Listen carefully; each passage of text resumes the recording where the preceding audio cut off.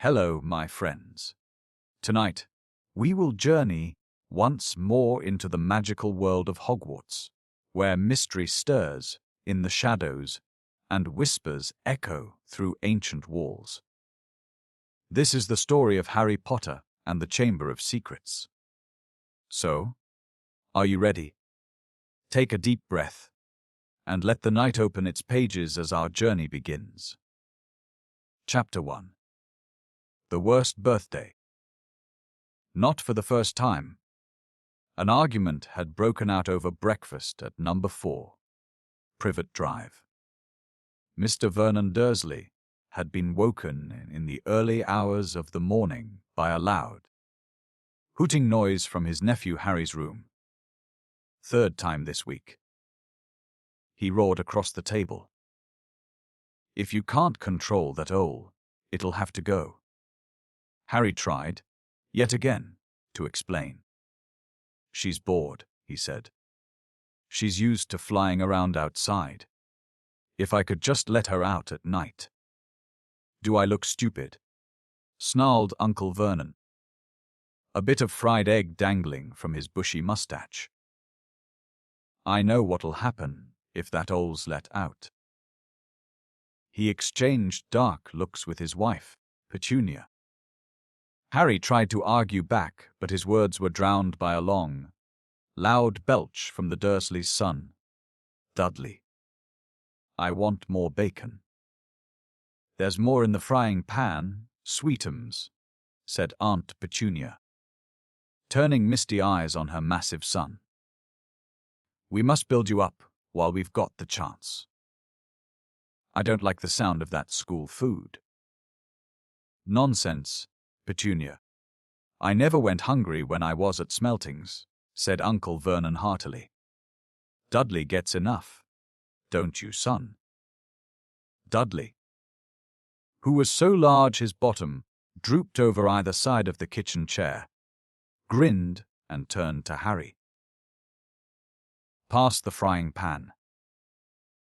"You've forgotten the magic word," said Harry irritably. The effect of this simple sentence on the rest of the family was incredible. Dudley gasped and fell off his chair with a crash that shook the whole kitchen. Mrs. Dursley gave a small scream and clapped her hands to her mouth. Mr. Dursley jumped to his feet, veins throbbing in his temples. "I meant please," said Harry quickly. "I didn't mean." "What have I told you?" thundered his uncle, spraying spit over the table, "about saying the me word in our house?" "But how dare you threaten Dudley?" roared Uncle Vernon, pounding the table with his fist. I will not tolerate mention of your abnormality under this roof." Harry stared from his purple-faced uncle to his pale aunt, who was trying to heave Dudley to his feet. "All right," said Harry, "all right." Uncle Vernon sat back down, breathing like a winded rhinoceros, and watching Harry closely out of the corners of his small, sharp eyes. Ever since Harry had come home for the summer holidays, Uncle Vernon had been treating him like a bomb that might go off at any moment. Because Harry Potter wasn't a normal boy. As a matter of fact, he was as not normal as it is possible to be. Harry Potter was a wizard. A wizard fresh from his first year at Hogwarts School of Witchcraft and Wizardry. And if the Dursleys were unhappy to have him back for the holidays, it was nothing to how Harry felt. He missed Hogwarts so much it was like having a constant stomachache. He missed the castle, with its secret passageways and ghosts, his classes. Though perhaps not Snape, the potions master, the mail arriving by owl, eating banquets in the Great Hall, sleeping in his 4-poster bed in the Tower dormitory, visiting the gamekeeper, Hagrid, in his cabin next to the forbidden forest in the grounds, and, especially, Quidditch, the most popular sport in the wizarding world. 6 tall goalposts, 4 flying balls, and 14 players on broomsticks. All Harry's spellbooks, his wand, robes, cauldron, and top of the line Nimbus 2000 broomstick had been locked in a cupboard under the stairs by Uncle Vernon the instant Harry had come home. What did the Dursleys care if Harry lost his place on the house Quidditch team? 'Cause he hadn't practiced all summer. What was it to the Dursleys if Harry went back to school without any of his homework done? The Dursleys were what wizards called muggles. Not a drop of magical blood in their veins. And as far as they were concerned, having a wizard in the family was a matter of deepest shame. Uncle Vernon had even padlocked Harry's owl, Hedwig, inside her cage, to stop her from carrying messages to anyone in the wizarding world. Harry looked nothing like the rest of the family. Uncle Vernon was large and necklace, with an enormous black moustache. Aunt Petunia was horse-faced and bony. Dudley was blonde, pink, and porky. Harry, on the other hand, was small and skinny, with brilliant green eyes and jet-black hair that was always untiddy. He wore round glasses, and on his forehead was a thin, lightning-shaped scar. It was this scar that made Harry so particularly unusual, even for a wizard. This scar was the only hint of Harry's very mysterious past, of the reason he had been left on the Dursleys' doorstep 11 years before. At the age of 1 year old, Harry had somehow survived a curse from the greatest dark sorcerer of all time, Lord Voldemort, whose name most witches and wizards still feared to speak. Harry's parents had died in Voldemort's attack, but Harry had escaped with his lightning scar, and somehow, nobody understood why. Voldemort's powers had been destroyed the instant he had failed to kill Harry. So Harry had been brought up by his dead mother's sister and her husband.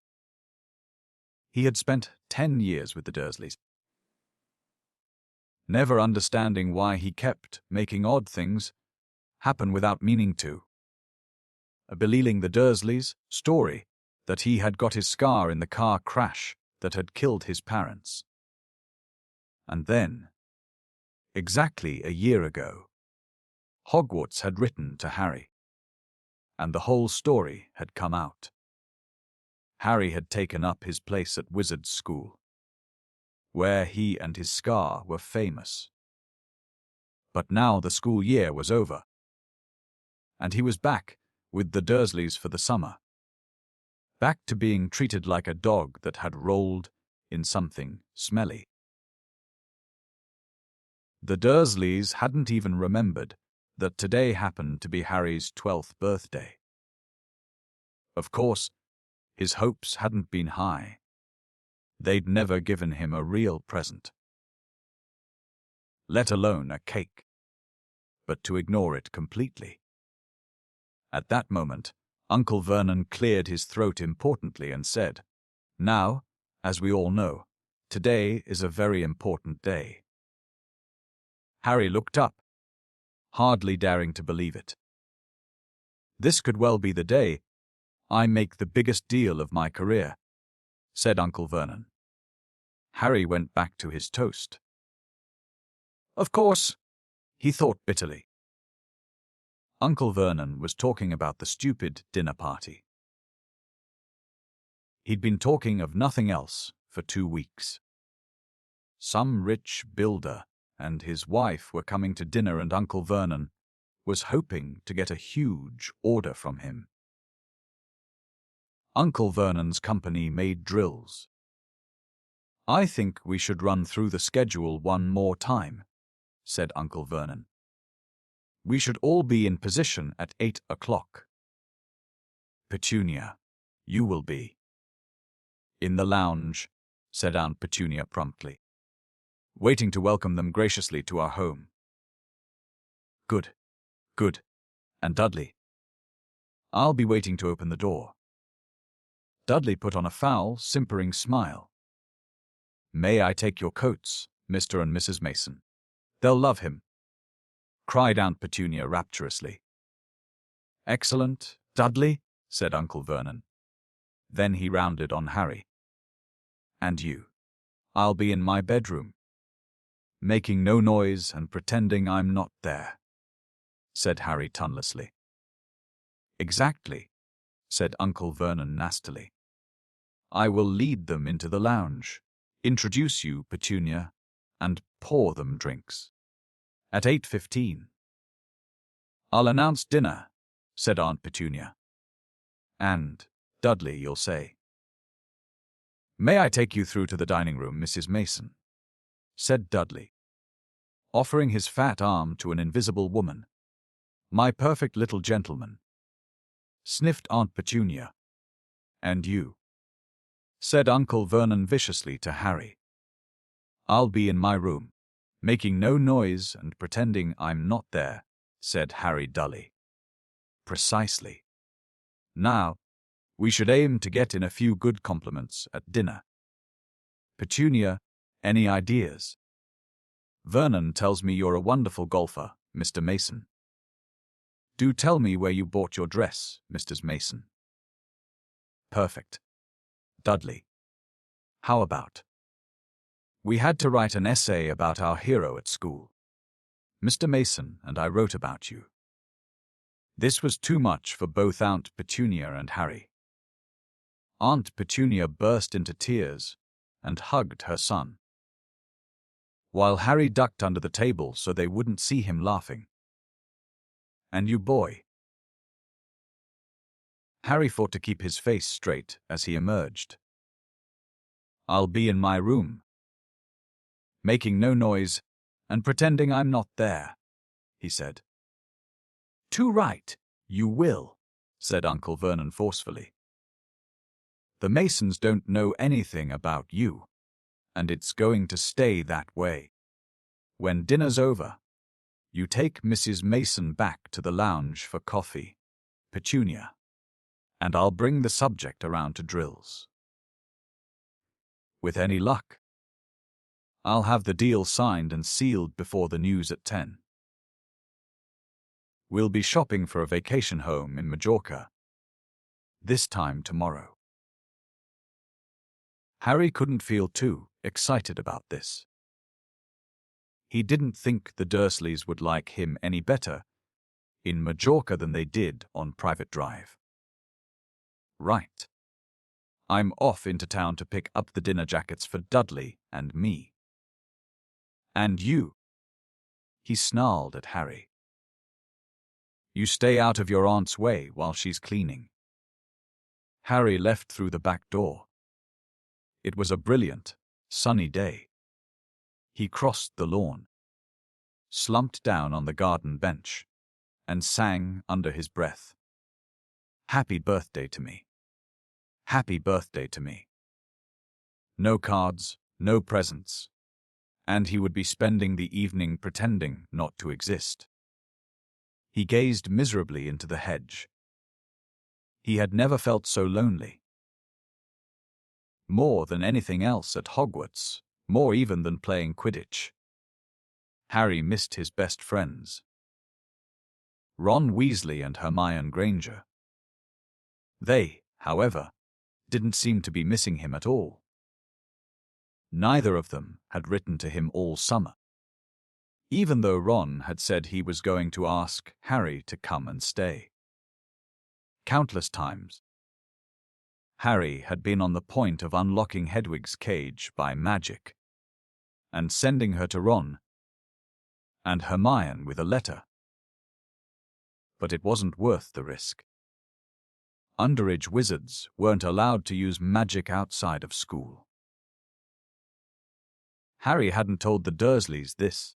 He knew it was only their terror that he might turn them all into doing beetles that stopped them from locking him in the cupboard under the stairs with his wand and bronzed the broomstick, hand-lined.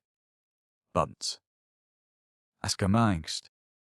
For the first couple of weeks back, Harry had enjoyed muttering nonsense, words under his breath, and watching Dudley out of the room as fast as his fat legs would carry him. Hannah! But the long silence from Ron and Hermione had made Harry feel so cut off from the magical world that even taunting Dudley had lost its appeal. And now Ron and Hermione had forgotten his birthday. What wouldn't he give now for a message from Hogwarts? From any witch or wizard. He'd almost be glad of a sight of his archenemy, Draco Malfoy, just to be sure it hadn't all been a dream. Not that his whole year at Hogwarts had been fun. At the very end of last term, Harry had come face to face with none other than Lord Voldemort himself. Voldemort might be a ruin of his former self, but he was still terrifying, still cunning, still determined to regain power. Harry had slipped through Voldemort's clutches for a second time, but it had been a narrow escape, and even now, weeks later, Harry kept waking in the night, drenched in cold sweat, wondering where Voldemort was now, remembering his livid face, his wide, mad eyes. Harry suddenly sat bolt upright on the garden bench. He had been staring absent-mindedly into the hedge, and the hedge was staring back. Two enormous green eyes had appeared among the leaves. Harry jumped to his feet just as a jeering voice floated across the lawn. "I know what day it is," sang Dudley, waddling toward him. The huge eyes blinked and vanished. "What?" said Harry, not taking his eyes off the spot where they had been. "I know what day it is," Dudley repeated, coming right up to him. "Well done," said Harry. "So you've finally learned the days of the week." "Today's your birthday," sneered Dudley. "How come you haven't got any cards? Haven't you even got friends at that freak place? Better not let your mum hear you talking about my school," said Harry coolly. Dudley hitched up his trousers, which were slipping down his fat bottom. "Why are you staring at the hedge?" he said suspiciously. "I'm trying to decide what would be the best spell to set it on fire," said Harry. Dudley stumbled backward at once, a look of panic on his fat face. "You see, can't. Dad told you're not to do me magic. He said he'll chuck you out of the house. And you haven't got anywhere else to go. You haven't got any friends to take you." "Jiggery-pokery," said Harry in a fierce voice. "Hocus pocus, squiggly wiggly, mooyum," howled Dudley, tripping over his feet as he dashed back toward the house. "Mooyum. He's doing you know what." Harry paid dearly for his moment of fun. As neither Dudley nor the hedge was in any way hurt, Aunt Petunia knew he hadn't really done magic. But he still had to duck as she aimed a heavy blow at his head with the soapy frying pan. Then she gave him work to do, with the promise he wouldn't eat again until he'd finished. While Dudley lolled around watching and eating ice cream, Harry cleaned the windows, washed the car, mowed the lawn, trimmed the flower beds, pruned and watered the roses, and repainted the garden bench. The sun blazed overhead, burning the back of his neck. Harry knew he shouldn't have risen to Dudley's bait. But Dudley had said the very thing Harry had been thinking himself. Maybe he didn't have any friends at Hogwarts. Wish they could see famous Harry Potter now. He thought savagely as he spread manure on the flower beds, his back aching, sweat running down his face. It was 7:30 in the evening when at last, exhausted, he heard Aunt Petunia calling him. "Get in here and walk on the newspaper." Harry moved gladly into the shade of the gleaming kitchen. On top of the fridge stood tonight's pudding, a huge mound of whipped cream and sugared violets. A loin of roast pork was sizzling in the oven. "Eat quickly. The Masons will be here soon," snapped Aunt Petunia, pointing to 2 slices of bread and a lump of cheese on the kitchen table. She was already wearing a salmon pink cocktail dress. Harry washed his hands and bolted down his pitiful supper. The moment he had finished, Aunt Petunia whisked away his plate. "Upstairs. Hurry." As he passed the door to the living room, Harry caught a glimpse of Uncle Vernon and Dudley in bow ties and dinner jackets. He had only just reached the upstairs landing when the doorbell rang and Uncle Vernon's furious face appeared at the foot of the stairs. "Remember, boy. One sound." Harry crossed to his bedroom on tiptoe, slipped inside, closed the door, and turned to collapse on his bed. The trouble was, there was already someone sitting on it. Chapter 2. Dobby's Warning. Harry managed not to shout out, but it was a close thing.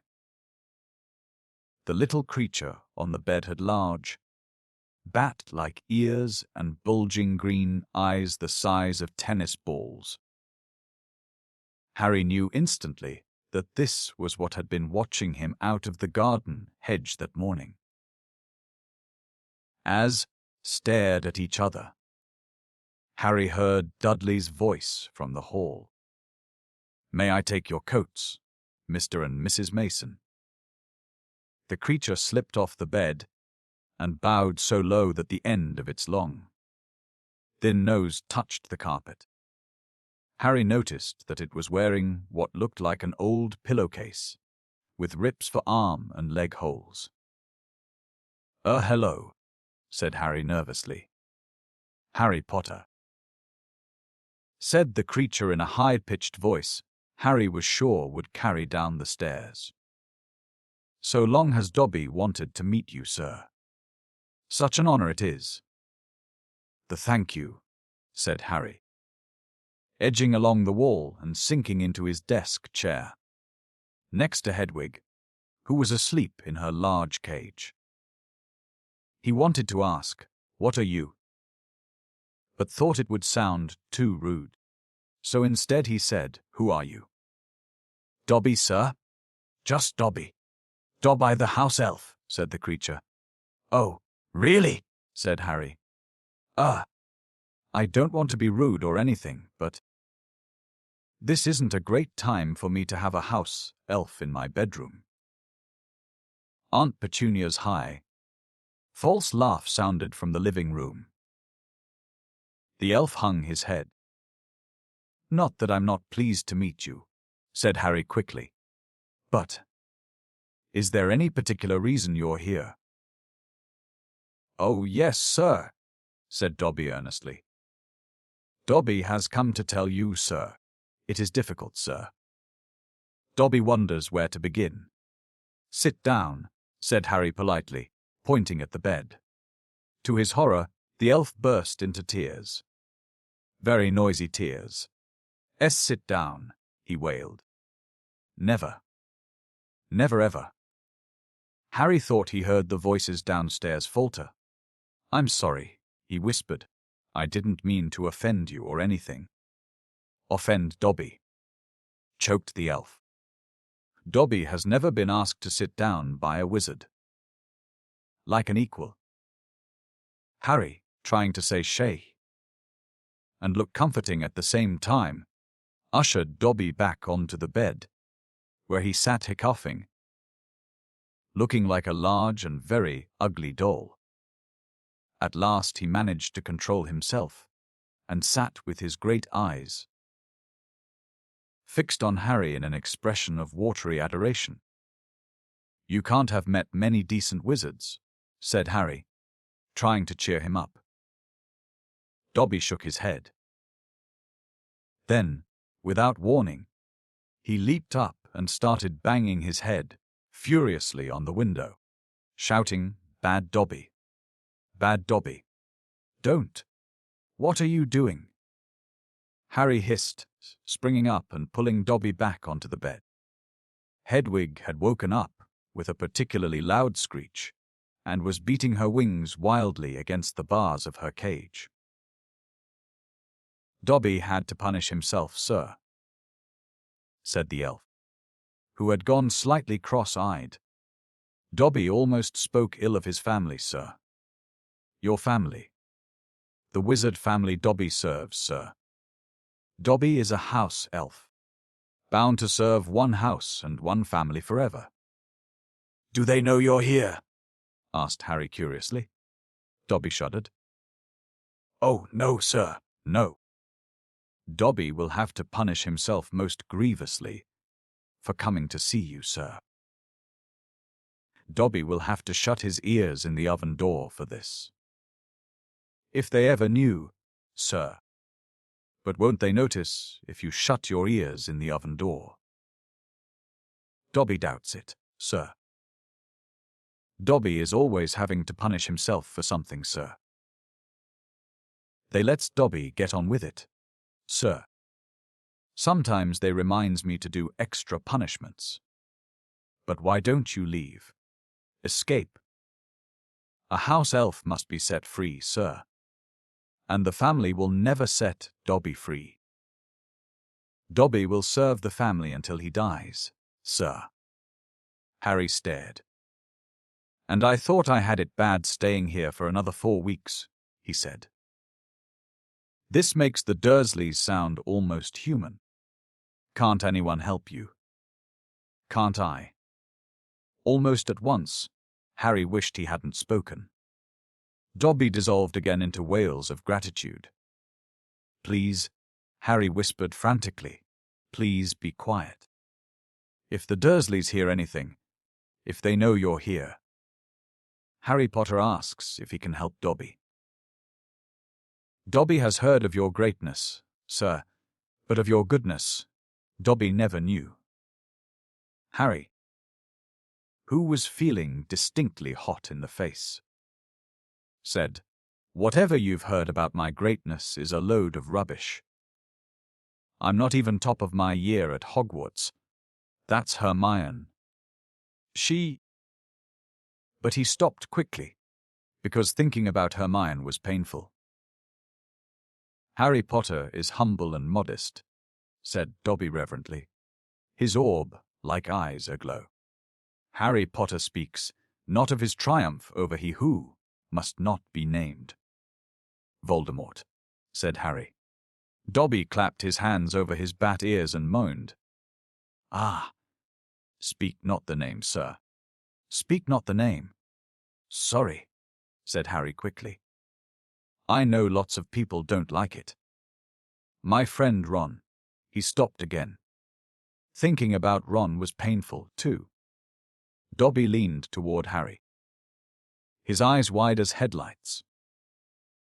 Dobby heard tell. He said hoarsely that Harry Potter met the Dark Lord for a second time, just weeks ago. That Harry Potter escaped yet again. Harry nodded and Dobby's eyes suddenly shone with tears. Ah, sir, he gasped, dabbing his face with a corner of the grubby pillowcase he was wearing. Harry Potter is valiant and bold. He has braved so many dangers already.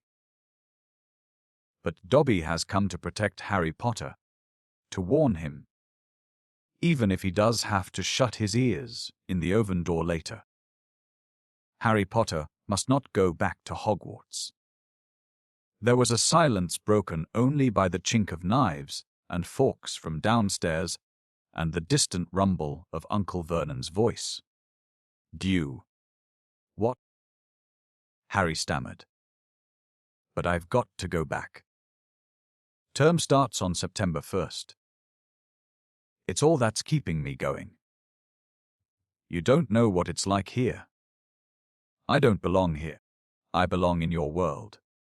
At Hogwarts." "No, no, no," squeaked Dobby, shaking his head so hard his ears flapped. "Harry Potter must stay where he is safe. He is too great, too good, to lose. If Harry Potter goes back to Hogwarts, he will be in mortal danger." "Why?" said Harry in surprise. "There is a plot, Harry Potter. A plot to make most terrible things happen at Hogwarts School of Witchcraft and Wizardry this year," whispered Dobby, suddenly trembling all over. "Dobby has known it for months, sir. Harry Potter must not put himself in peril. He is too important, sir." "What terrible things?" said Harry at once. "Who's plotting them?" Dobby made a funny choking noise and then banged his head frantically against the wall. "All right," cried Harry, grabbing the elf's arm to stop him. "You can't tell me." "I understand. But why are you warning me?" A sudden, unpleasant thought struck him. "Hang on. This hasn't got anything to do with Vol. Sorry. With you-know-who, has it? You could just shake or nod," he added hastily as Dobby's head tilted worryingly close to the wall again.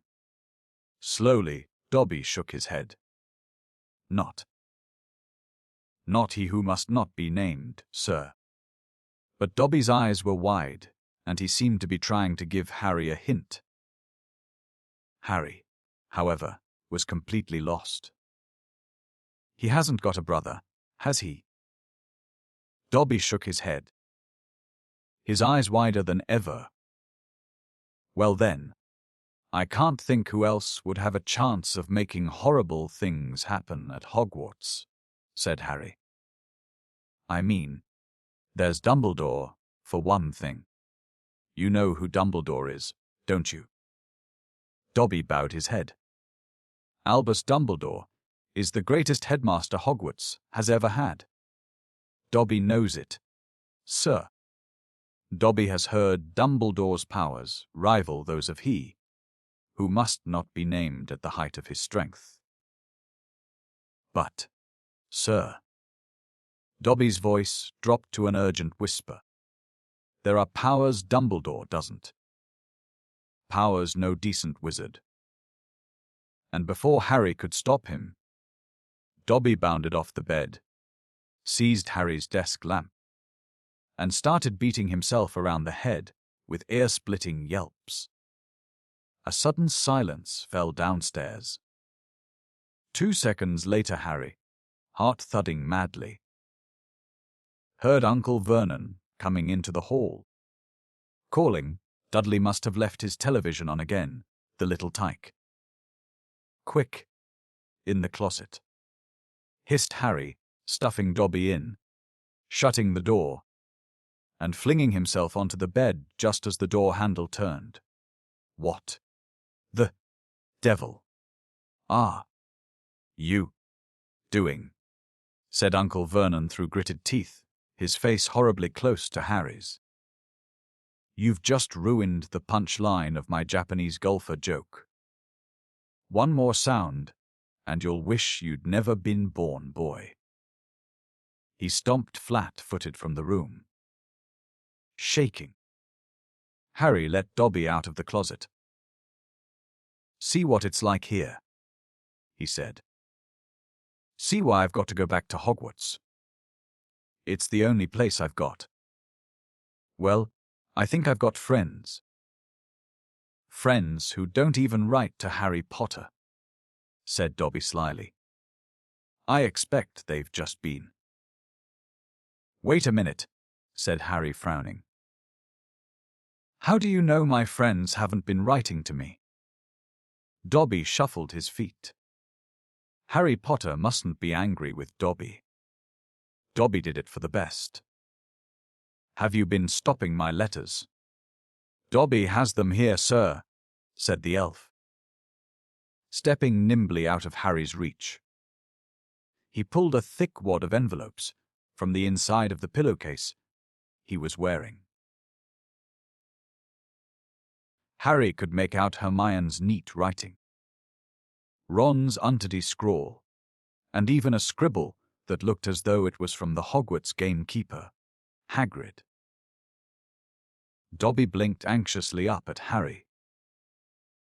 Harry Potter mustn't be angry, Dobby hoped. If Harry Potter thought his friends had forgotten him, Harry Potter might not want to go back to school, sir. Harry wasn't listening. He made a grab for the letters, but Dobby jumped out of reach. Harry Potter will have them, sir, if he gives Dobby his word that he will not return to Hogwarts. Ah, sir, this is a danger you must not face. Say you won't go back, sir. No, said Harry angrily. Give me my friend's letters. Then Harry Potter leaves Dobby no choice, said the elf sadly. Before Harry could move, Dobby had darted to the bedroom door, pulled it open, and sprinted down the stairs. Mouth dry, stomach lurching, Harry sprang after him, trying not to make a sound. He jumped the last 6 steps, landing cat-like on the hall carpet, looking around for Dobby.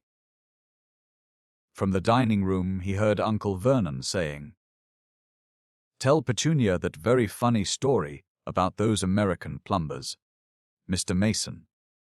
She's been dying to hear." Harry ran up the hall into the kitchen and felt his stomach disappear. Aunt Petunia's masterpiece of a pudding, the mountain of cream and sugared violets, was floating up near the ceiling. On top of a cupboard in the corner crouched Dobby. "No," croaked Harry. "Please, they'll kill me." Harry Potter must say he's not going back to school. "Dobby, please, say it, sir." "I can't." Dobby gave him a tragic look. "Then Dobby must do it, sir. For Harry Potter's own good." The pudding fell to the floor with a heart-stopping crash. Cream splattered the windows and walls as the dish shattered. With a crack like a whip, Dobby vanished. There were screams from the dining room, and Uncle Vernon burst into the kitchen to find Harry, rigid with shock, covered from head to foot in Aunt Petunia's pudding. At first, it looked as though Uncle Vernon would manage to gloss the whole thing over. Just our nephew. Very disturbed. Meeting strangers upsets him, so we kept him upstairs. He should the shocked Masons back into the dining room. Promised Harry he would flay him to within an inch of his life when the Masons had left, and handed him a mop. Aunt Petunia dug some ice cream out of the freezer, and Harry, still shaking, started scrubbing the kitchen clean. Uncle Vernon might still have been able to make his deal, if it hadn't been for the owl. Aunt Petunia was just passing around a box of after-dinner mints when a huge barn owl swooped through the dining room window, dropped a letter on Mrs. Mason's head, and swooped out again. Mrs. Mason screamed like a banshee and ran from the house, shouting about lunatics. Mr. Mason stayed just long enough to tell the Dursleys that his wife was mortally afraid of birds of all shapes and sizes, and to ask whether this was their idea of a joke. Harry stood in the kitchen, clutching the mop for support, as Uncle Vernon advanced on him, a demonic glint in his tiny eyes. "Read it," he hissed heavily, brandishing the letter the owl had delivered. "Go on, read it." Harry took it. It did not contain birthday greetings. "Dear Mr. Potter, we have received intelligence that a hover charm was used at your place of residence this evening at 12 minutes past 9. As you know, underage wizards are not permitted to perform spells outside school, and further spell work on your part may lead to expulsion from said school. Decree for the Reasonable Restriction of Underage Sorcery, 1875, Paragraph C. We would also ask you to remember that any magical activity that risks notice by members of the non-magical community, Muggles, is a serious offense under Section 13 of the International Confederation of Warlocks Statute of Secrecy. Enjoy your holidays. Yours sincerely, Mafalda Hopperk. Improper use of magic office, Ministry of Magic. Harry looked up from the letter and gulped. "You didn't tell us you weren't allowed to use magic outside school," said Uncle Vernon, a mad gleam dancing in his eyes. "Forgot to mention it. Slipped your mind, I dare say." He was bearing down on Harry like a great bulldog, all his teeth bared. "Well, I've got news for you, boy. I'm locking you up. You're never going back to that school. Never. And if you try and magic yourself out, they'll expel you."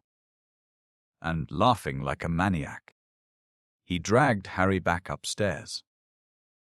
Uncle Vernon was as bad as his word.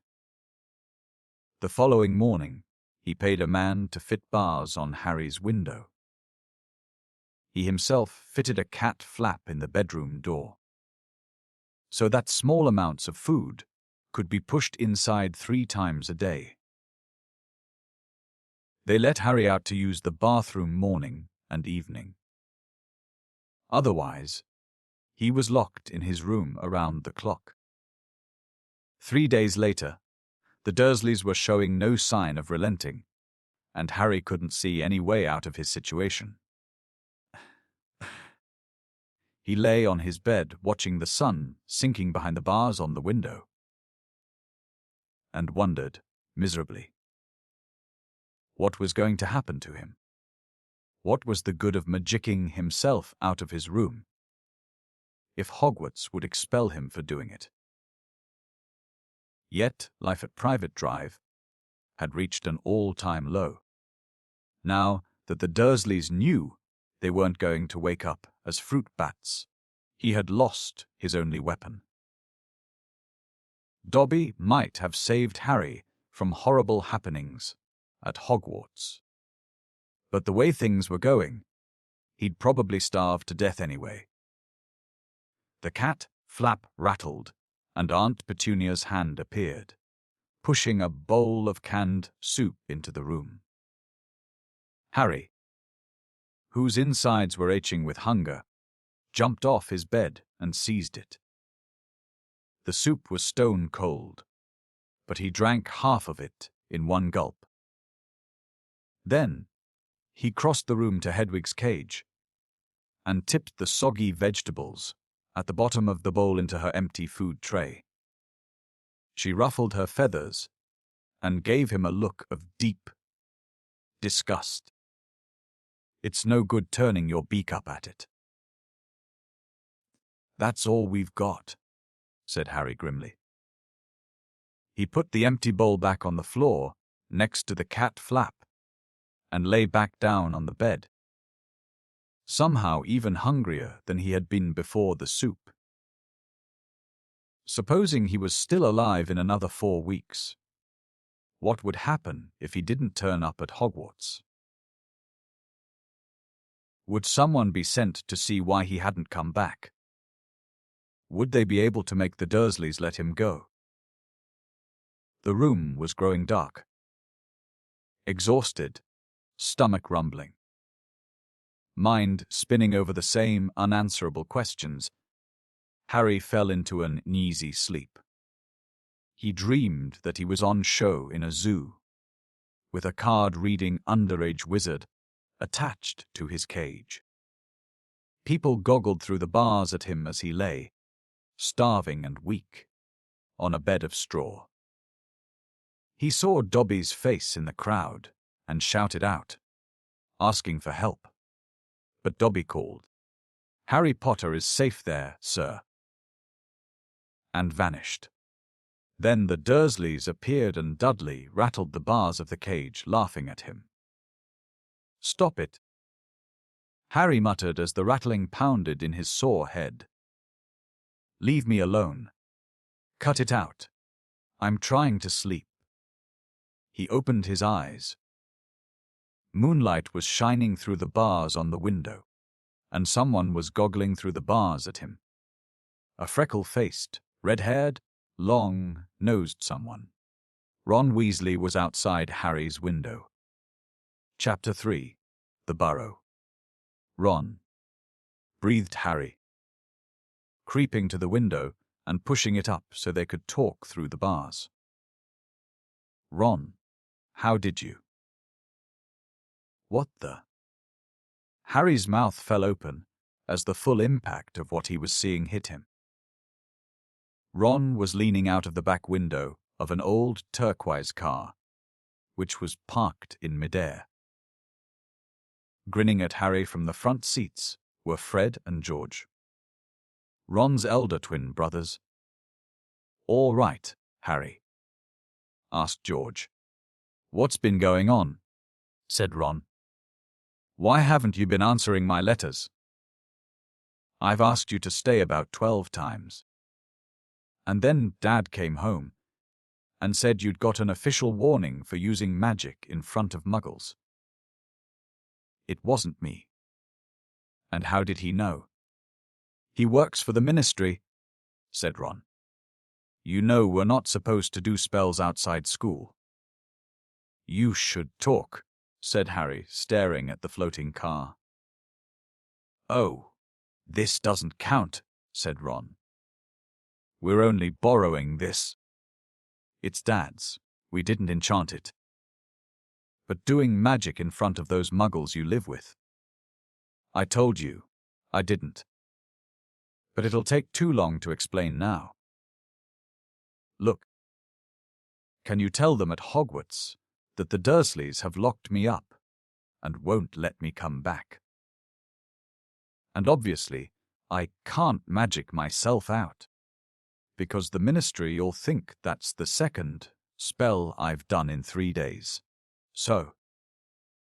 "Stop gibbering," said Ron. "We've come to take you home with us. But you can't magic me out either." "We don't need to," said Ron, jerking his head toward the front seat and grinning. "You forget who I've got with me." "Tie that around the bars," said Fred, throwing the end of a rope to Harry. "If the Dursleys wake up..." "I'm dead," said Harry as he tied the rope tightly around a bar, and Fred revved up the car. "Don't worry," said Fred, and stand back. Harry moved back into the shadows next to Hedwig, who seemed to have realized how important this was and kept still and silent. The car revved louder and louder, and suddenly, with a crunching noise, the bars were pulled clean out of the window as Fred drove straight up in the air. Harry ran back to the window to see the bars dangling a few feet above the ground. Panting, Ron hoisted them up into the car. Harry listened anxiously, but there was no sound from the Dursleys' bedroom. When the bars were safely in the back seat with Ron, Fred reversed as close as possible to Harry's window. "Get in," Ron said. "But all my Hogwarts stuff. My wand. My broomstick. Where is it?" "Locked in the cupboard under the stairs. And I can't get out of this room." "No problem," said George from the front passenger seat. "Out of the way, Harry." Fred and George climbed cat-like through the window into Harry's room. "You had to hand it to them," thought Harry, as George took an ordinary hairpin from his pocket and started to pick the lock. "A lot of wizards think it's a waste of time knowing this sort of muggle trick," said Fred. "But we feel their skills worth learning, even if they are a bit slow."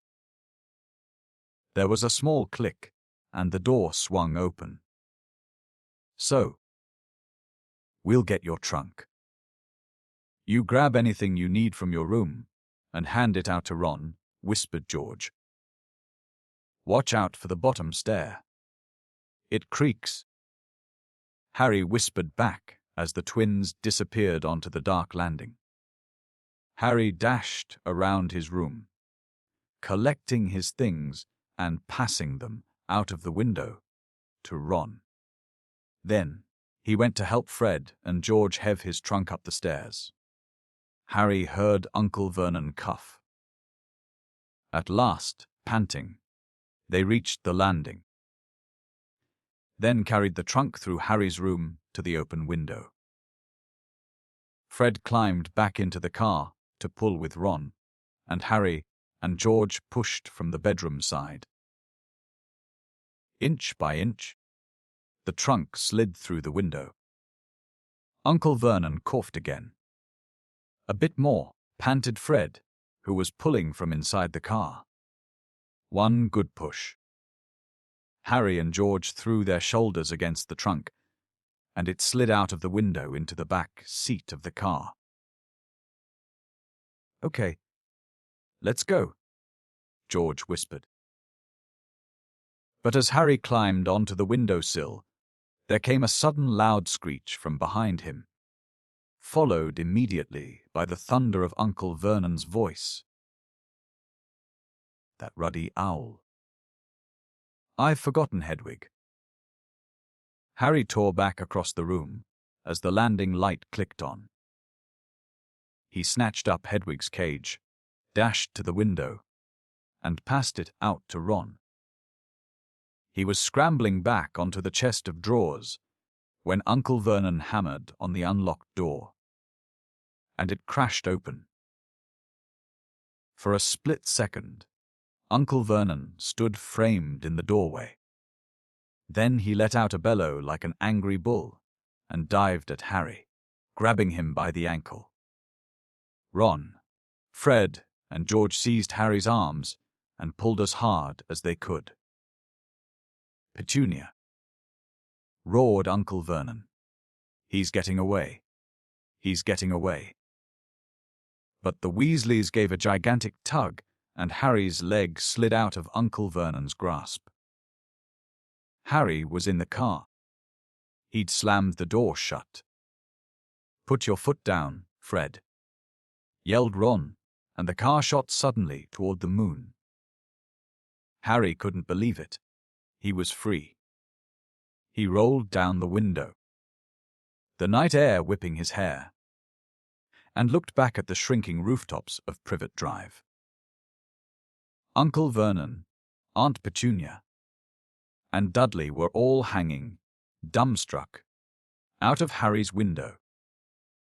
"See you next summer," Harry yelled. The Weasleys roared with laughter, and Harry settled back in his seat, grinning from ear to ear. "Let Hedwig out," he told Ron. "She can fly behind us." She hasn't had a chance to stretch her wings for ages. George handed the hairpin to Ron, and, a moment later, Hedwig soared joyfully out of the window to glide alongside them, like a ghost. "So, what's the story, Harry?" said Ron impatiently. "What's been happening?"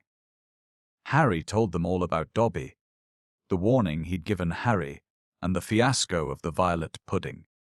There was a long, shocked silence when he had finished. "Very fishy," said Fred finally. "Definitely dodgy," agreed George. "So he wouldn't even tell you who's supposed to be plotting all this stuff?" "I don't think he could," said Harry. "I told you, every time he got close to letting something slip, he started banging his head against the wall." He saw Fred and George look at each other. "What do you think he was lying to me?" said Harry. "Well," said Fred, "put it this way. House elves have got powerful magic of their own, but they can't usually use it without their master's permission. I reckon old Dobby was sent to stop you coming back to Hogwarts. Someone's idea of a joke. Can you think of anyone at school with a grudge against you?" "Yes," said Harry and Ron together instantly. "Draco Malfoy," Harry explained. "He hates me." "Draco Malfoy," said George, turning around. "Not Lucius Malfoy's son." "Must be. It's not a very common name, is it?" said Harry. "Why?" "I've heard Dad talking about him," said George. "He was a big supporter of you-know-who." "And when you-know-who disappeared," said Fred, craning around to look at Harry, "Lucius Malfoy came back, saying he'd never meant any of it. Load of dung. Dad reckons he was right in you-know-who's inner circle." Harry had heard these rumors about Malfoy's family before, and they didn't surprise him at all. Malfoy made Dudley Dursley look like a kind, thoughtful, and sensitive boy. "I don't know whether the Malfoys own a house elf," said Harry. "Well, whoever owns him will be an old wizarding family, and they'll be rich," said Fred. "Yeah, Mum's always wishing we had a house elf to do the ironing," said George. "But all we've got is a loosey old goal in the attic and gnomes all over the garden. House elves come with big old manors and castles and places like that. You wouldn't catch one in our house." Harry was silent. Judging by the fact that Draco Malfoy usually had the best of everything, his family was rolling in wizard gold. He could just see Malfoy strutting around a large manor house. Sending the family servant to stop Harry from going back to Hogwarts also sounded exactly like the sort of thing Malfoy would do. Had Harry been stupid to take Dobby seriously? "I'm glad we came to get you, anyway," said Ron. "I was getting really worried when you didn't answer any of my letters. I thought it was Errol's fault at first." "Who's Errol?" "Our owl. He's ancient. It wouldn't be the first time he'd collapsed on a delivery. So then I tried to borrow Herm's." "Who?" "The owl Mum and Dad bought Percy when he was made prefect," said Fred from the front. "But Percy wouldn't lend him to me," said Ron. "Said he needed him." "Percy's been acting very oddly this summer," said George, frowning. "And he has been sending a lot of letters and spending a load of time shut up in his room. I mean, there's only so many times you can polish a prefect badge." You're driving too far west. Fred, he added, pointing at a compass on the dashboard. Fred twiddled the steering wheel. So, does your dad know you've got the car? Said Harry, guessing the answer. No, said Ron. He had to work tonight. Hopefully we'll be able to get it back in the garage, without Mum noticing we flew it. What does your dad do at the Ministry of Magic? Anyway. He works in the most boring department, said Ron. The Misuse of Muggle Artifacts Office. The what? It's all to do with bewitching things that are Muggle-made. You know, in case they end up back in a Muggle shop or house. Like, last year some old witch died, and her tea set was sold to an antiques shop. This Muggle woman bought it, took it home, and tried to serve her friends tea in it. It was a nightmare. Dad was working overtime for weeks. What happened?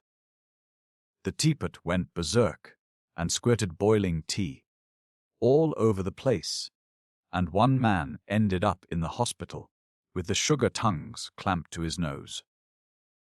Dad was going frantic. It's only him and an old warlock called Perkins in the office. And they had to do memory charms and all sorts of stuff to cover it up. But your dad... This car, Fred laughed. Yeah. Dad's crazy about everything to do with Muggles. Our shed's full of Muggle stuff. He takes it apart, puts spells on it, and puts it back together again. If he raided our house, he'd have to put himself under arrest. It drives Mum mad. That's the main road, said George, peering down through the windshield. We'll be there in 10 minutes. Just as well. It's getting light. A faint pinkish glow was visible along the horizon to the east. Fred brought the car lower, and Harry saw a dark patchwork of fields and clumps of trees. We're a little way outside the village, said George. Ottery Sut catchpole. Lower and lower went the flying car. The edge of a brilliant red sun was now gleaming through the trees. Touchdown, said Fredders, with a slight bump. They hit the ground. They had landed next to a tumble-down garage in a small yard, and Harry looked out for the first time at Ron's house. It looked as though it had once been a large stone piggin.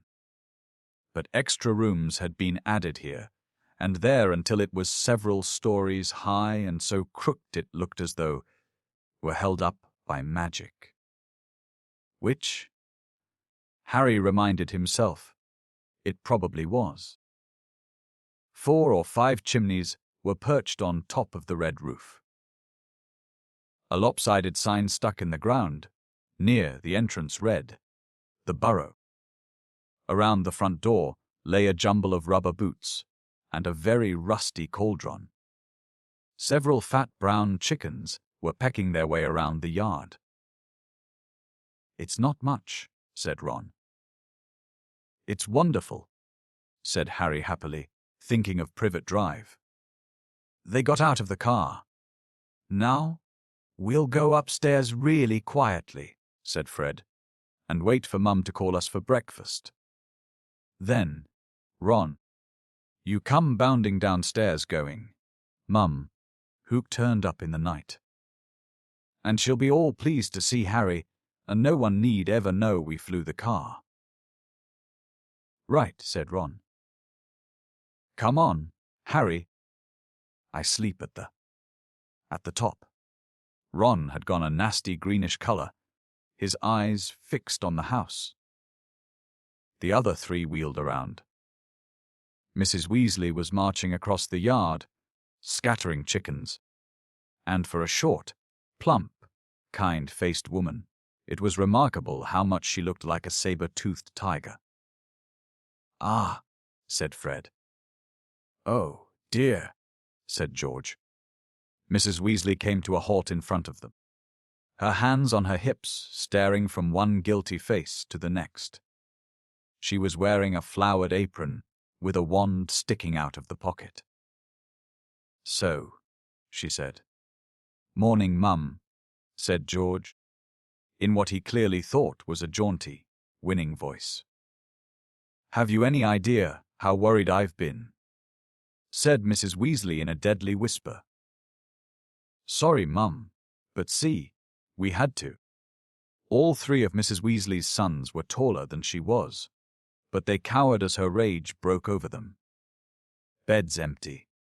No note. Car gone. Could have crashed. Out of my mind with worry. Did you care?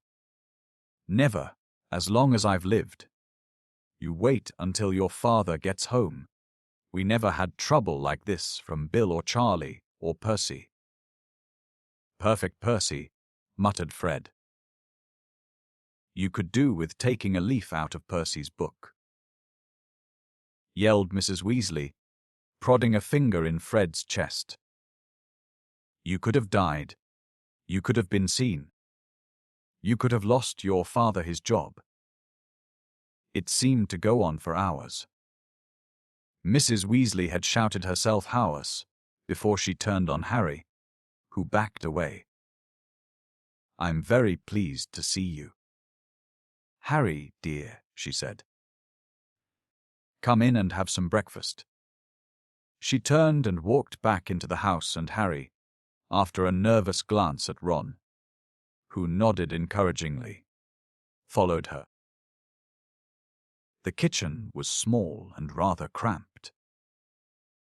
There was a scrubbed wooden table and chairs in the middle, and Harry sat down on the edge of his seat, looking around. He had never been in a wizard house before. The clock on the wall opposite him had only one hand and no numbers at all. Written around the edge were things like time to make tea, time to feed the chickens, and you're late. Books were stacked 3 deep on the mantelpiece. Books with titles like Charm Your Own Cheese, Enchantment in Baking, and 1-Minute Feasts. It's magic. And unless Harry's ears were deceiving him, the old radio next to the sink had just announced that coming up was witching hour, with the popular singing sorceress, Celestina Warbeck. Mrs. Weasley was clattering around, cooking breakfast a little haphazardly, throwing dirty looks at her sons as she threw sausages into the frying pan. Every now and then she muttered things like, "Don't know what you were thinking of," and never would have believed it. I don't blame you, dear, she assured Harry, tipping 8 or 9 sausages onto his plate. Arthur and I have been worried about you, too. Just last night we were saying we'd come and get you ourselves if you hadn't written back to Ron by Friday. But really, she was adding 3 fried eggs to his plate, flying an illegal car halfway across the country. Anyone could have seen you. She flicked her wand casually at the dishes in the sink, which began to clean themselves, clinking gently in the background. It was cloudy, Mum, said Fred. You keep your mouth closed while you're eating, Mrs. Weasley snapped. They were starving him, Mum, said George. And you, said Mrs. Weasley. But it was with a slightly softened expression that she started cutting Harry bread and buttering it for him. At that moment, there was a diversion in the form of a small, red-headed figure in a long nightdress, who appeared in the kitchen, gave a small squeal, and ran out again. Ginny, said Ron in an undertone to Harry. My sister. She's been talking about you all summer. Yeah, she'll be wanting your autograph, Fred said with a grin. But he caught his mother's eye and bent his face over his plate without another word. Nothing more was said until all 4 plates were clean, which took a surprisingly short time. Blimey, I'm tired, yawned Fred, setting down his knife and fork at last. I think I'll go to bed and... You will not, snapped Mrs. Weasley. It's your own fault you've been up all night. You're going to gnome the garden for me. They're getting completely out of hand again. Oh, Mum. And you too, she said, glaring at Ron and George.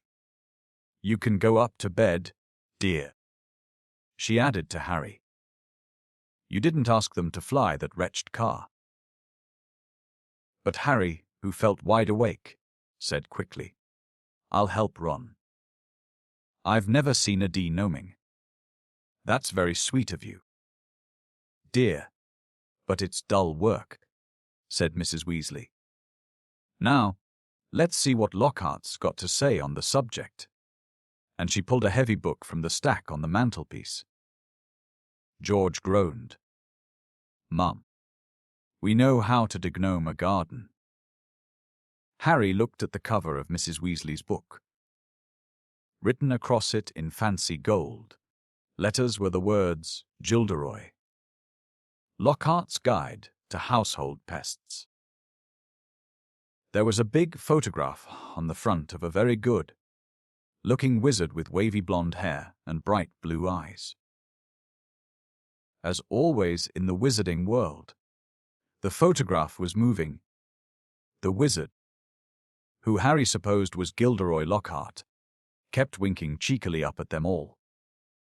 Mrs. Weasley beamed down at him. Oh, he is marvelous, she said. He knows his household pests, all right. It's a wonderful book. Mum fancies him, said Fred, in a very audible whisper. Don't be so ridiculous, Fred, said Mrs. Weasley, her cheeks rather pink. All right. If you think you know better than Lockhart, you can go and get on with it. And woe betide you if there's a single gnome in that garden when I come out to inspect it.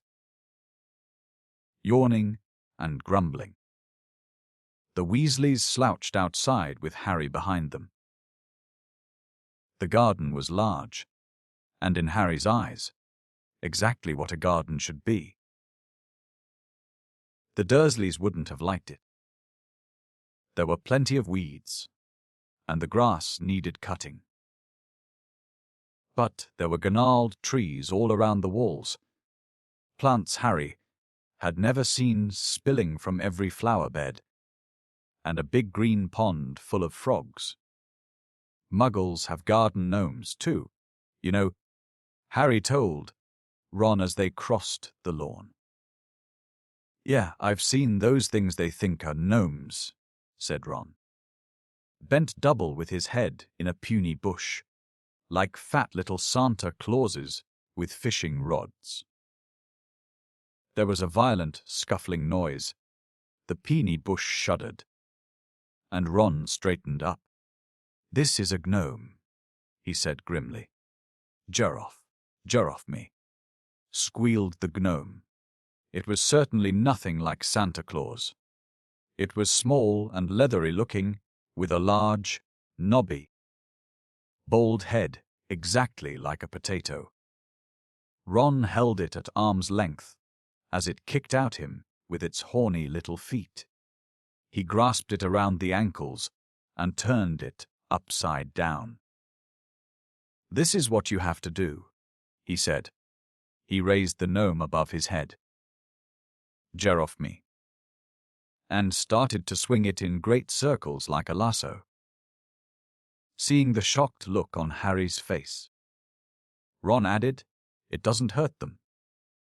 You've just got to make them really dizzy so they can't find their way back to the gnome holes.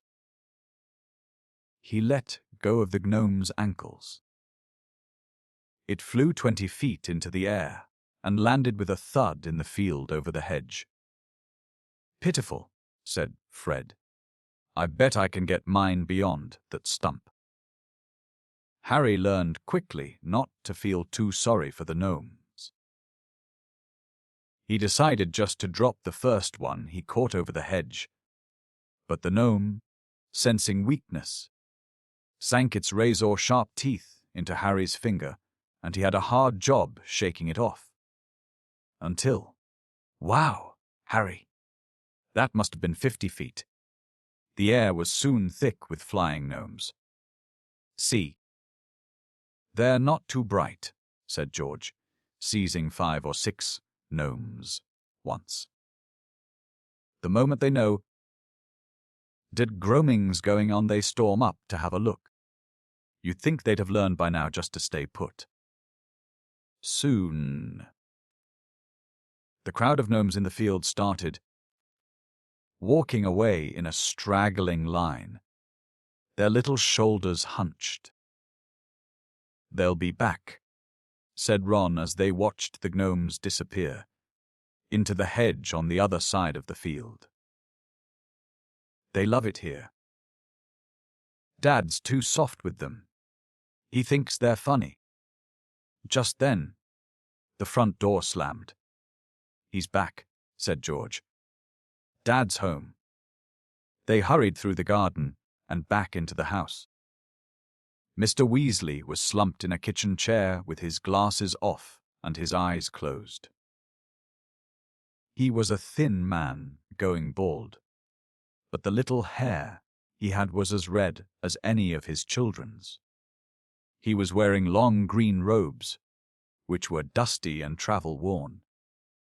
"What a night," he mumbled, groping for the teapot as they all sat down around him. 9 raids. 9. And old Mundungus Fletcher tried to put a hex on me when I had my back turned. Mr. Weasley took a long gulp of tea and sighed. "Find anything, Dad?" said Fred eagerly. "All I got were a few shrinking door keys and a biting kettle," yawned Mr. Weasley. "There was some pretty nasty stuff. That wasn't my department, though. Mortlake was taken away for questioning about some extremely odd ferrets. But that's the Committee on Experimental Charms. Thank goodness. Why would anyone bother making door keys shrink?" said George. "Just muggle baiting," sighed Mr. Weasley. "Sell them a key that keeps shrinking to nothing so they can never find it when they need it." "Of course. It's very hard to convict anyone, because no muggle would admit their key keeps shrinking. They'll insist they just keep losing it. Bless them. They'll go to any lengths to ignore magic, even if it's staring them in the face. But the things our lot have taken to enchanting, you wouldn't believe. Like cars, for instance." Mrs. Weasley had appeared, holding a long poker like a sword. Mr. Weasley's eyes jerked open. He stared guiltily at his wife. "See cars, Molly dear." "Yes, Arthur, cars," said Mrs. Weasley, her eyes flashing.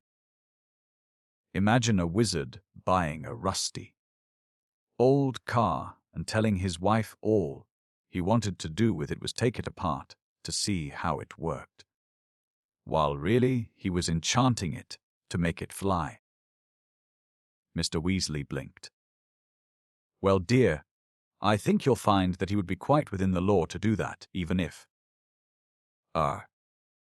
he maybe would have done better to,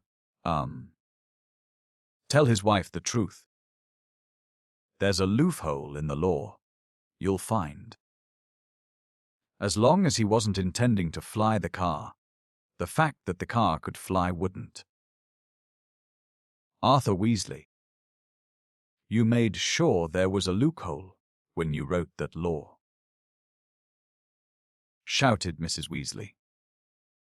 "Just so you could carry on tinkering with all that muggle rubbish in your shed. And for your information, Harry arrived this morning in the car you weren't intending to fly." "Harry," said Mr. Weasley blankly. "Harry who?" He looked around, saw Harry and jumped. "Good Lord, is it Harry Potter? Very pleased to meet you. Ron's told us so much about. Your sons flew that car to Harry's house and back last night," shouted Mrs. Weasley. "What have you got to say about that, eh?" "Did you really?" said Mr. Weasley eagerly. "Did it go all right?" I mean, he faltered as sparks flew from Mrs. Weasley's eyes. That was very wrong, boys. Very wrong indeed. Let's leave them to it," Ron muttered to Harry as Mrs. Weasley swelled like a bullfrog. "Come on, I'll show you my bedroom." They slipped out of the kitchen and down a narrow passageway to an uneven staircase, which wound its way, zigzagging up through the house. On the third landing, a door stood ajar. Harry just caught sight of a pair of bright brown eyes staring at him before it closed with a snap. "Ginny?" said Ron. "You don't know how weird it is for her to be this shy. She never shuts up normally." They climbed 2 more flights until they reached a door with peeling paint and a small plaque on it, saying Ronald's room. Harry stepped in, his head almost touching the sloping ceiling, and blinked. It was like walking into a furnace. Nearly everything in Ron's room seemed to be a violent shade of orange. The bedspread, the walls, even the ceiling. Then Harry realized that Ron had covered nearly every inch of the shabby wallpaper with posters of the same 7 witches and wizards, all wearing bright orange robes, carrying broomsticks, and waving energetically. "Your Quidditch team," said Harry.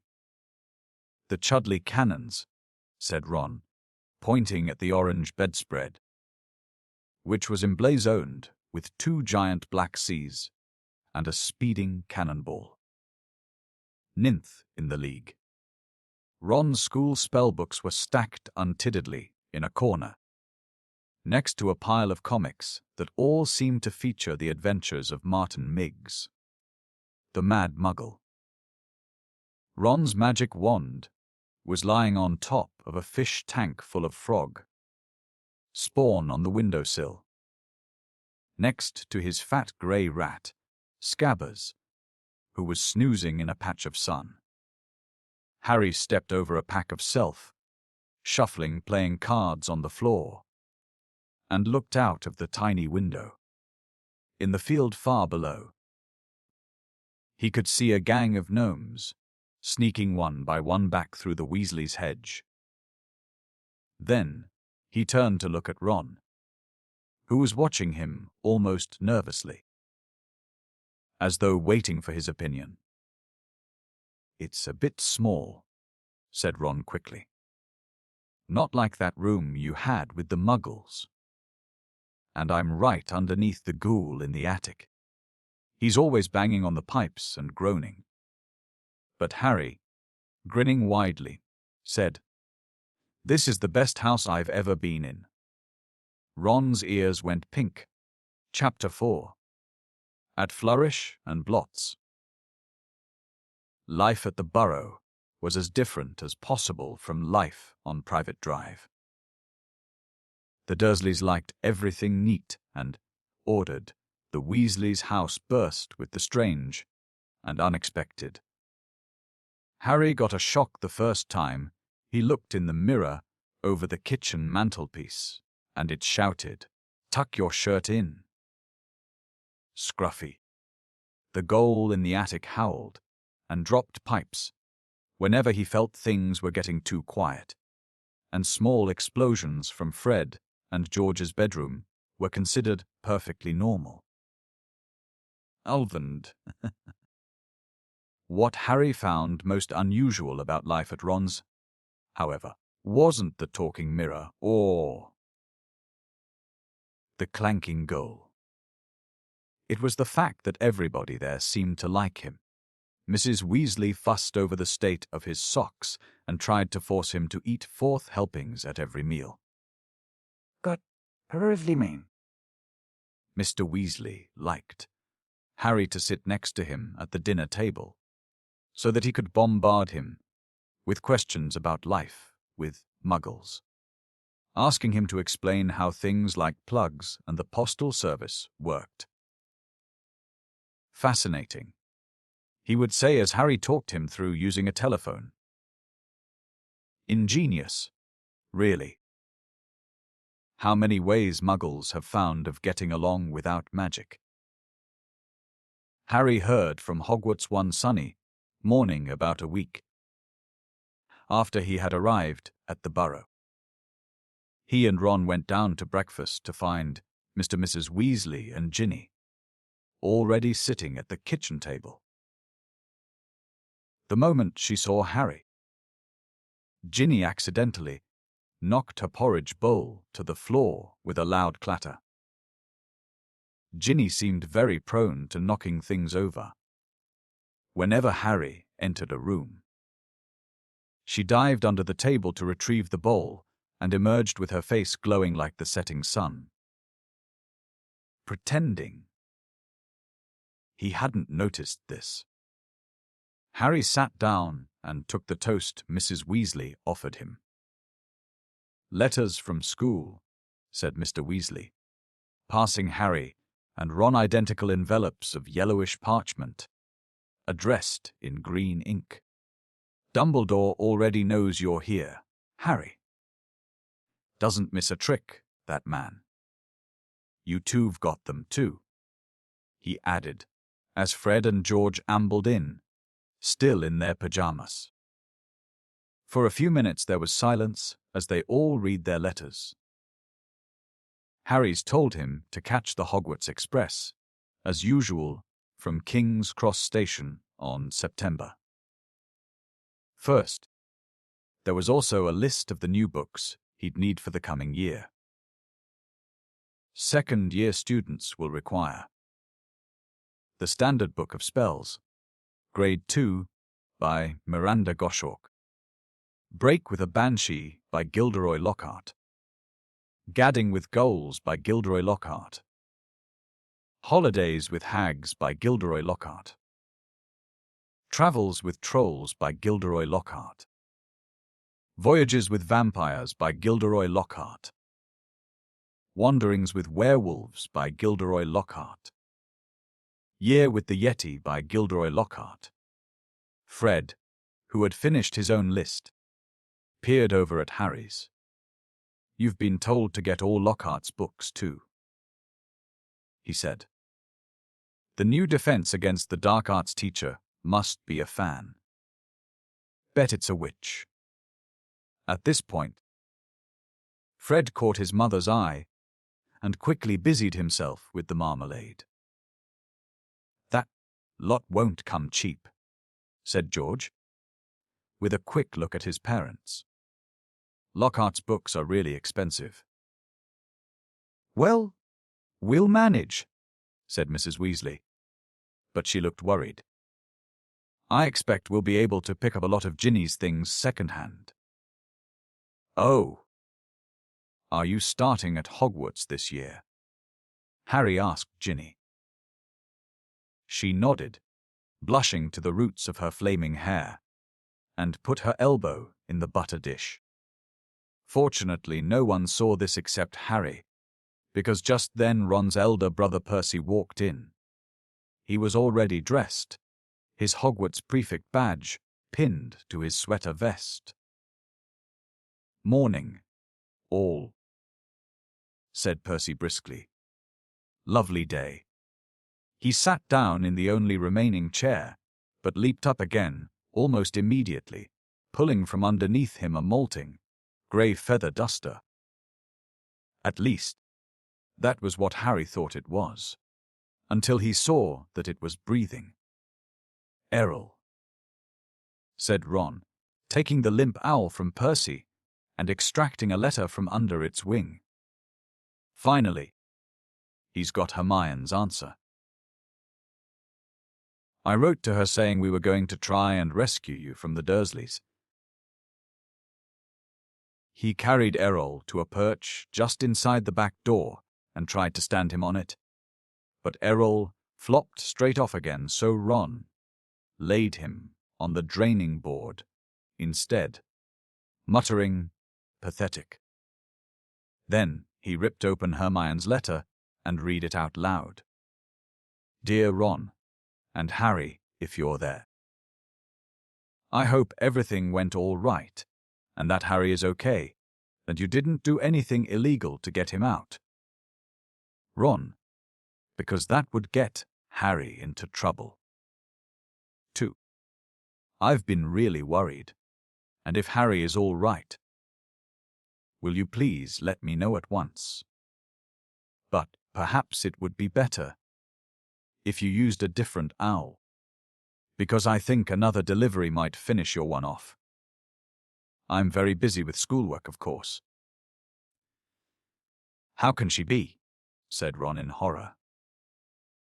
"We're on vacation, and we're going to London next Wednesday to buy my new books. Why don't we meet in Diagon Alley? Let me know what's happening as soon as you can. Love from Hermione." "Well, that fits in nicely. We can go and get all your things then, too," said Mrs. Weasley, starting to clear the table. "What are you all up to today?" Harry, Ron, Fred, and George were planning to go up the hill to a small paddock the Weasleys owned. It was surrounded by trees that blocked it from view of the village below, meaning they could practice Quidditch there as long as they didn't fly too high. They couldn't use real Quidditch balls, which would have been hard to explain if they had escaped and flown away over the village. Instead, they threw apples for one another to catch. They took turns riding Harry's Nimbus 2000, which was easily the best broom. Ron's old shooting star was often outstripped by passing butterflies.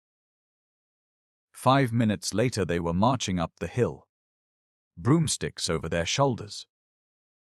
They had asked Percy if he wanted to join them, but he had said he was busy. Harry had only seen Percy at mealtime so far. He stayed shut in his room the rest of the time. "Wish I knew what he was up to," said Fred, frowning. "He's not himself. His exam results came the day before you did, 12 OBUWLS, and he hardly gloated at all." "Ordinary wizarding levels," George explained, seeing Harry's puzzled look. "Bill got 12 too. If we're not careful, we'll have another head boy in the family. I don't think I could stand the shame." Bill was the oldest Weasley brother. He and the next brother, Charlie, had already left Hogwarts. Harry had never met either of them, but knew that Charlie was in Romania studying dragons, and Bill in Egypt, working for the Wizards' Bank, Gringotts. "Do know how Mum and Dad are going to afford all our school stuff this year?" said George after a while. 5 sets of Lockhart books. And Ginny needs robes and a wand and everything." Harry said nothing. He felt a bit awkward. Stored in an underground vault at Gringotts in London was a small fortune that his parents had left him. Of course, it was only in the wizarding world that he had money. You couldn't use galleons, sickles, and nuts in Muggle shops. He had never mentioned his Gringotts bank account to the Dursleys. He didn't think their horror of anything connected with magic would stretch to a large pile of gold. Mrs. Weasley woke them, all early, the following Wednesday. After a quick 6 bacon sandwiches each, they pulled on their coats, and Mrs. Weasley took a flower pot off the kitchen mantelpiece and peered inside. "We're running low, Arthur," she sighed. "We'll have to buy some more today." "Ah, well, guests first. After you, Harry dear." And she offered him the flower pot. Harry stared at them, all watching him. What am I supposed to do?" he stammered. "He's never traveled by flow powder," said Ron suddenly. "Sorry, Harry, I forgot." "Never," said Mr. Weasley. "But how did you get to Diagon Alley to buy your school things last year?" "I went on the Underground." "Really?" said Mr. Weasley eagerly. "Were there escapators? How exactly?" "Not now, Arthur," said Mrs. Weasley. "Flu powder's a lot quicker, dear, but goodness me, if you've never used it before." "He'll be all right, Mum," said Fred.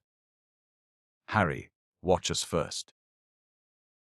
He took a pinch of glittering powder out of the flower pot, stepped up to the fire, and threw the powder into the flames.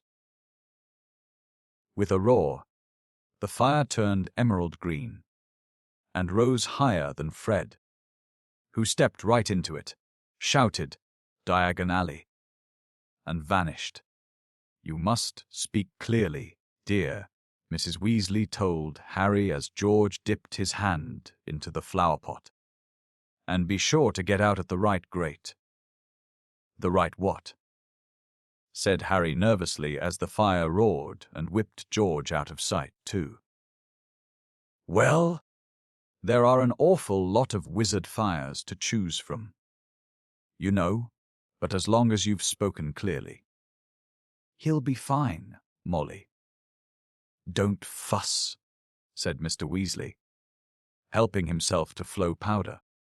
2. "But, dear, if he got lost, how would we ever explain to his aunt and uncle?" "They wouldn't mind," Harry reassured her. "Dudley would think it was a brilliant joke if I got lost up a chimney. Don't worry about that." "Well, all right. You go after Arthur," said Mrs. Weasley. "Now, when you get into the fire, say where you're going, and keep your elbows tucked in," Ron advised. "And your eyes shut," said Mrs. Weasley. "The suit." "Don't fidget," said Ron. "Or you might well fall out of the wrong fireplace. But don't panic and get out too early. Wait until you see Fred and George." Trying hard to bear all this in mind, Harry took a pinch of flow powder and walked to the edge of the fire. He took a deep breath, scattered the powder into the flames, and stepped forward. The fire felt like a warm breeze. He opened his mouth and immediately swallowed a lot of hot ash. "Diagon Alley," he coughed. It felt as though he were being sucked down a giant drain. He seemed to be spinning very fast. The roaring in his ears was deafening. He tried to keep his eyes open, but the whirl of green flames made him feel sick. Something hard knocked his elbow, and he tucked it in tightly, still spinning and spinning. Now it felt as though cold hands were slapping his face. Squinting through his glasses, he saw a blurred stream of fireplaces and snatched glimpses of the rooms beyond. His bacon sandwiches were churning inside him. He closed his eyes again, wishing it would stop, and then he fell, face forward, onto cold stone and felt the bridge of his glasses snap. Dizzy and bruised, covered in soot, he got gingerly to his feet, holding his broken glasses up to his eyes. He was quite alone, but where he was, he had no idea. All he could tell was that he was standing in the stone fireplace of what looked like a large, dimly lit wizard's shop. But nothing in here was ever likely to be on a Hogwarts school list. A glass case nearby held a withered hand on a cushion, a blood-stained pack of cards, and a staring glass eye. Evil-looking masks stared down from the walls. An assortment of human bones lay upon the counter, and rusty, spiked instruments hung from the ceiling. Even worse, the dark, narrow street Harry could see through the dusty shop window was definitely not Diagon Alley. The sooner he got out of here, the better. Nose still stinging where it had hit the hearth, Harry made his way swiftly and silently toward the door. But before he'd got halfway toward it, two people appeared on the other side of the glass. And one of them was the very last person Harry wanted to meet when he was lost, covered in soot, and wearing broken glasses. Draco Malfoy. Harry looked quickly around and spotted a large black cabinet to his left. He shot inside it and pulled the doors closed, leaving a small crack to peer through. Seconds later, a bell clanged, and Malfoy stepped into the shop. The man who followed could only be Draco's father. He had the same pale, pointed face and identical cold, grey eyes. Mr. Malfoy crossed the shop, looking lazily at the items on display, and rang a bell on the counter before turning to his son and saying, "Touch nothing, Draco." Malfoy, who had reached for the glass eye, said, "I thought you were going to buy me a present." "I said I would buy you a racing broom," said his father, drumming his fingers on the counter. "What's the good of that if I'm not on the house team?" said Malfoy, looking sulky and bad-tempered. "Harry Potter got a Nimbus 2000 last year. Special permission from Dumbledore, so he could play for Gryffindor. He's not even that good. It's just because he's famous. Famous for having a stupid scar on his forehead." Malfoy bent down to examine a shelf full of skulls. "Everyone thinks he's so smart. Wonderful Potter with his scar and his broomstick. You have told me this at least a dozen times already," said Mr. Malfoy, with a quilling look at his son. "And I would remind you that it is not prudent to appear less than fond of Harry Potter. Not when most of our kind regard him as the hero who made the Dark Lord disappear." "Ah, Mr. Borgin." A stooping man had appeared behind the counter, smoothing his greasy hair back from his face. "Mr. Malfoy, what a pleasure to see you again," said Mr. Borgin in a voice as oily as his hair. "Delighted. And young Master Malfoy too. Charmed. How may I be of assistance? I must show you. Just in today, and very reasonably priced." "I'm not buying today, Mr. Borgin, but selling," said Mr. Malfoy. "Selling." The smile faded slightly from Mr. Borgin's face. "You have heard, of course, that the Ministry is conducting more raids," said Mr. Malfoy, taking a roll of parchment from his inside pocket and unraveling it for Mr. Borgin to read. "I have a few." "Ah. Items at home that might embarrass me if the ministry were to call. Mr. Borgin fixed a pair of pins, Nez to his nose, and looked down the list. The ministry wouldn't presume to trouble you, sir, surely. Mr. Malfoy's lip curled. I have not been visited yet. The name Malfoy still commands a certain respect, yet the ministry grows ever more meddlesome. There are rumors about a new Muggle Protection Act. No doubt that flea-bitten, Muggle-loving fool Arthur Weasley is behind it. Harry felt a hot surge of anger. And as you see, certain of these poisons might make it appear. I understand, sir. Of course, said Mr. Borgin. Let me see. Can I have that? Interrupted Draco, pointing at the withered hand on its cushion. Ah, the hand of glory, said Mr. Borgin, abandoning Mr. Malfoy's list and scurrying over to Draco. Insert a candle, and it gives light only to the holder. Best friend of thieves and plunderers. Your son has fine taste, sir.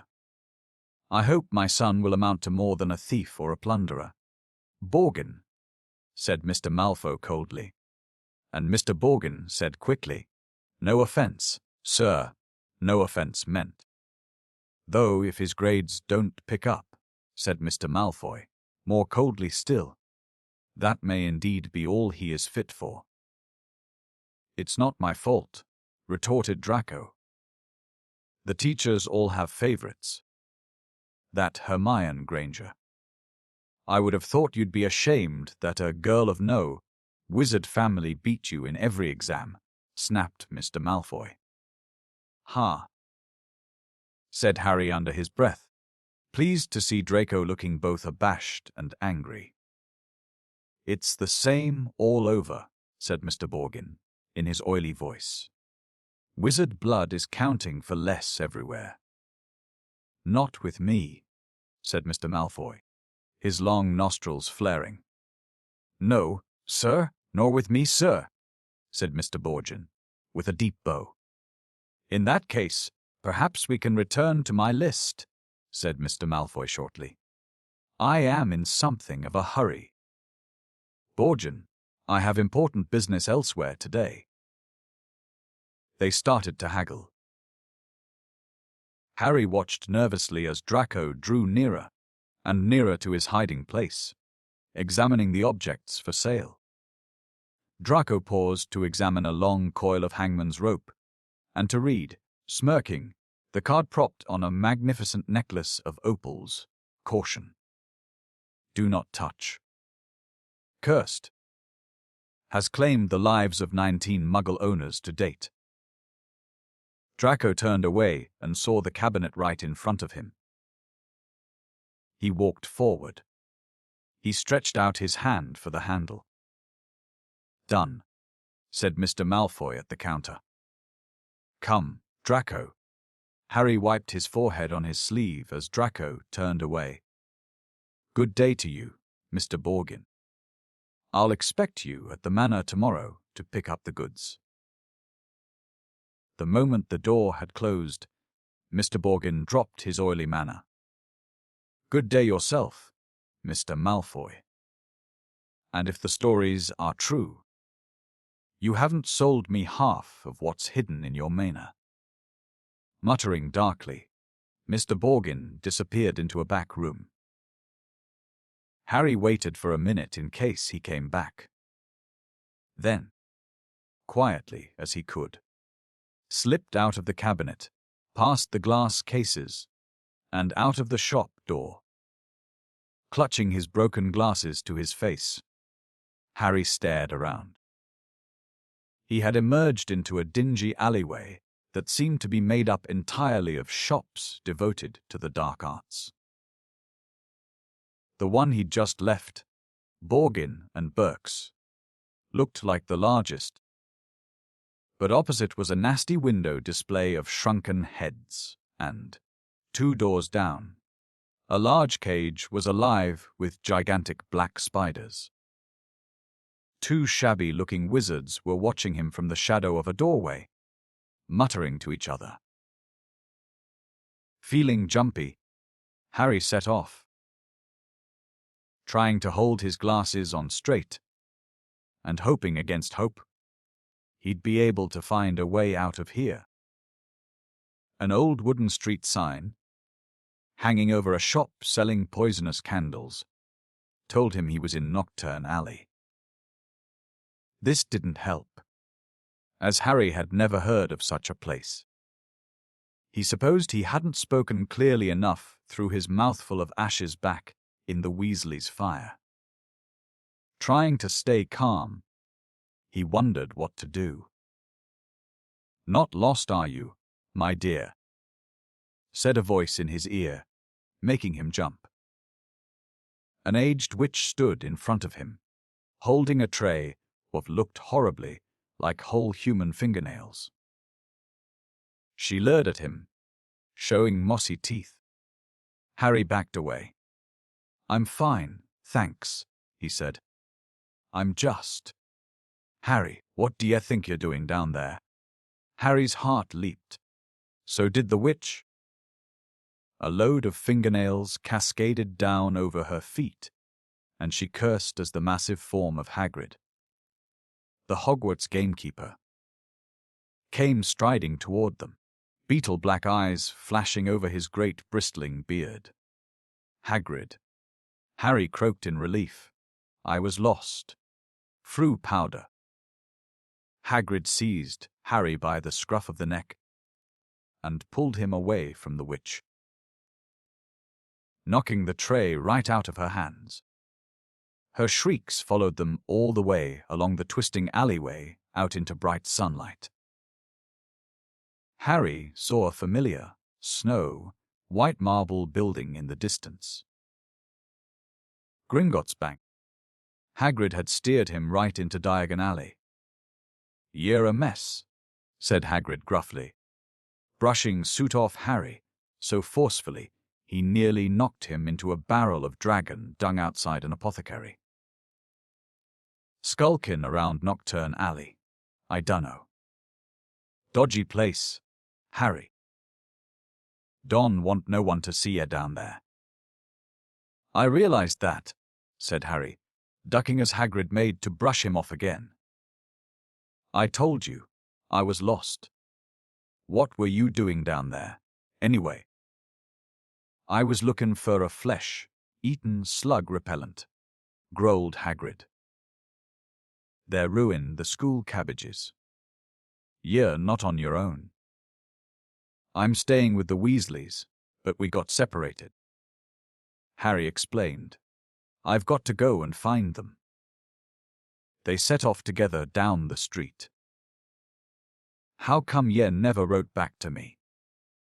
said Hagrid as Harry jogged alongside him. He had to take 3 steps to every stride of Hagrid's enormous boots. Harry explained all about Dobby and the Dursleys.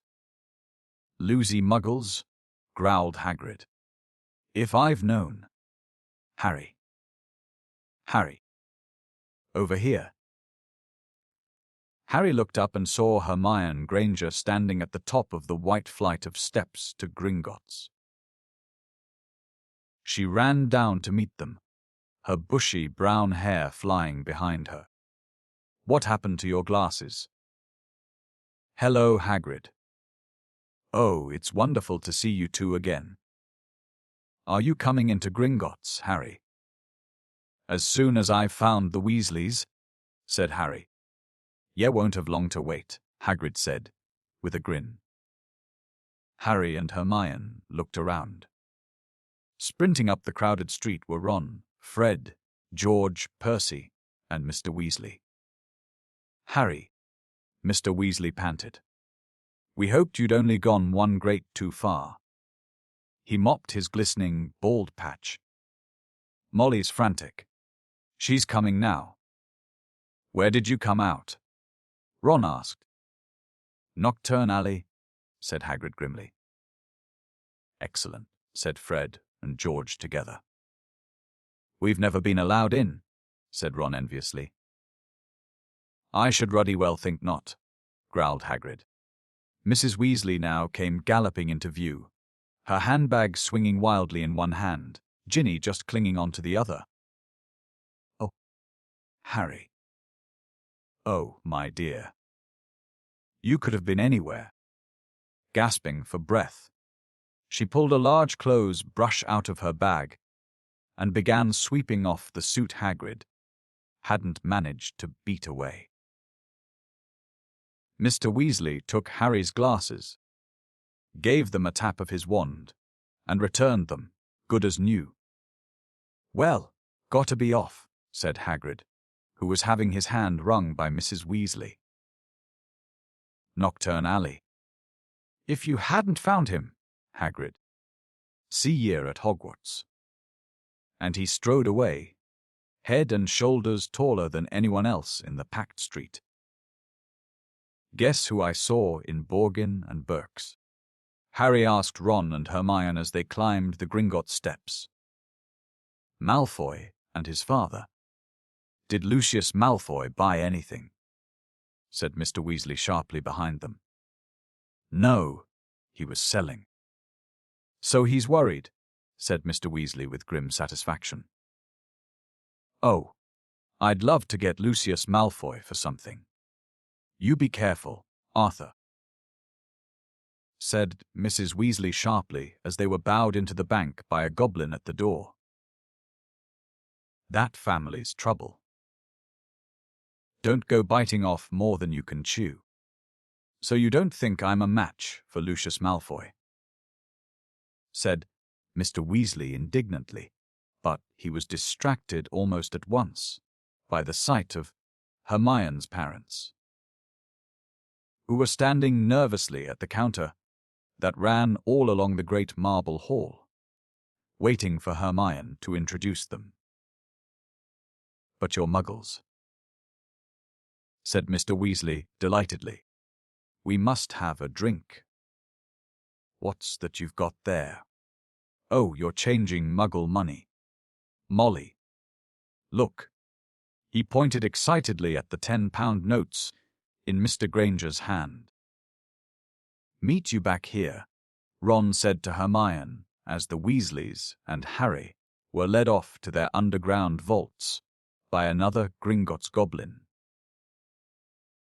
The vaults were reached by means of small goblin-driven carts that sped along miniature train tracks through the bank's underground tunnels. Harry enjoyed the breakneck journey down to the Weasleys' vault, but felt dreadful, far worse than he had in Knockturn Alley. When it was opened, there was a very small pile of silver sickles inside, and just one gold galleon. Mrs. Weasley felt right into the corners before sweeping the whole lot into her bag. Harry felt even worse when they reached his vault. He tried to block the contents from view as he hastily shoved handfuls of coins into a leather bag. Back outside on the marble steps, they all separated. Percy muttered vaguely about needing a new quill. Fred and George had spotted their friend from Hogwarts, Lee Jordan. Mrs. Weasley and Ginny were going to a second-hand robe shop. Mr. Weasley was insisting on taking the Grangers off to the Leaky Cauldron for a drink. We'll all meet at Flourish and Blot's in an hour to buy your school books, said Mrs. Weasley, setting off with Ginny. And not one step down Knockturn Alley. She shouted at the twins' retreating backs. Harry, Ron, and Hermione strolled off along the winding, cobbled street. The bag of gold, silver, and bronze jangling cheerfully in Harry's pocket was clamoring to be spent. So he bought 3 large strawberry and peanut butter ice creams, which they slurped happily as they wandered up the alley. Examining the fascinating shop windows, Ron gazed longingly at a full set of Chudley cannon robes in the windows of quality Quidditch supplies until Hermione dragged them off to buy ink and parchment next door. In Gamble and Jape's wizarding joke shop, they met Fred, George, and Lee Jordan, who were stocking up on Dr. Filibuster's fabulous wet start, no heat fireworks, and in a tiny junk shop full of broken wands, lopsided brass scales, and old cloaks covered in potion stains, they found Percy, deeply immersed in a small and deeply boring book called Prefects Who Gain Power, a study of Hogwarts prefects and their later careers. Ron read aloud off the back cover. "That sounds fascinating." "Go away," Percy snapped. "Course, he's very ambitious, Percy. He's got it all planned out. He wants to be Minister of Magic." Ron told Harry and Hermione in an undertone as they left Percy to it. An hour later, they headed for Flourish and Blots. They were by no means the only ones making their way to the bookshop. As they approached it, they saw, to their surprise, a large crowd jostling outside the doors, trying to get in. The reason for this was proclaimed by a large banner stretched across the upper windows. Gilderoy Lockhart will be signing copies of his autobiography, Magical Me, today 12:30 p.m. to 4:30 p.m. "We can actually meet him," Hermione squealed. "I mean, he's written almost the whole book list." The crowd seemed to be made up mostly of witches, around Mrs. Weasley's age. A harassed-looking wizard stood at the door, saying, calmly, "Please, ladies, don't push. There. Mind the books now." Harry, Ron, and Hermione squeezed inside. A long line wound right to the back of the shop, where Gilderoy Lockhart was signing his books. They each grabbed a copy of the Standard Book of Spells, Grade 2, and sneaked up the line to where the rest of the Weasleys were standing with Mr. and Mrs. Granger. "Oh, there you are. Good," said Mrs. Weasley. She sounded breathless and kept patting her hair. "We'll be able to see him in a minute." Gilderoy Lockhart came slowly into view. Seated at a table, surrounded by large pictures of his own face, all winking and flashing dazzlingly white teeth at the crowd. The real Lockhart was wearing robes of forget-me, not blue that exactly matched his eyes. His pointed wizard's hat was set at a jaunty angle on his wavy hair. A short, irritable-looking man was dancing around taking photographs with a large black camera that emitted puffs of purple smoke with every blinding flash. "Out of the way, there," he snarled at Ron, moving back to get a better shot. "This is for the Daily Prophet." "Big deal," said Ron, rubbing his foot where the photographer had stepped on it. Gilderoy Lockhart heard him. He looked up. He saw Ron. And then he saw Harry. He stared. Then he leaped to his feet and positively shouted, "It can't be Harry Potter." The crowd parted, whispering excitedly. Lockhart dived forward, seized Harry's arm, and pulled him to the front. The crowd burst into applause. Harry's face burned as Lockhart shook his hand for the photographer, who was clicking away madly, wafting thick smoke over the Weasleys. "Nice big smile." "Harry," said Lockhart, through his own gleaming teeth. "Together, you and I are worth the front page." When he finally let go of Harry's hand, Harry could hardly feel his fingers. He tried to sidle back over to the Weasleys, but Lockhart threw an arm around his shoulders and clamped him tightly to his side. "Ladies and gentlemen," he said loudly, waving for quiet. "What an extraordinary moment this is. The perfect moment for me to make a little announcement I've been sitting on for some time. When young Harry here stepped into Flourish and Blots today, he only wanted to buy my autobiography, which I shall be happy to present him now, free of charge." The crowd applauded again. "He had no idea," Lockhart continued, giving Harry a little shake that made his glasses slip to the end of his nose, "that he would shortly be getting much, much more than my book, Magical Me. He and his schoolmates will, in fact, be getting the real Magical Me. Yes, ladies and gentlemen, I have great pleasure and pride in announcing that this September I will be taking up the post of defense against the dark teacher at Hogwarts School of Witchcraft and Wizardry." The crowd cheered and clapped, and Harry found himself being presented with the entire works of Gilderoy Lockhart, staggering slightly under their weight. He managed to make his way out of the limelight to the edge of the room, where Ginny was standing next to her new cauldron.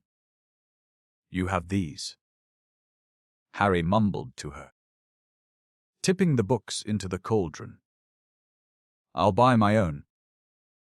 Bet you loved that, didn't you, Potter?" said a voice Harry had no trouble recognizing. He straightened up and found himself face to face with Draco Malfoy, who was wearing his usual sneer. "Famous Harry Potter," said Malfoy. "Can't even go into a bookshop without making the front page." "Leave him alone. He didn't want all that," said Ginny. It was the first time she had spoken in front of Harry. She was glaring at Malfoy. "Potter, you've got yourself a girlfriend," drawled Malfoy. Ginny went scarlet as Ron and Hermione fought their way over, both clutching stacks of Lockhart's books. "Oh, it's you," said Ron, looking at Malfoy as if he were something unpleasant on the sole of his shoe. "Bet you're surprised to see Harry here." "Not as surprised as I am to see you in a shop, Weasley," retorted Malfoy. "I suppose your parents will go hungry for a month to pay for all those." Ron went as red as Ginny. He dropped his books into the cauldron, too, and started toward Malfoy. But Harry and Hermione grabbed the back of his jacket. "Ron," said Mr. Weasley, struggling over with Fred and George. "What are you doing? It's too crowded in here. Let's go outside." Well, Arthur Weasley." It was Mr. Malfoy. He stood with his hand on Draco's shoulder, sneering in just the same way. "Lucius," said Mr. Weasley, nodding coldly. "Busy time at the Ministry." "I hear," said Mr. Malfoy. "All those raids. I hope they're paying you overtime." He reached into Ginny's cauldron and extracted, from amid the glossy Lockhart books, a very old, very battered copy of A Beginner's Guide to Transfiguration. "Obviously not," Mr. Malfoy said. "Dear me, what's the use of being a disgrace to the name of wizard if they don't even pay you well for it?" Mr. Weasley flushed darker than either Ron or Ginny. "We have a very different idea of what disgraces the name of wizard, Malfoy," he said. "Clearly," said Mr. Malfoy, his pale eyes straying to Mr. and Mrs. Granger, who were watching apprehensively. "The company you keep, Weasley. And I thought your family could sink no lower." There was a thud of metal as Ginny's cauldron went flying. Mr. Weasley had thrown himself at Mr. Malfoy, in knocking him backward into a bookshelf. Dozens of heavy spell books came thundering down on all their heads. There was a yell of, "Get him, Dad!" from Fred or George. Mrs. Weasley was shrieking, "No, Arthur!" No, the crowd stamped it backward, knocking more shelves over. "Gentlemen, please, please," cried the assistant, and then, louder than all, "Break it up, there, gents, break it up." Hagrid was wading toward them through the sea of books. In an instant he had pulled Mr. Weasley and Mr. Malfoy apart. Mr. Weasley had a cut lip, and Mr. Malfoy had been hit in the eye by an encyclopedia of toadstools. He was still holding Ginny's old Transfiguration book. He thrust it at her, his eyes glittering with malice. "Here, girl. Take your book. It's the best your father can give you." Pulling himself out of Hagrid's grip, he beckoned to Draco and swept from the shop. "Yeah, should have ignored him." "Arthur," said Hagrid, almost lifting Mr. Weasley off his feet as he straightened his robes. Rotten to the core. The whole family. Everyone knows that. No Malfoy's worth listenin' to. Bad blood, that's what it is. Come on now. Let's get out of here. The assistant looked as though he wanted to stop them leaving. But he barely came up to Hagrid's waist and seemed to think better of it. They hurried up the street, the Grangers shaking with fright, and Mrs. Weasley beside herself with fury. A fine example to set for your children. Brawling in public. What Gilderoy Lockhart must have thought. "He was pleased," said Fred. "Didn't you hear him as we were leaving?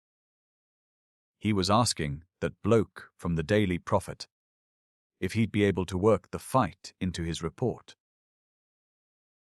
Said it was all publicity.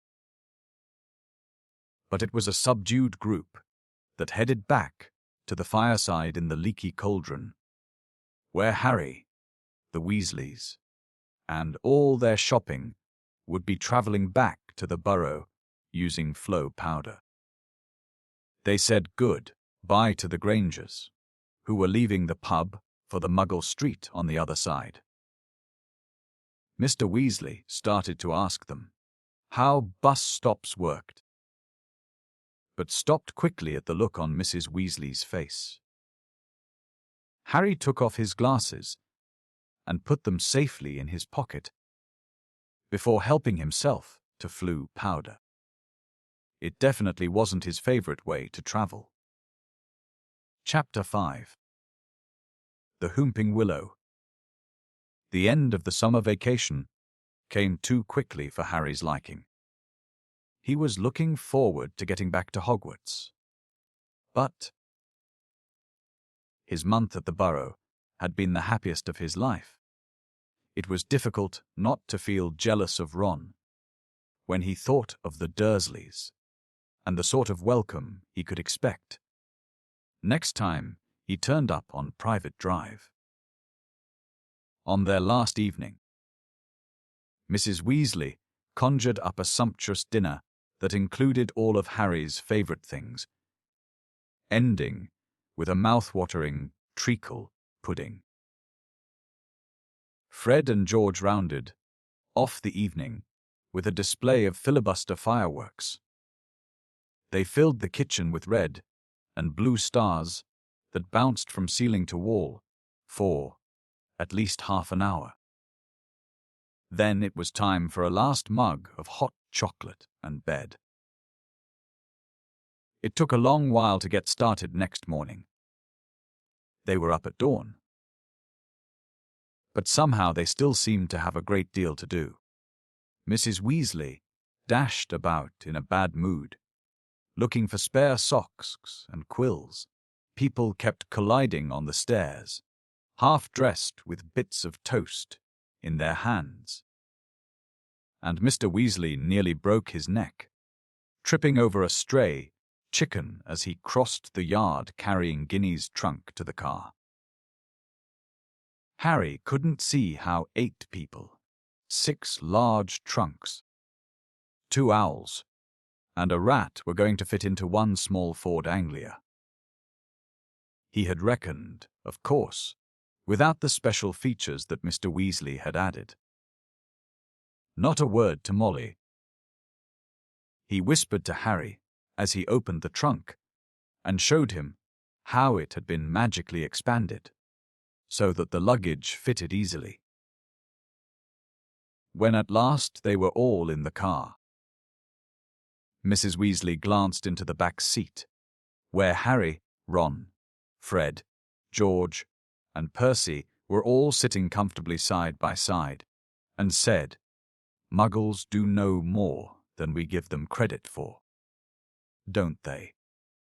She and Ginny got into the front seat, which had been stretched so that it resembled a park bench. I mean, you'd never know it was this roomy from the outside, would you? Mr. Weasley started up the engine, and they trundled out of the yard, Harry turning back for a last look at the house. He barely had time to wonder when he'd see it again when they were back. George had forgotten his box of filibuster fireworks. 5 minutes after that, they skidded to a halt in the yard, so that Fred could run in for his broomstick. They had almost reached the highway when Ginny shrieked that she'd left her diary. By the time she had clambered back into the car, they were running very late, and tempers were running high. Mr. Weasley glanced at his watch and then at his wife. "Molly, dear." "No, Arthur. No one would see. This little button here is an invisibility booster I installed. That'd get us up in the air. Then we fly above the clouds. We'd be there in 10 minutes and no one would be any the wiser," I said. "No, Arthur. Not in broad daylight." They reached King's Cross at 11:15. Mr. Weasley dashed across the road to get trolleys for their trunks, and they all hurried into the station. Harry had caught the Hogwarts Express the previous year. The tricky part was getting onto platform 9 and 3/4, which wasn't visible to the Muggle eye. What you had to do was walk through the solid barrier dividing platforms 9 and 10. It didn't hurt, but it had to be done carefully so that none of the Muggles noticed you vanishing. "Percy first," said Mrs. Weasley, looking nervously at the clock overhead, which showed they had only 5 minutes to disappear casually through the barrier. Lulton Point. Percy strode briskly forward and vanished. Mr. Weasley went next. Fred and George followed. "I'll take Ginny, and you two come right after us," Mrs. Weasley told Harry and Ron, grabbing Ginny's hand and setting off. In the blink of an eye, they were gone. "Let's go together. We've only got a minute," Ron said to Harry. Harry made sure that Hedwig's cage was safely wedged on top of his trunk and wheeled his trolley around to face the barrier. He felt perfectly confident. This wasn't nearly as uncomfortable as using flow powder. Both of them bent low over the handles of their trolleys and walked purposefully toward the barrier, gathering speed. A few feet away from it, they broke into a run and crash. Both trolleys hit the barrier and bounced backward. Ron's trunk fell off with a loud thump.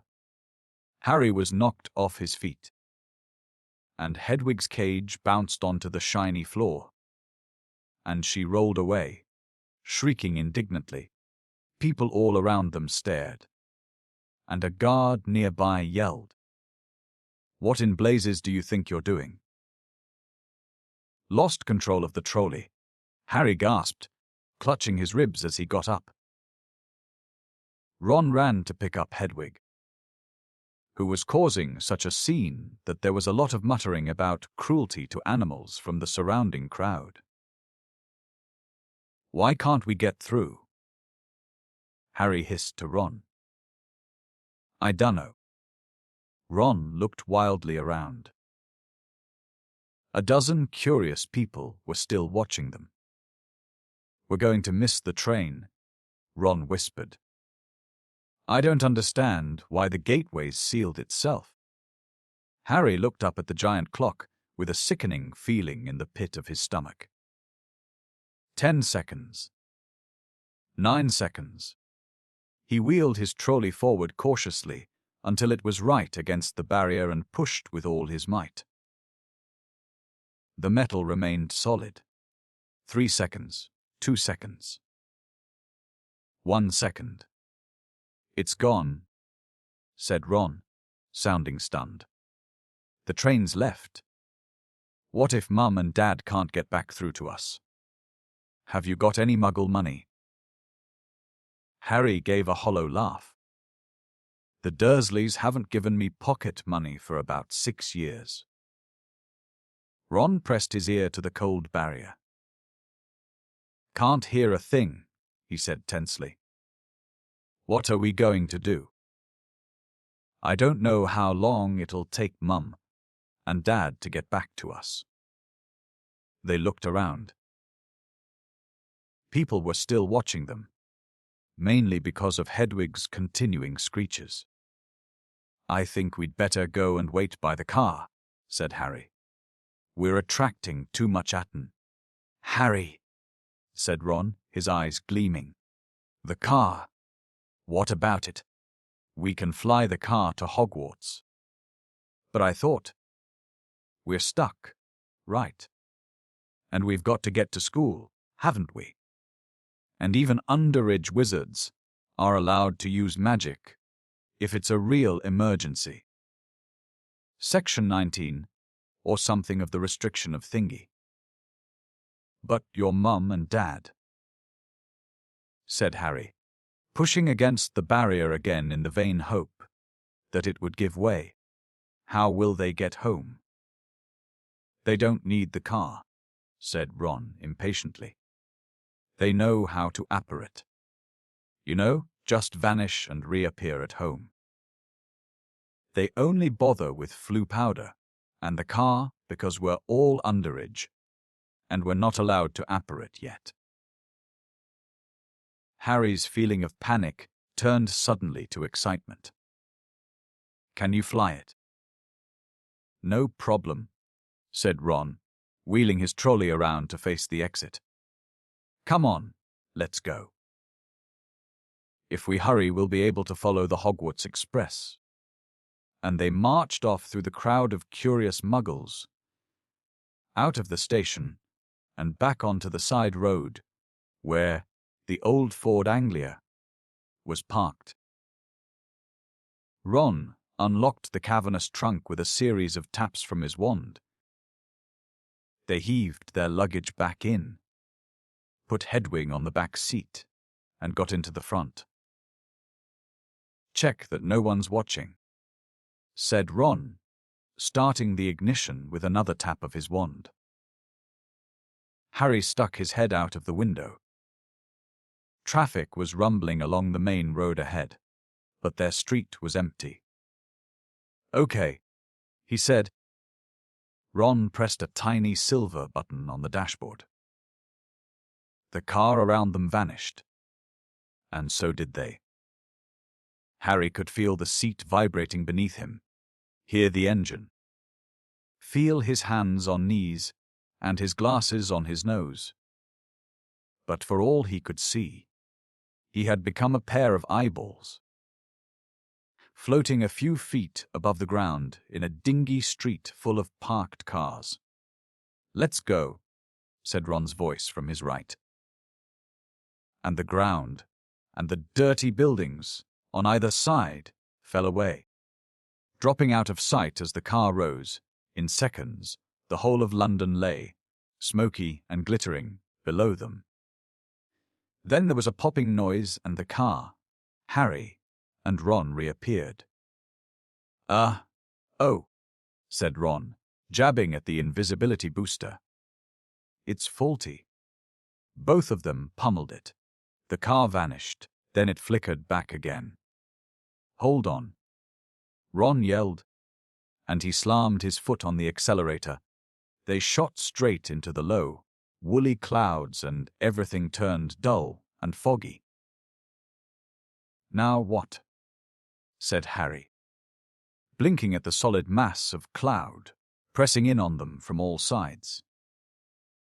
"We need to see the train to know what direction to go in," said Ron. "Dip back down again." Quickly, they dropped back beneath the clouds and twisted around in their seats, squinting at the ground. "I can see it," Harry yelled. "Right ahead." There. The Hogwarts Express was streaking along below them like a scarlet snake. "Due north," said Ron, checking the compass on the dashboard. "Okay. We'll just have to check on it every half hour or so." "Hold on." And they shot up through the clouds. A minute later, they burst out into a blaze of sunlight. It was a different world. The wheels of the car skimmed the sea of fluffy cloud, the sky a bright, endless blue under the blinding white sun. "All we've got to worry about now are airplanes," said Ron. They looked at each other and started to laugh. For a long time, they couldn't stop. It was as though they had been plunged into a fabulous dream. This, thought Harry, was surely the only way to travel. Past swirls and turrets of snowy cloud, in a car full of hot, bright sunlight, with a fat pack of toffees in the glove compartment, and the prospect of seeing Freed's and George's jealous faces when they landed, smoothly and spectacularly on the sweeping lawn in front of Hogwarts Castle. Smeed. Kelly. They made regular checks on the train as they flew farther and farther north. Each dip beneath the clouds, showing them a different view. London was soon far behind them, replaced by neat green fields that gave way in turn to wide, purplish moors. A great city alive with cars like multicolored ants. Villages with tiny toy churches. Several uneventful hours later, however, Harry had to admit that some of the fun was wearing off. The toffees had made them extremely thirsty, and they had nothing to drink. He and Ron had pulled off their sweaters, but Harry's t-shirt was sticking to the back of his seat, and his glasses kept sliding down to the end of his sweaty nose. He had stopped noticing the fantastic cloud shapes now, and was thinking longingly of the train miles below, where you could buy ice-cold pumpkin juice from trolley pushed by a plump witch. Why hadn't they been able to get onto platform 9 3/4? Can't be much further, can it? Croaked Ron, hours later still, as the sun started to sink into their floor of cloud, staining it a deep pink. Ready for another check on the train. It was still right below them, winding its way past a snow-capped mountain. it was much darker beneath the canopy of clouds. Ron put his foot on the accelerator and drove them upward again. But as he did so, the engine began to whine. Harry and Ron exchanged nervous glances. "It's probably just tired," said Ron. "It's never been this far before." And they both pretended not to notice the whining growing louder and louder as the sky became steadily darker. Stars were blossoming in the blackness. Harry pulled his sweater back on, trying to ignore the way the windshield wipers were now waving feebly, as though in protest. "Not far," said Ron, more to the car than to Harry. "Not far now." And he patted the dashboard nervously. When they flew back beneath the clouds a little while later, they had to squint through the darkness for a landmark they knew. "There!" Harry shouted, making Ron and Hedwig jump. Straight ahead, silhouetted on the dark horizon, high on the cliff over the lake, stood the many turrets and towers of Hogwarts Castle. But the car had begun to shudder and was losing speed. "Come on," Ron said cajolingly, giving the steering wheel a little shake. "Nearly there. Come on." The engine groaned. Narrow jets of steam were issuing from under the hood. Harry found himself gripping the edges of his seat very hard as they flew toward the lake. The car gave a nasty wobble. Glancing out of his window, Harry saw the smooth, black, glassy surface of the water a mile below. Ron's knuckles were white on the steering wheel. The car wobbled again. "Come on," Ron muttered. They were over the lake. The castle was right ahead. Ron put his foot down. There was a loud clunk, a splutter, and the engine died completely. "Oh," said Ron. Into the silence. The nose of the car dropped. They were falling, gathering speed, heading straight for the solid castle wall. "No, oh, oh," Ron yelled, swinging the steering wheel around. They missed the dark stone wall by inches as the car turned in a great arc, soaring over the dark greenhouses, then the vegetable patch, and then out over the black lawns, losing altitude all the time. Ron let go of the steering wheel completely and pulled his wand out of his back pocket. "Stop. Stop," he yelled, whacking the dashboard and the windshield. But they were still plummeting, the ground flying up toward them. "Watch out for that tree," Harry bellowed, lunging for the steering wheel, but too late. Crunch. With an air-splitting bang of metal on wood, they hit the thick tree trunk and dropped to the ground with a heavy jolt. Steam was billowing from under the crumpled hood.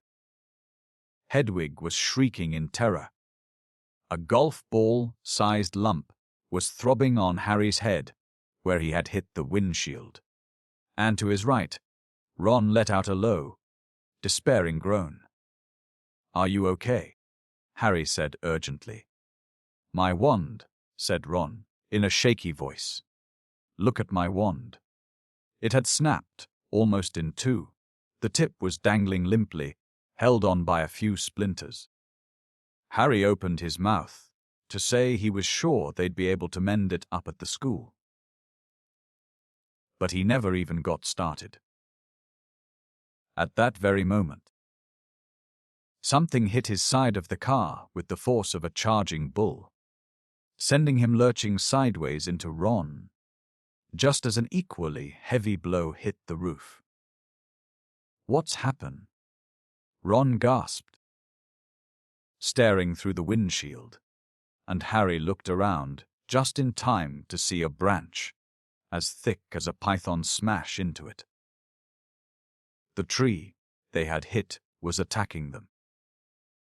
Its trunk was bent almost double, and its gnarled boughs were pummeling every inch of the car it could reach.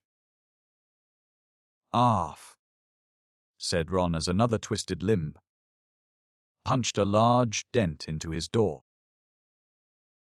The windshield was now trembling under a hail of blows from Knuckle, like twigs and a branch as thick as a battering ram was pounding furiously on the roof, which seemed to be caving. "Run for it," Ron shouted, throwing his full weight against his door. But next second he had been knocked backward into Harry's lap by a vicious uppercut from another branch. "We're done for," he moaned as the ceiling sagged, but suddenly the floor of the car was vibrating. The engine had restarted. "Reverse," Harry yelled, and the car shot backward. The tree was still trying to hit them. They could hear its roots creaking as it almost ripped itself up, lashing out at them as they sped out of reach. "That," panted Ron, "was close. Well done, car." The car, however, had reached the end of its tether. With two sharp clunks, the doors flew open and Harry felt his seat tip sideways. Next thing he knew, he was sprawled on the damp ground. Loud thuds told him that the car was ejecting their luggage from the trunk. Hedwig's cage flew through the air and burst open. She rose out of it with an angry screech and sped off toward the castle without a backward look. Then, dented, scratched, and steaming, the car rumbled off into the darkness, its rear lights blazing angrily. "Come back," Ron yelled after it, brandishing his broken wand. "Dad'll kill me." But the car disappeared from view with one last snort from its exhaust. "Can you believe our luck?" said Ron miserably, bending down to pick up Scabbers. "Of all the trees we could have hit, we had to get one that hits back."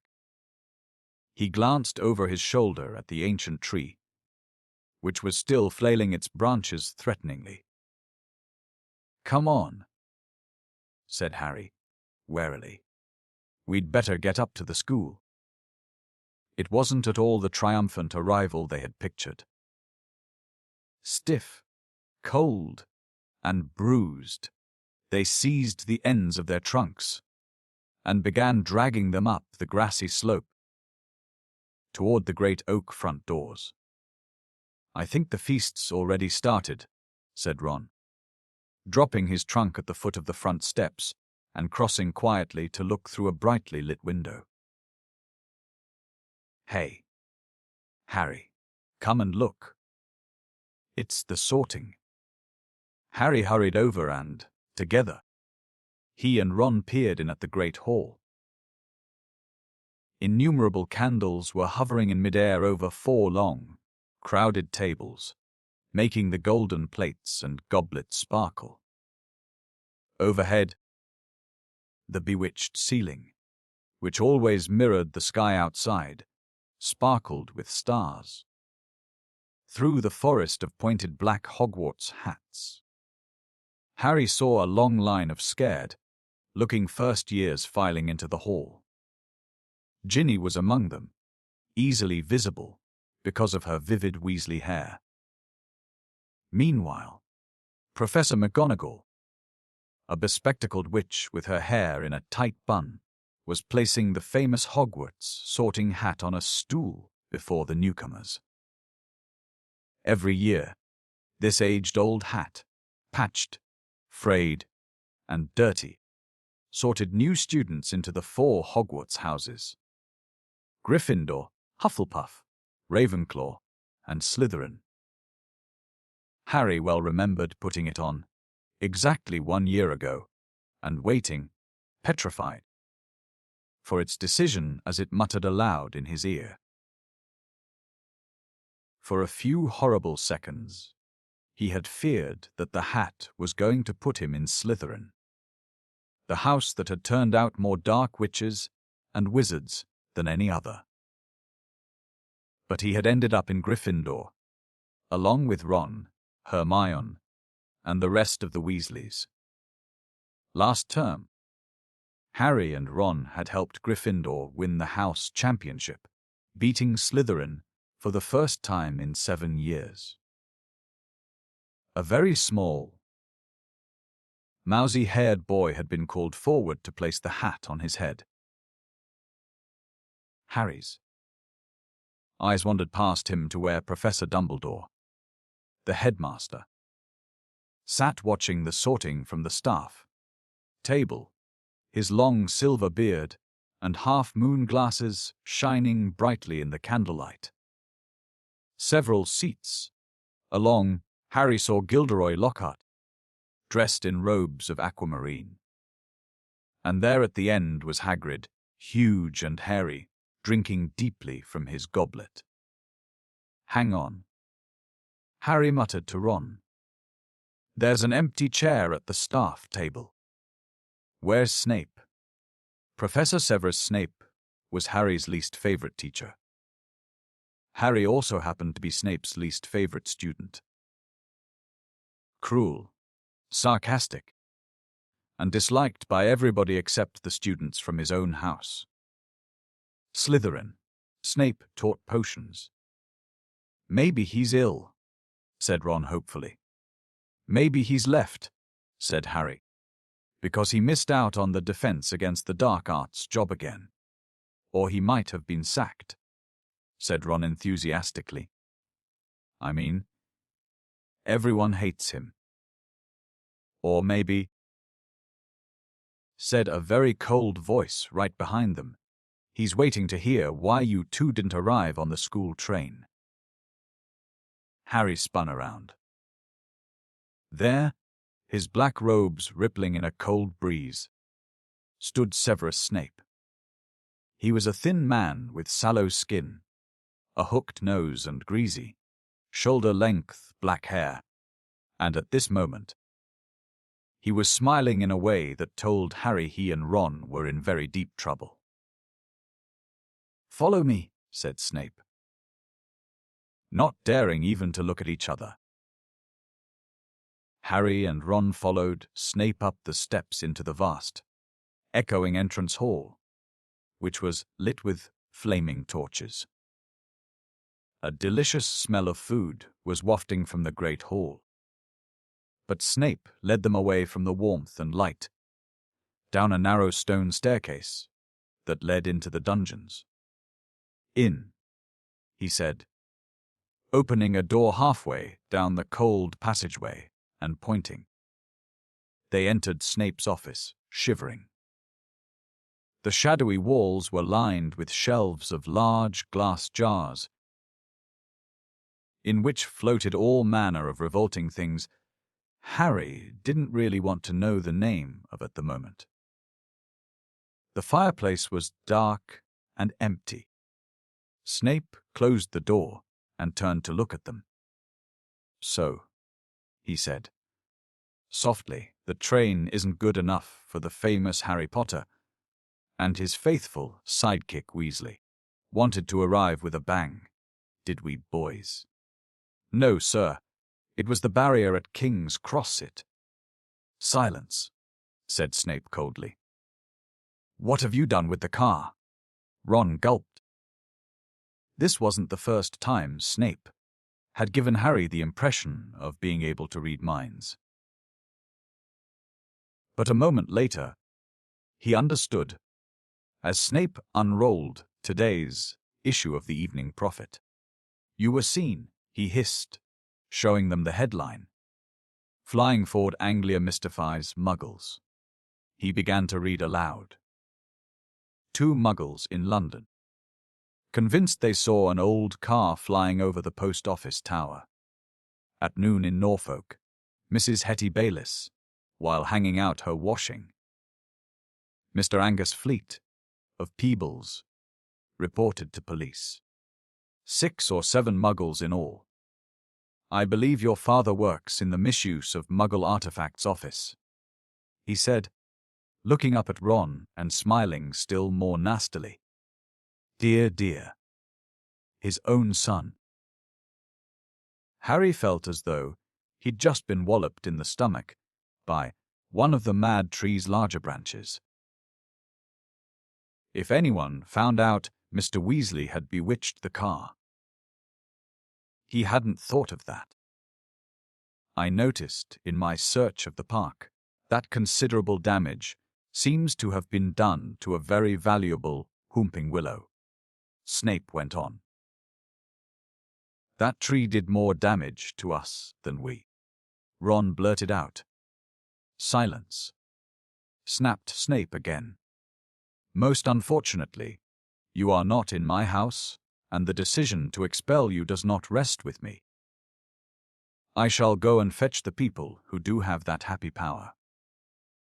You will wait here. Harry and Ron stared at each other, white-faced. Harry didn't feel hungry anymore. He now felt extremely sick. He tried not to look at a large, slimy something suspended in green liquid on a shelf behind Snape's desk. If Snape had gone to fetch Professor McGonagall, head of Gryffindor House, they were hardly any better off. She might be fairer than Snape, but she was still extremely strict. 10 minutes later, Snape returned. And sure enough it was Professor McGonagall who accompanied him. Harry had seen Professor McGonagall angry on several occasions, but either he had forgotten just how thin her mouth could go, or he had never seen her this angry before. She raised her wand the moment she entered.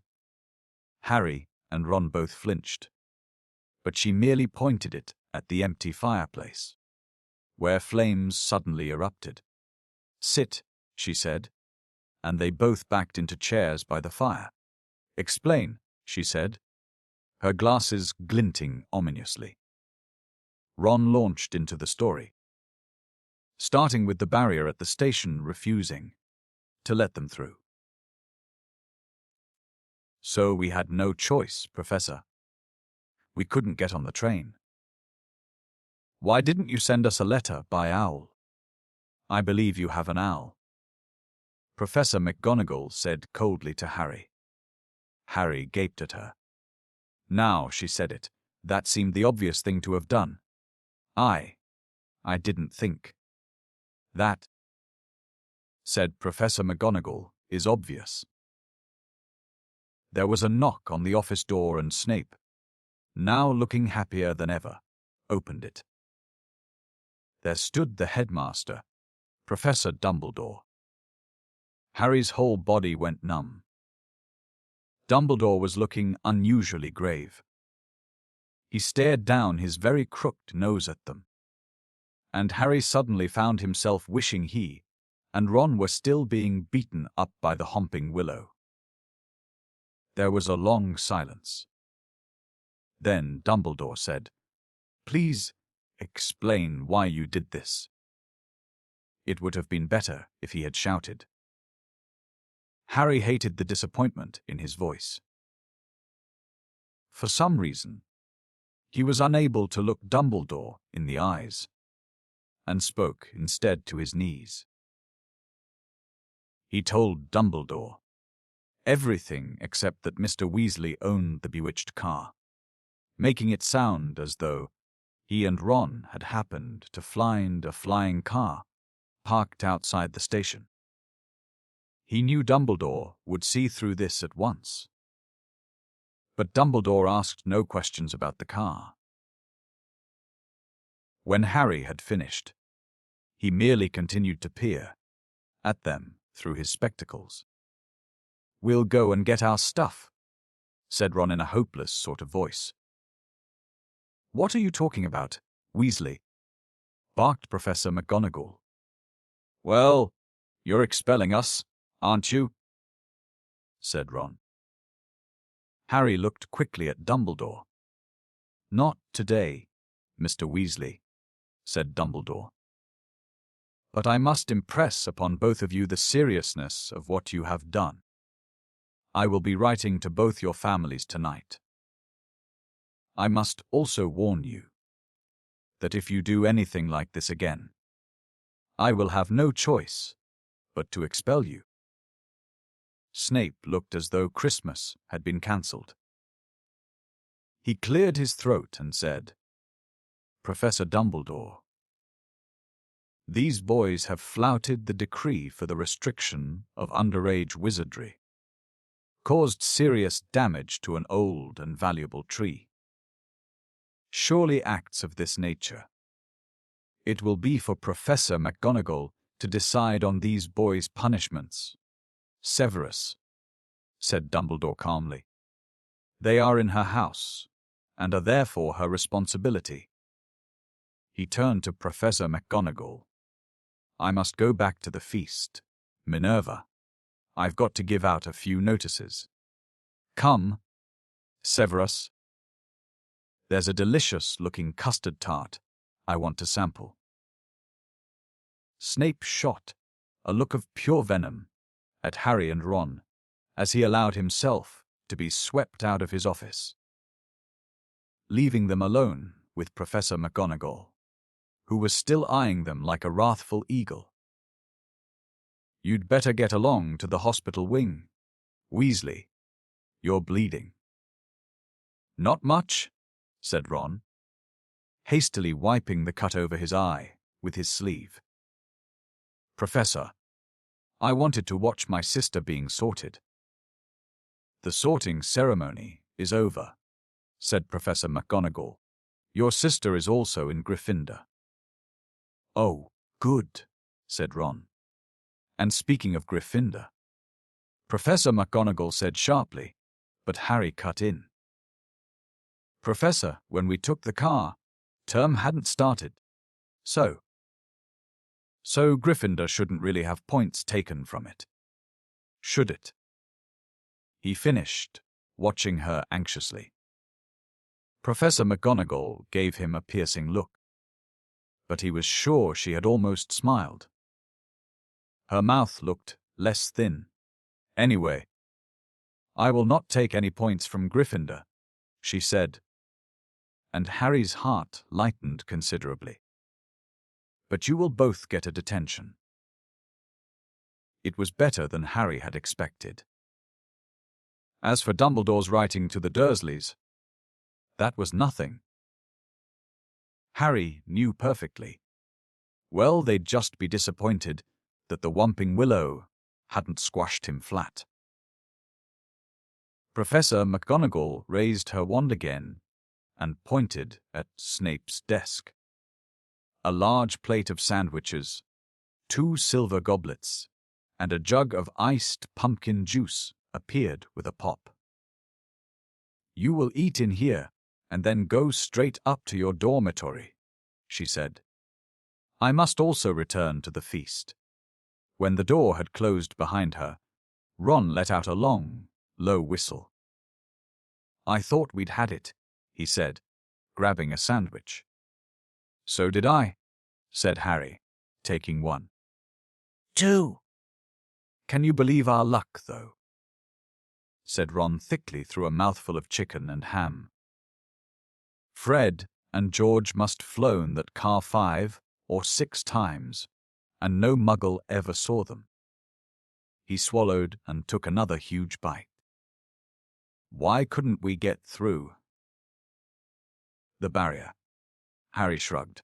"We'll have to watch our step from now on, though," he said, taking a grateful swig of pumpkin juice. "Wish we could have gone up to the feast." "She didn't want us showing off," said Ron sagely. "Doesn't want people to think it's clever. Arriving by flying car, when they had eaten as many sandwiches as they could." The plate kept refilling itself. They rose and left the office, treading the familiar path to Gryffindor Tower. The castle was quiet. It seemed that the feast was over. They walked past muttering portraits and creaking suits of armor, and climbed narrow flights of stone stairs, until at last they reached the passage where the secret entrance to Gryffindor Tower was hidden behind an oil painting of a very fat woman in a pink silk dress. "Password," she said as they approached. "Ah," said Harry.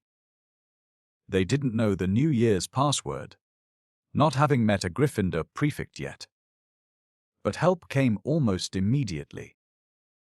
They heard hurrying feet behind them, and turned to see Hermione dashing toward them. "There you are. Where have you been?"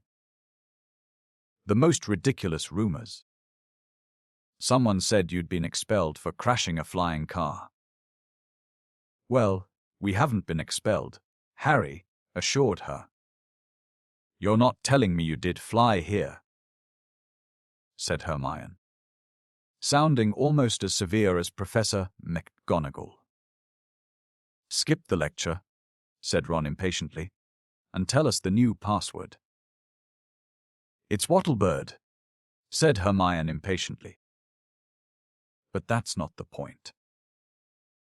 Her words were cut short, however, as the portrait of the fat lady swung open, and there was a sudden storm of clapping. It looked as though the whole of Gryffindor House was still awake, packed into the circular common room. Standing on the lopsided tables and squashy armchairs, waiting for them to arrive. Arms reached through the portrait hole to pull Harry and Ron inside, leaving Hermione to scramble in after them. "Brilliant," yelled Lee Jordan. "Inspired. What an entrance." Flying a car right into the Whomping Willow. People be talking about that one for years. "Good for you," said a fifth-year Harry had never spoken to. Someone was patting him on the back, as though he'd just won a marathon.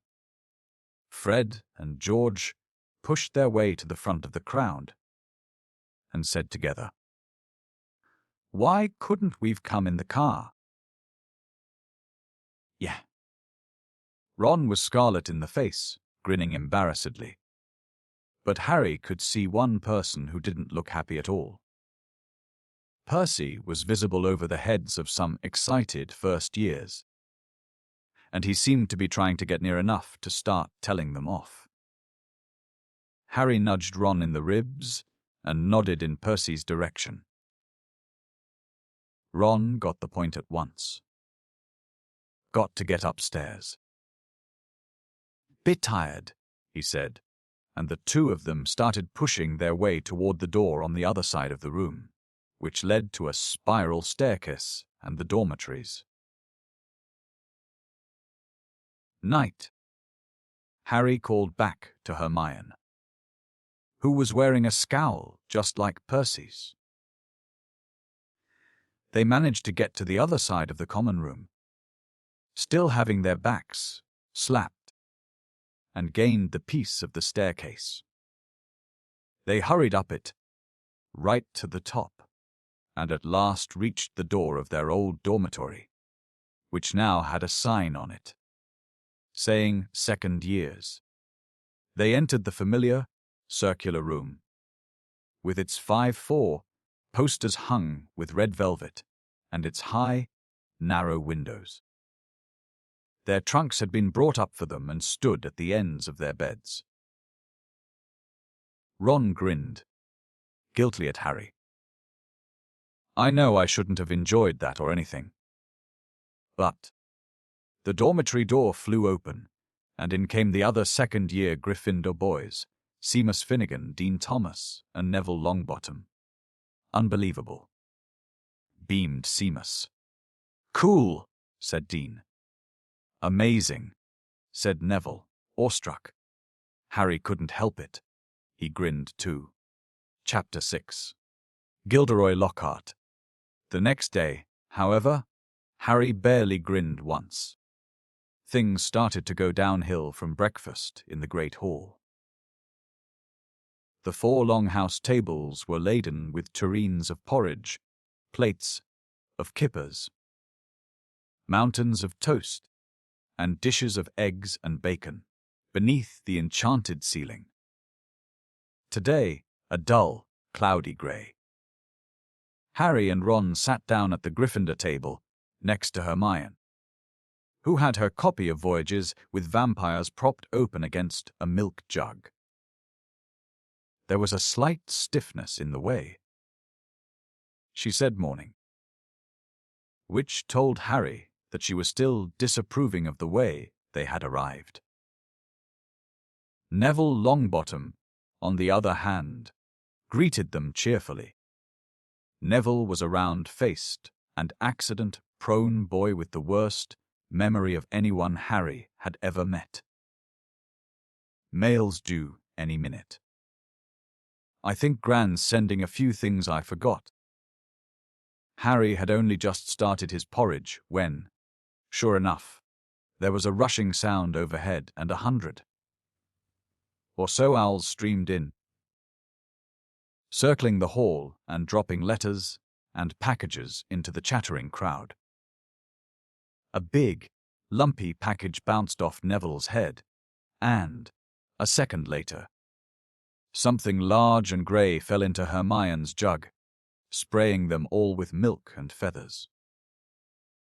"Errol," said Ron, pulling the bedraggled owl out by the feet. Errol slumped, unconscious, onto the table, his legs in the air and a damp red envelope in his beak. "Oh, no," Ron gasped. "It's all right.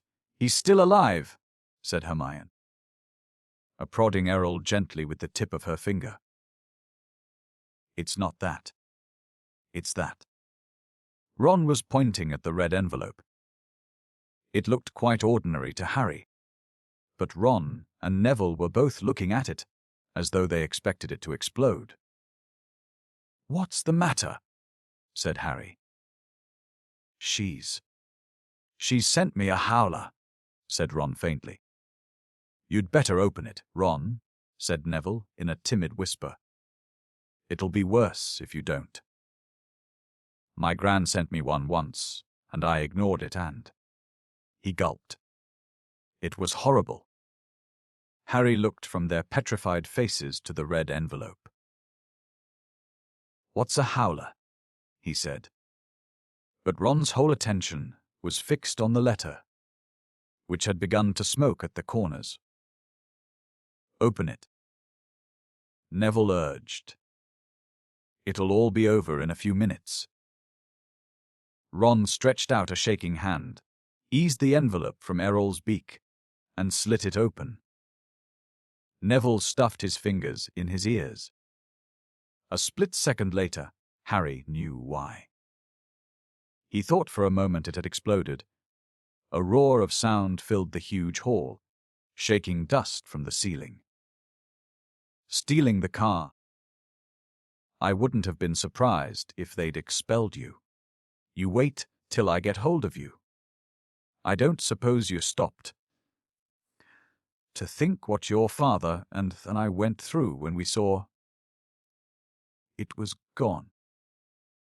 Mrs. Weasley's yells, 100 times louder than usual, made the plates and spoons rattle on the table and echoed deafeningly off the stone walls. People throughout the hall were swiveling around to see who had received the howler, and Ron sank so low in his chair that only his crimson forehead could be seen. "Letter from Dumbledore last night. I thought your father would die of shame. We didn't bring you up to behave like this. You and Harry could both have died." Harry had been wondering when his name was going to crop up.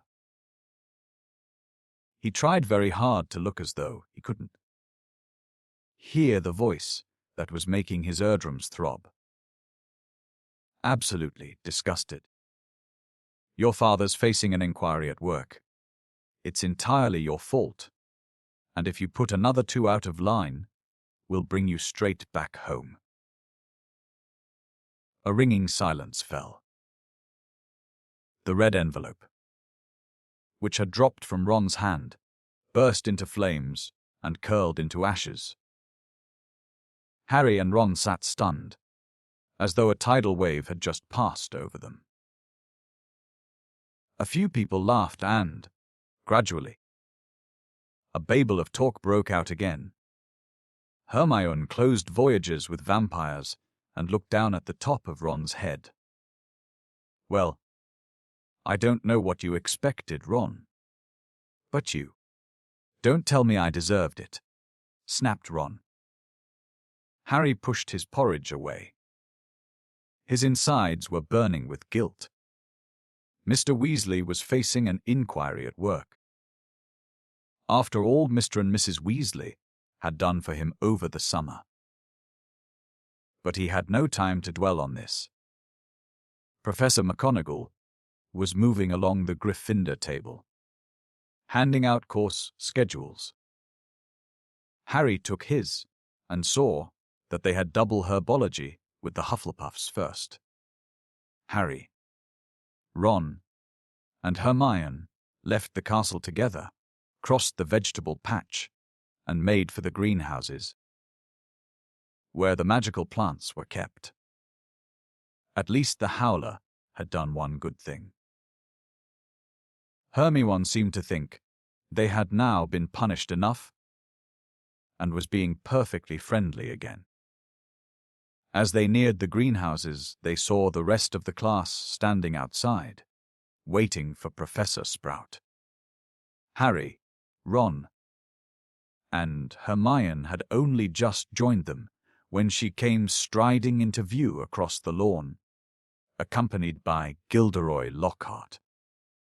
Professor Sprout's arms were full of bandages, and with another twinge of guilt, Harry spotted the whomping willow in the distance, several of its branches now in slings. Professor Sprout was a squat little witch who wore a patched hat over her flyaway hair. There was usually a large amount of earth on her clothes, and her fingernails would have made Aunt Petunia faint. Gilderoy Lockhart, however, was immaculate in sweeping robes of turquoise, his golden hair shining under a perfectly positioned turquoise hat with gold trimming.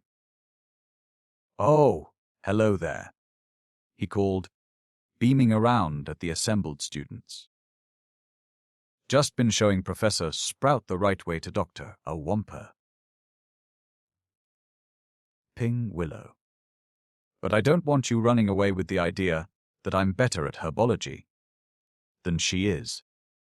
I just happen to have met several of these exotic plants on my travels. Greenhouse 3 today, chaps," said Professor Sprout, who was looking distinctly disgruntled.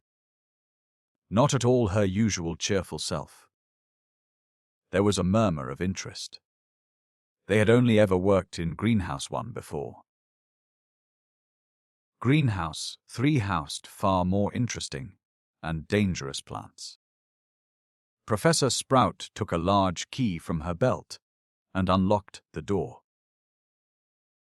Harry caught a whiff of damp earth and fertilizer, mingling with the heavy perfume of some giant, umbrella-sized flowers dangling from the ceiling. He was about to follow Ron and Hermione inside when Lockhart's hand shot out. "Harry, I've been wanting a word.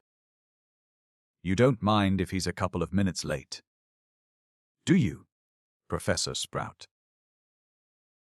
Judging by Professor Sprout's scowl, she did mind, but Lockhart said, "That's the ticket," and closed the greenhouse door in her face. "Harry," said Lockhart, his large white teeth gleaming in the sunlight as he shook his head. "Harry, Harry, Harry, completely nonplussed. Harry said nothing. When I heard, well, of course, it was all my fault. Could have kicked myself. Harry had no idea what he was talking about. He was about to say so when Lockhart went on. Don't know when I've been more shocked. Flying a car to Hogwarts. Well, of course, I knew at once why you'd done it. Stood out a mile. Harry. It was remarkable how he could show every one of those brilliant teeth, even when he wasn't talking. Gave you a taste for publicity, didn't I? Said Lockhart. Gave you the bug. You got onto the front page of the paper with me, and you couldn't wait to do it again. Oh, no, Professor C. Harry, said Lockhart, reaching out and grasping his shoulder. I understand. Natural to want a bit more once you've had that first taste. And I blame myself for giving you that, because it was bound to go to your head. But see here, young man. You can't start flying cars to try and get yourself noticed. Just calm down, right? Plenty of time for all that when you're older. Yes. I know what you're thinking. It's all right for him. He's an internationally famous wizard already. But when I was 12, I was just as much of a nobody as you are now.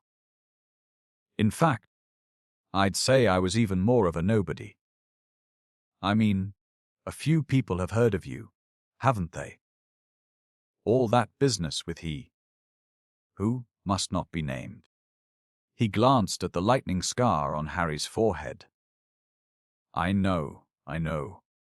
It's not quite as good as winning Witch Weekly's Most Charming Smile Award 5 times in a row, as I have. But it's a start, Harry, it's a start. He gave Harry a hearty wink and strode off. Harry stood stunned for a few seconds.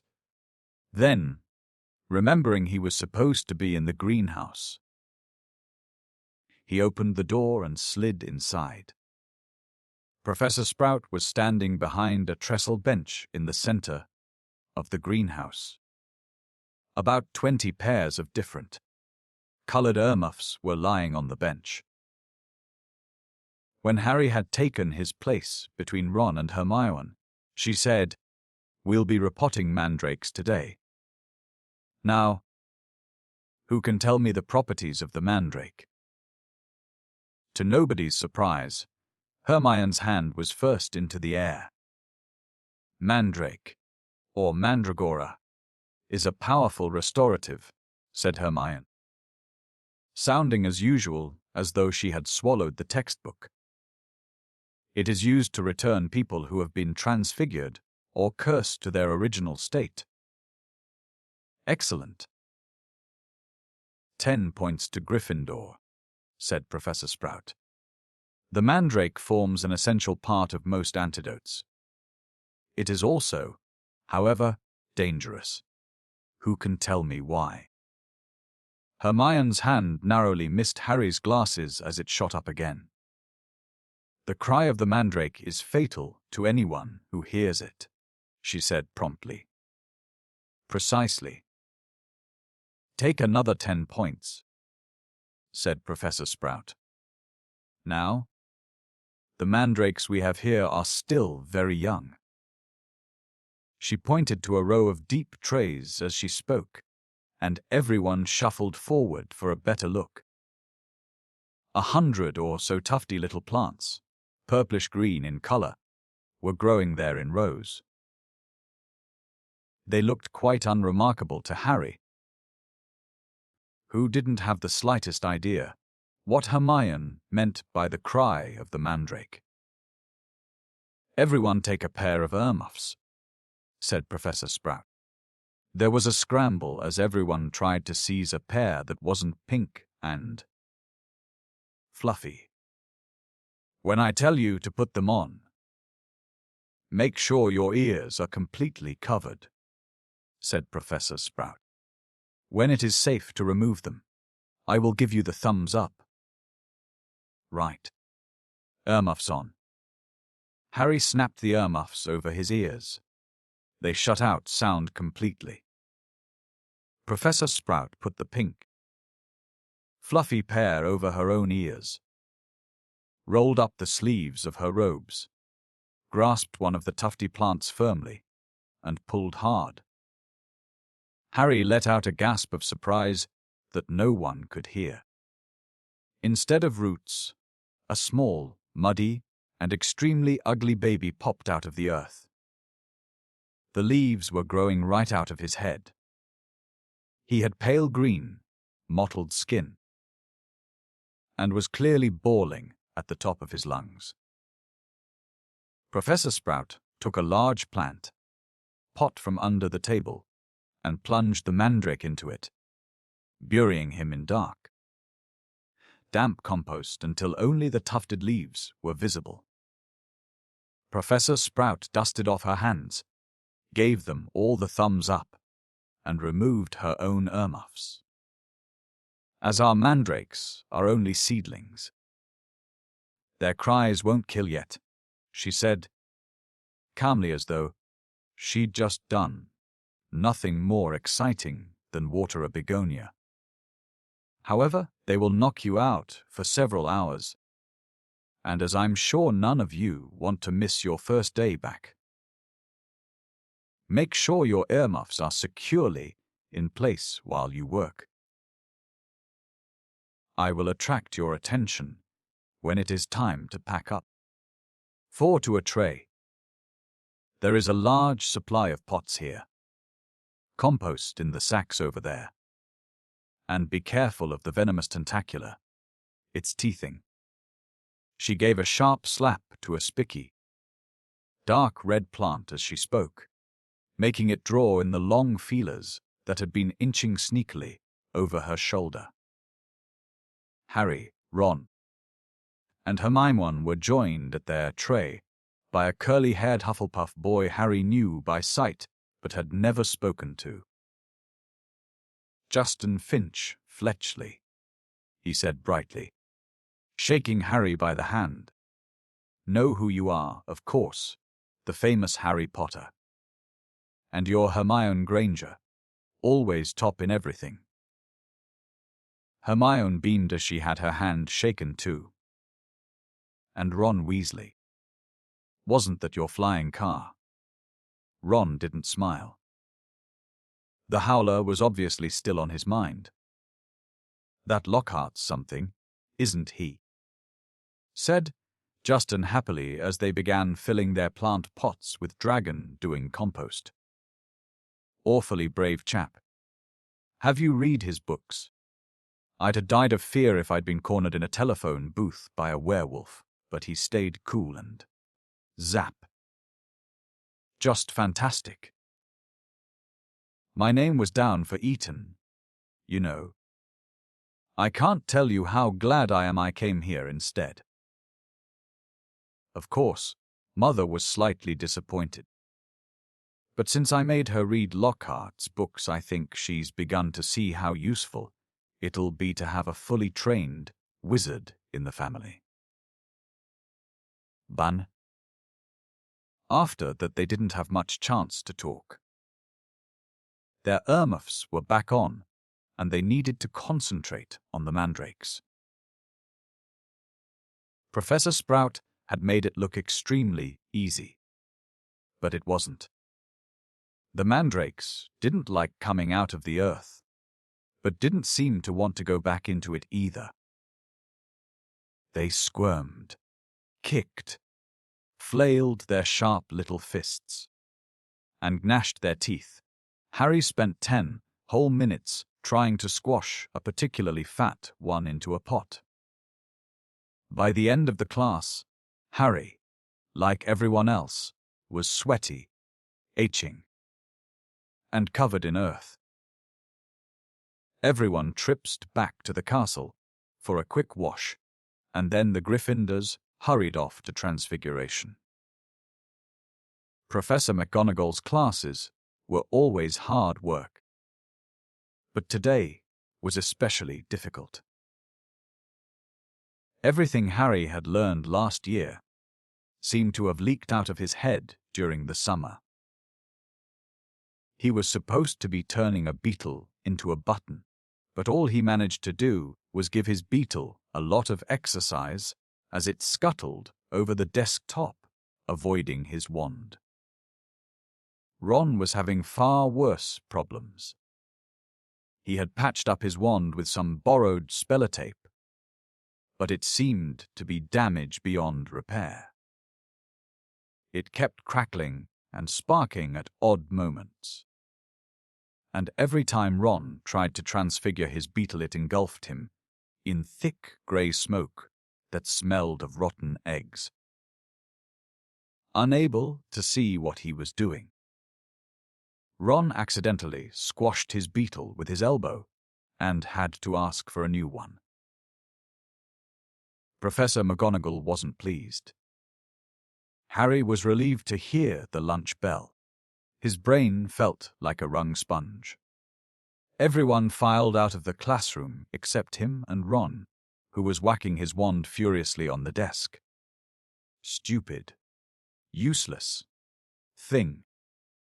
Right home for another one, Harry suggested, as the wand let off a volley of bangs like a firecracker. Oh, yeah, and get another howler back, said Ron, stuffing the now hissing wand into his bag. It's your own fault your wand got snapped. They went down to lunch, where Ron's mood was not improved by Hermione's showing them the handful of perfect coat buttons she had produced in Transfiguration. What we got this afternoon, said Harry, hastily changing the subject. Defense against the dark arts, said Hermione at once. Why, demanded Ron, seizing her schedule, have you outlined all Lockhart's lessons in Little Hearts? Hermione snatched the schedule back, blushing furiously. They finished lunch and went outside into the overcast courtyard. Hermione sat down on a stone step and buried her nose in Voyagers with vampires again.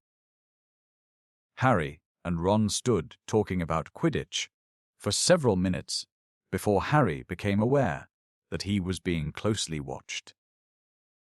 Looking up, he saw the very small, mousy-haired boy he'd seen trying on the sorting hat last night staring at Harry as though transfixed. He was clutching what looked like an ordinary Muggle camera, and the moment Harry looked at him, he went bright red. All right, Harry. I'm Colin Creevey, he said breathlessly, taking a tentative step forward. I'm in Gryffindor, too. Do you think? Would it be all right if? Can I have a picture? He said, raising the camera hopefully. A picture, Harry repeated blankly. So I can prove I've met you, said Colin Creevey eagerly, edging further forward. I know all about you. Everyone's told me. About how you survived when you know who tried to kill you, and how he disappeared, and everything, and how you've still got a lightning scar on your forehead. His eyes raked Harry's hairline. And a boy in my dormitory said, if I develop the film in the right potion, the pictures'll move. Colin drew a great shuddering breath of excitement and said, it's amazing here. Isn't it? I never knew all the odd stuff I could do was magic, till I got the letter from Hogwarts. My dad's a milkman. He couldn't believe it either. So I'm taking loads of pictures to send home to him. And it'd be really good if I had one of you. He looked imploringly at Harry. Maybe your friend could take it, and I could stand next to you. And then, could you sign it? Signed photos. You're giving out signed photos, Potter. Loud and scathing. Draco Malfoy's voice echoed around the courtyard. He had stopped right behind Colin, flanked, as he always was at Hogwarts, by his large and thuggish cronies, Crabbe and Goyle. Everyone line up. Malfoy roared to the crowd. Harry Potter's giving out signed photos. No, I'm not, said Harry angrily, his fists clenching. Shut up, Malfoy. You're just jealous, piped up Colin, whose entire body was about as thick as Crabbe's neck. Jealous, said Malfoy, who didn't need to shout anymore. Half the courtyard was listening in. Of what? I don't want a fall scar right across my head. Thanks. I don't think getting your head cut open makes you that special, myself. Crabbe and Goyle were sniggering stupidly. Eat slugs. Malfoy, said Ron angrily. Crabbe stopped laughing and started rubbing his knuckles in a menacing way. Be careful, Weasley, sneered Malfoy. You don't want to start any trouble or your mummy will have to come and take you away from school. He put on a shrill, piercing voice. If you put another toe out of line. A knot of Slytherin fifth years nearby laughed loudly at this. Weasley would like a signed photo, Potter, smirked Malfoy. It'd be worth more than his family's whole house. Ron whipped out his spellotaped wand, but Hermione shut voyages with vampires with a snap and whispered, "Look out." What's all this? What's all this? Gilderoy Lockhart was striding toward them, his turquoise robe swirling behind him. Who's giving out signed photos? Harry started to speak, but he was cut short as Lockhart flung an arm around his shoulders and thundered. Jovially, shouldn't have asked. We meet again, Harry. Pinned to Lockhart's side and burning with humiliation, Harry saw Malfoy slide smirking back into the crowd. Come on then, Mr. Creevy, said Lockhart, beaming at Colin. A double portrait. Can't do better than that. And we'll both sign it for you. Colin fumbled for his camera and took the picture as the bell rang. Behind them, signaling the start of afternoon classes. Off you go. Move along there. Lockhart called to the crowd. And he set off back to the castle with Harry, who was wishing he knew a good vanishing spell. Still clasped to his side. A word to the wise, Harry, said Lockhart paternally, as they entered the building through a side door. I covered up for you back there with young Creevy. If he was photographing me, too. Your schoolmates won't think you're setting yourself up so much. Deaf to Harry's stammers, Lockhart swept him down, a corridor lined with staring students, and up a staircase. Let me just say that handing out signed pictures at this stage of your career isn't sensible. Looks a tad big-headed, Harry, to be frank. There may well come a time when, like me, you'll need to keep a stack handy wherever you go. But he gave a little chortle. I don't think you're quite there yet. They had reached Lockhart's classroom, and he let Harry go at last.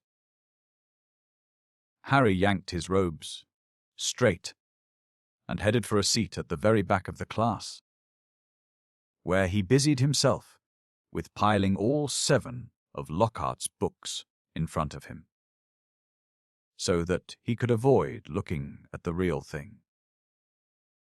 The rest of the class came clattering in. And Ron and Hermione sat down on either side of Harry. "You could fried an egg on your face," said Ron. "You'd better hope Creevy doesn't meet Ginny. Or they'll be starting a Harry Potter fan club." "Shut up," snapped Harry. The last thing he needed was for Lockhart to hear the phrase, Harry Potter fan club. When the whole class was seated, Lockhart cleared his throat loudly and silence fell. He reached forward, picked up Neville Longbottom's copy of Travels with Trolls, and held it up to show his own, he winking portrait on the front. "Me," he said, pointing at it and winking as well. "Gilderoy Lockhart, Order of Merlin, 3rd class, honorary member of the Dark Force Defense League, and 5-time winner of Witch Weekly's Most Charming Smile Award. But I don't talk about that. I didn't get rid of the band and Banshee by smiling at her." He waited for them to laugh. A few people smiled weakly. "I see you've all bought a complete set of my books. Well done. I thought we'd start today with a little quiz. Nothing to worry about. Just to check how well you've read them, how much you've taken in." When he had handed out the test papers, he returned to the front of the class and said, "You have 30 minutes. Start. Now." Harry looked down at his paper and read. 1. What is Gilderoy Lockhart's favorite color? 2. What is Gilderoy Lockhart's secret ambition? 3. What, in your opinion, is Gilderoy Lockhart's greatest achievement to date? On and on it went, over 3 sides of paper, right down to 54. When is Gilderoy Lockhart's birthday, and what would his ideal gift be? Half an hour later, Lockhart collected the papers and rifled through them in front of the class. "Tut, tut. Hardly any of you remembered that my favorite color is lilac. I say so in year with the Yeti. And a few of you need to read Wanderings with Werewolves more carefully. I clearly state in Chapter 12 that my ideal birthday gift would be harmony between all magic and non-magic peoples. Though I wouldn't say no to a large bottle of Ogden's Old Fire Whiskey." He gave them another roguish wink. Ron was now staring at Lockhart with an expression of disbelief on his face. Seamus Finnegan and Dean Thomas, who were sitting in front, were shaking with silent laughter. Hermione, on the other hand, was listening to Lockhart with rapt attention, and gave a start when he mentioned her name. "But Miss Hermione Granger knew my secret ambition is to rid the world of evil and market my own range of hair care potions. Good girl, in fact." He flipped her paper over. "Full marks. Where is Miss Hermione Granger?" Hermione raised a trembling hand. "Excellent," beamed Lockhart. "Quite excellent. Take 10 points for Gryffindor." And so, to business. He bent down behind his desk and lifted a large, covered cage onto it. "Now, be warned.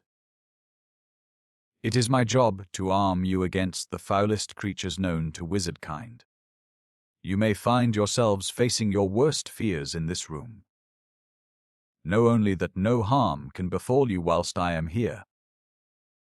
All I ask is that you remain calm."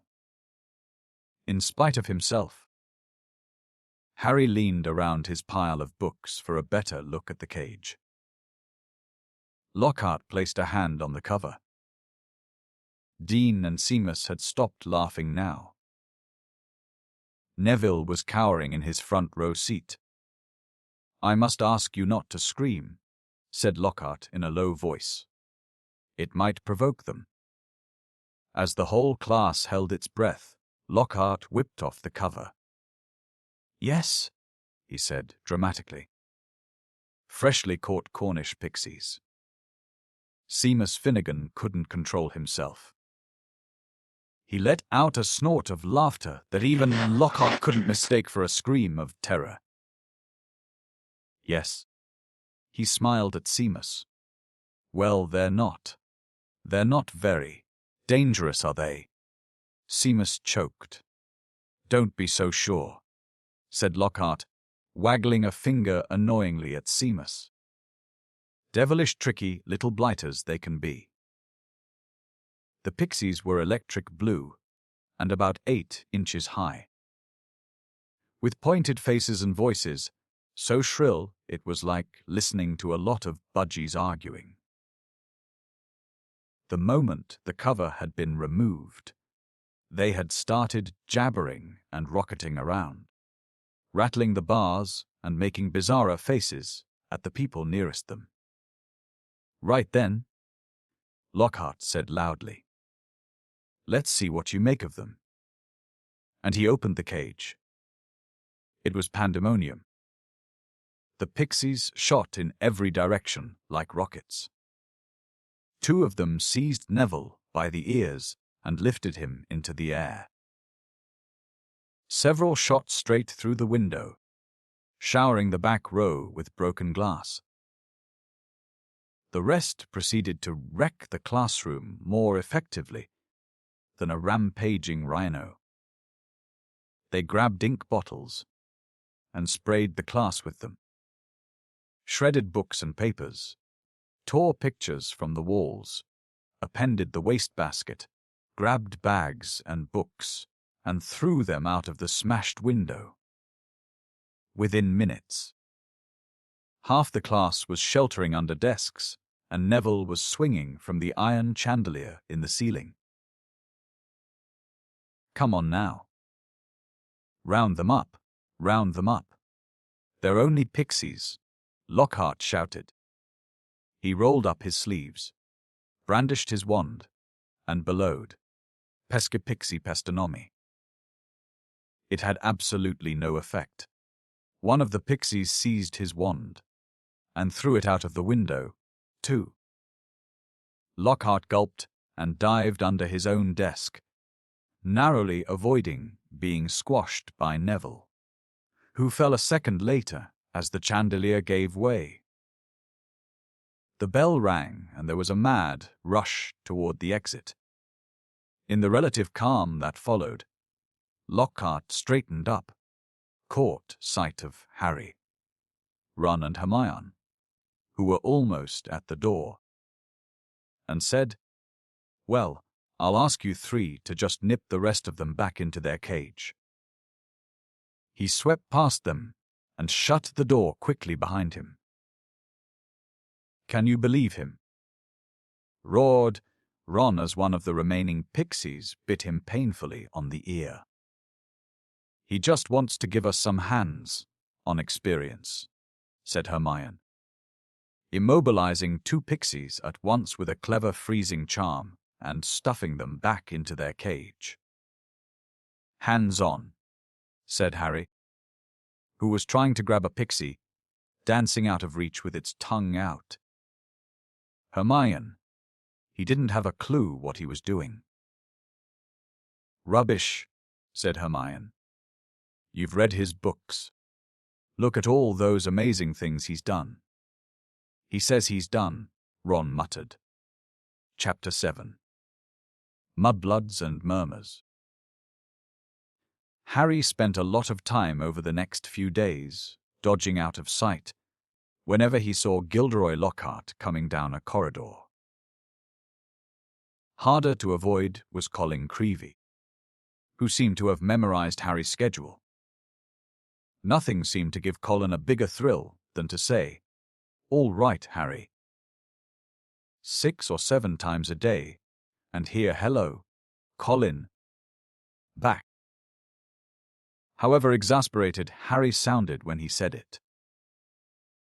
Hedwig was still angry with Harry about the disastrous car journey, and Ron's wand was still malfunctioning, surpassing itself on Friday morning by shooting out of Ron's hand in charms and hitting tiny old Professor Flitwick squarely between the eyes, creating a large, throbbing green boil where it had struck.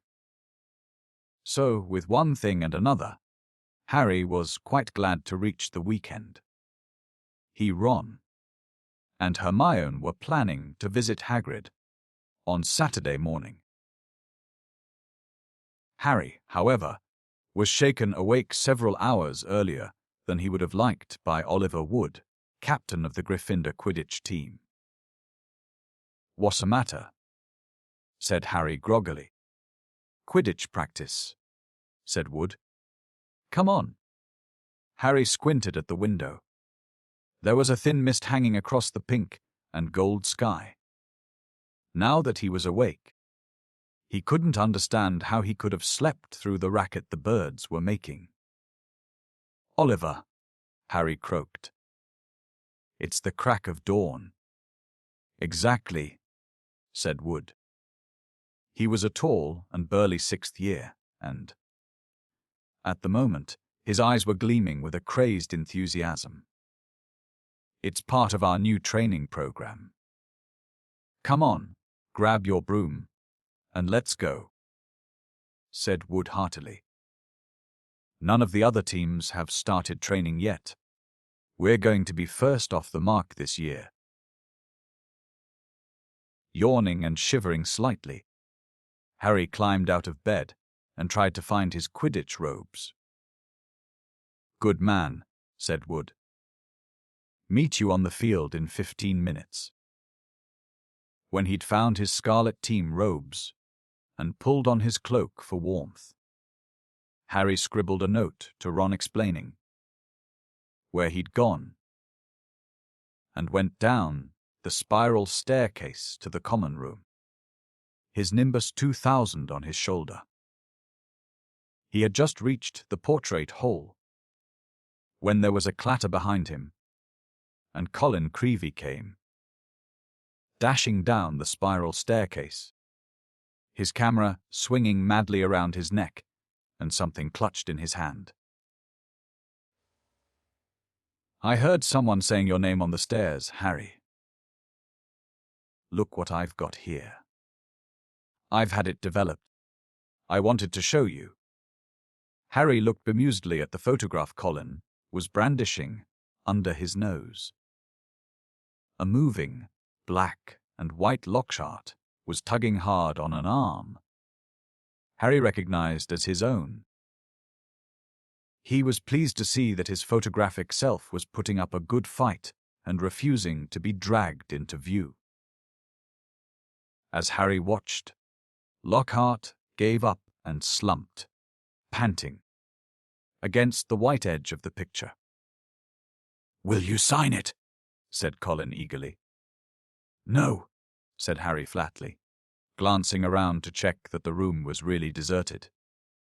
"Sorry, Colin, I'm in a hurry. Quidditch practice."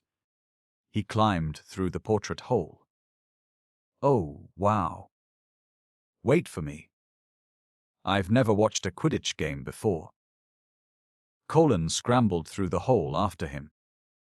"It'll be really boring," Harry said quickly. But Colin ignored him, his face shining with excitement. "You were the youngest house player in 100 years, weren't you, Harry?"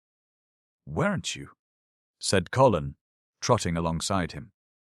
"You must be brilliant. I've never flown. Is it easy? Is that your own broom? Is that the best one there is?" Harry didn't know how to get rid of him. It was like having an extremely talkative shadow. "I don't really understand Quidditch," said Colin breathlessly. "Is it true there are 4 balls? And 2 of them fly around trying to knock people off their brooms?" Yes, said Harry heavily, resigned to explaining the complicated rules of Quidditch. They're called bludgers. There are 2 beaters on each team, who carry clubs to beat the bludgers away from their side.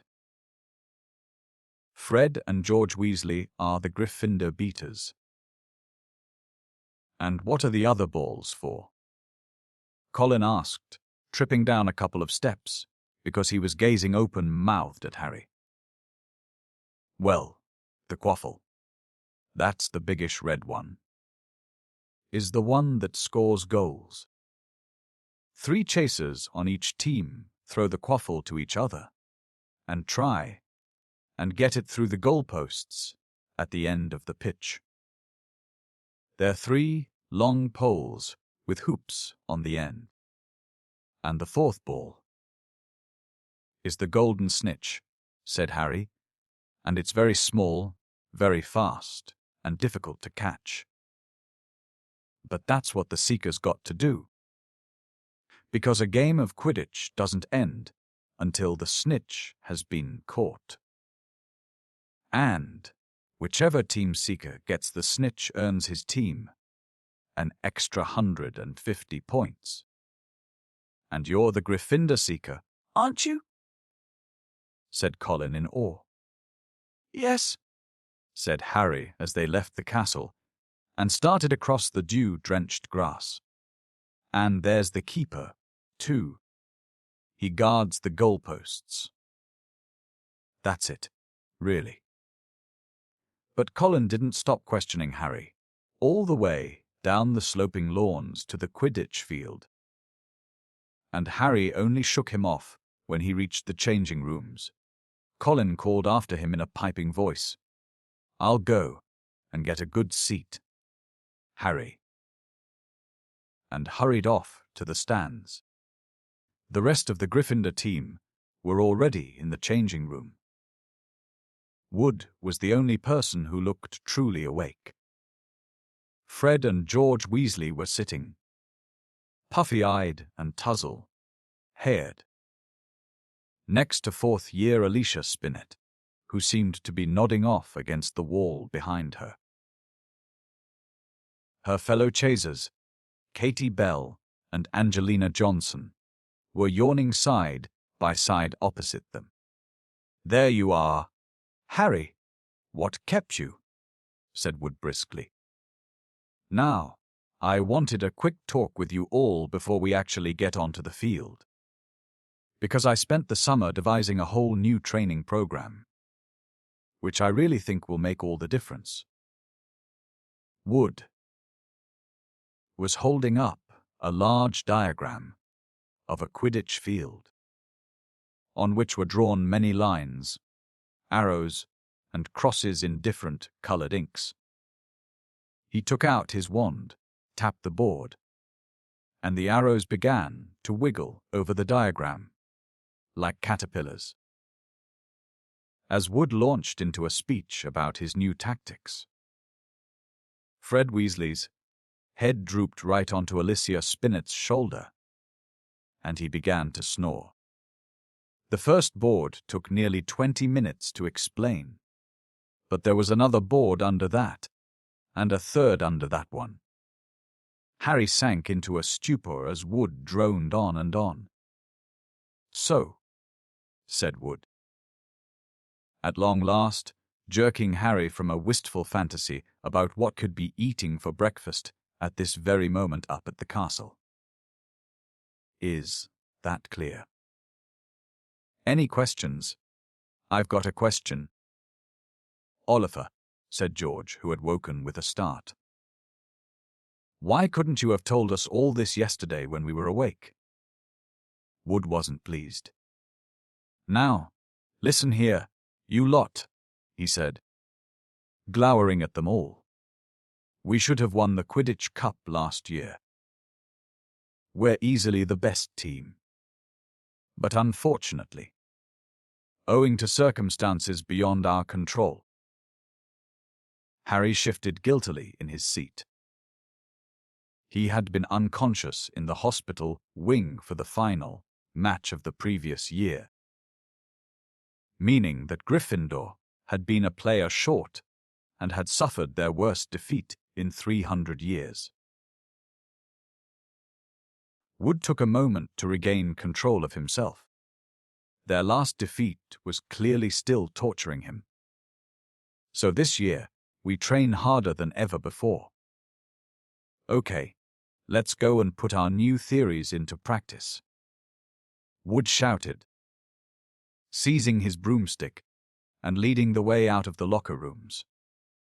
Stiff-legged and still yawning, his team followed. They had been in the locker room so long that the sun was up completely now, although remnants of mist hung over the grass in the stadium. As Harry walked onto the field, he saw Ron and Hermione sitting in the stands. "Aren't you finished yet?" called Ron incredulously. "Haven't even started," said Harry, looking jealously at the toast and marmalade Ron and Hermione had brought out of the Great Hall.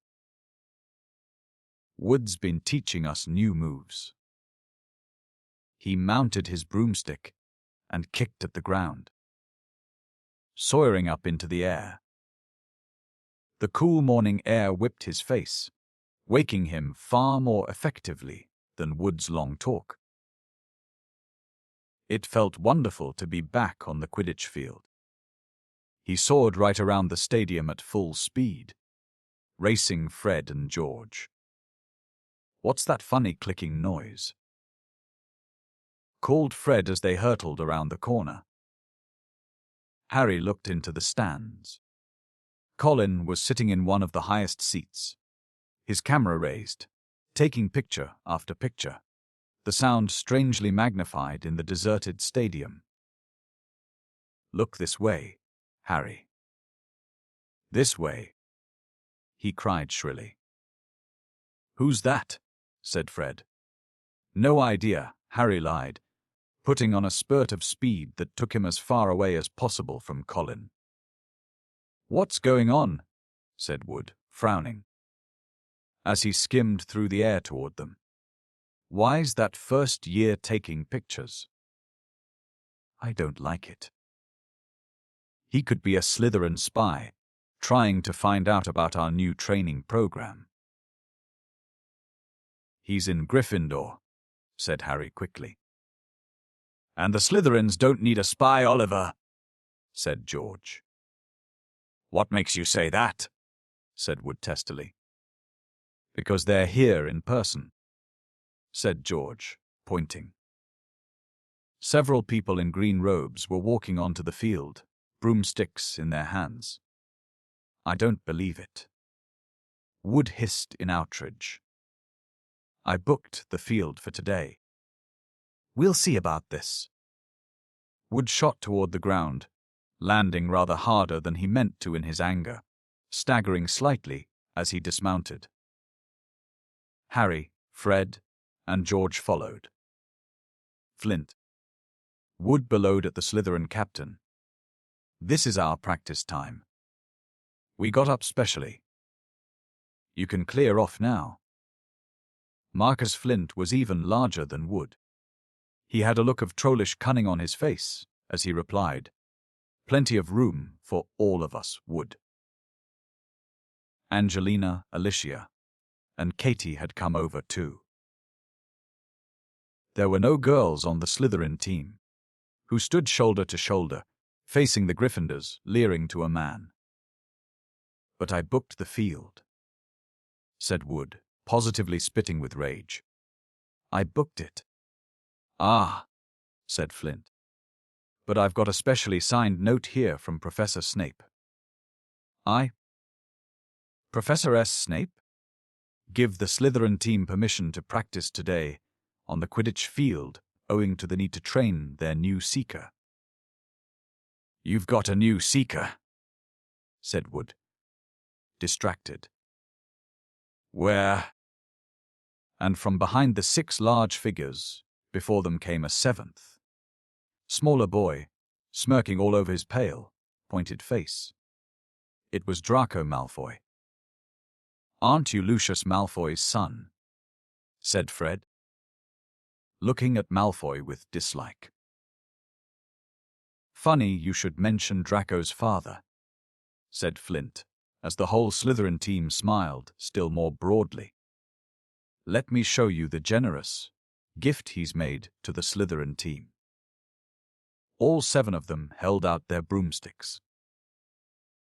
7 highly polished, brand new handles, and 7 sets of fine gold lettering, spelling the words 2000, and one gleamed under the Gryffindors' noses in the early morning sun. Very latest model. "Only came out last month," said Flint carelessly, flicking a speck of dust from the end of his own. "I believe it outstrips the old 2000 series by a considerable amount. As for the old cleansweeps," he smiled nastily at Fred and George, who were both clutching cleansweep 5s. "Sweeps the board with them." None of the Gryffindor team could think of anything to say for a moment. Malfoy was smirking so broadly his cold eyes were reduced to slits. "Oh, look," said Flint. "A field invasion." Ron and Hermione were crossing the grass to see what was going on. "What's happening?" Ron asked Harry. "Why aren't you playing? And what's he doing here?" He was looking at Malfoy, taking in his Slytherin Quidditch robes. "I'm the new Slytherin Seeker, Weasley," said Malfoy smugly. "Everyone's just been admiring the brooms my father's bought our team." Ron gaped, open-mouthed, at the 7 superb broomsticks in front of him. "Good, aren't they?" said Malfoy smoothly. "But perhaps the Gryffindor team will be able to raise some gold and get new brooms, too. You could raffle off those cleansweep 5s. I expect a museum would bid for them." The Slytherin team howled with laughter. "At least no one on the Gryffindor team had to buy their way in," said Hermione sharply. "They got in on pure talent." The smug look on Malfoy's face flickered. "No one asked your opinion." "You filthy little mudblood," he spat. Harry knew at once that Malfoy had said something really bad because there was an instant uproar at his words. Flint had to dive in front of Malfoy to stop Fred and George jumping on him. Alicia shrieked, "How dare you!" And Ron plunged his hand into his robes, pulled out his wand, yelling, "You'll pay for that one, Malfoy," and pointed it furiously under Flint's arm at Malfoy's face. A loud bang echoed around the stadium, and a jet of green light shot out of the wrong end of Ron's wand, hit him in the stomach, and sending him reeling backward onto the grass. "Ron! Ron! Are you all right?" squealed Hermione. Ron opened his mouth to speak, but no words came out. Instead he gave an almighty belch, and several slugs dribbled out of his mouth onto his lap. The Slytherin team were paralyzed with laughter. Flint was doubled up, hanging onto his new broomstick for support. Malfoy was on all fours, banging the ground with his fist. The Gryffindors were gathered around Ron, who kept belching large, glistening slugs. Nobody seemed to want to touch him. "We'd better get him to Hagrid's. It's nearest," said Harry to Hermione, who nodded bravely, and the pair of them pulled Ron up by the arms. "What happened, Harry? What happened? Is he ill? But you can cure him, can't you?" Colin had run down from his seat and was now dancing alongside them as they left the field. Ron gave a huge heave and more slugs dribbled down his front. "Ooh," said Colin, fascinated and raising his camera. "Can you hold him still, Harry?" "Get out of the way, Colin," said Harry angrily. He and Hermione supported Ron out of the stadium and across the grounds toward the edge of the forest. "Nearly there, Ron," said Hermione, as the gamekeeper's cabin came into view. "You'll be all right in a minute." "Almost there." They were within 20 feet of Hagrid's house when the front door opened, but it wasn't Hagrid who emerged. Gilderoy Lockhart, wearing robes of palest mauve today, came striding out. "Quick, behind here," Harry hissed, dragging Ron behind a nearby bush. Hermione followed, somewhat reluctantly. "It's a simple matter if you know what you're doing," Lockhart was saying loudly to Hagrid. "If you need help, you know where I am. I'll let you have a copy of my book.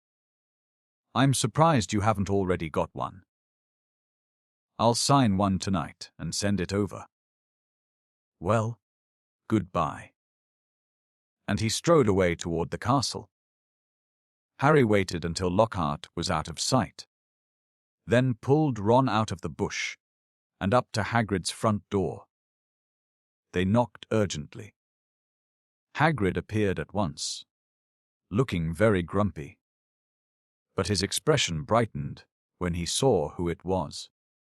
"Been wondering when you'd come to see me." Come in, come in." "Thought you might have been Professor Lockhart back again." Harry and Hermione supported Ron over the threshold into the one-roomed cabin, which had an enormous bed in one corner, a fire crackling merrily in the other. Hagrid didn't seem perturbed by Ron's slug problem, which Harry hastily explained as he lowered Ron into a chair. "Better out than in," he said cheerfully, plunking a large copper basin in front of him. "Get him all up, Ron."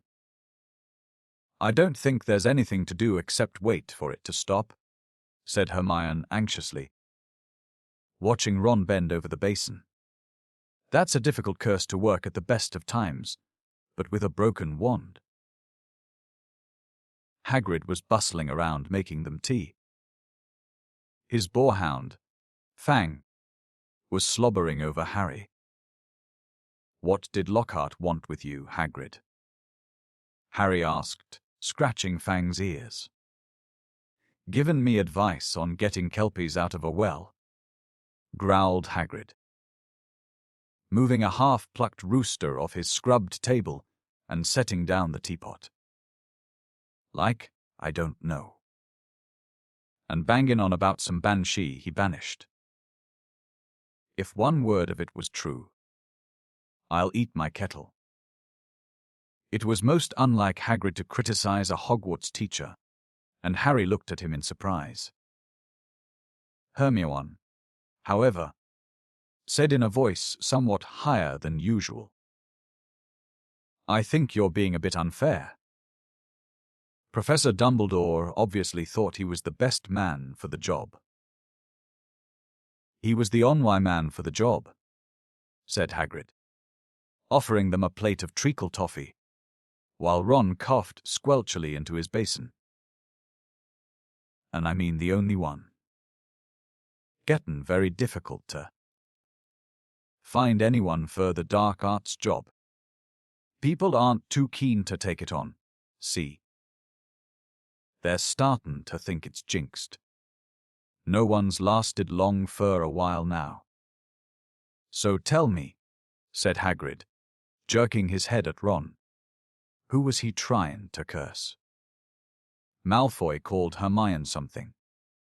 It must have been really bad, because everyone went wild.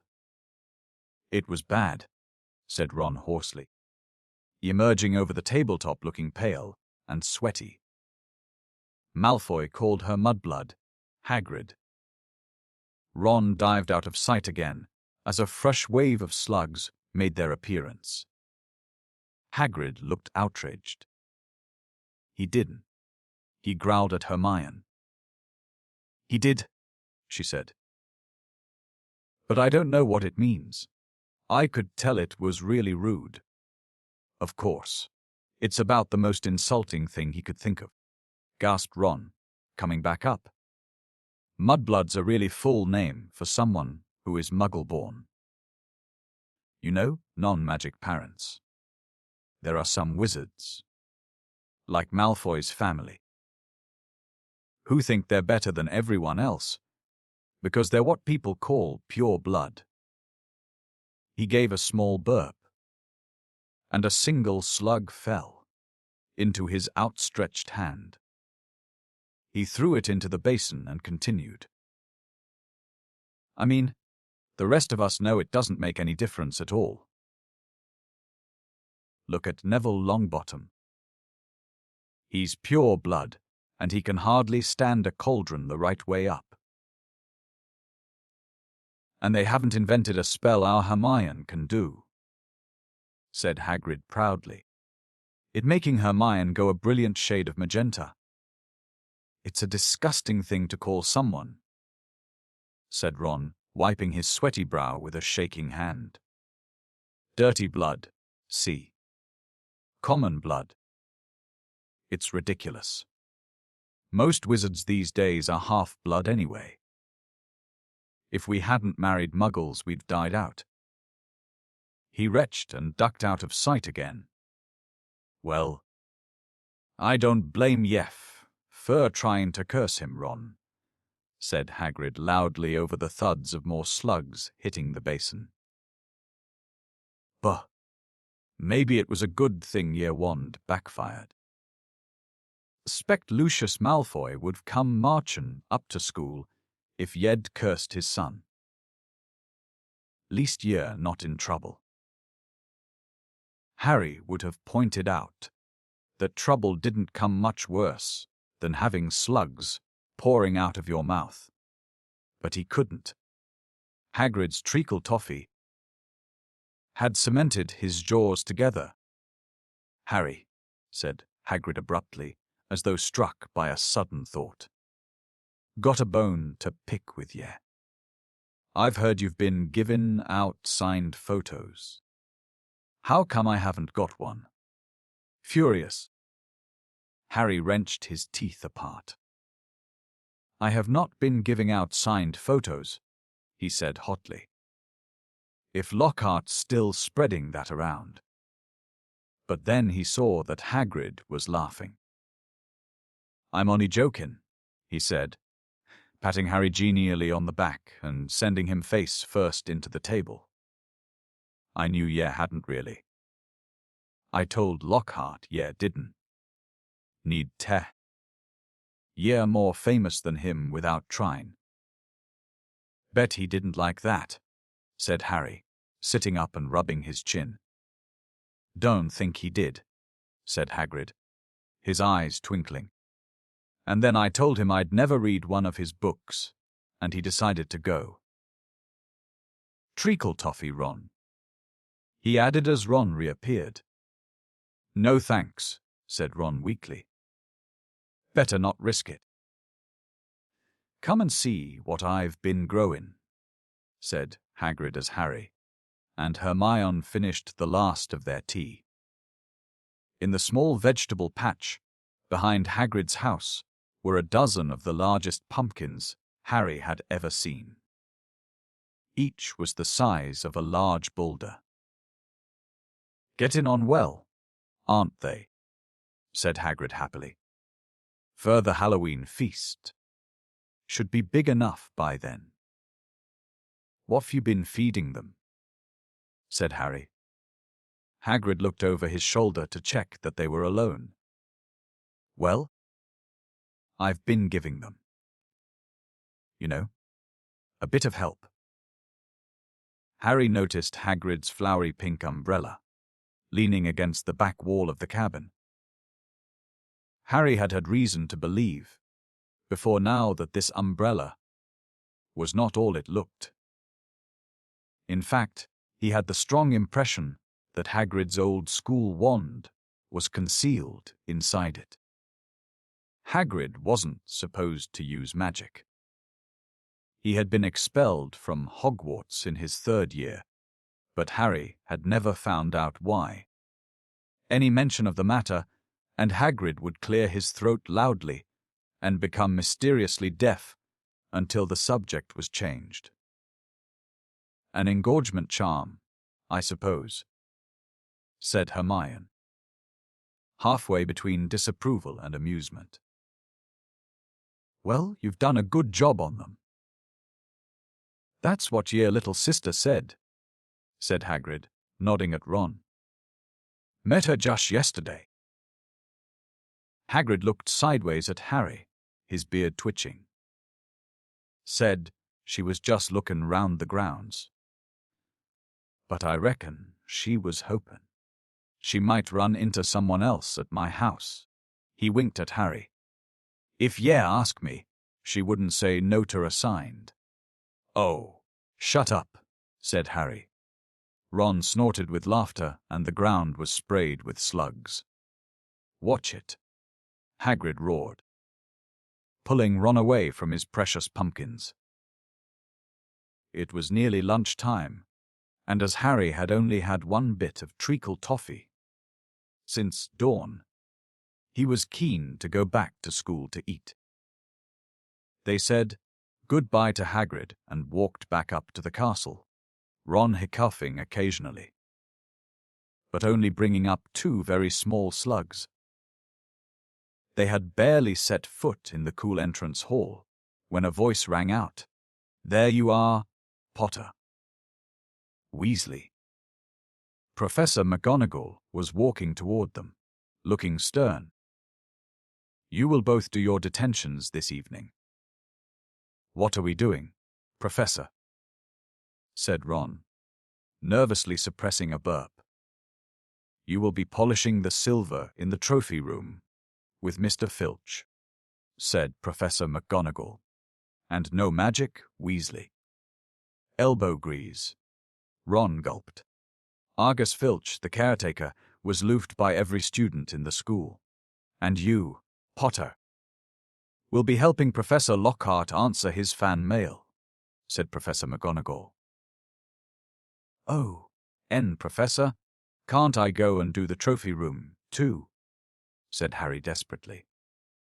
Certainly not, said Professor McGonagall, raising her eyebrows. Professor Lockhart requested you particularly. 8 o'clock sharp, both of you. Harry and Ron slouched into the great hall in states of deepest gloom, Hermione behind them, wearing a well you did break school rules sort of expression. Harry didn't enjoy his shepherd's pie as much as he'd thought. Both he and Ron felt they'd got the worst deal. Filch'll have me there all night, said Ron heavily. No magic. There must be about 100 cups in that room. I'm no good at muggle cleaning. I'd swap any time, said Harry hollowly. I've had loads of practice with the Dursleys. Answering Lockhart's fan mail. He'll be a nightmare. Saturday afternoon seemed to melt away, and in what seemed like no time, it was 5 minutes to 8, and Harry was dragging his feet along the 2nd-floor corridor to Lockhart's office. He gritted his teeth and knocked. The door flew open at once. Lockhart beamed down at him. Ah. Here's the scalawag, he said. Come in, Harry, come in. Shining brightly on the walls by the light of many candles were countless framed photographs of Lockhart. He had even signed a few of them. Another large pile lay on his desk. You can address the envelopes. Lockhart told Harry, as though this was a huge treat. This first one's to Gladys Gudgeon, bless her. Huge fan of mine. The minutes snailed by. Harry let Lockhart's voice wash over him, occasionally saying, and right and yeah. Now and then he caught a phrase like, fame's a fickle friend.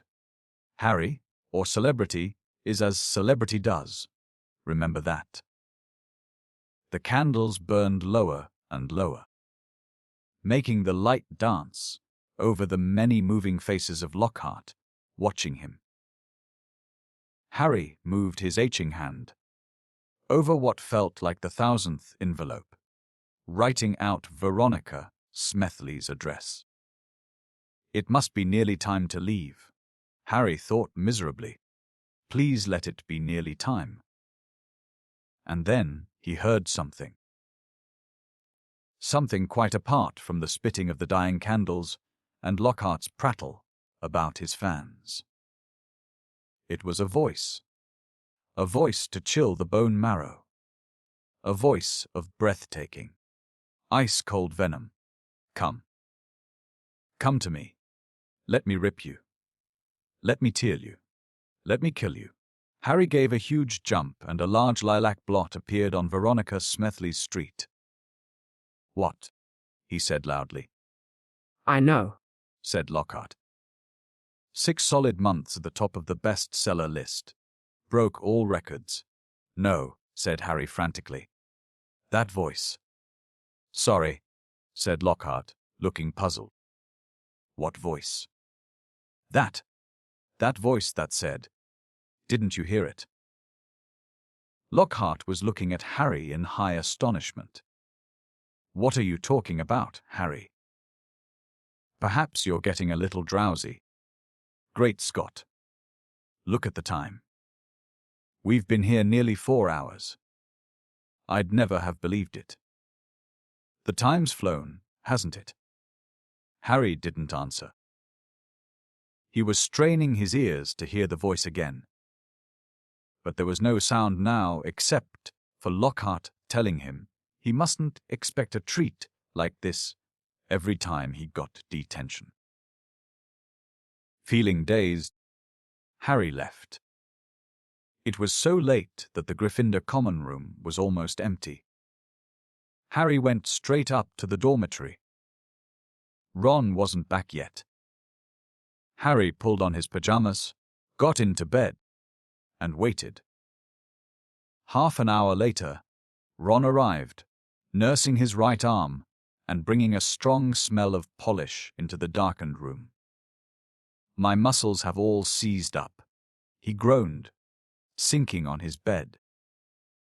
14 times he made me buff up that Quidditch cup before he was satisfied. And then I had another slug attack, all over a special award for services to the school.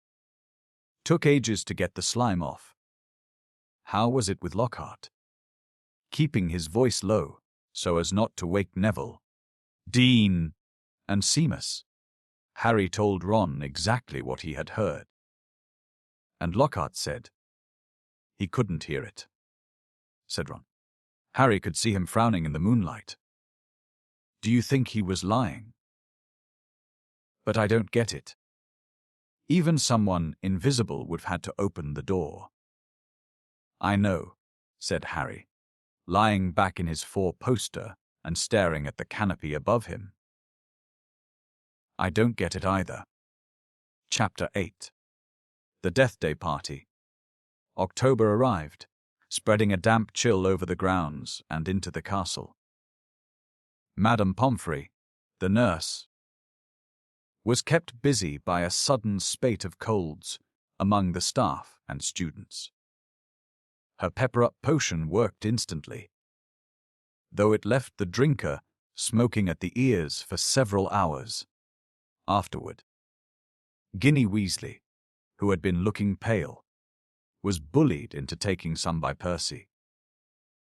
The steam pouring from under her vivid hair gave the impression that her whole head was on fire.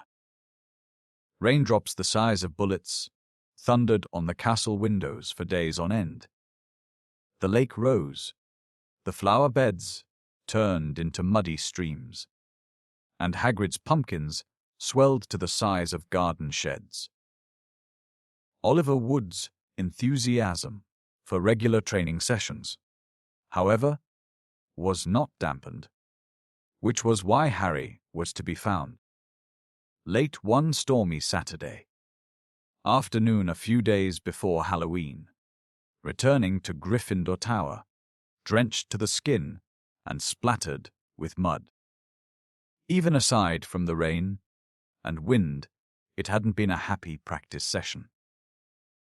Fred and George, who had been spying on the Slytherin team, had seen for themselves the speed of those new Nimbus 2001s. They reported that the Slytherin team was no more than 7 greenish blurs, shooting through the air like missiles.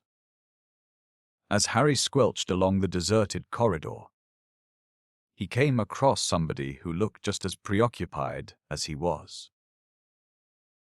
Nearly headless Nick, the ghost of Gryffindor Tower, was staring morosely out of a window, muttering under his breath, "Don't fulfill their requirements. Half an inch, if that." "Hello, Nick," said Harry. "Hello." "Hello," said nearly headless Nick, starting and looking round. He wore a dashing, plumed hat on his long, curly hair, and a tunic with a ruff, which concealed the fact that his neck was almost completely severed. He was pale as smoke, and Harry could see right through him to the dark sky and torrential rain outside. "You look troubled, young Potter," said Nick, folding a transparent letter as he spoke and tucking it inside his doublet. "So do you," said Harry. "Ah," nearly headless Nick waved an elegant hand. "A matter of no importance. It's not as though I really wanted to join.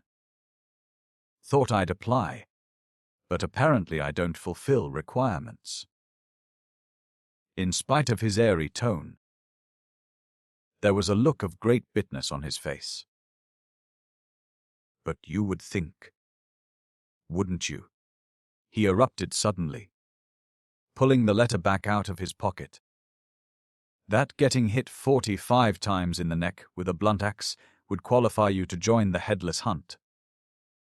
"Oh, yes," said Harry, who was obviously supposed to agree.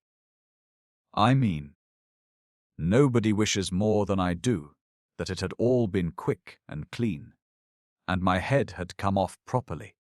I mean, it would have saved me a great deal of pain and ridicule."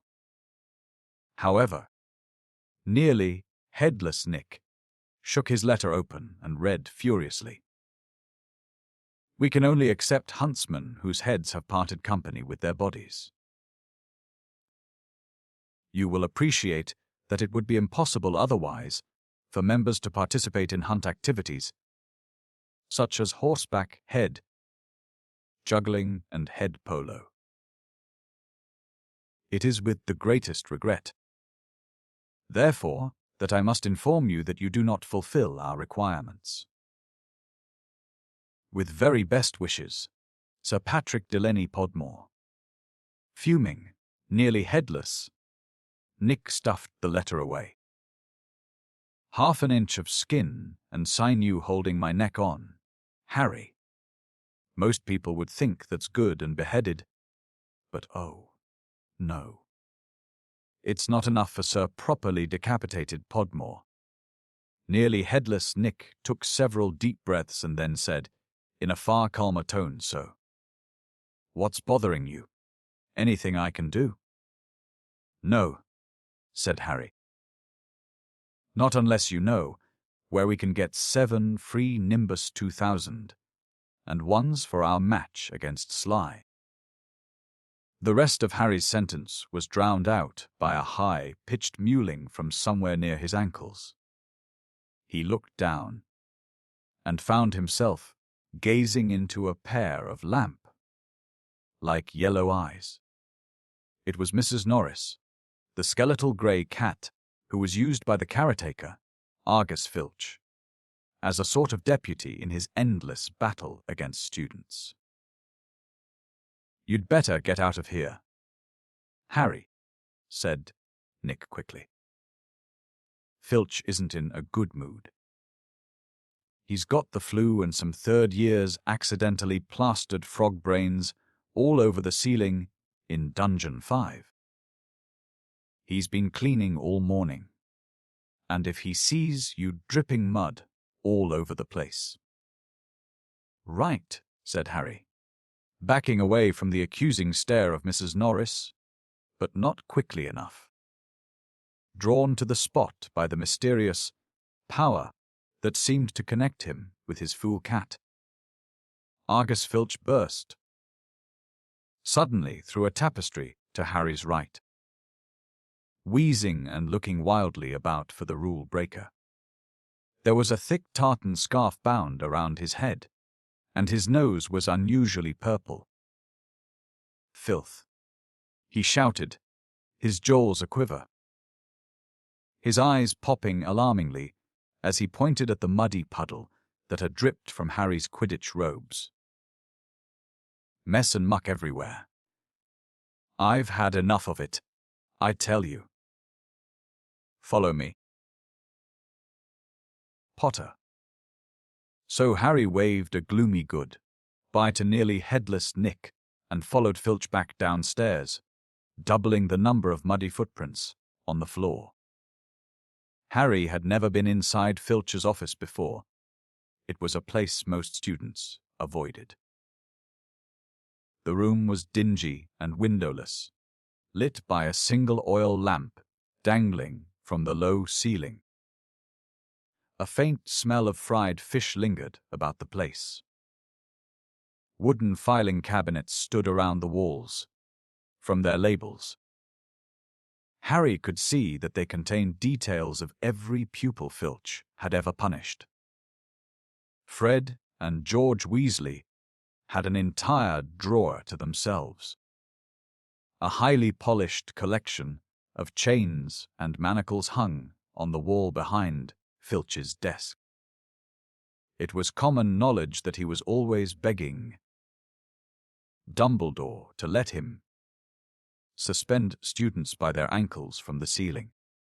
Filch grabbed a quill from a pot on his desk and began shuffling around looking for parchment. "Dung," he muttered furiously. "Great sizzling dragon bogies. Frog brains. Rat intestines. I've had enough of it. Make an example. Where's the form? Yes." He retrieved a large roll of parchment from his desk drawer and stretched it out in front of him, dipping his long black quill into the ink pot. "Name?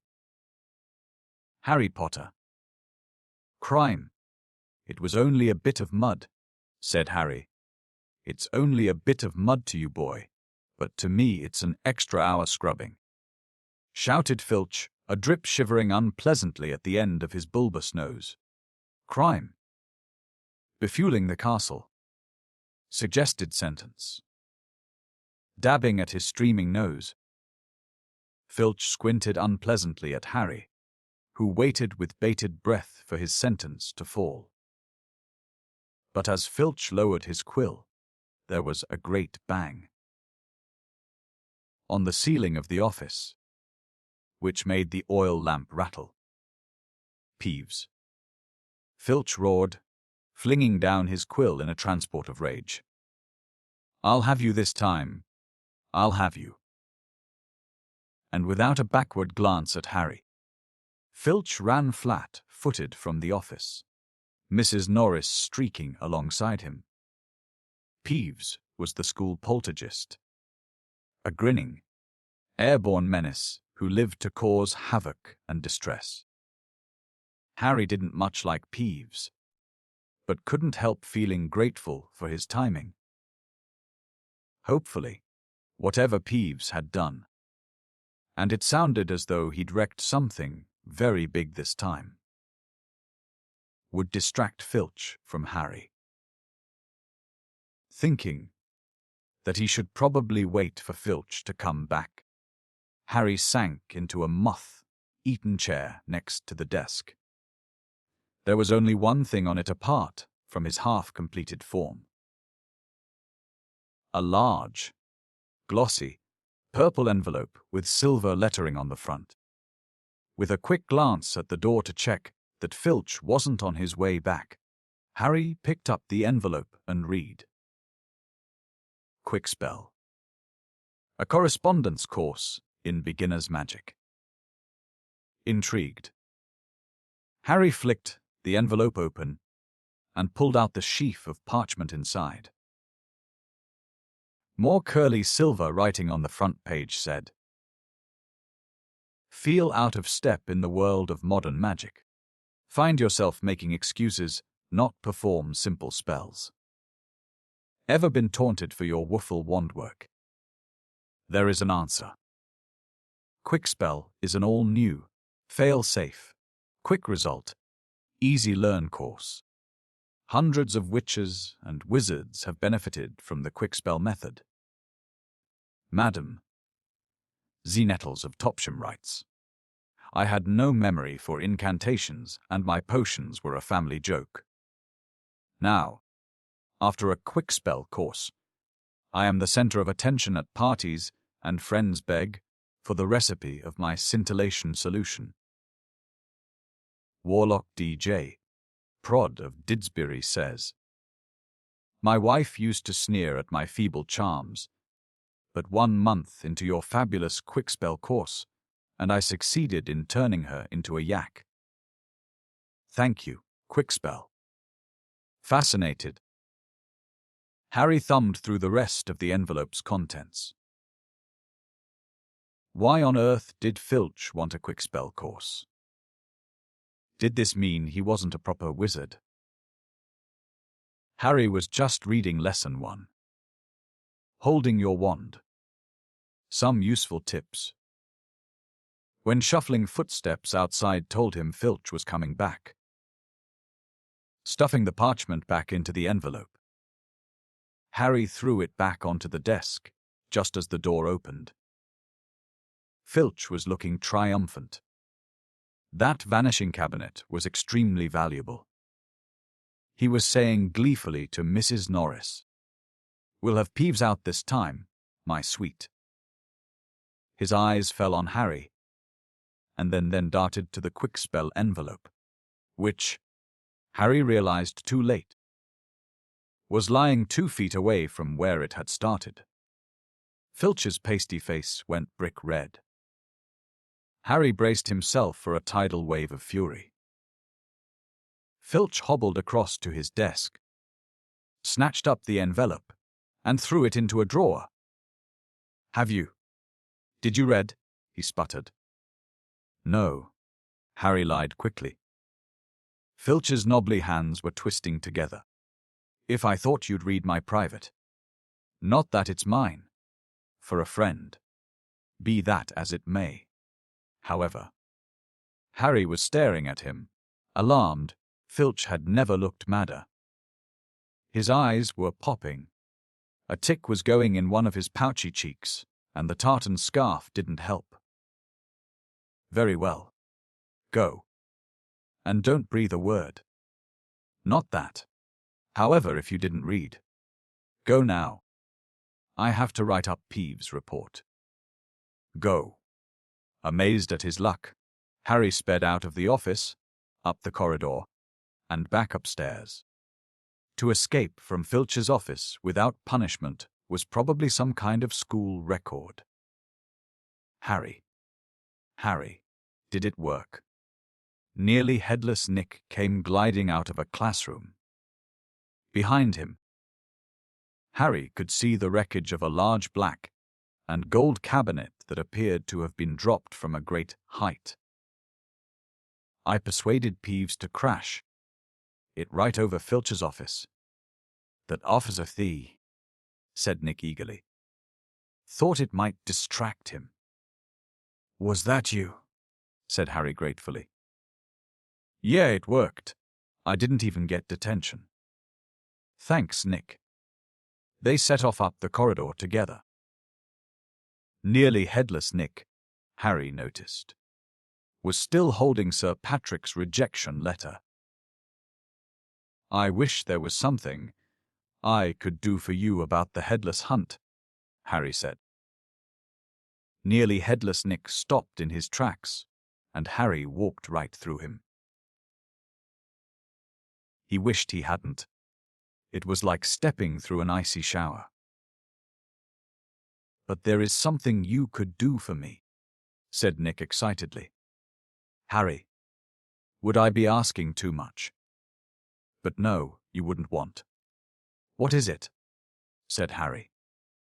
Well, this Halloween will be my 500th death day, I said, nearly headless Nick, drawing himself up and looking dignified. Oh, said Harry, not sure whether he should look sorry or happy about this. Right. I'm holding a party down in one of the roomier dungeons. Friends will be coming from all over the country. It would be such an honor if you would attend. Mr. Weasley and Miss Granger would be most welcome, too, of course. But I dare say you'd rather go to the school feast. He watched Harry on tenterhooks. No, said Harry, quickly, I'll come. My dear boy. Harry Potter at my death day party. And he hesitated, looking excited.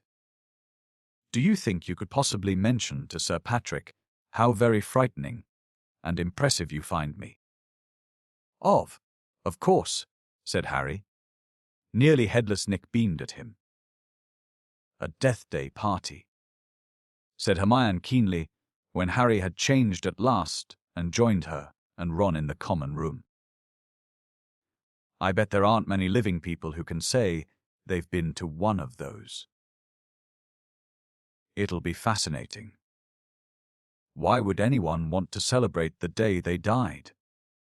Said Ron, who was halfway through his potions homework and grumpy. Sounds dead depressing to me. Rain was still lashing the windows, which were now inky black, but inside all looked bright and cheerful. The firelight glowed over the countless squashy armchairs where people sat reading, talking, doing homework, or, in the case of Fred and George Weasley, trying to find out what would happen if you fed a filibuster firework to a salamander. Fred had rescued the brilliant orange, fire-dwelling lizard from a care of magical creatures class, and it was now smoldering gently on a table, surrounded by a knot of curious people. Harry was at the point of telling Ron and Hermione about Filch and the quickspell course when the salamander suddenly whizzed in the air. The air, emitting loud sparks and bangs as it whirled wildly round the room. The sight of Percy bellowing himself hoarse at Fred and George. The spectacular display of Tangren stars showering from the salamander's mouth, and its escape into the fire, with accompanying explosions, drove both Filch and the quick-spell envelope from Harry's mind. By the time Halloween arrived, Harry was regretting his rash promise to go to the Death Day party. The rest of the school was happily anticipating their Halloween feast. The Great Hall had been decorated with the usual live bats. Hagrid's vast pumpkins had been carved into lanterns large enough for 3 men to sit in, and there were rumors that Dumbledore had booked a troupe of dancing skeletons for the entertainment. A promise is a promise, Hermione reminded Harry bossily. You said you'd go to the Death Day party. So at 7 o'clock, Harry, Ron, and Hermione walked straight past the doorway to the packed great hall, which was glittering invitingly with gold plates and candles, and directed their steps instead toward the dungeons. The passageway leading to nearly Headless Nick's party had been lined with candles too, though the effect was far from cheerful. These were long, thin, jet-black tapers, all burning bright blue, casting a dim, ghostly light even over their own living faces. The temperature dropped with every step they took, as Harry shivered and drew his robes tightly around him. He heard what sounded like 1,000 fingernails scraping an enormous blackboard. "Is that supposed to be music?" Ron whispered. They turned a corner and saw nearly Headless Nick standing at a doorway hung with black velvet drapes. "My dear friends," he said mournfully, "welcome, welcome. So pleased you could come." He swept off his plumed hat and bowed them inside. It was an incredible sight. The dungeon was full of hundreds of pearly white, translucent people, mostly drifting around a crowded dance floor, waltzing to the dreadful, quavering sound of 30 musical saws, played by an orchestra on a raised, black-draped platform. A chandelier overhead blazed midnight, blue with 1,000 more black candles. Their breath rose in a mist before them. It was like stepping into a freezer. "Shall we have a look around?" Harry suggested, wanting to warm up his feet. "Careful not to walk through anyone," said Ron nervously, and they set off around the edge of the dance floor. They passed a group of gloomy nuns, a ragged man wearing chains, and the fat friar, a cheerful Hufflepuff ghost, who was talking to a knight with an arrow sticking out of his forehead. Harry wasn't surprised to see that the Bloody Baron, a gaunt, staring Slytherin ghost covered in silver bloodstains, was being given a wide berth by the other ghosts. "Oh, no," said Hermione, stopping abruptly. Turn back, I don't want to talk to Moaning Myrtle." "Who?" said Harry as they backtracked quickly. "She haunts one of the toilets in the girls' bathroom on the first floor," said Hermione. "She haunts a toilet." "Yes. It's been out of order all year because she keeps having tantrums and flooding the place. I never went in there anyway if I could avoid it. It's awful trying to have a pee with her wailing at you." "Look, food," said Ron. On the other side of the dungeon was a long table, also covered in black velvet. They approached it eagerly, but next moment had stopped in their tracks, horrified. The smell was quite disgusting. Large, rotten fish were laid on handsome silver platters. Cakes, burned charcoal black, were heaped on salvers. There was a great maggoty haggis, a slab of cheese covered in furry green mold, and, in pride of place, an enormous grey cake in the shape of a tombstone, with tar like icing forming the words, "Sir Nicholas de Mimsy Porpington. Died 31st October, 1492.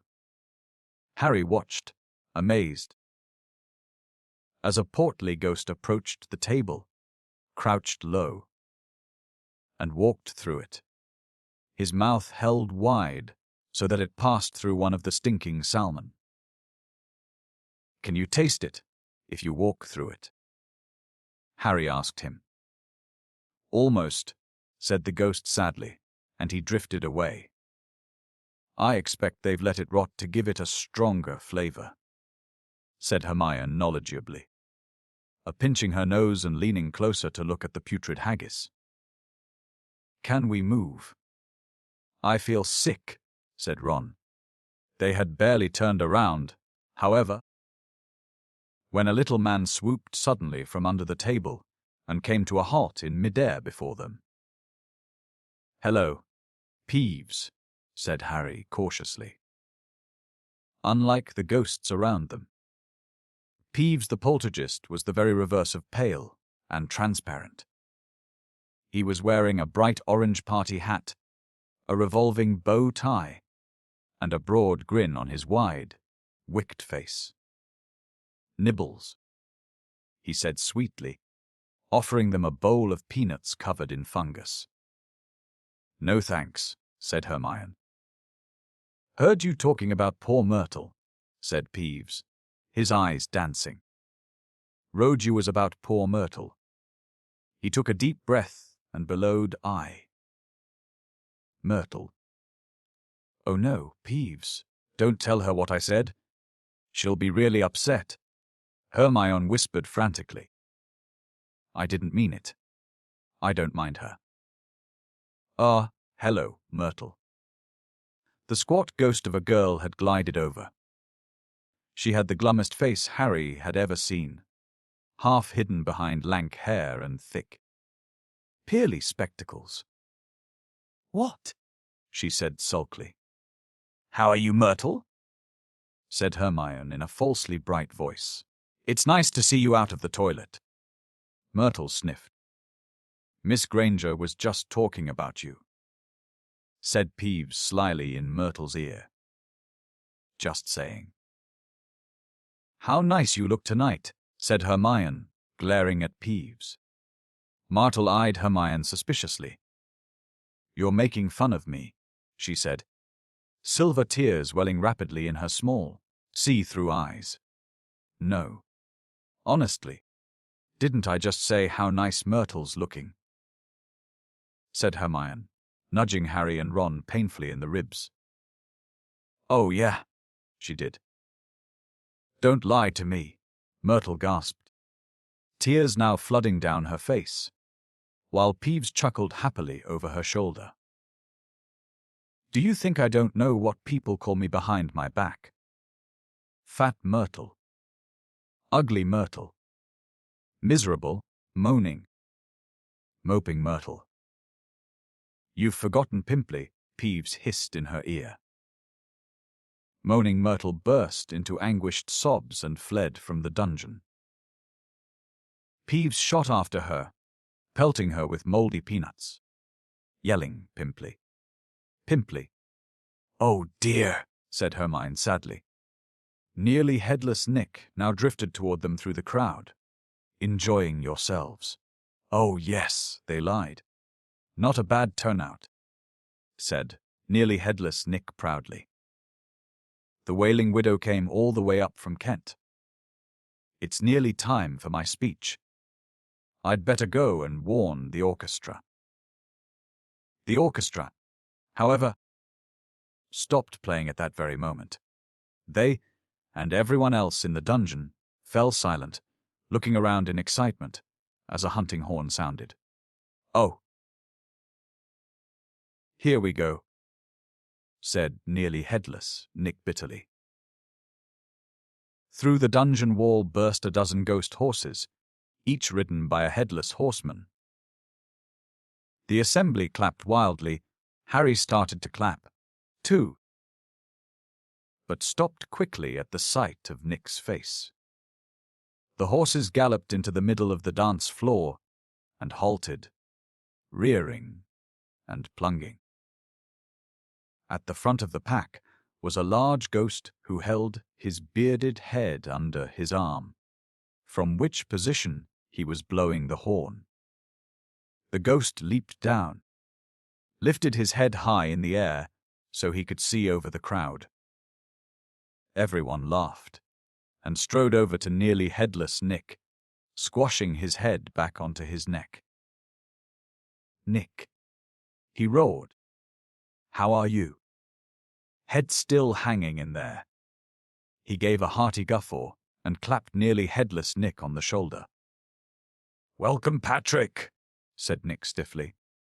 "Live, Hans," said Sir Patrick, spotting Harry, Ron, and Hermione and giving a huge, fake jump of astonishment, so that his head fell off again.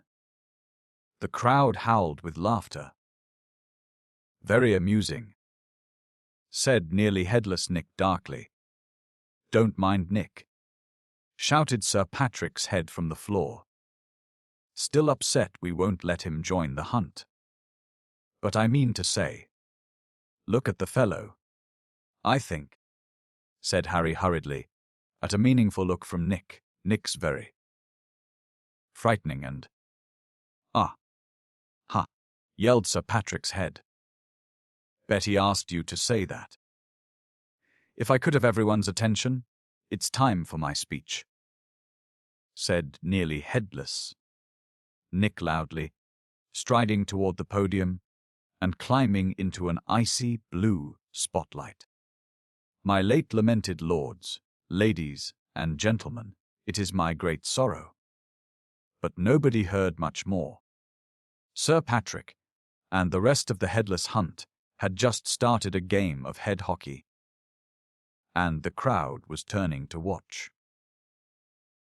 Nearly headless Nick tried, vainly, to recapture his audience, but gave up as Sir Patrick's head went sailing past him to loud cheers. Harry was very cold by now, not to mention hungry. "I can't stand much more of this," Ron muttered, his teeth chattering, as the orchestra ground back into action, and the ghosts swept back onto the dance floor. "Let's go," Harry agreed. They backed toward the door, nodding and beaming at anyone who looked at them, and a minute later were hurrying back up the passageway full of black candles. "Pudding might not be finished yet," said Ron hopefully, leading the way toward the steps to the entrance hall. And then Harry heard it. "Rip till." It was the same voice, the same cold, murderous voice he had heard in Lockhart's office. He stumbled to a halt, clutching at the stone wall, listening with all his might, looking around, squinting up and down the dimly lit passageway. "Harry, what are you?" "It's that voice again." "Shut up a minute. So hungry. For so long." "Listen," said Harry urgently, and Ron and Hermione froze, watching him. "Kill. Time to kill." The voice was growing fainter. Harry was sure it was moving away. Moving upward. A mixture of fear and excitement gripped him as he stared at the dark ceiling. How could it be moving upward? Was it a phantom, to whom stone ceilings didn't matter? "This way," he shouted, and he began to run, up the stairs, into the entrance hall. It was no good hoping to hear anything here. The babble of talk from the Halloween feast was echoing out of the great hall. Harry sprinted up the marble staircase to the first floor, Ron and Hermione clattering behind him. "Harry, What are we? Shush. Harry strained his ears. Distantly, from the floor above, and growing fainter still, he heard the voice. "I smell blood. I smell blood." His stomach lurched. "It's going to kill someone." He shouted, and ignoring Ron's and Hermione's bewildered faces, he ran up the next flight of steps 3 at a time, Defy. trying to listen over his own pounding footsteps. Harry hurtled around the whole of the second floor, Ron and Hermione panting behind him, not stopping until they turned a corner into the last, deserted passage. "Harry, what was that all about?" said Ron, wiping sweat off his face. "I couldn't hear anything." But Hermione gave a sudden gasp, pointing down the corridor. Look! Something was shining on the wall ahead. They approached slowly, squinting through the darkness. Foot-high words had been daubed on the wall between two windows, shimmering in the light cast by the flaming torches. The Chamber of Secrets has been opened. Enemies of the here, beware. What's that thing hanging underneath? Said Ron, a slight quiver in his voice. As they edged nearer, Harry almost slipped. There was a large puddle of water on the floor. Ron and Hermione grabbed him, and they inched toward the message, eyes fixed on a dark shadow beneath it. All three of them realized what it was at once, and leaped backward with a splash. Mrs. Norris, the caretaker's cat, was hanging by her tail from the torch bracket. She was stiff as a board, her eyes wide and staring. For a few seconds, they didn't move. Then Ron said, "Let's get out of here. Shouldn't we try and help?" Harry began awkwardly. "Trust me," said Ron. "We don't want to be found here." But it was too late. A rumble, as though of distant thunder, told them that the feast had just ended.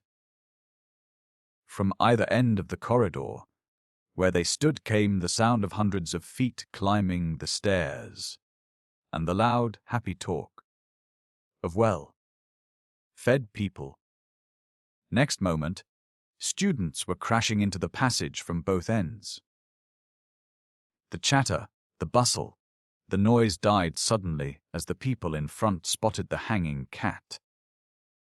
Harry, Ron, and Hermione stood alone, in the middle of the corridor, as silence fell among the mass of students.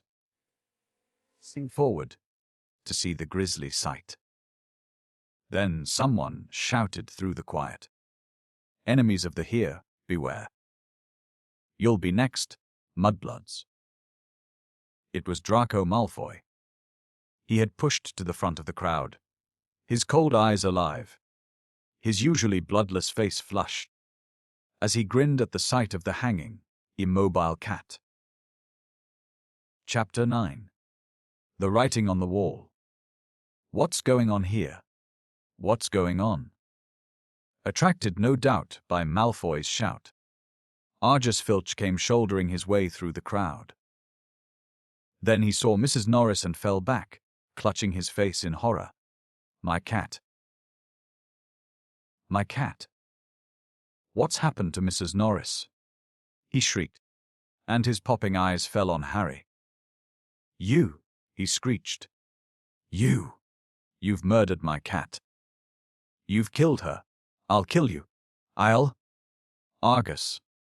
Dumbledore had arrived on the scene, followed by a number of other teachers. In seconds, he had swept past Harry, Ron and Hermione, and detached Mrs. Norris from the torch bracket. "Come with me, Argus," he said to Filch. "You, too, Mr. Potter, Mr. Weasley, Miss Granger." Lockhart stepped forward eagerly. "My office is nearest, Headmaster. Just upstairs. Please feel free." "Thank you, Gilderoy," said Dumbledore. The silent crowd parted to let them pass. Lockhart, looking excited and important, hurried after Dumbledore. So did Professors McGonagall and Snape. As they entered Lockhart's darkened office, there was a flurry of movement across the walls. Harry saw several of the Lockharts in the pictures dodging out of sight, their hair in rollers. The real Lockhart lit the candles on his desk and stood back. Dumbledore laid Mrs. Norris on the polished surface and began to examine her. Harry, Ron, and Hermione exchanged tense looks and sank into chairs outside the pool of candlelight, watching. The tip of Dumbledore's long, crooked nose was barely an inch from Mrs. Norris's fur. He was looking at her closely through his half-moon spectacles, his long fingers gently prodding and poking. Professor McGonagall was bent almost as close, her eyes narrowed. Snape loomed behind them, half in shadow, wearing a most peculiar expression. It was as though he was trying hard not to smile. And Lockhart was hovering around all of them, making suggestions. It was definitely a curse that killed her. Probably the transmogrifian torture. I've seen it used many times, so unlucky I wasn't there. I know the very countercurse that would have saved her.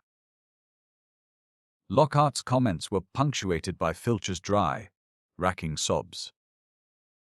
He was slumped in a chair by the desk, unable to look at Mrs. Norris, his face in his hands. Much as he detested Filch, Harry couldn't help feeling a bit sorry for him, though not nearly as sorry as he felt for himself.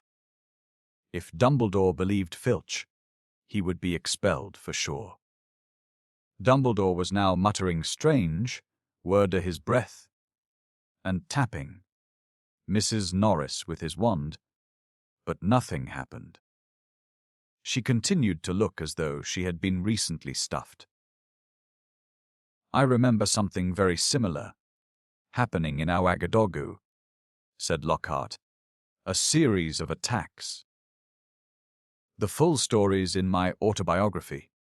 I was able to provide the townsfolk with various amulets, which cleared the matter up at once. The photographs of Lockhart on the walls were all nodding in agreement as he talked.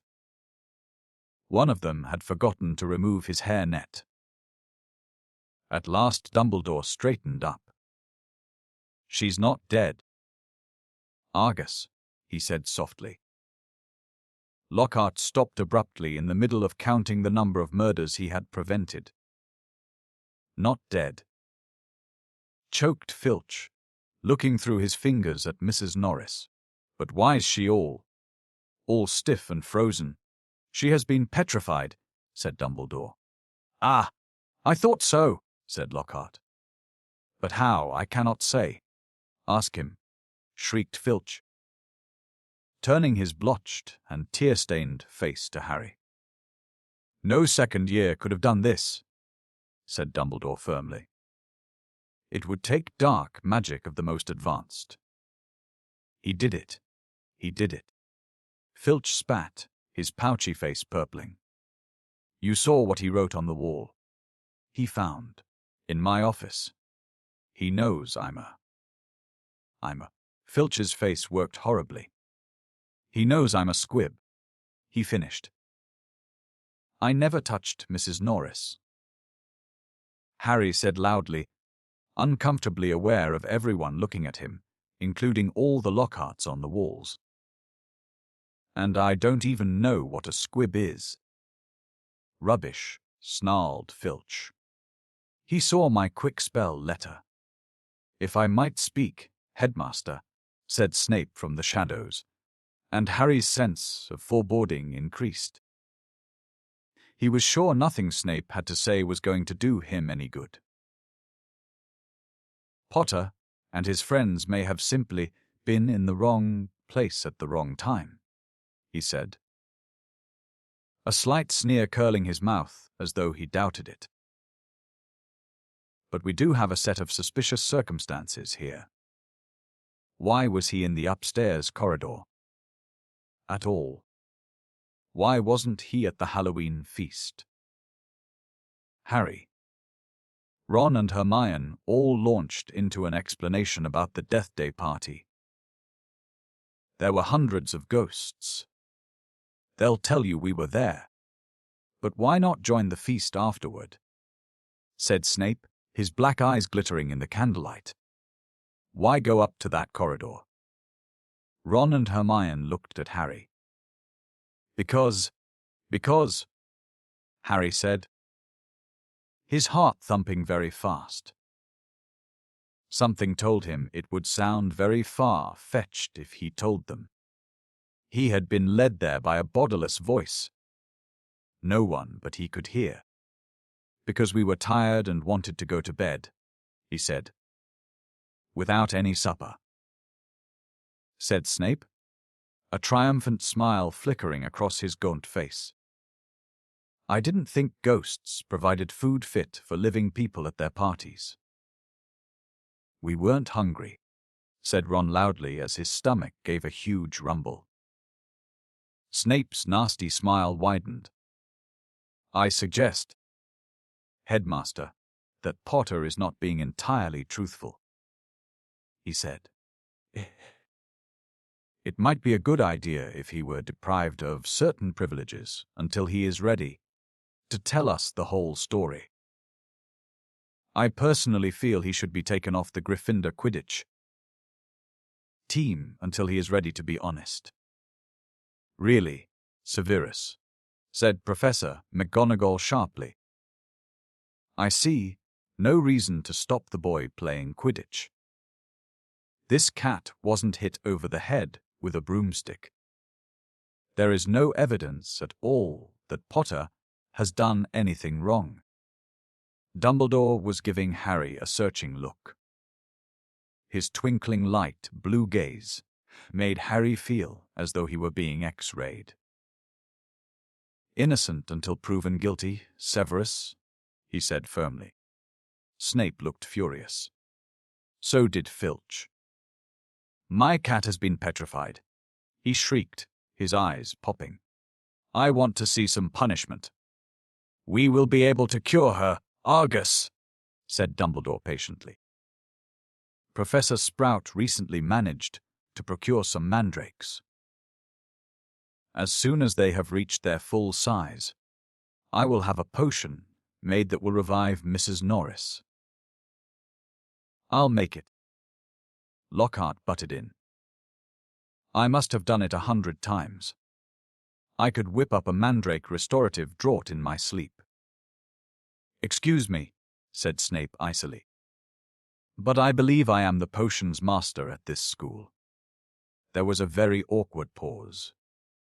You may go, Dumbledore said to Harry, Ron, and Hermione. They went, as quickly as they could without actually running. When they were a floor up from Lockhart's office, they turned into an empty classroom and closed the door quietly behind them.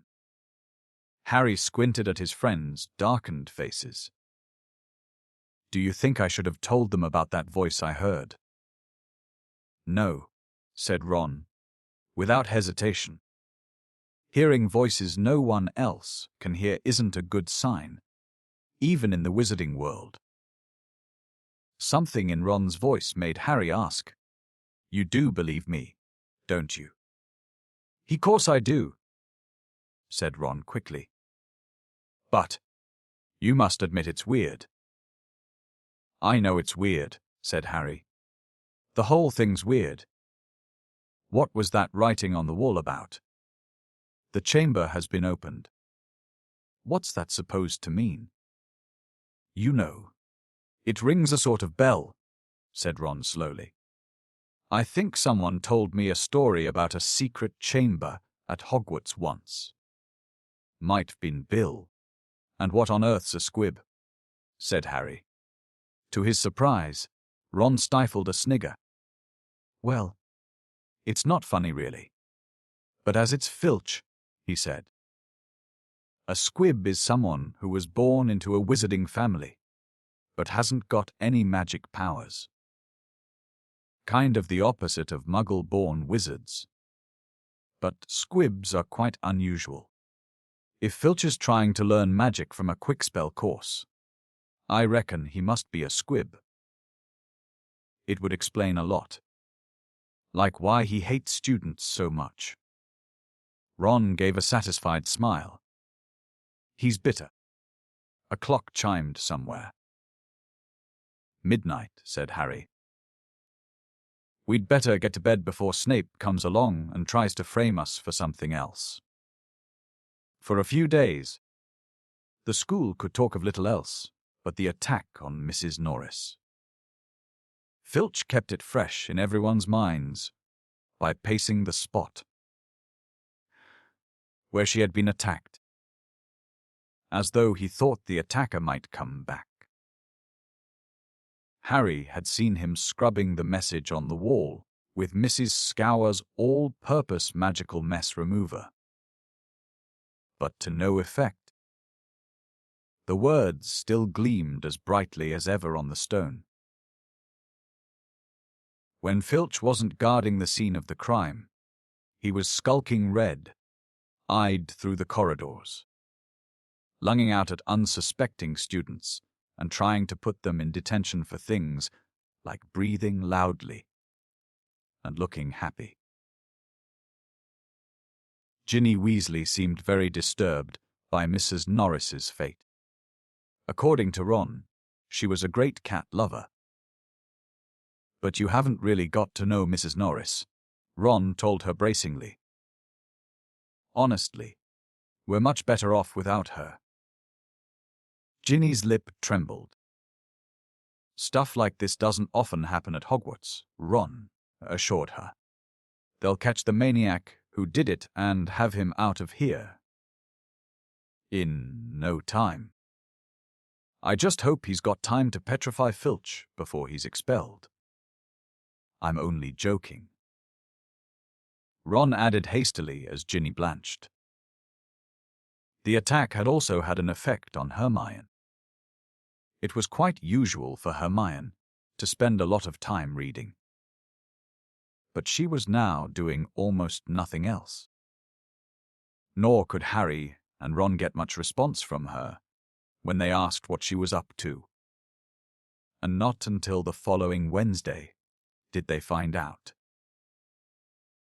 Harry had been held back in potions, where Snape had made him stay behind to scrape tube worms off the desks.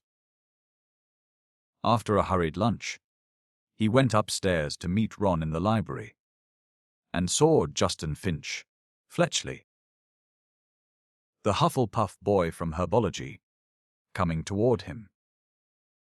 Harry had just opened his mouth to say hello when Justin caught sight of him, turned abruptly, and sped off in the opposite direction. Harry found Ron at the back of the library, measuring his history of magic homework. Professor Binns had asked for a 3-foot-long composition on the medieval assembly of European wizards. I don't believe it. I'm still 8 inches short, said Ron furiously, letting go of his parchment, which sprang back into a roll. And Hermione's done 4 feet 7 inches, and her writing's tiny. Where is she? Asked Harry, grabbing the tape measure and unrolling his own homework. Somewhere over there, said Ron, pointing along the shelves. Looking for another book. I think she's trying to read the whole library before Christmas. Harry told Ron about Justin Finch, Fletchley, running away from him. Dunno why you care.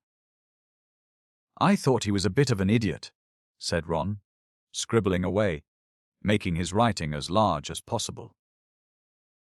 All that junk about Lockhart being so great. Hermione emerged from between the bookshelves. She looked irritable and at last seemed ready to talk to them. All the copies of Hogwarts. A history have been taken out, she said, sitting down next to Harry and Ron. And there's a 2-week waiting list. I wish I hadn't left my copy at home, but I couldn't fit it in my trunk with all the Lockhart books.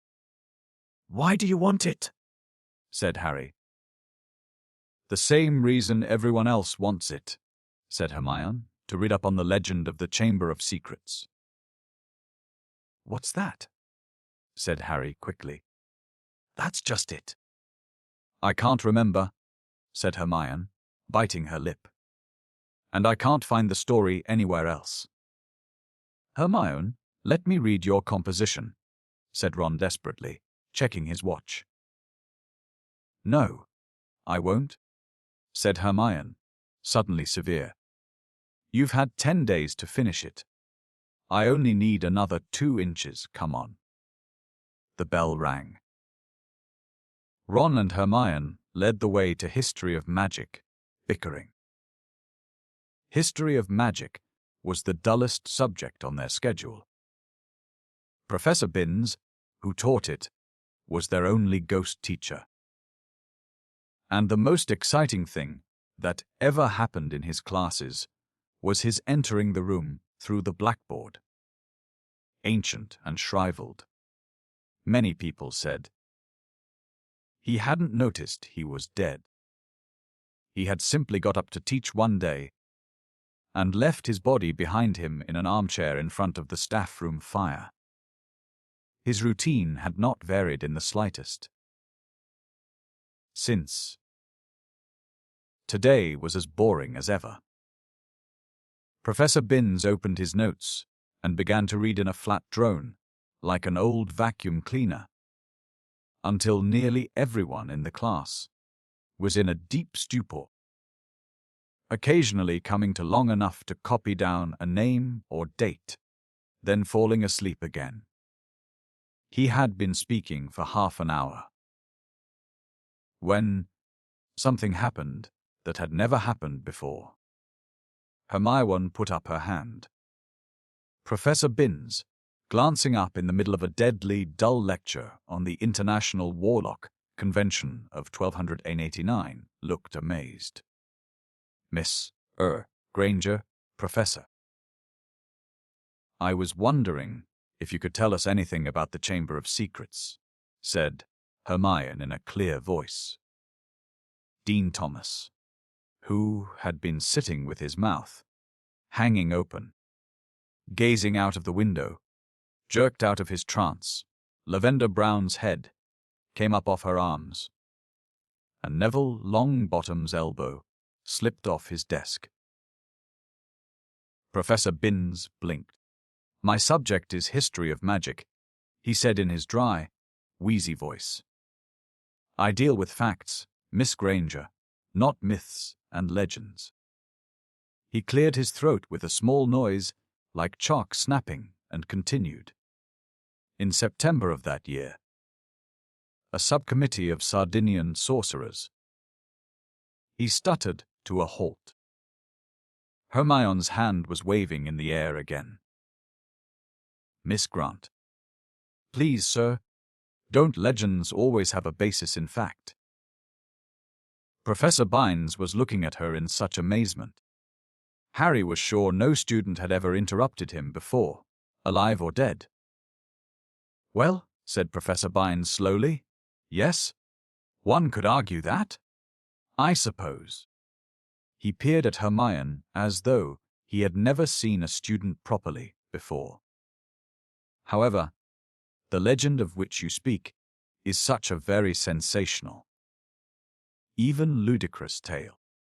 But the whole class was now hanging on Professor Binns' every word. He looked dimly at them all. Every face turned to his. Harry could tell he was completely thrown by such an unusual show of interest. Oh, very well, he said slowly. Let me see. The Chamber of Secrets. You all know, of course, that Hogwarts was founded over 1,000 years ago. The precise date is uncertain. By the 4 greatest witches and wizards of the age. The 4 schoolhouses are named after them. Godric Gryffindor, Helga Hufflepuff, Rowena Ravenclaw, and Salazar Slytherin.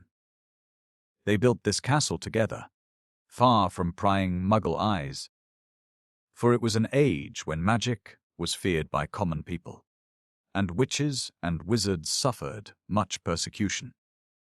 He paused, gazed blearily around the room, and continued.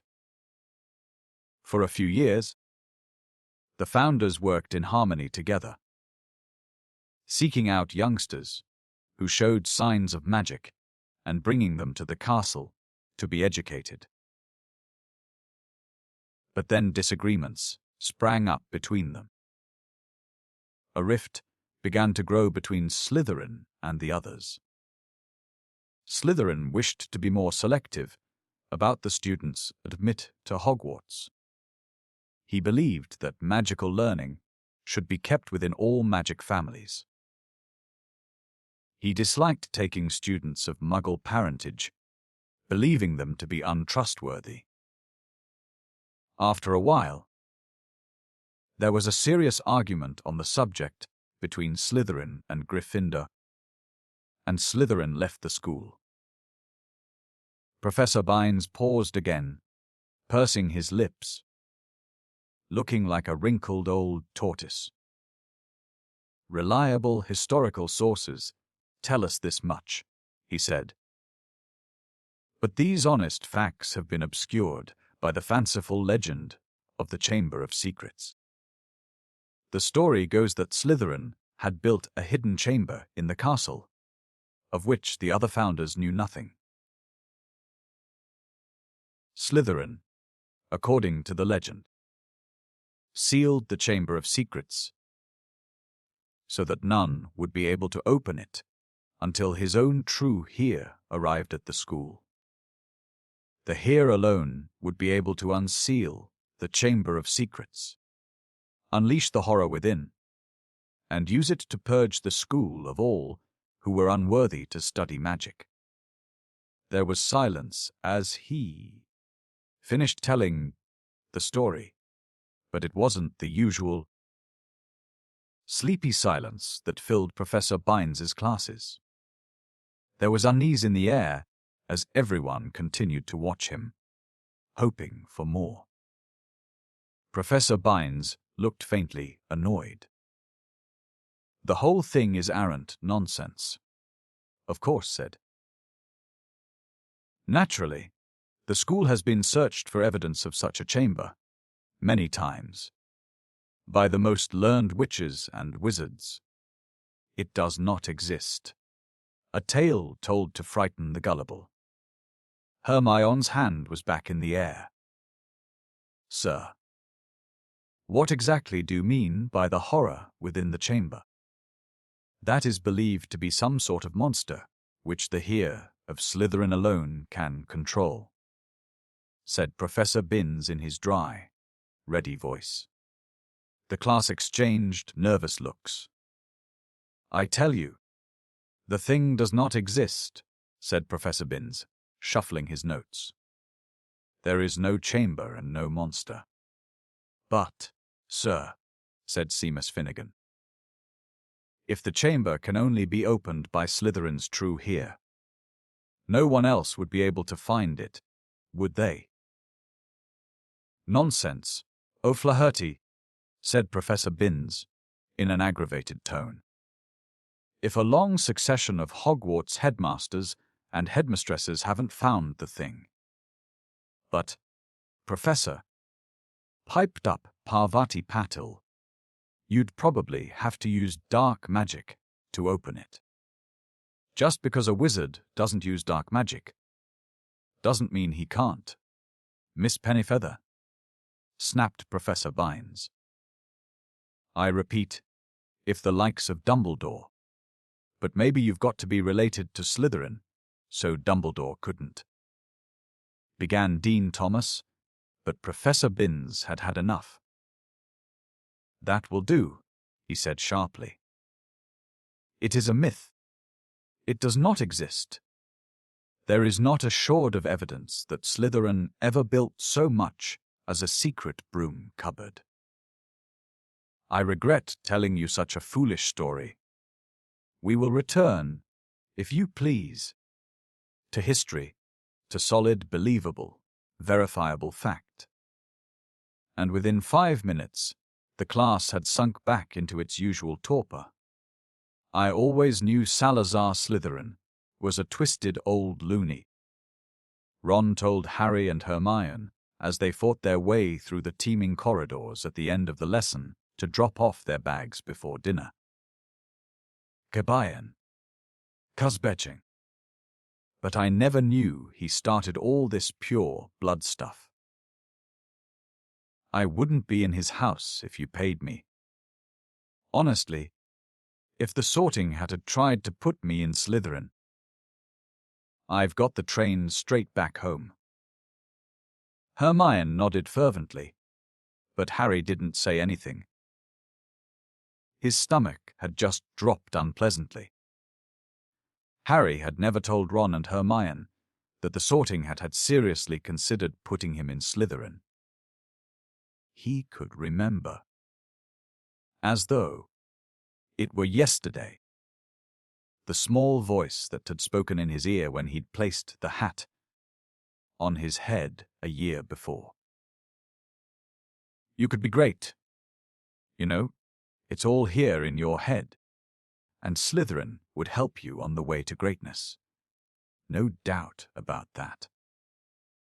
But Harry, who had already heard of Slytherin House's reputation for turning out dark wizards, had thought desperately, not Slytherin. And the hat had said, "Oh, well, if you're sure, better be Gryffindor."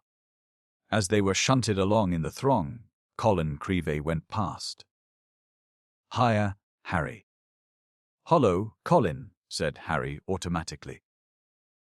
Harry, a boy in my class has been saying you're." But Colin was so small, he couldn't fight against the tide of people bearing him toward the Great Hall. They heard him squeak, "See you, Harry." And he was gone. What's a boy in his class saying about you? Hermione wondered. "That I'm Slytherin's heir, I expect," said Harry, his stomach dropping another inch or so as he suddenly remembered the way Justin Finch, Fletchley, had run away from him at lunchtime. People. "He'll believe anything," said Ron in disgust. The crowd thinned, and they were able to climb the next staircase without difficulty. "Do you really think there's a chamber of secrets?" Ron asked Hermione. "I don't know," she said, frowning. "Dumbledore couldn't cure Mrs. Norris, and that makes me think that whatever attacked her might not be, well, human." As she spoke, they turned a corner and found themselves at the end of the very corridor where the attack had happened. They stopped and looked. The scene was just as it had been that night, except that there was no stiff cat hanging from the torch bracket, and an empty chair stood against the wall bearing the message, "The Chamber of Secrets has been opened. Defend." "That's where Filch has been keeping guard," Ron muttered. They looked at each other. The corridor was deserted. "Can't hurt to have a poke around," said Harry, dropping his bag and getting to his hands and knees so that he could crawl along, searching for clues. "Scorch marks," he said. "Here. And here." "Come and look at this," said Hermione. "This is funny." Harry got up and crossed to the window next to the message on the wall. Hermione was pointing at the topmost pane, where around 20 spiders were scuttling, apparently fighting to get through a small crack.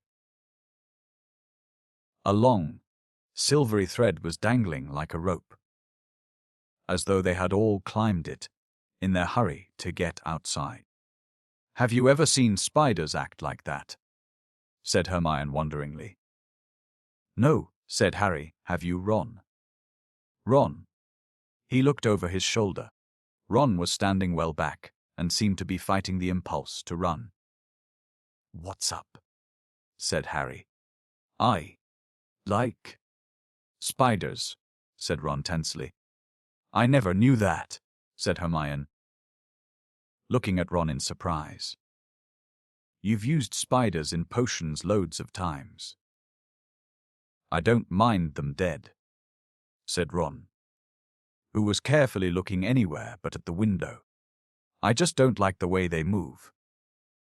Hermione giggled. It's not funny, said Ron fiercely. If you must know, when I was 3, Fred turned my teddy bear into a great big filthy spider because I broke his toy broomstick. You wouldn't like them either. If you'd been holding your bear and suddenly it had too many legs. And he broke off, shuddering. Hermione was obviously still trying not to laugh. Feeling they had better get off the subject, Harry said, Remember all that water on the floor?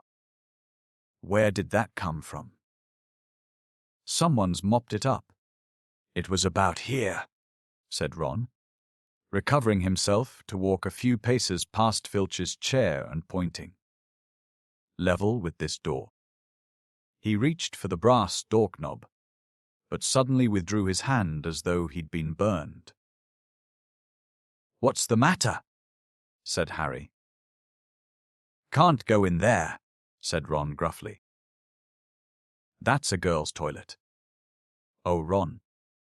There won't be anyone in there, said Hermione, standing up and coming over.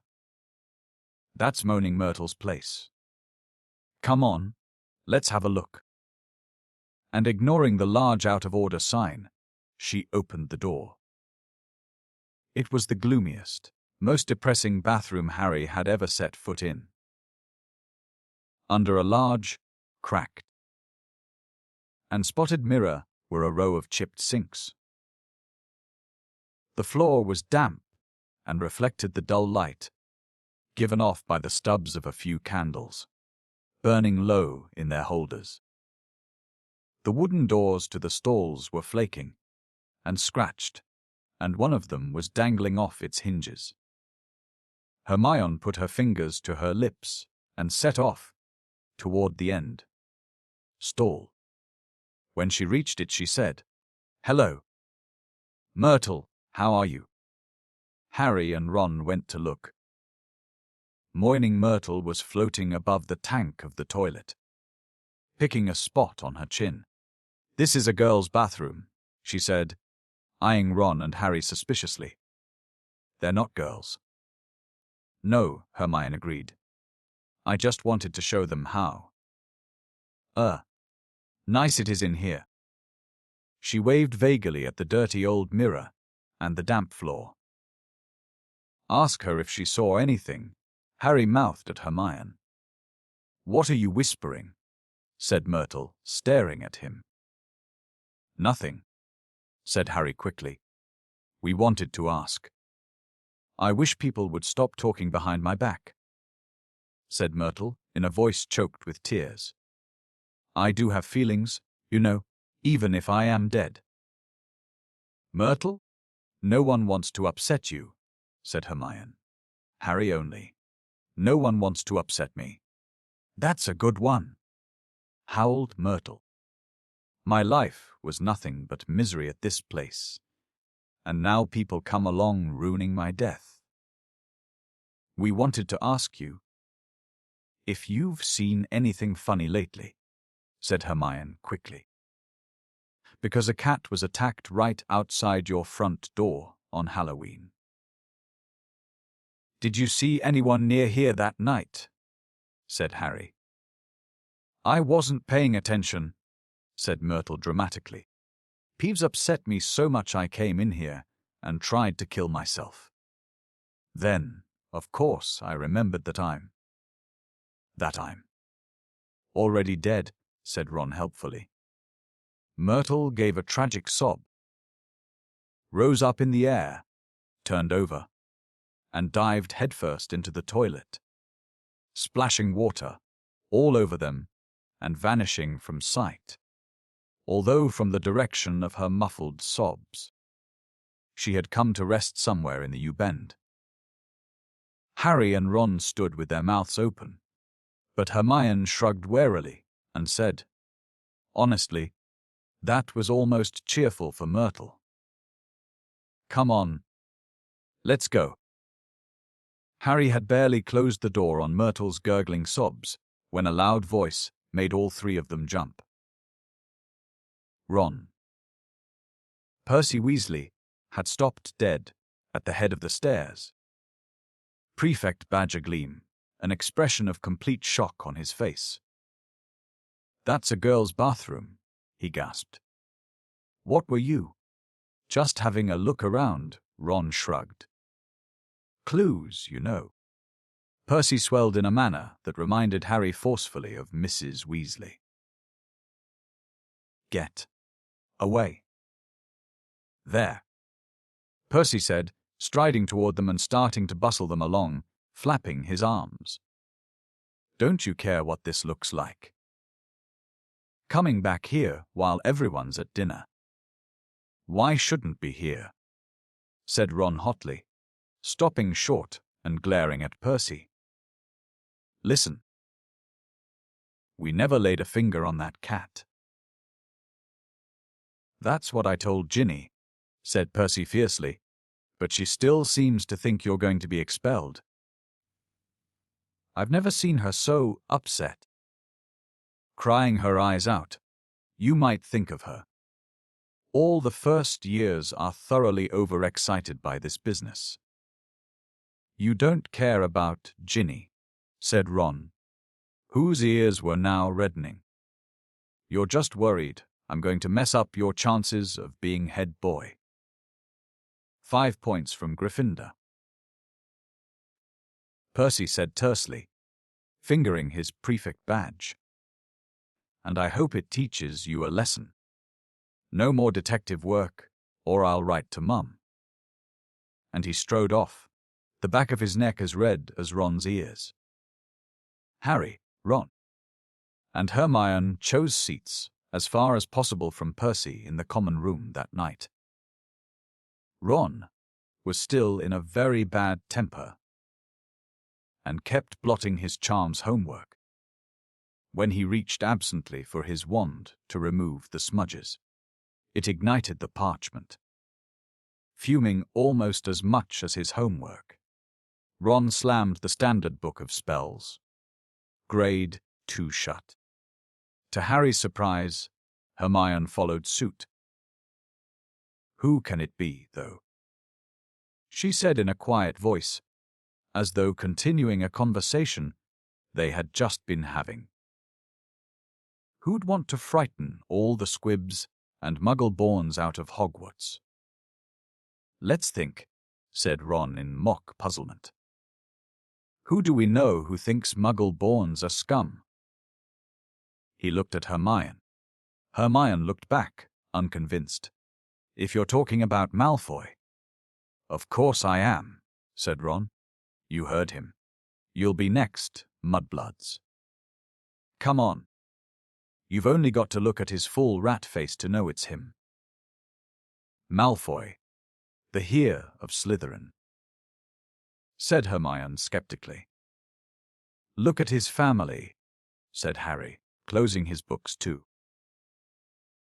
"The whole lot of them have been in Slytherin. He's always boasting about it. They could easily be Slytherin's descendants. His father's definitely evil enough. They could have had the key to the Chamber of Secrets for centuries," said Ron, handing it down, father to son. "Well," said Hermione cautiously, "I suppose it's possible. But how do we prove it?" said Harry darkly. "There might be a way," said Hermione slowly, dropping her voice still further with a quick glance across the room at Percy. "Of course, it would be difficult. And dangerous, very dangerous. We'd be breaking about 50 school rules, I expect. If, in a month or so, you feel like explaining, you will let us know, won't you?" said Ron irritably. "All right," said Hermione coldly. What we'd need to do is to get inside the Slytherin common room and ask Malfoy a few questions without him realizing it's us. But that's impossible, Harry said as Ron laughed. No, it's not, said Hermione. All we'd need would be some polyjuice potion. What's that? Said Ron and Harry together. Snape mentioned it in class a few weeks ago. Do you think we've got nothing better to do in potions than listen to Snape? Muttered Ron. It transforms you into somebody else. Think about it. We could change into 3 of the Slytherins. No one would know it was us. Malfoy would probably tell us anything. He's probably boasting about it in the Slytherin common room right now. If only we could hear him. This polyjuice stuff sounds a bit dodgy to me, said Ron, frowning. What if we were stuck looking like 3 of the Slytherins forever? It wears off after a while, said Hermione, waving her hand impatiently. But getting hold of the recipe will be very difficult. Snape said it was in a book called Most Potent Potions, and it's bound to be in the restricted section of the library. There was only one way to get out a book from the restricted section. You needed a signed note of permission from a teacher. Hard to see why we'd want the book. Really, said Ron, if we weren't going to try and make one of the potions. I think, said Hermione, that if we made it sound as though we were just interested in the theory, we might stand a chance. Oh, come on. No teacher's going to fall for that, said Ron. They'd have to be really thick. Chapter 10. The Rogue Bludger. Since the disastrous episode of the Pixies, Professor Lockhart had not brought live creatures to class. Instead, he read passages from his books to them, and sometimes reenacted some of the more dramatic bits. He usually picked Harry to help him with these reconstructions. So far, Harry had been forced to play a simple Transylvanian villager whom Lockhart had cured of a babbling curse, a yeti with a head cold, and a vampire who had been unable to eat anything except lettuce, since Lockhart had dealt with him. Harry was hauled to the front of the class during their very next defense against the dark arts lesson, this time acting a werewolf. If he hadn't had a very good reason for keeping Lockhart in a good mood, he would have refused to do it. Nice loud howl, Harry. Exactly. And then, if you'll believe it, I pounced. Like this. Slammed him to the floor. Thus. With one hand, I managed to hold him down. With my other, I put my wand to his throat. I then screwed up my remaining strength and performed the immensely complex Hermophis charm. He let out a piteous moan. Go on, Harry. Higher than that. Good. The fur vanished. The fangs shrank. And he turned back into a man. Simple, yet effective. And another village will remember me forever as the hero who delivered them from the monthly terror of werewolf attacks. The bell rang and Lockhart got to his feet. Homework. Compose a poem about my defeat of the Wagga Wagga werewolf. Signed copies of Magical Me to the author of the best one. The class began to leave. Harry returned to the back of the room, where Ron and Hermione were waiting. Ready, Harry muttered. Wait till everyone's gone, said Hermione nervously. All right. She approached Lockhart's desk. A piece of paper clutched tightly in her hand, Harry and Ron right behind her. Professor Lockhart. Hermione stammered. I wanted to get this book out of the library. Just for background reading. She held out the piece of paper, her hand shaking slightly. But the thing is, it's in the restricted section of the library, so I need a teacher to sign for it. I'm sure it would help me understand what you say in Gadding with Goals about slow-acting venoms. Ah, Gadding with Goals, said Lockhart, taking the note from Hermione and smiling widely at her. Possibly my very favorite book. You enjoyed it. Oh, yes, said Hermione eagerly. So clever. The way you trapped that last one with the tea strainer. Well, I'm sure no will mind me giving the best student of the year a little extra help, said Lockhart warmly, and he pulled out an enormous peacock quill. Yes, nice, isn't it? He said, misreading the revolted look on Ron's face. I usually save it for book signings. He scrawled an enormous loopy signature on the note and handed it back to Hermione. So, Harry, said Lockhart, while Hermione folded the note with fumbling fingers and slipped it into her bag. Tomorrow's the first Quidditch match of the season, I believe. Gryffindor against Slytherin, is it not? I hear you're a useful player. I was a seeker, too. I was asked to try for the national squad, but preferred to dedicate my life to the eradication of the dark forces. Still, if ever you feel the need for a little private training, don't hesitate to ask. Always happy to pass on my expertise to less able players. Harry made an indistinct noise in his throat, and then hurried off after Ron and Hermione. I don't believe it, he said as the three of them examined the signature on the note. He didn't even look at the book we wanted. That's because he's a brainless git, said Ron. But who cares? We've got what we needed. He is not a brainless git, said Hermione shrilly as they half ran toward the library. Just because. He said you were the best student of the year. They dropped their voices as they entered the muffled stillness of the library. Madame Pince, the librarian, was a thin, irritable woman who looked like an underfed vulture. Most potent potions. She repeated suspiciously, trying to take the note from Hermione, but Hermione wouldn't let go. I was wondering if I could keep it, she said, breathlessly. Oh.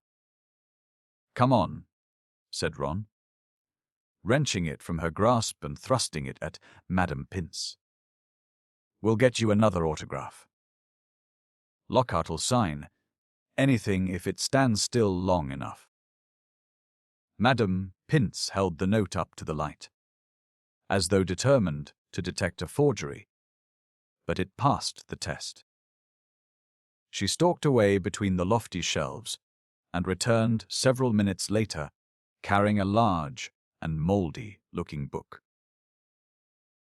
Hermione put it carefully into her bag, and they left, trying not to walk too quickly or look too guilty. 5 minutes later, they were barricaded in Moaning Myrtle's out of order bathroom once again. Hermione had overridden Ron's objections by pointing out that it was the last place anyone in their right minds would go. So they were guaranteed some privacy. Moaning Myrtle was crying noisily in her stall, but they were ignoring her, and she them. Hermione opened most potent potions carefully, and the three of them bent over the damp, spotted pages. It was clear from a glance why it belonged in the restricted section. Some of the potions had effects almost too gruesome to think about. And there were some very unpleasant illustrations, which included a man who seemed to have been turned inside out, and a witch sprouting several extra pairs of arms out of her head. "Here it is," said Hermione excitedly, as she found the page headed the Polyjuice Potion. It was decorated with drawings of people halfway through transforming into other people. Harry sincerely hoped the artist had imagined the looks of intense pain on their faces. "This is the most complicated potion I've ever seen," said Hermione as they scanned the recipe. "Lacewing flies, leeches, fluxweed, and knotgrass," she murmured, running her finger down the list of ingredients. "Well, they're easy enough. They're in the student store cupboard. We can help ourselves." "Ooh, look. Powdered horn of a bicorn. Don't know where we're going to get that. Shredded skin of a boomslang. That'll be tricky, too. And of course a bit of whoever we want to change into." "Excuse me," said Ron sharply. "What do you mean? A bit of whoever we're changing into? I'm drinking nothing with crab's toenails in it." Hermione continued as though she hadn't heard him. "We don't have to worry about that yet, though, because we add those bits last." Ron turned, speechless, to Harry, who had another worry. "Do you realize how much we're going to have to steal, Hermione?" "Shredded skin of a boomslang. That's definitely not in the student's cupboard." "What are we going to do? Break into Snape's private stores?" "I don't know if this is a good idea." Hermione shut the book with a snap. "Well, if you two are going to chicken out, fine," she said. There were bright pink patches on her cheeks, and her eyes were brighter than usual. "I don't want to break rules, you know.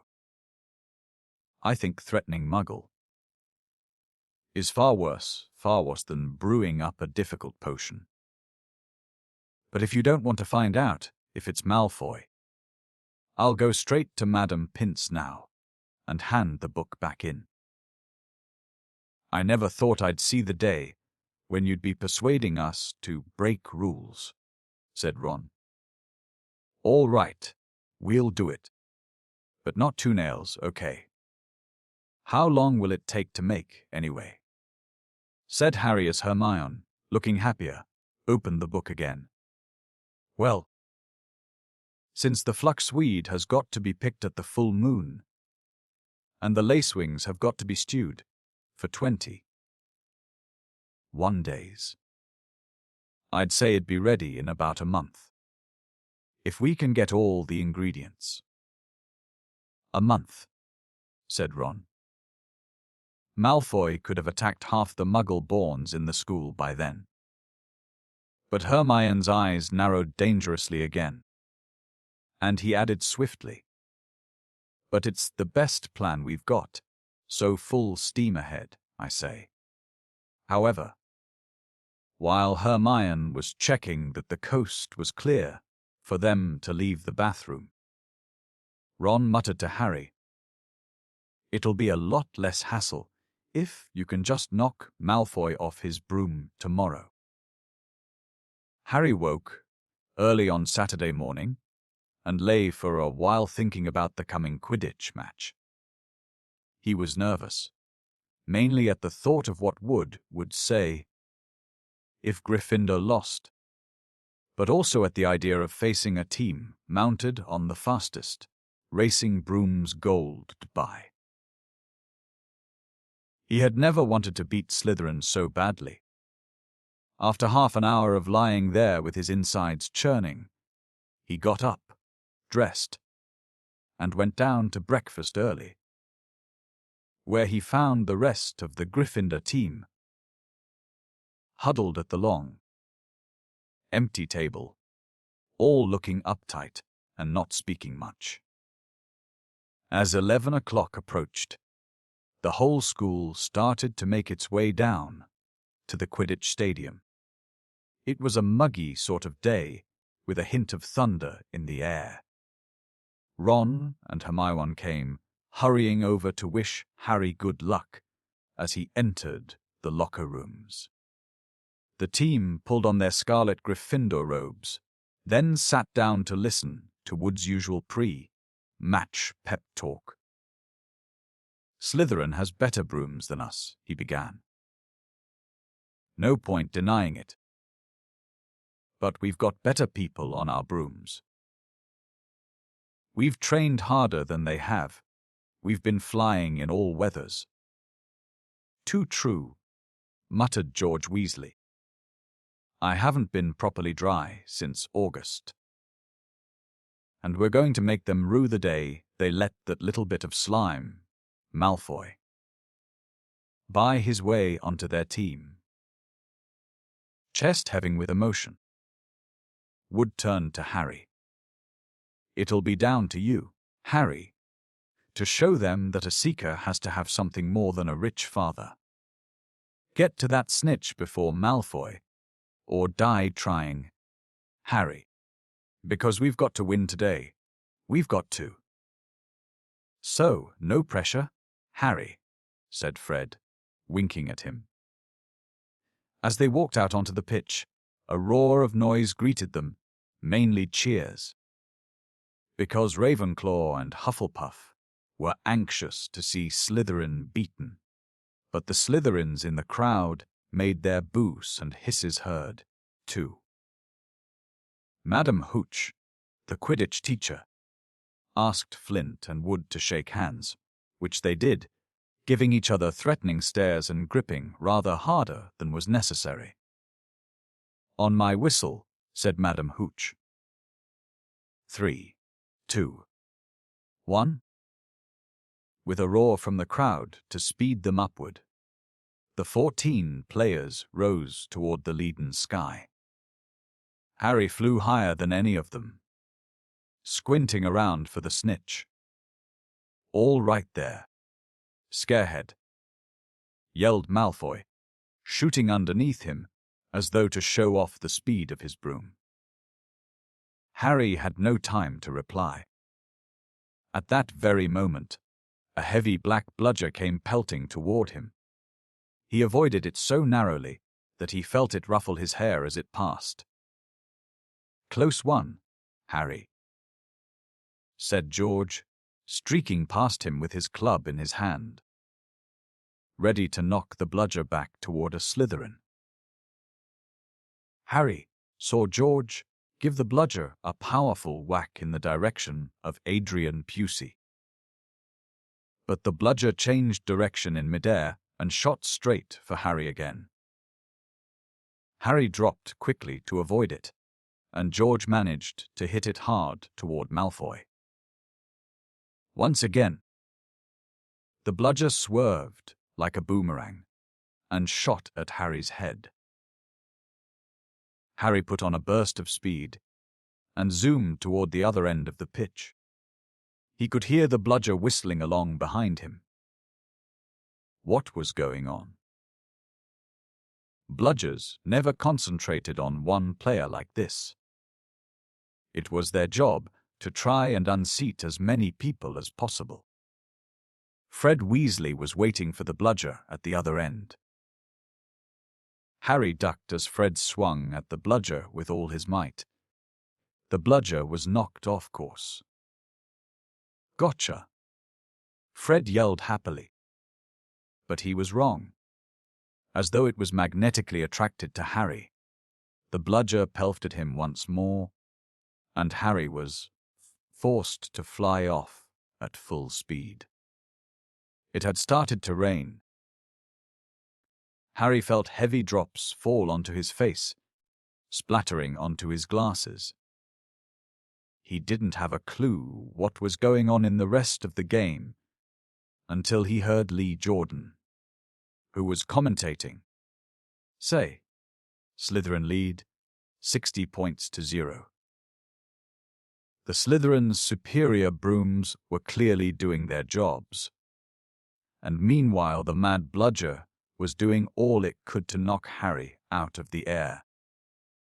Fred and George were now flying so close to him on either side that Harry could see nothing at all except their flailing arms, and had no chance to look for the snitch, let alone catch it. Someone's tampered with this, Fred grunted, swinging his bat with all his might at it as it launched a new attack on Harry. "We need time out," said George, trying to signal to Wood and stop the bludger breaking Harry's nose at the same time. Wood had obviously got the message.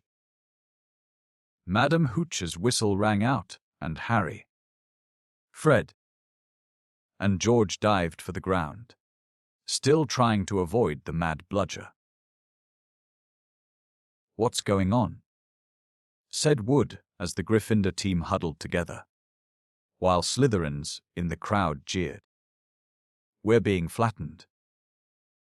"Fred, George, where were you when that bludger stopped Angelina scoring?" "We were 20 feet above her, stopping the other bludger from murdering Harry." "Oliver," said George angrily. "Someone's fixed it. It won't leave Harry alone. It hasn't gone for anyone else all game. The Slytherins must have done something to it. But the bludgers have been locked in Madam Hooch's office since our last practice. And there was nothing wrong with them then," said Wood, anxiously. Madam Houck was walking toward them. Over her shoulder, Harry could see the Slytherin team jeering and pointing in his direction. "Listen," said Harry as she came nearer and nearer. "With you two flying around me all the time, the only way I'm going to catch the snitch is if it flies up my sleeve. Go back to the rest of the team and let me deal with the rogue one." "Don't be thick," said Fred. "It'll take your head off." Wood was looking from Harry to the Weasleys. "Oliver, this is insane," said Alicia Spinnet angrily. "You can't let Harry deal with that thing on his own. Let's ask for an inquiry. If we stop now, we'll have to forfeit the match," said Harry. "And we're not losing to Slytherin just because of a crazy bludger. Come on, Oliver, tell them to leave me alone." "This is all your fault," George said angrily to Wood. "Get the snitch or die trying. What a stupid thing to tell him." Madam Hooch had joined them. "Ready to resume play?" she asked Wood. Wood looked at the determined look on Harry's face. "All right," he said. "Fred, George, you heard Harry. Leave him alone and let him deal with the bludger on his own." The rain was falling more heavily now. On Madam Hooch's whistle, Harry kicked hard into the air and heard the telltale whoosh of the bludger behind him. Higher and higher Harry climbed. He looped and swooped, spiraled, zigzagged, and rolled. Slightly dizzy, he nevertheless kept his eyes wide open. Rain was speckling his glasses and ran up his nostrils as he hung upside down, avoiding another fierce dive from the bludger. He could hear laughter from the crowd. He knew he must look very stupid. But the rogue bludger was heavy and couldn't change direction as quickly. Could He began a kind of roller coaster ride around the edges of the stadium, squinting through the silver sheets of rain to the Gryffindor goalposts, where Adrian Pusey was trying to get past Wood. A whistling in Harry's ear told him the bludger had just missed him again. He turned right over and speed in the opposite direction. Training for the ballot, Potter,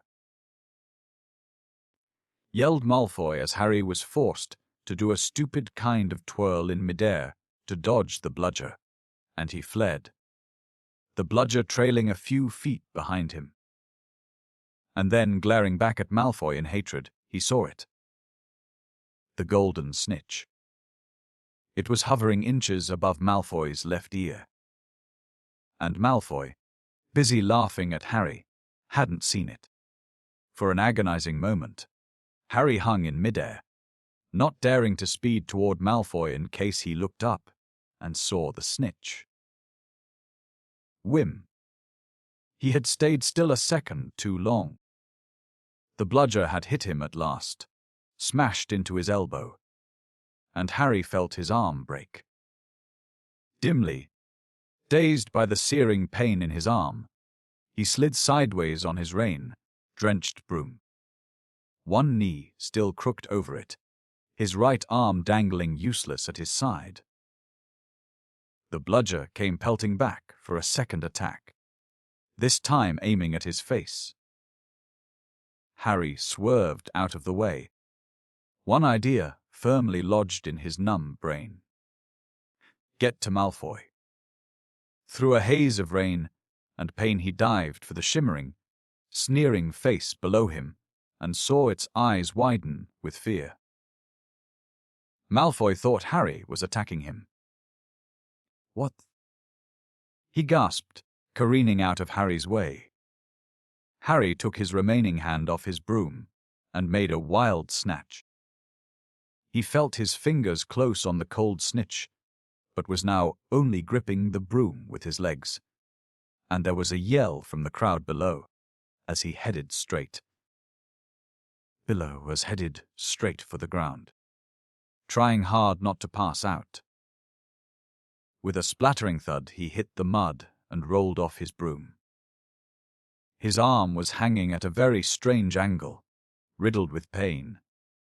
He heard, as though from a distance, a good deal of whistling and shouting. He focused on the snitch clutched in his good hand. Ah, he said, vaguely. We've won. And he fainted. He came around, rain falling on his face, still lying on the field, with someone leaning over him. He saw a glitter of teeth. Oh, no, not you, he moaned. Doesn't know what he's saying, said Lockhart loudly to the anxious crowd of Gryffindors pressing around them. Not to worry, Harry. I'm about to fix your arm. No, said Harry. I'll keep it like this, thanks. He tried to sit up, but the pain was terrible. He heard a familiar clicking noise nearby. I don't want a photo of this Colin, he said loudly. Lie back, Harry, said Lockhart soothingly. It's a simple charm I've used countless times. Why can't I just go to the hospital wing? Said Harry through clenched teeth. He should really, Professor, said a muddy Wood, who couldn't help grinning even though his seeker was injured. Great capture, Harry. Really spectacular. Your best yet, I'd say. Through the thicket of legs around him, Harry spotted Fred and George Weasley, wrestling the rogue bludger into a box. It was still putting up a terrific fight. Stand back, said Lockhart, who was rolling up his jade, green sleeves. No, don't, said Harry weakly, but Lockhart was twirling his wand, and a second later had directed it straight at Harry's arm. A strange and unpleasant sensation started at Harry's shoulder and spread all the way down to his fingertips. It felt as though his arm was being deflated. He didn't dare look at what was happening. He had shut his eyes, his face turned away from his arm. But his worst fears were realized as the people above him gasped and Colin Creevey began clicking away madly. His arm didn't hurt anymore. Nor did it feel remotely like an arm. "Ah," said Lockhart. "Yes. Well, that can sometimes happen. But the point is, the bones are no longer broken. That's the thing to bear in mind. So, Harry, just toddle up to the hospital wing." "Ah?" "Mr. Weasley, Miss Granger, would you escort him? And Madame Pomfrey will be able to tidy you up a bit." As Harry got to his feet, he felt strangely lopsided. Taking a deep breath, he looked down at his right side. What he saw nearly made him pass out again. Poking out of the end of his robes was what looked like a thick, flesh-colored rubber glove. He tried to move his fingers. Nothing happened. Lockhart hadn't mended Harry's bones. He had removed them. Madame Pomfrey wasn't at all pleased. "You should have come straight to me," she raged, holding up the sad, limp remainder of what, half an hour before, had been a working arm. "I can mend bones in a second. But growing them back, you will be able to, won't you?" said Harry desperately. "I'll be able to, certainly, but it will be painful," said Madame Pomfrey grimly, throwing Harry a pair of pajamas. "You'll have to stay the night." Hermione waited outside the curtain drawn around Harry's bed, while Ron helped him into his pajamas. It took a while to stuff the rubbery, boneless arm into a sleeve. "How can you stick up for Lockhart now, Hermione?" Ron called through the curtain as he pulled Harry's limp fingers through the cuff. If Harry had wanted deboning, he would have asked. "Anyone can make a mistake," said Hermione. "And it doesn't hurt anymore, does it, Harry?" "No," said Harry, getting into bed. "But it doesn't do anything else either." As he swung himself onto the bed, his arm flapped pointlessly. Hermione and Madame Pomfrey came around the curtain. Madame Pomfrey was holding a large bottle of something labeled Skyle.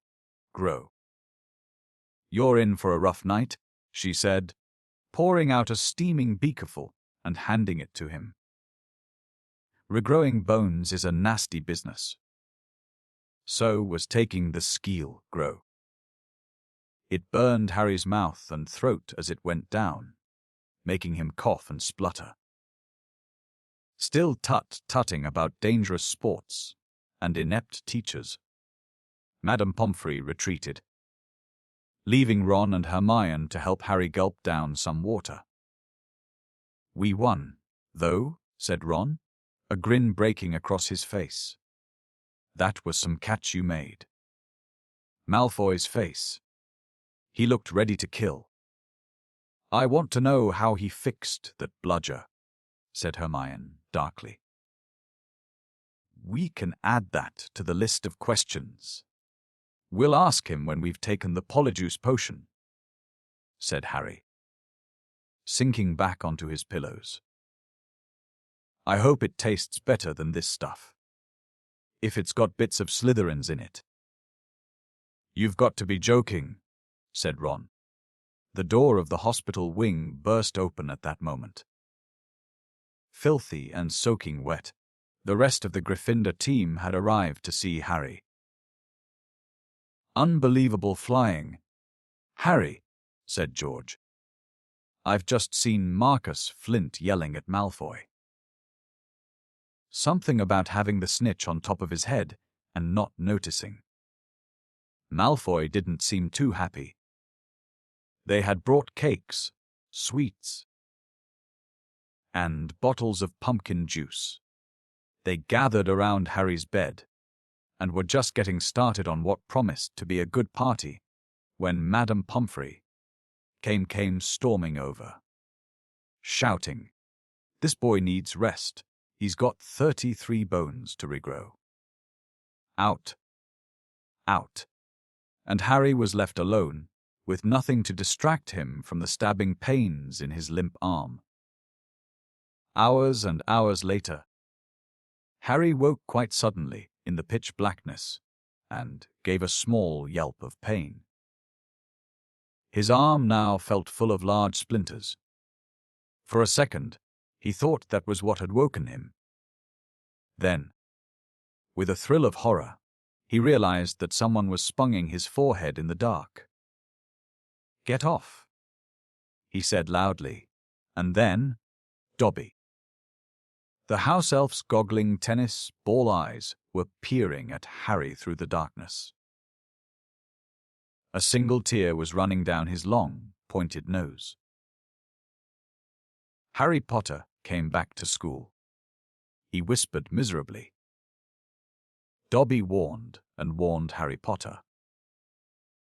Sir, why didn't you heed Dobby? Why didn't Harry Potter go back home when he missed the train?" Harry heaved himself up on his pillows and pushed Dobby's sponge away. "What are you doing here?" he said. "And how did you know I missed the train?" Dobby's lip trembled, and Harry was seized by a sudden suspicion. "It was you," he said slowly. "You stopped the barrier from letting us through." "Indeed, yes, sir," said Dobby, nodding his head vigorously, ears flapping. Dobby hid and watched for Harry Potter and sealed the gateway, and Dobby had to iron his hands afterward. He showed Harry 10 long, bandaged fingers. But Dobby didn't care, sir, for he thought Harry Potter was safe. And never did Dobby dream that Harry Potter would get to school another way. He was rocking backward and forward, shaking his ugly head. Dobby was so shocked when he heard Harry Potter was back at Hogwarts. He let his master's dinner burn. Such a flogging Dobby never had, sir. Harry slumped back onto his pillows. "You nearly got Ron and me expelled," he said fiercely.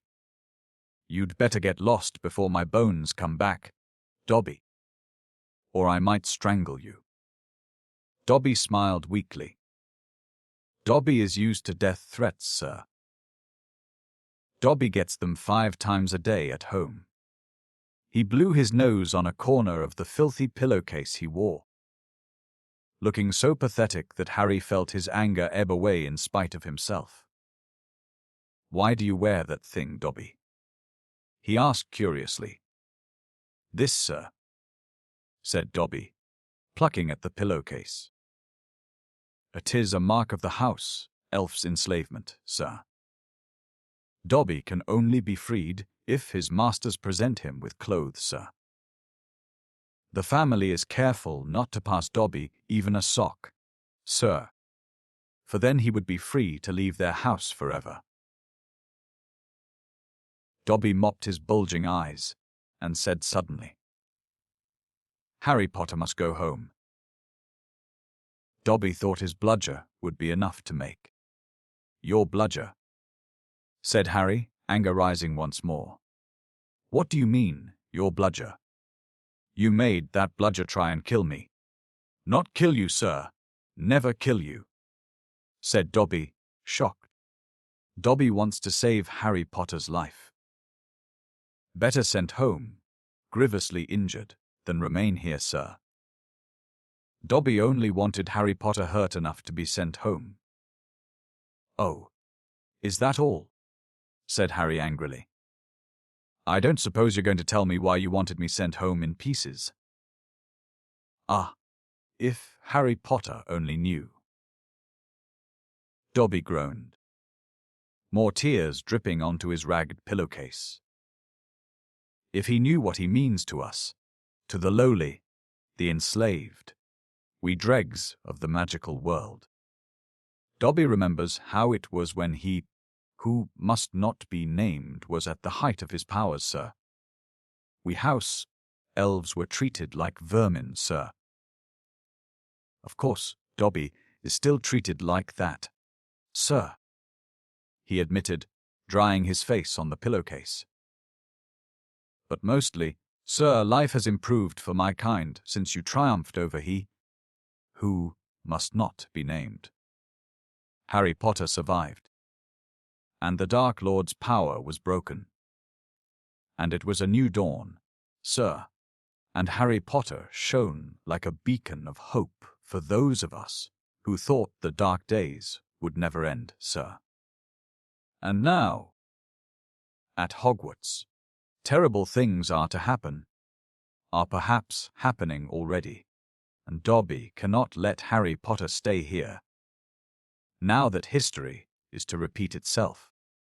Now that the Chamber of Secrets is open once more. Dobby froze, horror-struck, then grabbed Harry's water jug from his bedside table and cracked it over his own head, toppling out of sight. A second later, he crawled back onto the bed, cross-eyed, muttering, "Bad Dobby. Very bad Dobby." "So there is a Chamber of Secrets," Harry whispered. "And did you say it's been opened before? Tell me, Dobby." He seized the elf's bony wrist as Dobby's hand inched toward the water jug. "But I'm not Muggle-born. How can I be in danger from the chamber?" "Ah, sir, ask no more. Ask no more of poor Dobby," stammered the elf, his eyes huge in the dark. "Dark deeds are planned in this place, but Harry Potter must not be here when they happen. Go home, Harry Potter, go home. Harry Potter must not meddle in this, sir, 'tis too dangerous." "Who is it, Dobby?" Harry said, keeping a firm hold on Dobby's wrist to stop him from hitting himself with the water jug again. "Who's opened it? Who opened it last time?" "Dobby can't, sir. Dobby can't. Dobby mustn't tell," squealed the elf. "Go home, Harry Potter, go home."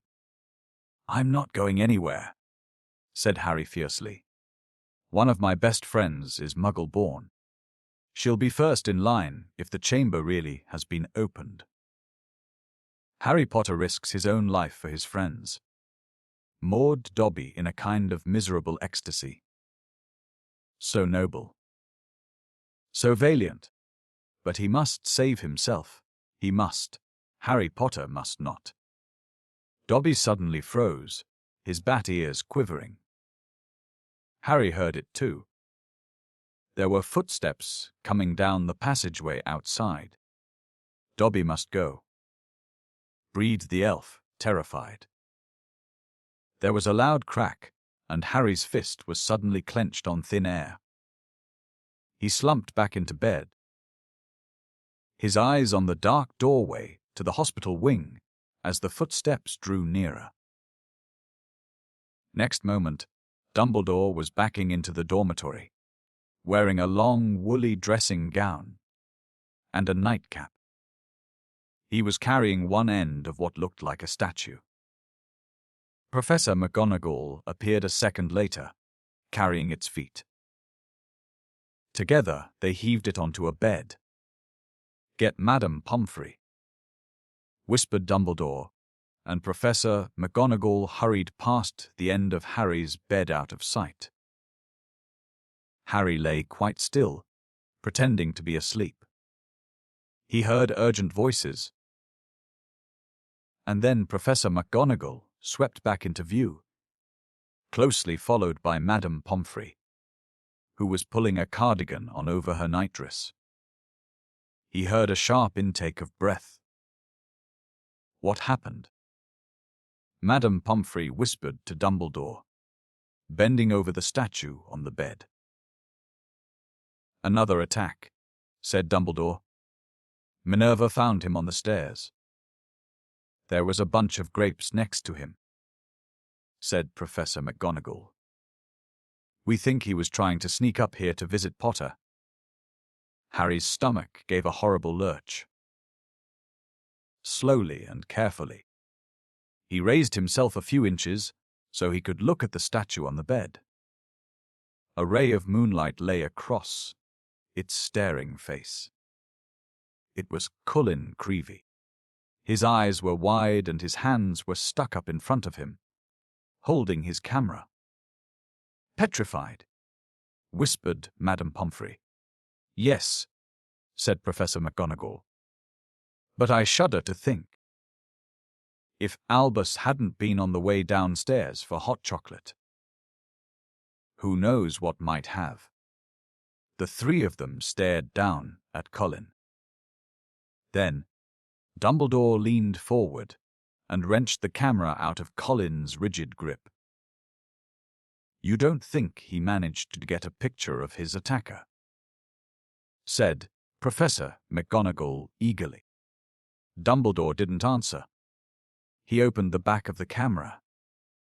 Good gracious, said Madame Pomfrey. A jet of steam had hissed out of the camera. Harry, 3 beds away, caught the acrid smell of burnt plastic. Melted, said Madame Pomfrey wonderingly. All melted. What does this mean, Albus? Professor McGonagall asked urgently.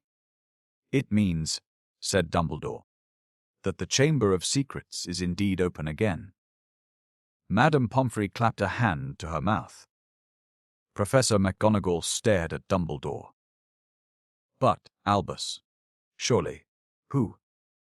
The question is not who, said Dumbledore, his eyes on Colin. The question is how. And from what Harry could see of Professor McGonagall's shadowy face, she didn't understand this any better than he did. End of chapter. If you are enjoying this audiobook, please consider liking the video and subscribing to Golden Audio Tales. Chapter 11. The Dueling Club. Harry woke up on Sunday morning to find the dormitory blazing with winter sunlight, and his arm reboned, but very stiff.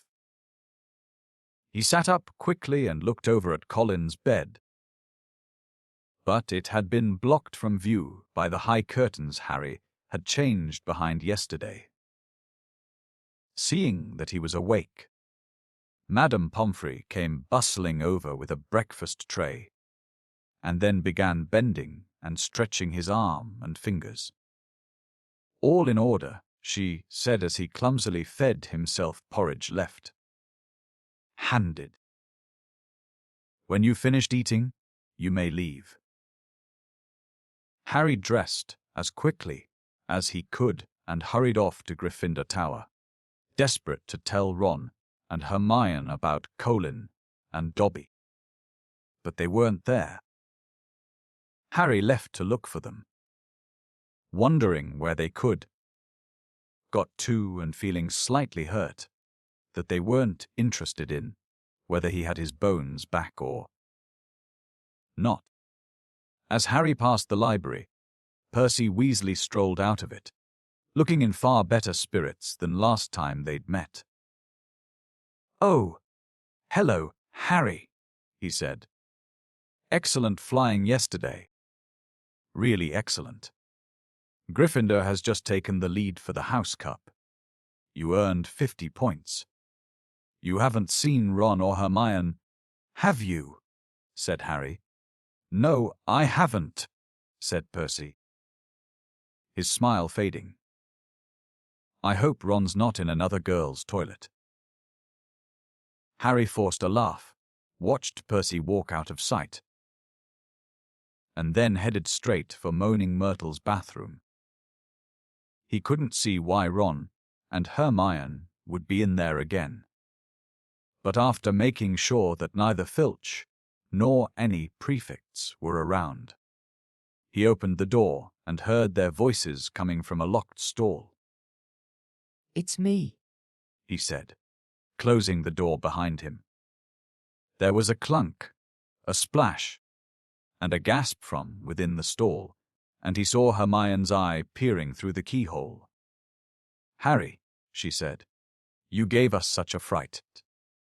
Come in. How's your arm?" "Fine," said Harry, squeezing into the stall. An old cauldron was perched on the toilet, and a crackling from under the rim told Harry they had lit a fire beneath it. Conjuring up portable, waterproof fires was a speciality of Hermione's. "We'd come to meet you, but we decided to get started on the polyjuice potion," Ron explained as Harry, with difficulty, locked the stall again. "We've decided this is the safest place to hide it." Harry started to tell them about Colin, but Hermione interrupted. "We already know. We heard Professor McGonagall telling Professor Flitwick this morning. That's why we decided we'd better get going. The sooner we get a confession out of Malfoy, the better," snarled Ron. "Do you know what I think? He was in such a foul temper after the Quidditch match. He took it out on Colin." "There's something else," said Harry, watching Hermione tearing bundles of knotgrass and throwing them into the potion. "Dobby came to visit me in the middle of the night." Ron and Hermione looked up, amazed. Harry told them everything Dobby had told him, or hadn't told him. Hermione and Ron listened with their mouths open. "The Chamber of Secrets has been opened before," Hermione said. "This settles it," said Ron in a triumphant voice. "Lucius Malfoy must have opened the chamber when he was at school here, and now he's told dear old Draco how to do it. It's obvious. Wish Dobby told you what kind of monster's in there. I want to know how come nobody's noticed it, sneaking around the school. Maybe it can make itself invisible," said Hermione, prodding leeches to the bottom of the cauldron. "Or maybe it can disguise itself. Pretend to be a suit of armor or something. I've read about chameleon hulls." "You read too much, Hermione," said Ron, pouring dead lacewings on top of the leeches. He crumpled up the empty lacewing bag and looked at Harry. "So, Dobby stopped us from getting on the train and broke your arm." He shook his head. "You know what, Harry? If he doesn't stop trying to save your life, he's going to kill you." The news that Colin Creevey had been attacked and was now lying as though dead in the hospital wing had spread through the entire school by Monday morning. The air was suddenly thick with rumor and suspicion. The first years were now moving around the castle in tight, knit groups, as though scared they would be attacked if they ventured forth alone. Ginny Weasley, who sat next to Colin Creevey in Charms, was distraught. But Harry felt that Fred and George were going the wrong way about cheering her up. They were taking turns covering themselves with fur or boils and jumping out at her from behind statues. They only stopped when Percy, apoplectic with rage, told them he was going to write to Mrs. Weasley and tell her Ginny was having nightmares. Meanwhile, hidden from the teachers, A roaring trade in talismans, amulets, and other protective devices was sweeping the school. Neville Longbottom bought a large, evil-smelling green onion, a pointed purple crystal, and a rotting net tail before the other Gryffindor boys pointed out that he was in no danger. He was a pureblood, and therefore unlikely to be attacked. They went for Filch first, Neville said, his round face fearful. And everyone knows I'm almost a squib. In the second week of December, Professor McGonagall came around as usual, collecting names of those who would be staying at school for Christmas. Harry, Ron, and Hermione signed her list. They had heard that Malfoy was staying, which struck them as very suspicious. The holidays would be the perfect time to use the Polyjuice potion and try to worm a confession out of him. Unfortunately, the potion was only half finished. They still needed the bicorn horn and the boomslang skin, and the only place they were going to get them was from Snape's private stores. Harry privately felt he'd rather face Slytherin's legendary monster than let Snape catch him robbing his office. "What we need," said Hermione briskly, as Thursday afternoon's double potions lesson loomed nearer, "is a diversion. Then one of us can sneak into Snape's office and take what we need." Harry and Ron looked at her nervously. "I think I'd better do the actual stealing," Hermione continued in a matter-of-fact tone. "You two will be expelled if you get into any more trouble, and I've got a clean record. So all you need to do is cause enough mayhem to keep Snape busy for 5 minutes or so." Harry smiled feebly. Deliberately causing mayhem in Snape's potions class was about as safe as poking a sleeping dragon in the eye. Potions lessons took place in one of the large dungeons. Thursday afternoon's lesson proceeded in the usual way. 20 cauldrons stood steaming between the wooden desks, on which stood brass scales and jars of ingredients. Snape prowled through the fumes, making waspish remarks about the Gryffindors' work while the Slytherins sniggered appreciatively. Draco Malfoy, who was Snape's favorite student, kept flicking puffer fish eyes at Ron and Harry, who knew that if they retaliated they would get detention faster than you could say unfair.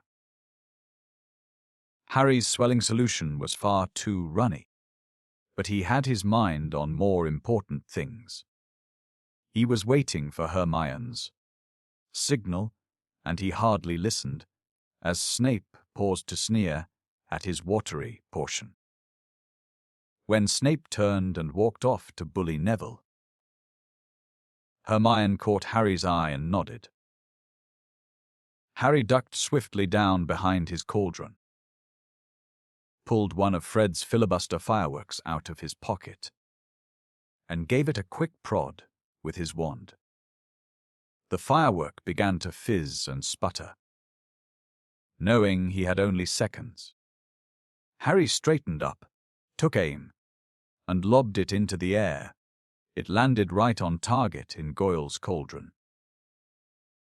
Goyle's potion exploded, showering the whole class.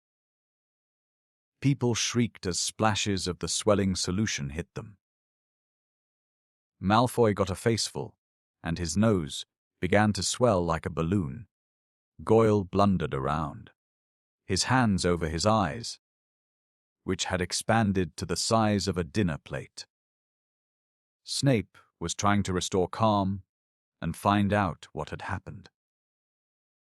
Through the confusion, Harry saw Hermione slip quietly into Snape's office.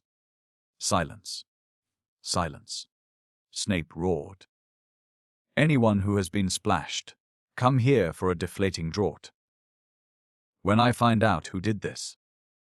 Harry tried not to laugh as he watched Malfoy hurry forward, his head drooping with the weight of a nose, like a small melon. As half the class lumbered up to Snape's desk, some weighted down with arms like clubs, others unable to talk through gigantic, puffed-up lips. Harry saw Hermione slide back into the dungeon, the front of her robes bulging, when everyone had taken a swig of antidote and the various swellings had subsided. Snape swept over to Goyle's cauldron and scooped out the twisted black remains of the firework. Isn't Cly? There was a sudden hush. If I ever find out who threw this, Snape whispered, I shall make sure that person is expelled. Harry arranged his face into what he hoped was a puzzled expression. Snape was looking right at him, and the bell that rang 10 minutes later could not have been more welcome. He knew it was me. Harry told Ron and Hermione as they hurried back to Moaning Myrtle's bathroom. I could tell. Hermione threw the new ingredients into the cauldron and began to stir feverishly. It'll be ready in 2 weeks, she said happily. Snape can't prove it was you, said Ron reassuringly to Harry. What can he do? Knowing Snape, something full, said Harry as the potion frothed and bubbled.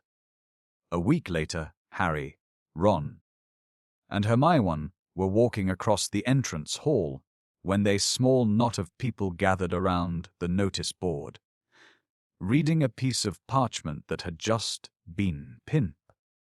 Bindford. The other. Seamus Finnegan and Dean Thomas beckoned them over, looking excited.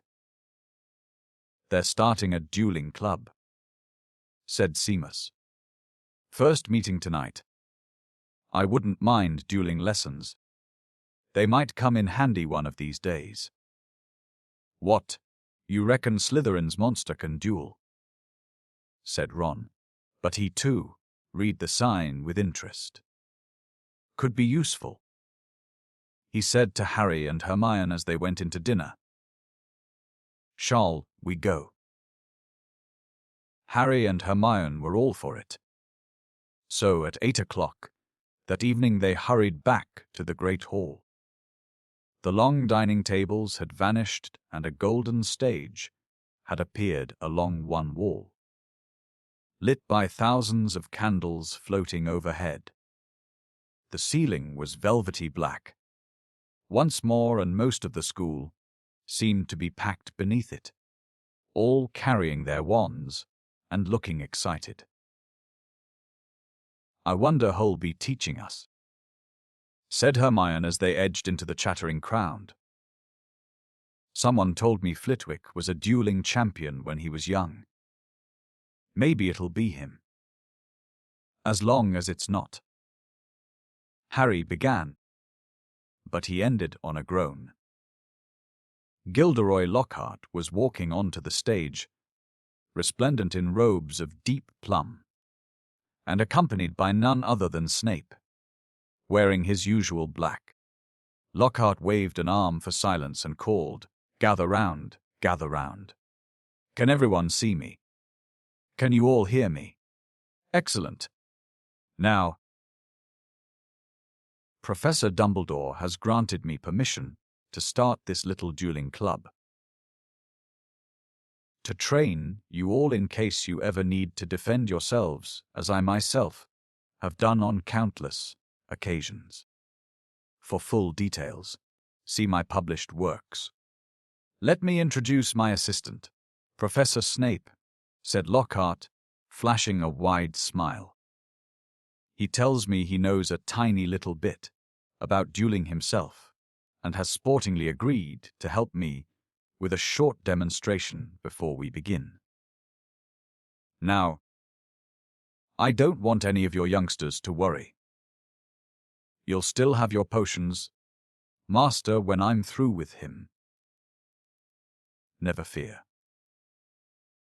Wouldn't it be good if they finished each other off? Ron muttered in Harry's ear. Snape's upper lip was curling. Harry wondered why Lockhart was still smiling. If Snape had been looking at him like that, he'd have been running as fast as he could in the opposite direction. Lockhart and Snape turned to face each other and bowed. At least, Lockhart did, with much twirling of his hands, whereas Snape jerked his head irritably. Then they raised their wands like swords in front of them. As you see, we are holding our wands in the accepted combative position, Lockhart told the silent crowd. On the count of 3, we will cast our first spells. Neither of us will be aiming to kill. Of course. I wouldn't bet on that, Harry murmured, watching Snape baring his teeth. 1, 2, 3. Both of them swung their wands above their heads and pointed them at their opponent. Snape cried, Expelliarmus! There was a dazzling flash of scarlet light and Lockhart was blasted off his feet. He flew backward off the stage, smashed into the wall, and slid down it to sprawl on the floor. Malfoy and some of the other Slytherins cheered. Hermione was dancing on tiptoes. Do you think he's all right? She squealed through her fingers. Who cares?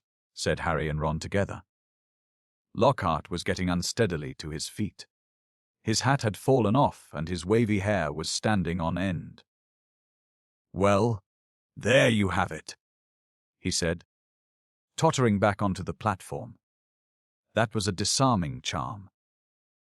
As you see, I've lost my wand. Ah, thank you, Miss Brown. Yes, an excellent idea to show them that, Professor Snape.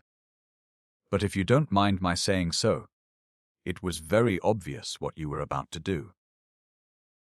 If I had wanted to stop you, it would have been only too easy. However, I felt it would be instructive to let them see. Snape was looking murderous. Possibly Lockhart had noticed, because he said, Enough demonstrating. I'm going to come amongst you now and put you all into pairs. Professor Snape, if you'd like to help me. They moved through the crowd, matching up partners. Lockhart teamed Neville with Justin Finch Fletchley, but Snape reached Harry and Ron first. Time to split up the dream team, I think, he sneered. Weasley, you can partner Finnegan. Potter. Harry moved automatically toward Hermione. I don't think so, said Snape, smiling coldly. Mr. Malfoy, come over here. Let's see what you make of the famous Potter. And you, Miss Granger. You can partner Miss Bulstrode. Malfoy strutted over, smirking. Behind him walked a Slytherin girl, who reminded Harry of a picture he'd seen in Holidays with Hags. She was large and square, and her heavy jaw jutted aggressively. Hermione gave her a weak smile that she did not return. Face your partners, called Lockhart, back on the platform. And bow. Harry and Malfoy barely inclined their heads, not taking their eyes off each other. Wands at the ready, shouted Lockhart. When I count to 3, cast your charms to disarm your opponents. Only to disarm them. We don't want any accidents. 1, 2, 3. Harry swung his wand high, but Malfoy had already started on 2. His spell hit Harry so hard, he felt as though he'd been hit over the head with a saucepan. He stumbled, but everything still seemed to be working. And wasting no more time, Harry pointed his wand straight at Malfoy and shouted, "Rictus Empra." A jet of silver light hit Malfoy in the stomach, and he doubled up, wheezing. I said, "Disarm only." Lockhart shouted in alarm over the heads of the battling crowd. As Malfoy sank to his knees, Harry had hit him with a tickling charm, and he could barely move for laughing.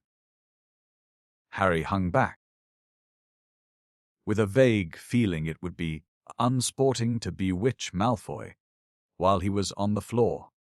But this was a mistake, gasping for breath. Malfoy pointed his wand at Harry's knees, choked, Tarantalagra. And the next second Harry's legs began to jerk around out of his control in a kind of quick step.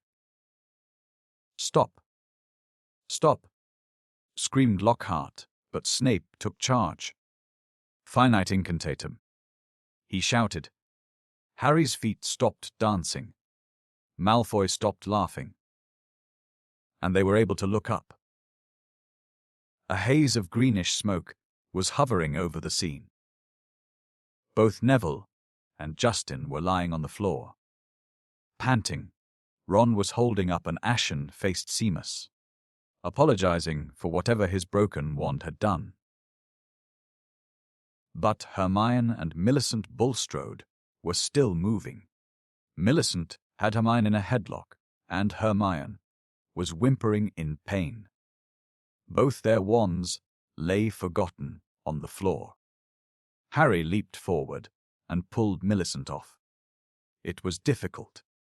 She was a lot bigger than he was. "Dear, dear," said Lockhart, skittering through the crowd, looking at the aftermath of the duels. "Up you go, Macmillan. Careful there, Miss Fawcett. Pinch it hard, it'll stop bleeding in a second. Boot. I think I'd better teach you how to block unfriendly spells," said Lockhart, standing flustered in the midst of the hall. He glanced at Snape, whose black eyes glinted, and looked quickly away.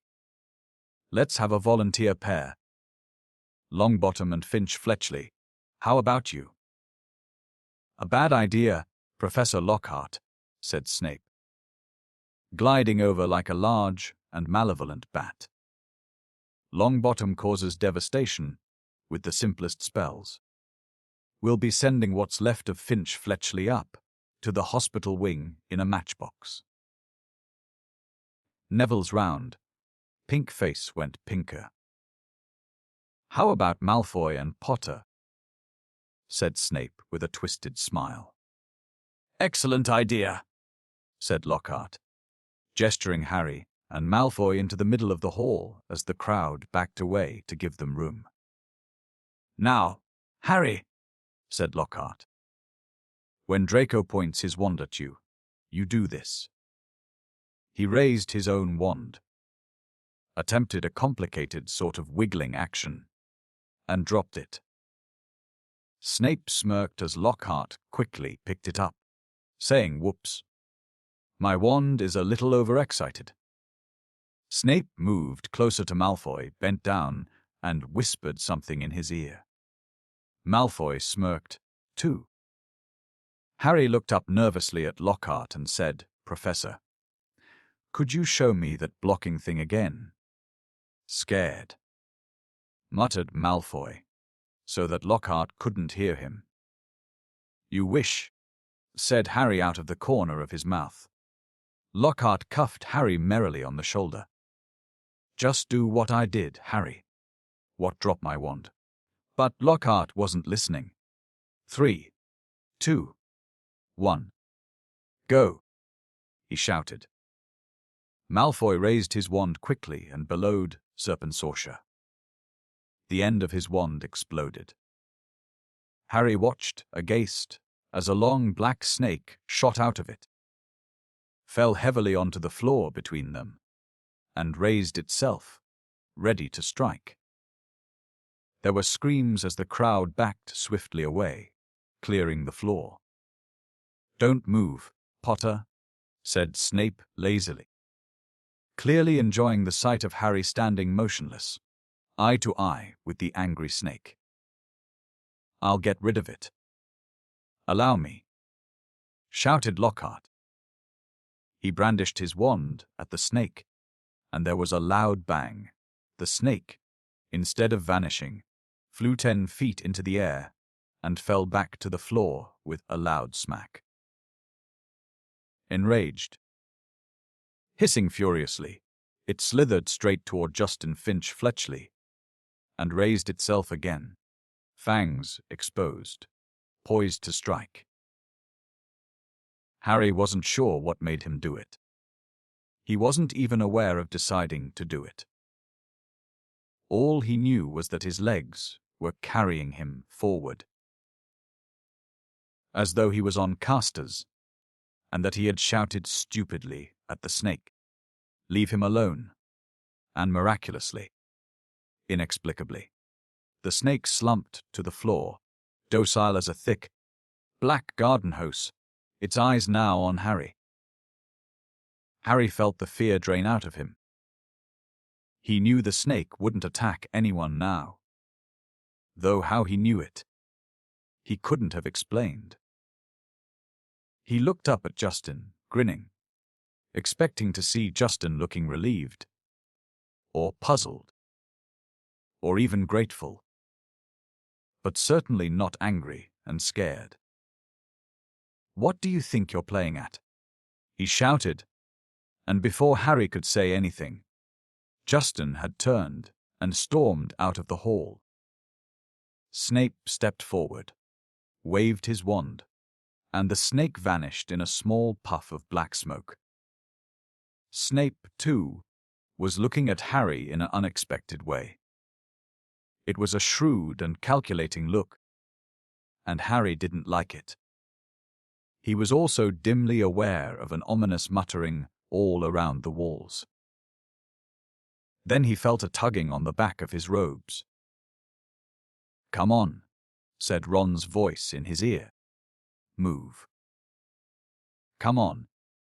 Ron steered him out of the hall, Hermione hurrying alongside them, as they went through the doors. The people on either side drew away, as though they were frightened of catching something. Harry didn't have a clue what was going on, and neither Ron nor Hermione explained anything until they had dragged him all the way up to the empty Gryffindor common room. Then Ron pushed Harry into an armchair and said, "You're a Parselmouth." Why didn't you tell us? said Hammerwat. "A Parselmouth," said Ron. "You can talk to snakes." "I know," said Harry. "I mean, that's only the second time I've ever done it. I accidentally set a boa constrictor on my cousin, Dudley, at the zoo once. Long story. But it was telling me it had never seen Brazil, and I sort of set it free without meaning to. That was before I knew I was a wizard. A boa constrictor told you it had never seen Brazil," Ron repeated faintly. "So," said Harry, "I bet loads of people here can do it."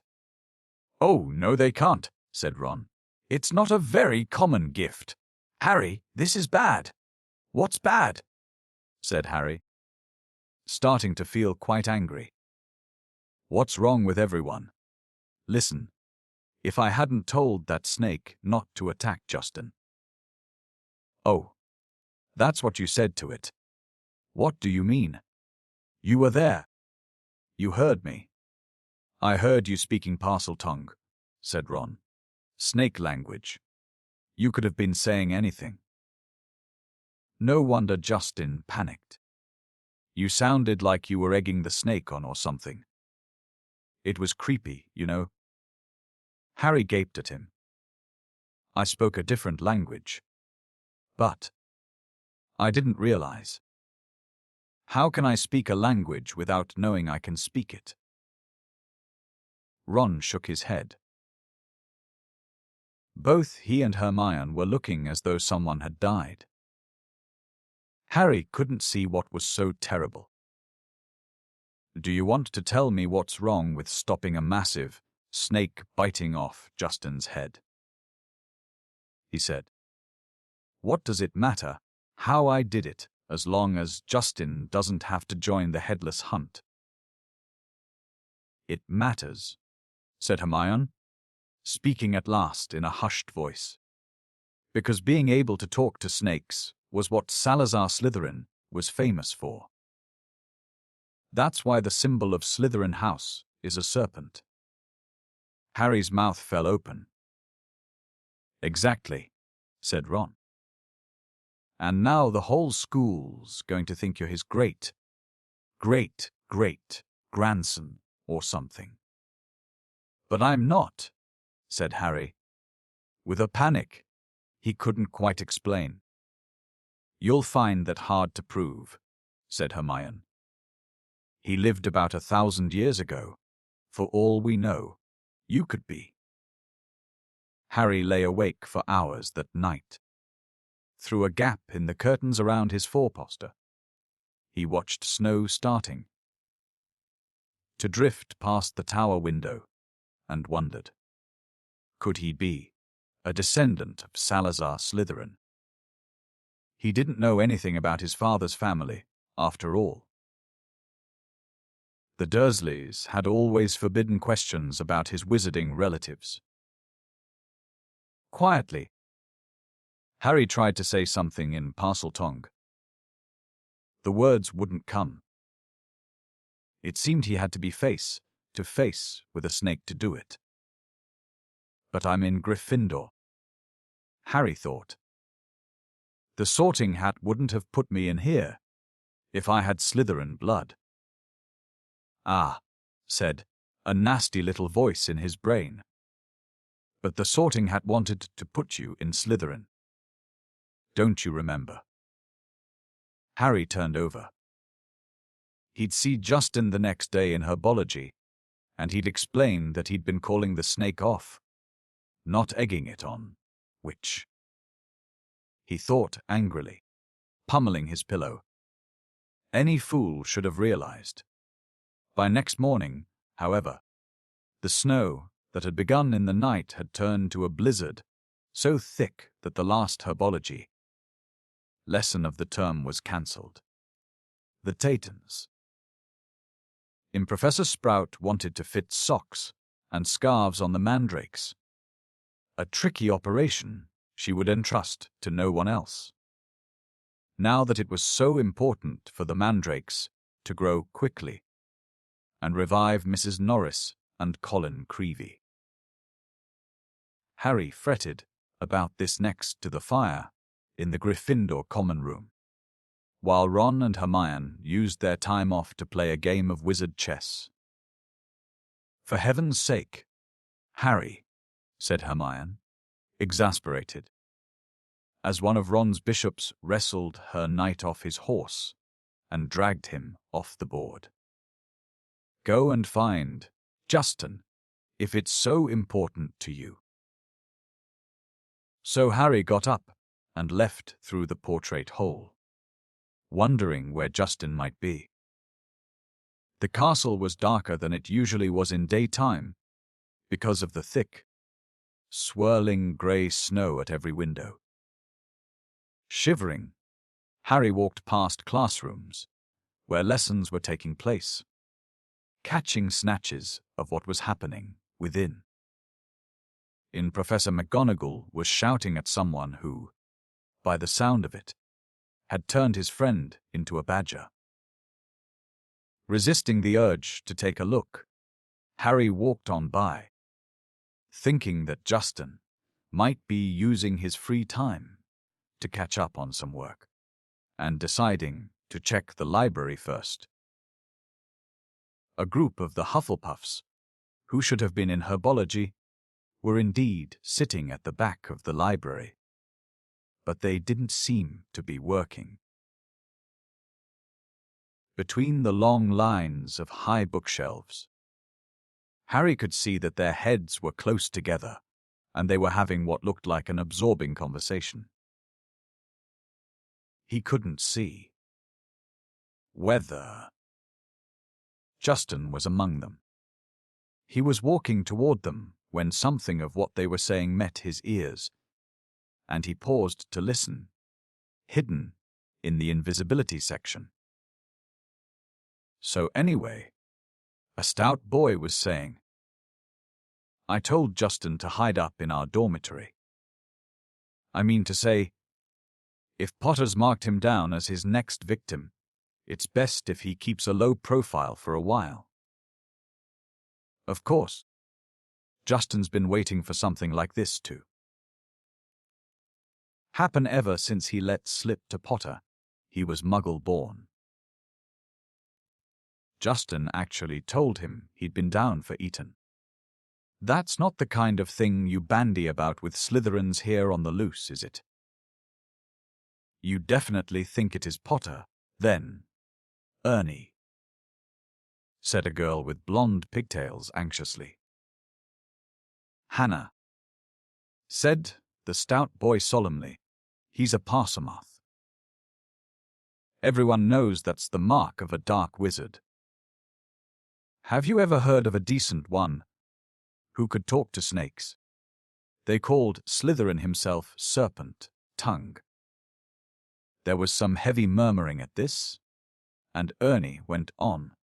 "Remember what was written on the wall. Enemies of the higher, beware. Potter had some sort of run-in with Filch. Next thing we know, Filch's cats attacked. That first year, Creevy was annoying Potter at the Quidditch match, taking pictures of him while he was lying in the mud. Next thing we know, Creevy's been attacked. He always seems so nice, though," said Hannah uncertainly. "And, well, he's the one who made you know who'd disappear. He can't be all bad, can he?" Ernie lowered his voice mysteriously. The Hufflepuffs bent closer, and Harry edged nearer so that he could catch Ernie's words. "No one knows how he survived that attack by you-know-who. I mean to say, he was only a baby when it happened. He should have been blasted into smithereens. Only a really powerful dark wizard could have survived a curse like that." He dropped his voice until it was barely more than a whisper, and said, "That's probably why you know who wanted to kill him in the first place. Didn't want another Dark Lord competing with him. I wonder what other powers Potter's been hiding." Harry couldn't take any more. Clearing his throat loudly, he stepped out from behind the bookshelves. If he hadn't been feeling so angry, he would have found the sight that greeted him funny. Every one of the Hufflepuffs looked as though they had been petrified by the sight of him, and the color was draining out of Ernie's face. "Hello," said Harry. "I'm looking for Justin Finch-Fletchley." The Hufflepuffs' worst fears had clearly been confirmed. They all looked fearfully at Ernie. "What do you want with him?" said Ernie in a quivering voice. "I wanted to tell him what really happened with that snake at the dueling club," said Harry. Ernie bit his white lips and then, taking a deep breath, said, "We were all there. We saw what happened. Then you noticed that after I spoke to it, the snake backed off," said Harry. "All I saw," said Ernie stubbornly, though he was trembling as he spoke, "was you speaking Parseltongue and chasing the snake toward Justin." "I didn't chase it at him," Harry said. his voice shaking with anger.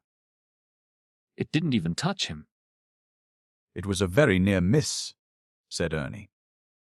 And in case you're getting ideas, he added hastily, I might tell you that you can trace my family back through 9 generations of witches and warlocks, and my blood's as pure as anyone's. So, I don't care what sort of blood you've got, said Harry fiercely. Why would I want to attack Muggle-borns? I've heard you hate those Muggles you live with, said Ernie swiftly. It's not possible to live with the Dursleys and not hate them, said Harry. I'd like to see you try it. He turned on his heel and stormed out of the library, yearning himself a reproving glare from Madame Pince, who was polishing the gilded cover of a large spell book. Harry blundered up the corridor, barely noticing where he was going. He was in such a fury. The result was that he walked into something very large and solid, which knocked him backward onto the floor. Oh, hello, Hagrid, Harry said, looking up. Hagrid's face was entirely hidden by a woolly, snow-covered balaclava. But it couldn't possibly be anyone else, as he filled most of the corridor in his moleskin overcoat. A dead rooster was hanging from one of his massive, gloved hands. All right, Harry, he said, pulling up the balaclava so he could speak. Why aren't you in class? Cancelled, said Harry, getting up. What are you doing in here? Hagrid held up the limp rooster. Second one killed this term, he explained. It's either foxes or a blood. Suckin' bugbear. And I need the headmaster's permission to put a charm around the hen coop. He peered more closely at Harry from under his thick, snow-flecked eyebrows. Yeah, sure, yeah, all right. Yeah, look all hot and bothered. Harry couldn't bring himself to repeat what Ernie and the rest of the Hufflepuffs had been saying about him. It's nothing, he said. I'd better get going. Hagrid, it's Transfiguration next, and I've got to pick up my books. He walked off, his mind still full of what Ernie had said about him. Justin's been waiting for something like this to happen. Ever since he let slip to Potter, he was Muggle-born. Harry stamped up the stairs and turned along another corridor, which was particularly dark. The torches had been extinguished by a strong, icy draft that was blowing through a loose window pane. Idnigen. He was halfway down the passage when he tripped headlong over something lying on the floor. He turned to squint at what he'd fallen over and felt as though his stomach had dissolved. Justin Finch-Fletchley was lying on the floor, rigid and cold, a look of shock frozen on his face, his eyes staring blankly at the ceiling. And that wasn't all. Next to him was another figure, the strangest sight Harry had ever seen. It was nearly headless Nick, no longer purely white and transparent, but black and smoky, floating immobile and horizontal, 6 inches off the floor. His head was half off, and his face wore an expression of shock identical to Justin's. Harry got to his feet, his breathing fast and shallow, his heart doing a kind of drum roll against his ribs. He looked wildly up and down the deserted corridor, and saw a line of spiders scuttling as fast as they could away from the bodies. The only sounds were the muffled voices of teachers from the classes on either side. He could run, and no one would ever know he had been there. But he couldn't just leave them lying here. He had to get help. Would anyone believe he hadn't had anything to do with this? As he stood there, panicking, a door right next to him opened with a bang. Peeves the poltergeist came shooting out. "Why, it's Potty wee Potter," cackled Peeves, knocking Harry's glasses askew as he bounced past him. "What's Potter up to? Why's Potter lurking?" Peeves stopped, halfway through a midair somersault. Upside down, he spotted Justin and nearly headless Nick. He flipped the right way up, filled his lungs, and, before Harry could stop him, screamed, "Attack! Attack! Another! Or attack! No mortal or ghost is safe. Run for your lives! Atarak! Crash! Crash!" Door after door flew open along the corridor, and people flooded out. For several long minutes, there was a scene of such confusion that Justin was endangering squashed and people kept standing in nearly headless. Nick. Harry found himself pinned against the wall as the teachers shouted for quiet.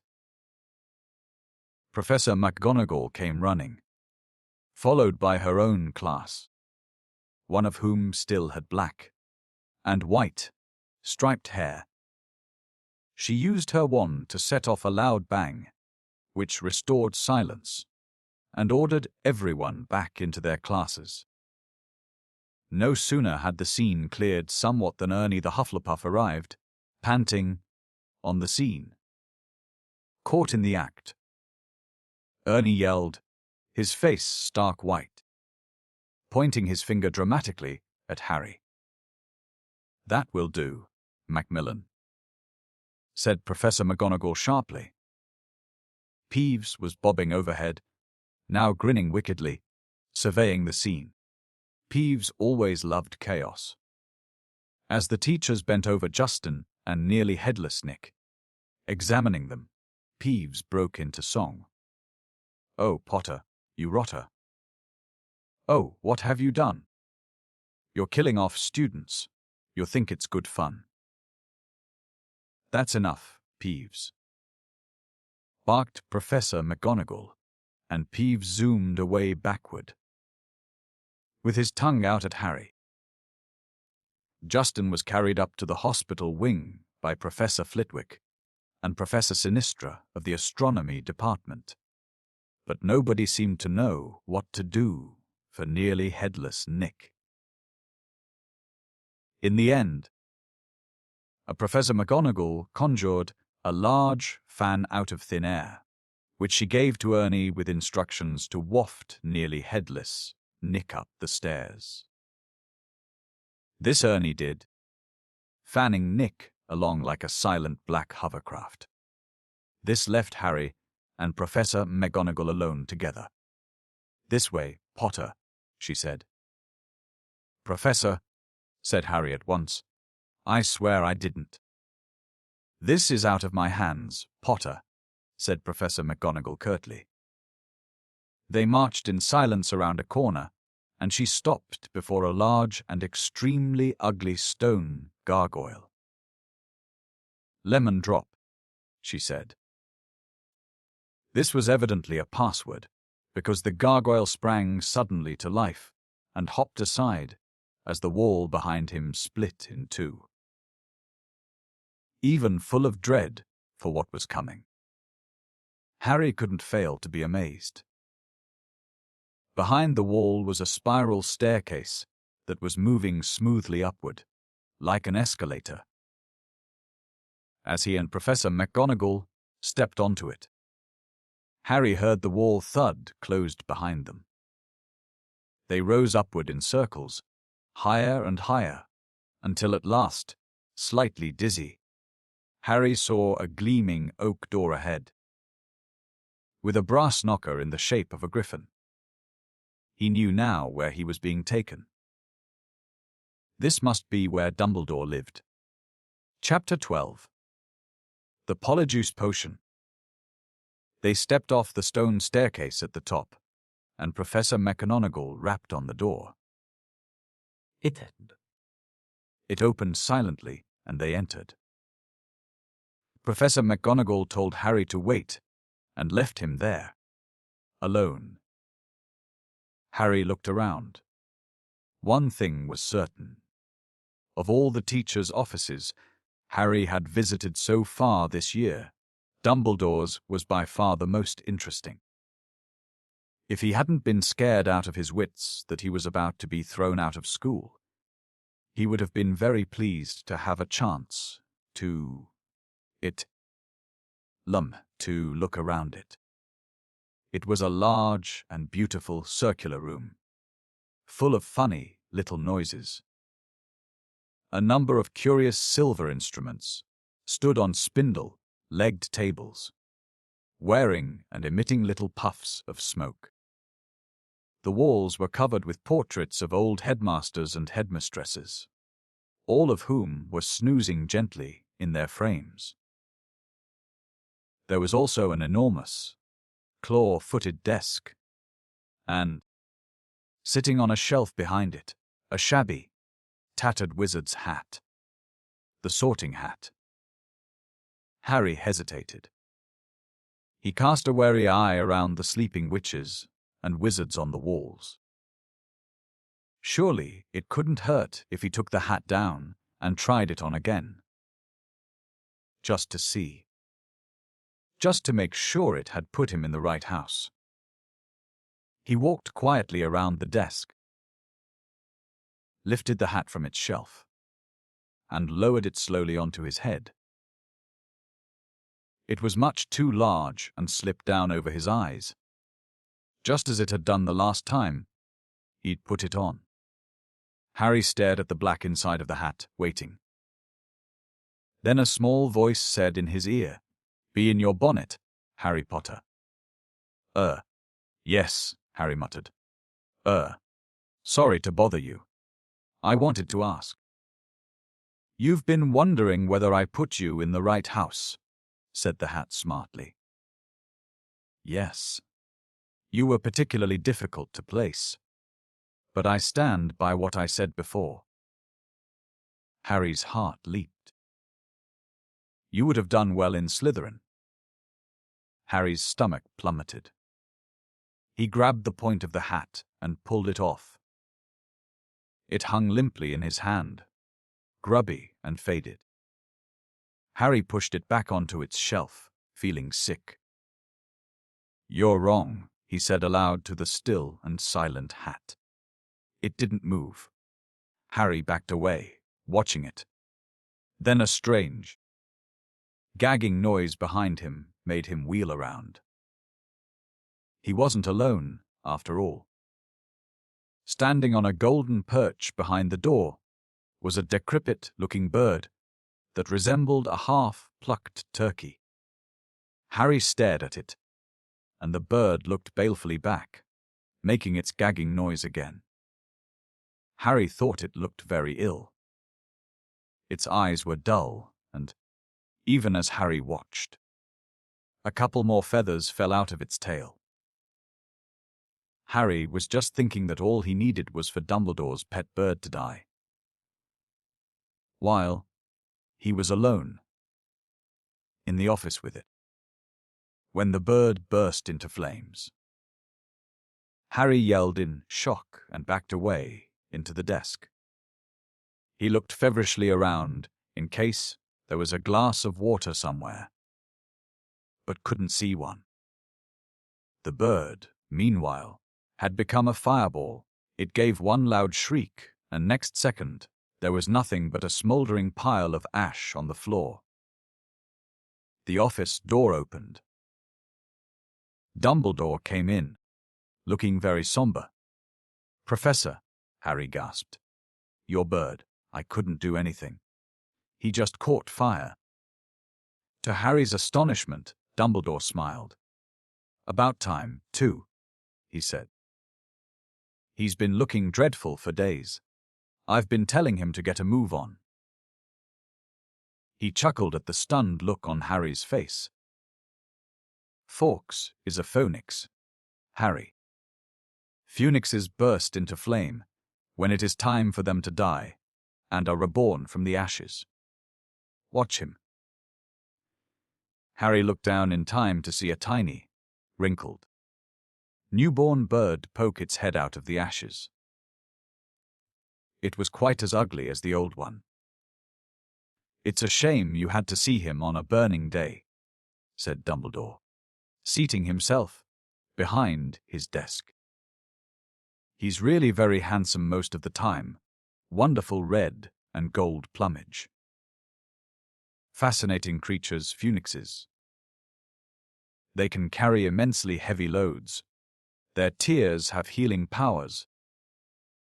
And they make highly faithful pets." In the shock of Fawkes catching fire, Harry had forgotten what he was there for. But it all came back to him as Dumbledore settled himself in the high chair behind the desk and fixed Harry with his penetrating, light blue stare. Before Dumbledore could speak another word, however, the door of the office flew open with an almighty bang, and Hagrid burst in, a wild look in his eyes. His balaclava perched on top of his shaggy, black head, and the dead rooster still swinging from his hand. "It wasn't Harry, Professor Dumbledore," said Hagrid urgently. "I was talking to him seconds before that kid was found. He never had time, sir." Dumbledore tried to say something, but Hagrid went ranting on, waving the rooster around in his agitation, sending feathers everywhere. "It can't been him. I'll swear it in front of the Ministry o' Magic if I have to." Hagrid. "Aye, you've got the wrong boy, sir. I know Harry never." "Hagrid," said Dumbledore loudly, "I do not think that Harry attacked those people."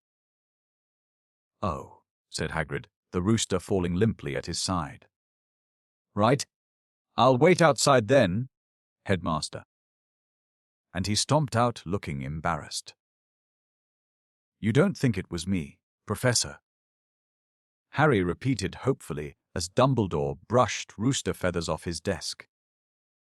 "No, Harry, I don't," said Dumbledore, though his face was somber again. "But I still want to talk to you." Harry waited nervously while Dumbledore considered him, the tips of his long fingers together. "I must ask you, Harry, whether there is anything you'd like to tell me," he said gently. "Anything at all." Harry didn't know what to say. He thought of Malfoy shouting, "You'll be next, mudbloods," and of the polyjuice potion simmering away in Moaning Myrtle's bathroom. Then he thought of the disembodied voice he had heard twice and remembered what Ron had said. Hearing voices no one else can hear isn't a good sign, even in the wizarding world. He thought, too, about what everyone was saying about him, and his growing dread that he was somehow connected with Salazar Slytherin. "No," said Harry. "There isn't anything, Professor." The double attack on Justin and nearly headless Nick turned what had hitherto been nervousness into real panic. Curiously, it was nearly headless Nick's fate that seemed to worry people most. What could possibly do that to a ghost? People asked each other. What terrible power could harm someone who was already dead? There was almost a stampede to book seats on the Hogwarts Express, so that students could go home for Christmas. "At this rate, we'll be the only ones left," Ron told Harry and Hermione. "Us, Malfoy, Crabbe, and Goyle." What a jolly holiday it's going to be. Crabbe and Goyle, who always did whatever Malfoy did, had signed up to stay over the holidays too. But Harry was glad that most people were leaving. He was tired of people skirting around him in the corridors, as though he were about to sprout fangs or spit poison, tired of all the muttering, pointing, and hissing as he passed. Fred and George, however, found all this very funny. They went out of their way to march ahead of Harry down the corridors, shouting, "Make way for the heir of Slytherin. Syria, sly evil wizard coming through." Percy was deeply disapproving of this behavior. "It is not a laughing matter," he said coldly. "Oh, get out of the way, Percy!" said Fred. "Harry's in a hurry." "Yeah." "He's off to the Chamber of Secrets for a cup of tea with his fanged servant," said George, chortling. Ginny didn't find it amusing either. "Oh, don't," she wailed every time Fred asked Harry loudly who he was planning to attack next, or when George pretended to ward Harry off with a large clove of garlic when they met. Harry didn't mind. It made him feel better that Fred and George, at least, thought the idea of his being Slytherins here was quite ludicrous. But their antics seemed to be aggravating Draco Malfoy, who looked increasingly sour each time he saw them at it. "It's because he's bursting to say it's really him," said Ron knowingly. "You know how he hates anyone beating him at anything. And you're getting all the credit for his dirty work." "Not for long," said Hermione in a satisfied tone. "The Polyjuice potion's nearly ready. We'll be getting the truth out of him any day now." At last the term ended, and a silence deep as the snow on the grounds descended on the castle. Harry found it peaceful, rather than gloomy, and enjoyed the fact that he, Hermione, and the Weasleys had the run of Gryffindor Tower, which meant they could play Exploding Snap loudly, without bothering anyone, and practice dueling in private. Fred, George, and Ginny had chosen to stay at school rather than visit Bill in Egypt with Mr. and Mrs. Weasley. Percy, who disapproved of what he termed their childish behavior, didn't spend much time in the Gryffindor common room. He had already told them pompously that he was only staying over Christmas because it was his duty as a prefect to support the teachers during this troubled time. Christmas morning dawned, cold and white. Harry and Ron, the only ones left in their dormitory, were woken very early by Hermione, who burst in, fully dressed and carrying presents for them both. "Wake up," she said loudly, pulling back the curtains at the window. "Hermione, you're not supposed to be in here," said Ron, shielding his eyes against the light. "Merry Christmas to you, too," said Hermione, throwing him his present. "I've been up for nearly an hour, adding more lacewings to the potion." "It's ready." Harry sat up, suddenly wide awake. "Are you sure?" "Positive," said Hermione, shifting Scabbers the rat so that she could sit down on the end of Ron's four-poster. "If we're going to do it, I say it should be tonight." At that moment, Hedwig swooped into the room, carrying a very small package in her beak. "Hello," said Harry happily as she landed on his bed. "Are you speaking to me again?" She nibbled his ear in an affectionate sort of way, which was a far better present than the one that she had brought him, which turned out to be from the Dursleys. They had sent Harry a toothpick and a note telling him to find out whether he'd be able to stay at Hogwarts for the summer vacation. 2. The rest of Harry's Christmas presents were far more satisfactory. Hagrid had sent him a large tin of treacle toffee, which Harry decided to soften by the fire before eating. Ron had given him a book called Flying with the Cannons, a book of interesting facts about his favorite Quidditch team. And Hermione had bought him a luxury eagle feather quill. Harry opened the last present to find a new hand-knitted sweater from Mrs. Weasley and a large plum cake. He read her card with a fresh surge of guilt, thinking about Mr. Weasley's car, which hadn't been seen since its crash with the Whomping Willow, and the bout of rule breaking he and Ron were planning next. No one, not even someone dreading taking Polyjuice potion later, could fail to enjoy Christmas dinner at Hogwarts. The Great Hall looked magnificent. Not only were there a dozen frost-covered Christmas trees and thick streamers of holly and mistletoe crisscrossing the ceiling, but enchanted snow was falling, warm and dry, from the ceiling.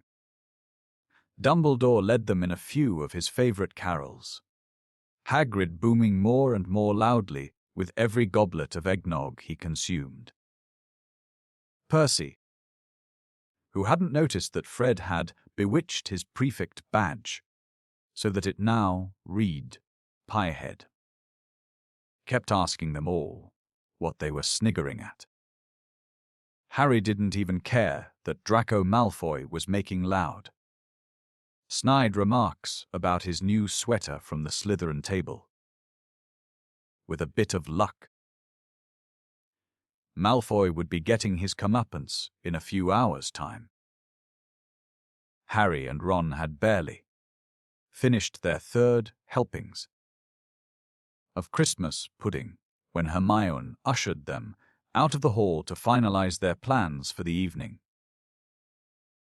"We still need a bit of the people you're changing into," said Hermione matter-of-factly, though she was sending them to the supermarket for laundry detergent. "And obviously, it'll be best if you can get something of Crabbe's and Goyle's. They're Malfoy's best friends. He'll tell them anything. What is that? And we also need to make sure the real Crabbe and Goyle can't burst in on us while we're interrogating him. I've got it all worked out." She went on smoothly, ignoring Harry's and Ron's stupefied faces. She held up 2 plump chocolate cakes. "I've filled these with a simple sleeping draught. All you have to do is make sure Crabbe and Goyle find them. You know how greedy they are. They're bound to eat them. Once they're asleep, pull out a few of their hairs and hide them in a broom closet." Harry and Ron looked incredulously at each other. "Hermione, I don't think. That could go seriously wrong." But Hermione had a steely glint in her eye, not unlike the one Professor McGonagall sometimes had. "The potion will be useless without Crabbe's and Goyle's hair," she said sternly. "You do want to investigate Malfoy, don't you?" "Oh, all right," said Harry. "But what about you? Whose hair are you ripping out?" "I've already got mine," said Hermione brightly, pulling a tiny bottle out of her pocket and showing them the single hair inside it. Remember Millicent Bulstrode wrestling with me at the dueling club. She left this on my robes when she was trying to strangle me. And she's gone home for Christmas. So, I'll just have to tell the Slytherins I've decided to come back. When Hermione had bustled off to check on the Polyjuice potion again, Ron turned to Harry with a doom-laden expression. Have you ever heard of a plan where so many things could go wrong? But to Harry's and Ron's utter amazement, stage 1 of the operation went just as smoothly as Hermione had said.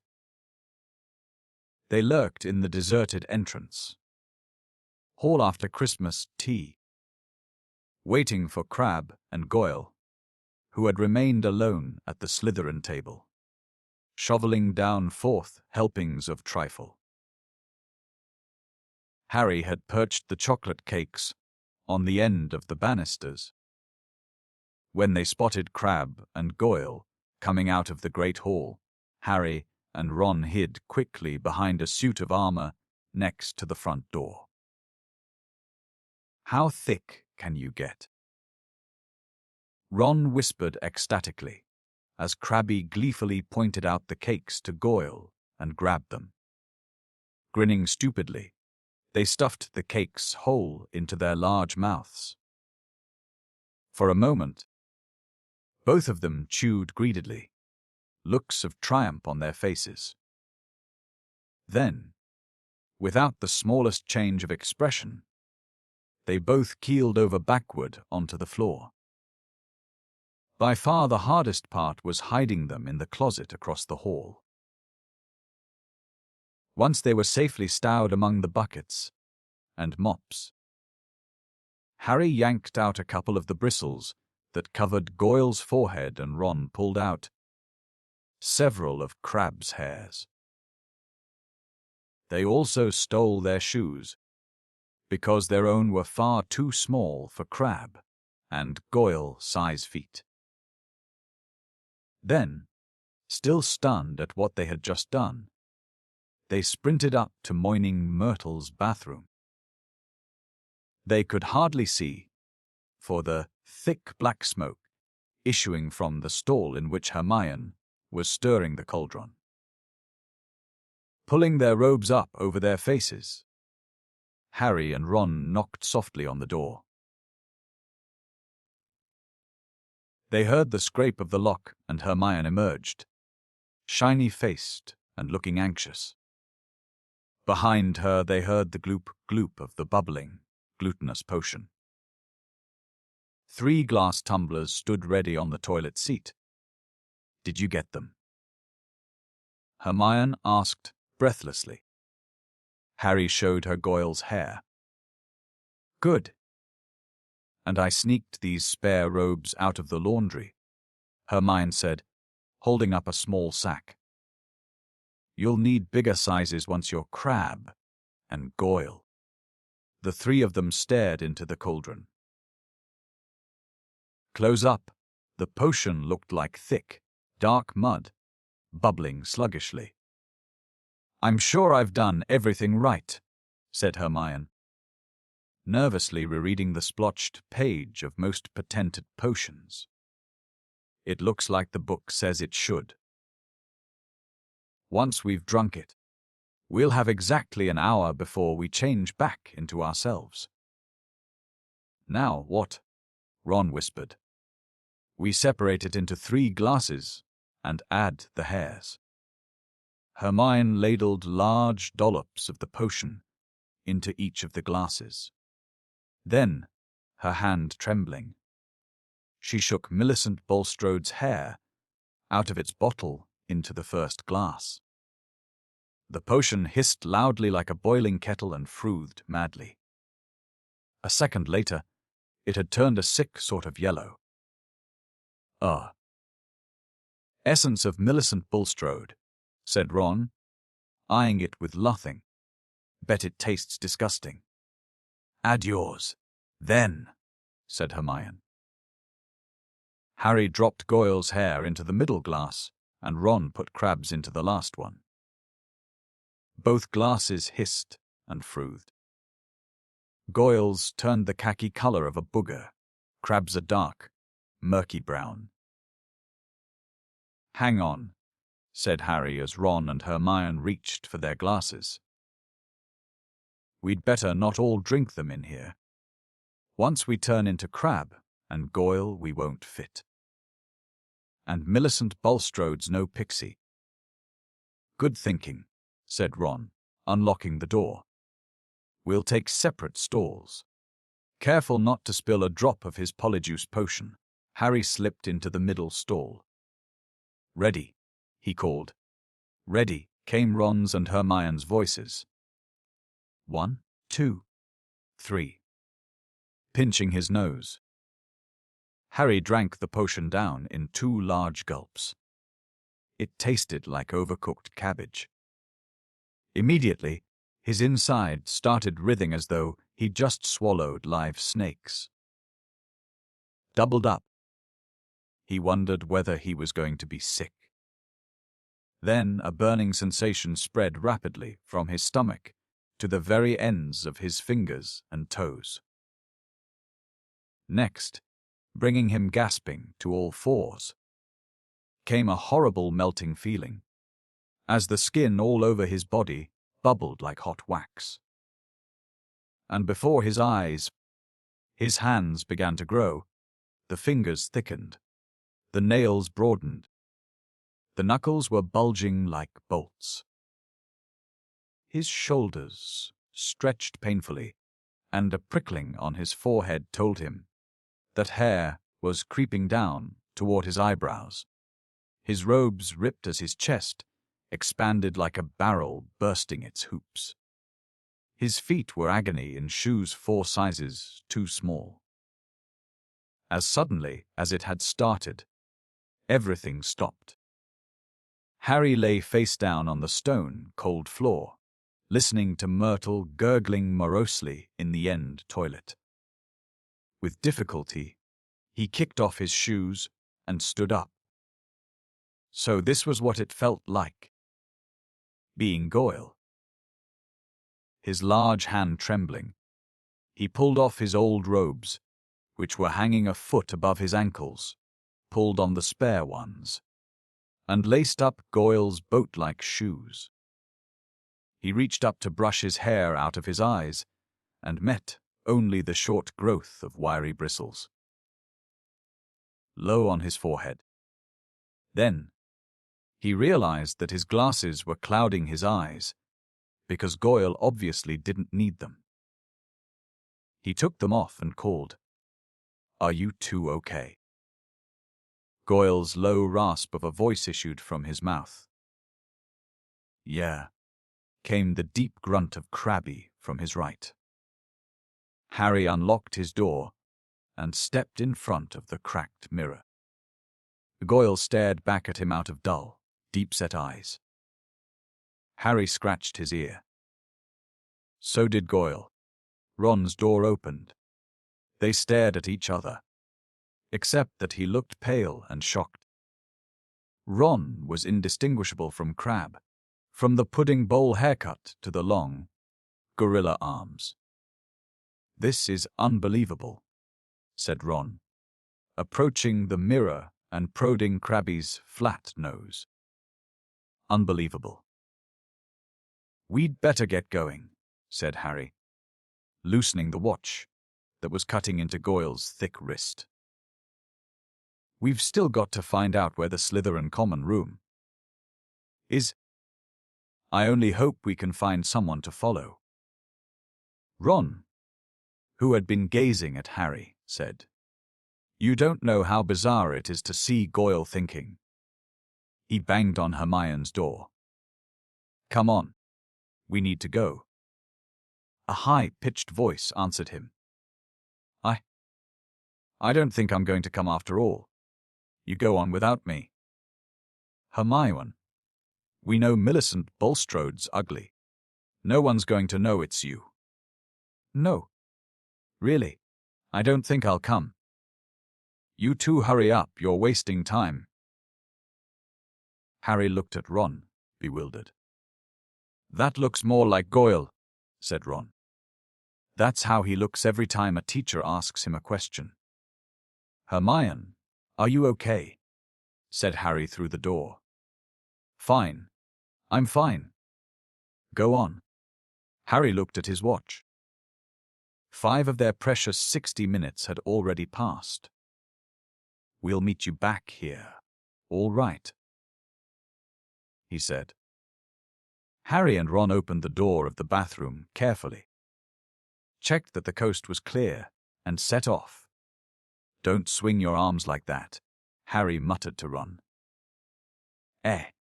Crabbe holds them sort of stiff. How's this? Yeah, that's better. They went down the marble staircase. All they needed now was a Slytherin that they could follow to the Slytherin common room. But there was nobody around. Any ideas? Muttered Harry. The Slytherins always come up to breakfast from over there, said Ron, nodding at the entrance to the dungeons. The words had barely left his mouth when a girl, with long, curly hair, emerged from the entrance. Excuse me, said Ron, hurrying up to her. We've forgotten the way to our common room. I beg your pardon, said the girl stiffly. Our common room. I'm a Ravenclaw. She walked away, looking suspiciously back at them. Harry and Ron hurried down the stone steps into the darkness, their footsteps echoing particularly loudly as Crabbe's and Goyle's huge feet hit the floor, feeling that this wasn't going to be as easy as they had hoped. As they kept up, the labyrinthine passages were deserted. They walked deeper and deeper under the school, constantly checking their watches to see how much time they had left.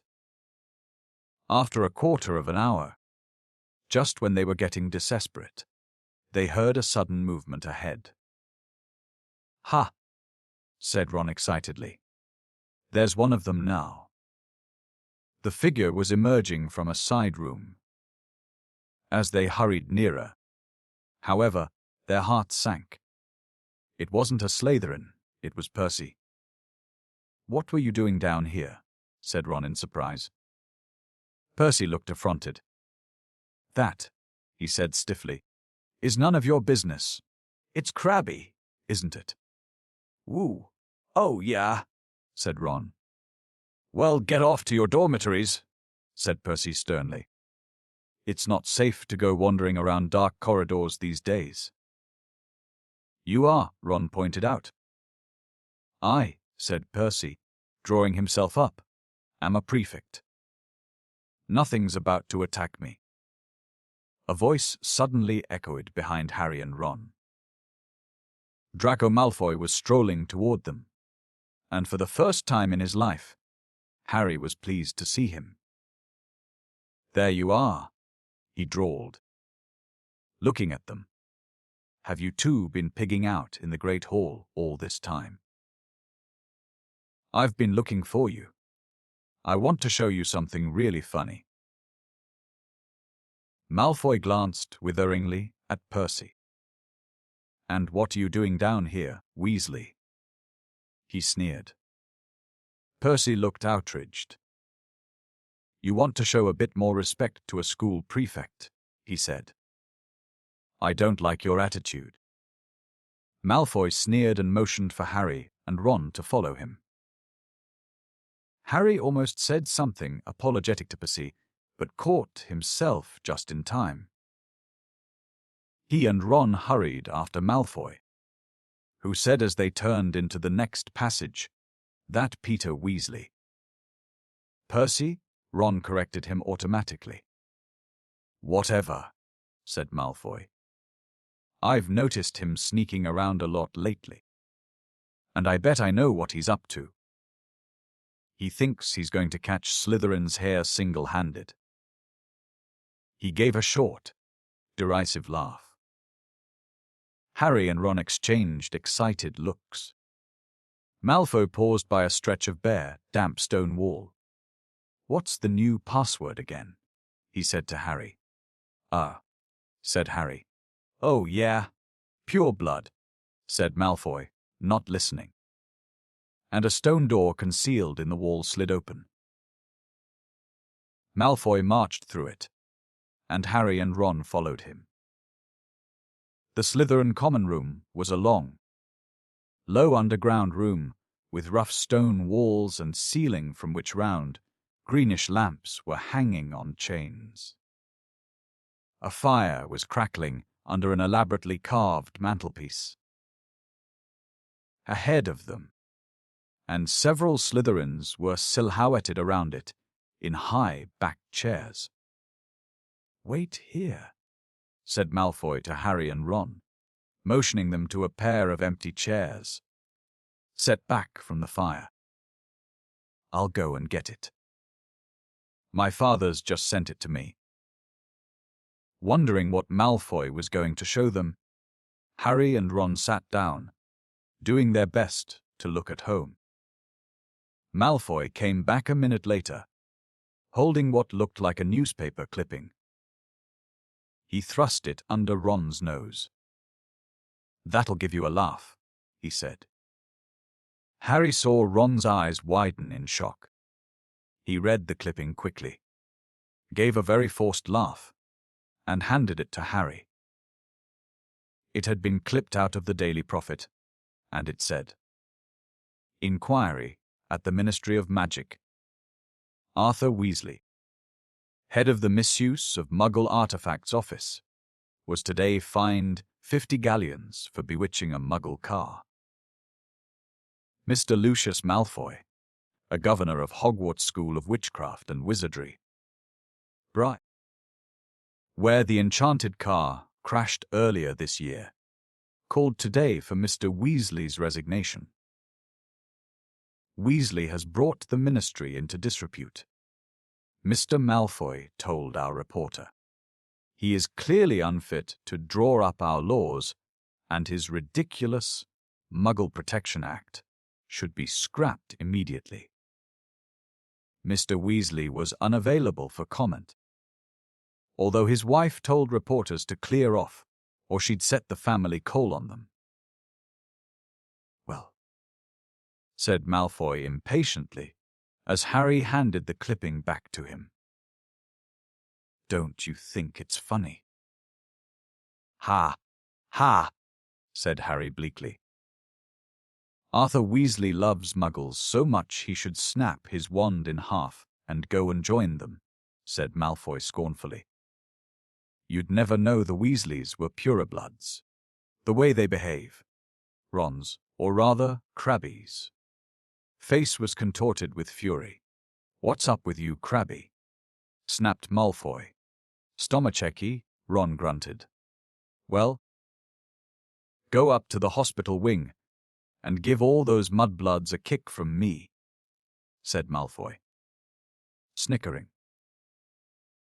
"You know, I'm surprised the Daily Prophet hasn't reported all these attacks yet." He went on thoughtfully. "I suppose Dumbledore's trying to hush it all up. He'll be sacked if it doesn't stop soon. Father's always said, old Dumbledore's the worst thing that's ever happened to this place. He loves Muggle-borns. A decent headmaster would never have let slime like that creeve in." Malfoy started taking pictures with an imaginary camera and did a cruel but accurate impression of Colin. "Potter, can I have your picture, Potter? Can I have your autograph? Can I lick your shoes, please, Potter?" He dropped his hands and looked at Harry and Ron. "What's the matter with you two?" Far too late. Harry and Ron forced themselves to laugh, but Malfoy seemed satisfied. Perhaps Crabbe and Goyle were always slow on the uptake. "Saint Potter, the Mudblood's friend," said Malfoy slowly. He's another one with no proper wizard feeling. Or he wouldn't go around with that jumped-up Granger mudblood. And people think he's Slytherin's here. Harry and Ron waited with bated breath. Malfoy was surely seconds away from telling them it was him. But then, "I wish I knew who it is," said Malfoy petulantly. "I could help them." Ron's jaw dropped so that Crabbe looked even more clueless than usual. Fortunately, Malfoy didn't notice, and Harry, thinking fast, said, "You must have some idea who's behind it all." "You know I haven't, Goyle." "How many times do I have to tell you?" snapped Malfoy. "And Father won't tell me anything about the last time the chamber was opened either.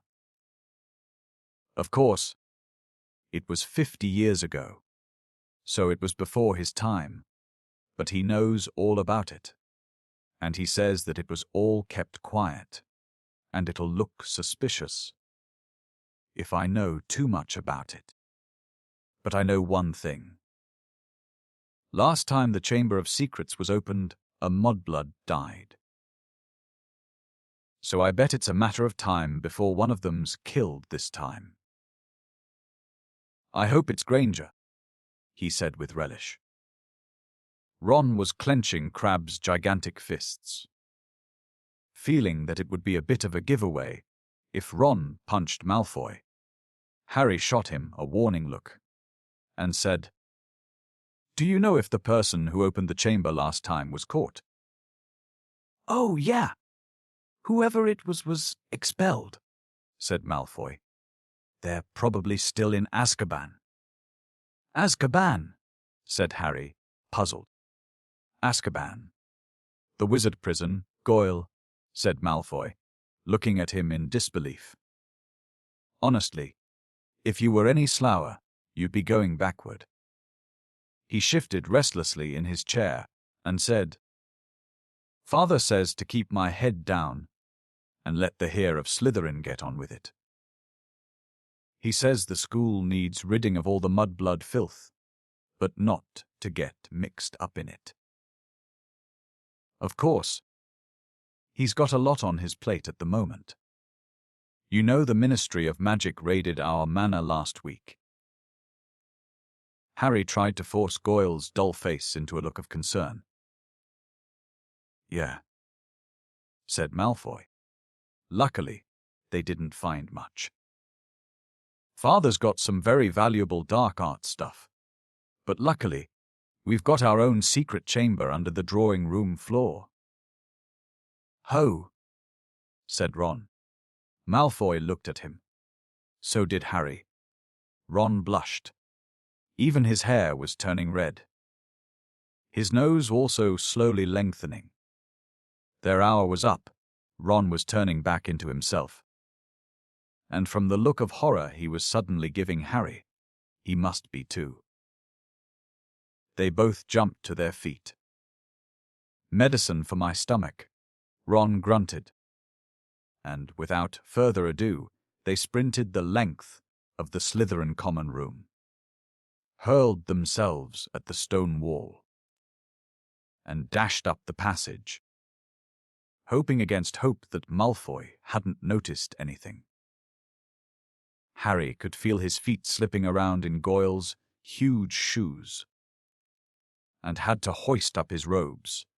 As he shrank, they crashed up the steps into the dark entrance hall, which was full of a muffled pounding, coming from the closet, where they'd locked Crabbe and Goyle. Leaving their shoes outside the closet door, they sprinted in their socks up the marble staircase toward Moaning Myrtle's bathroom. Well, it wasn't a complete waste of time. Ron panted, closing the bathroom door behind them. "I know we still haven't found out who's doing the attacks, but I'm going to write to Dad tomorrow and tell him to check under the Malfoys Drawing room. Harry checked his face in the cracked mirror. He was back to normal. He put his glasses on as Ron hammered on the door of Hermione's stall. "Hermione, come out. We've got loads to tell you." "Go away," Hermione squeaked. Harry and Ron looked at each other. "What's the matter?" said Ron. "You must be back to normal by now. We are." But moaning Myrtle glided suddenly through the stall door. Harry had never seen her looking so happy. Ooh. Wait till you see," she said. "It's awful." They heard the lock slide back, and Hermione emerged, sobbing, her robes pulled up over her head. "What's up?" said Ron uncertainly. "Have you still got Millicent's nose or something?" Hermione let her robes fall, and Ron backed into the sink. Her face was covered in black fur. Her eyes had turned yellow, and there were long, pointed ears poking through her hair. It was a cat hair. She howled. "Millicent Bulstrode me must have a cat. And the pea potion isn't supposed to be used for animal transformations." Oh, said Ron. "You'll be teased something dreadful," said Myrtle happily. "It's okay, Hermione," said Harry quickly. "We'll take you up to the hospital wing." Madame Pomfrey never asks too many questions. It took a long time to persuade Hermione to leave the bathroom. Moaning Myrtle sped them on their way with a hearty guffaw. Wait till everyone finds out you've got a tail. Chapter 13. The Very Secret Diary. Hermione remained in the hospital wing for several weeks. There was a flurry of rumor about her disappearance when the rest of the school arrived back from their Christmas holidays. Because, of course, everyone thought that she had been attacked. So many students filed past the hospital wing, trying to catch a glimpse of her, that Madame Pomfrey took out her curtains again and placed them around Hermione's bed to spare her the shame of being seen with a furry face. Harry and Ron went to visit her every evening. When the new term started, they brought her each day's homework. "If I'd sprouted whiskers, I'd take a break from work," said Ron, tipping a stack of books onto Hermione's bedside table one evening. "Don't be silly, Ron. I've got to keep up," said Hermione briskly. Her spirits were greatly improved by the fact that all the hair had gone from her face and her eyes were turning slowly back to brown. "I don't suppose you've got any new leads," she added in a whisper so that Madame Pomfrey couldn't hear her. "Nothing," said Harry gloomily. "I was so sure it was Malfoy," said Ron. For about the 100th time. "What's that?" asked Harry, pointing to something gold sticking out from under Hermione's pillow. "Just a get-well card," said Hermione hastily, trying to poke it out of sight, but Ron was too quick for her. He pulled it out, flicked it open, and read aloud. "To Miss Granger, wishing you a speedy recovery. From your concerned teacher, Professor Gilderoy Lockhart, Order of Merlin, 3rd class, honorary member of the Dark Force Defense League, and 5-time winner of Witch Weekly's Most Charming Smile Award." Ron looked up at Hermione, disgusted. "You sleep with this under your pillow." But Hermione was spared answering by Madame Pomfrey sweeping over with her evening dose of medicine. "Is Lockhart the smarmiest, bloke you've ever met. Or what? Ron said to Harry as they left the infirmary and started up the stairs toward Gryffindor Tower. Snape had given them so much homework. Harry thought he was likely to be in the 6th year before he finished it. Ron was just saying he wished he had asked Hermione how many rat tails you were supposed to add to a hair-raising potion when an angry outburst from the floor above reached their ears. "That's Filch," Harry muttered as they hurried up the stairs and paused, out of sight, listening hard. "You don't think someone else has been attacked?" said Ron tensely. They stood still, their heads inclined toward Filch's voice, which sounded quite hysterical. "Even more work for me. Mopping all night, like I haven't got enough to do. No, this is the final straw. I'm going to Dumbledore." His footsteps receded along the out-of-sight corridor, and they heard a distant door slam. They poked their heads around the corner. Filch had clearly been manning his usual lookout post. They were once again on the spot where Mrs. Norris had been attacked. They saw at a glance what Filch had been shouting about. A great flood of water stretched over half the corridor, and it looked as though it was still seeping from under the door of Moaning Myrtle's bathroom. Now, that Filch had stopped shouting. They could hear Myrtle's wails echoing off the bathroom walls. "Now what's up with her?" said Ron. "Let's go and see," said Harry. And holding their robes over their ankles, they stepped through the great wash of water to the door bearing its out-of-order sign, ignored it, as always, and entered. Moaning Myrtle was crying, if possible, louder and harder than ever before. She seemed to be hiding down her usual toilet. It was dark in the bathroom because the candles had been extinguished in the great rush of water that had left both walls and floor soaking wet. "What's up, Myrtle?" said Harry. "Who's that?" glugged Myrtle miserably. "Come to throw something else at me."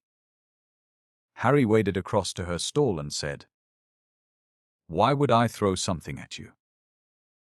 "Don't ask me," Myrtle shouted, emerging with a wave of yet more water, which splashed onto the already sopping floor. "Here I am, minding my own business, and someone thinks it's funny to throw a book at me. But it can't hurt you if someone throws something at you," said Harry. "Reasonably. I mean, it'd just go right through you, wouldn't it?" He had said the wrong thing. Myrtle puffed herself up and shrieked.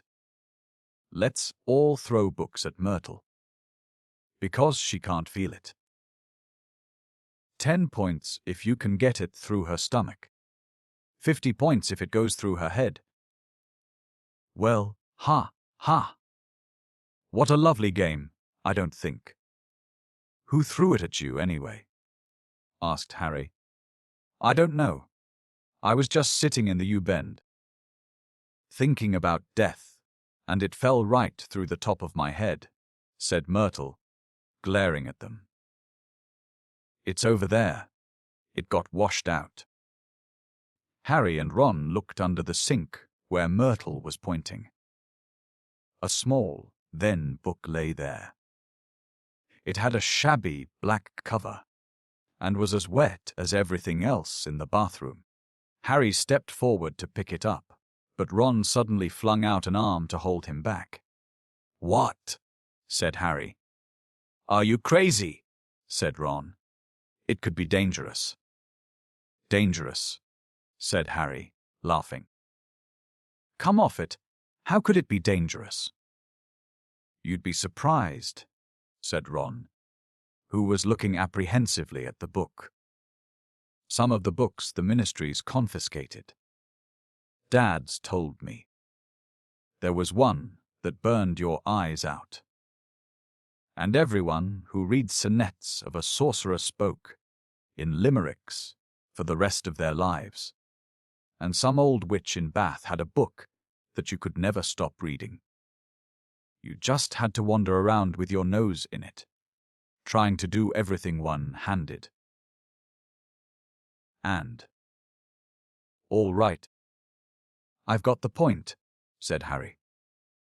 The little book lay on the floor, nondescript and soggy. Well, we won't find out unless we look at it, he said. And he ducked around Ron and picked it up off the floor. Harry saw at once that it was a diary, and the faded year on the cover told him it was 50 years old. He opened it eagerly.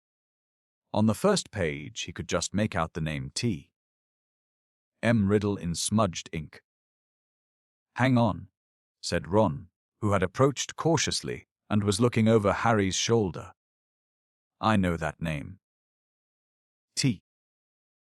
M. Riddle got an award for special services to the school 50 years ago. How on earth do you know that? Said Harry, in amazement. Because Filch made me polish his shield about 50 times in detention, said Ron resentfully. That was the one I burped slugs all over.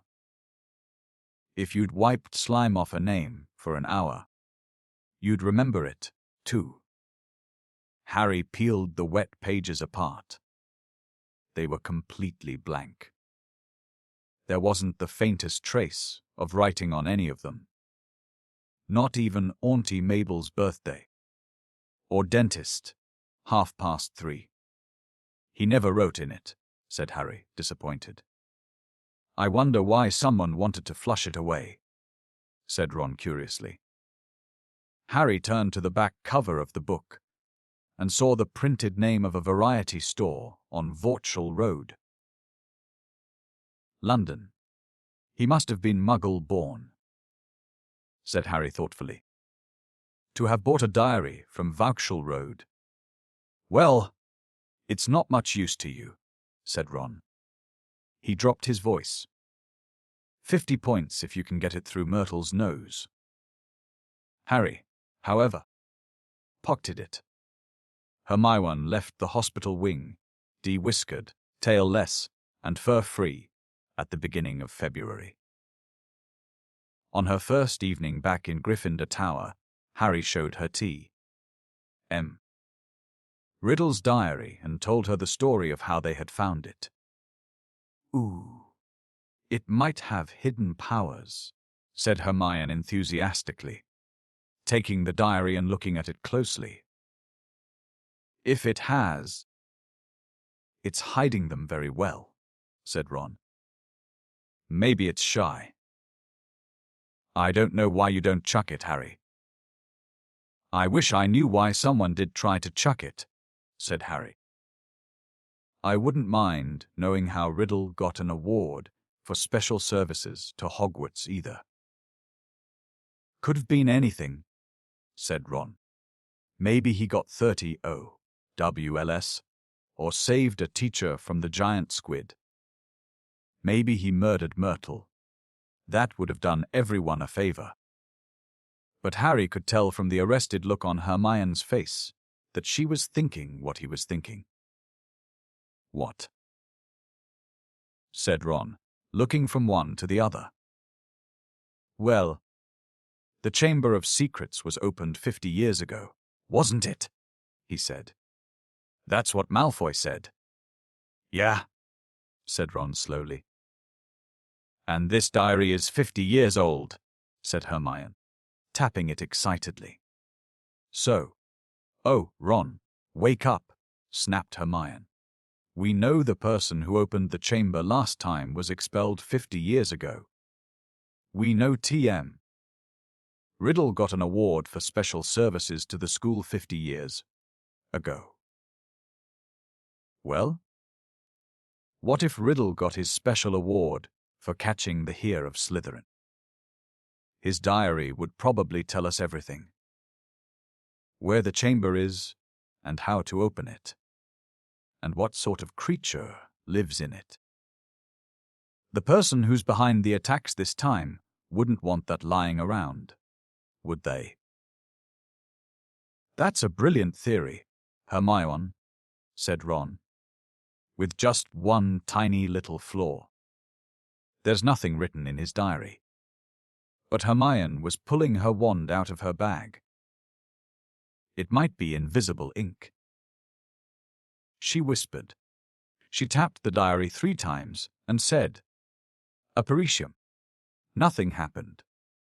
Undaunted, Hermione shoved her hand back into her bag and pulled out what appeared to be a bright red eraser. "It's a revealer. I got it in Diagon Alley," she said. She rubbed hard on January 1st. Nothing happened.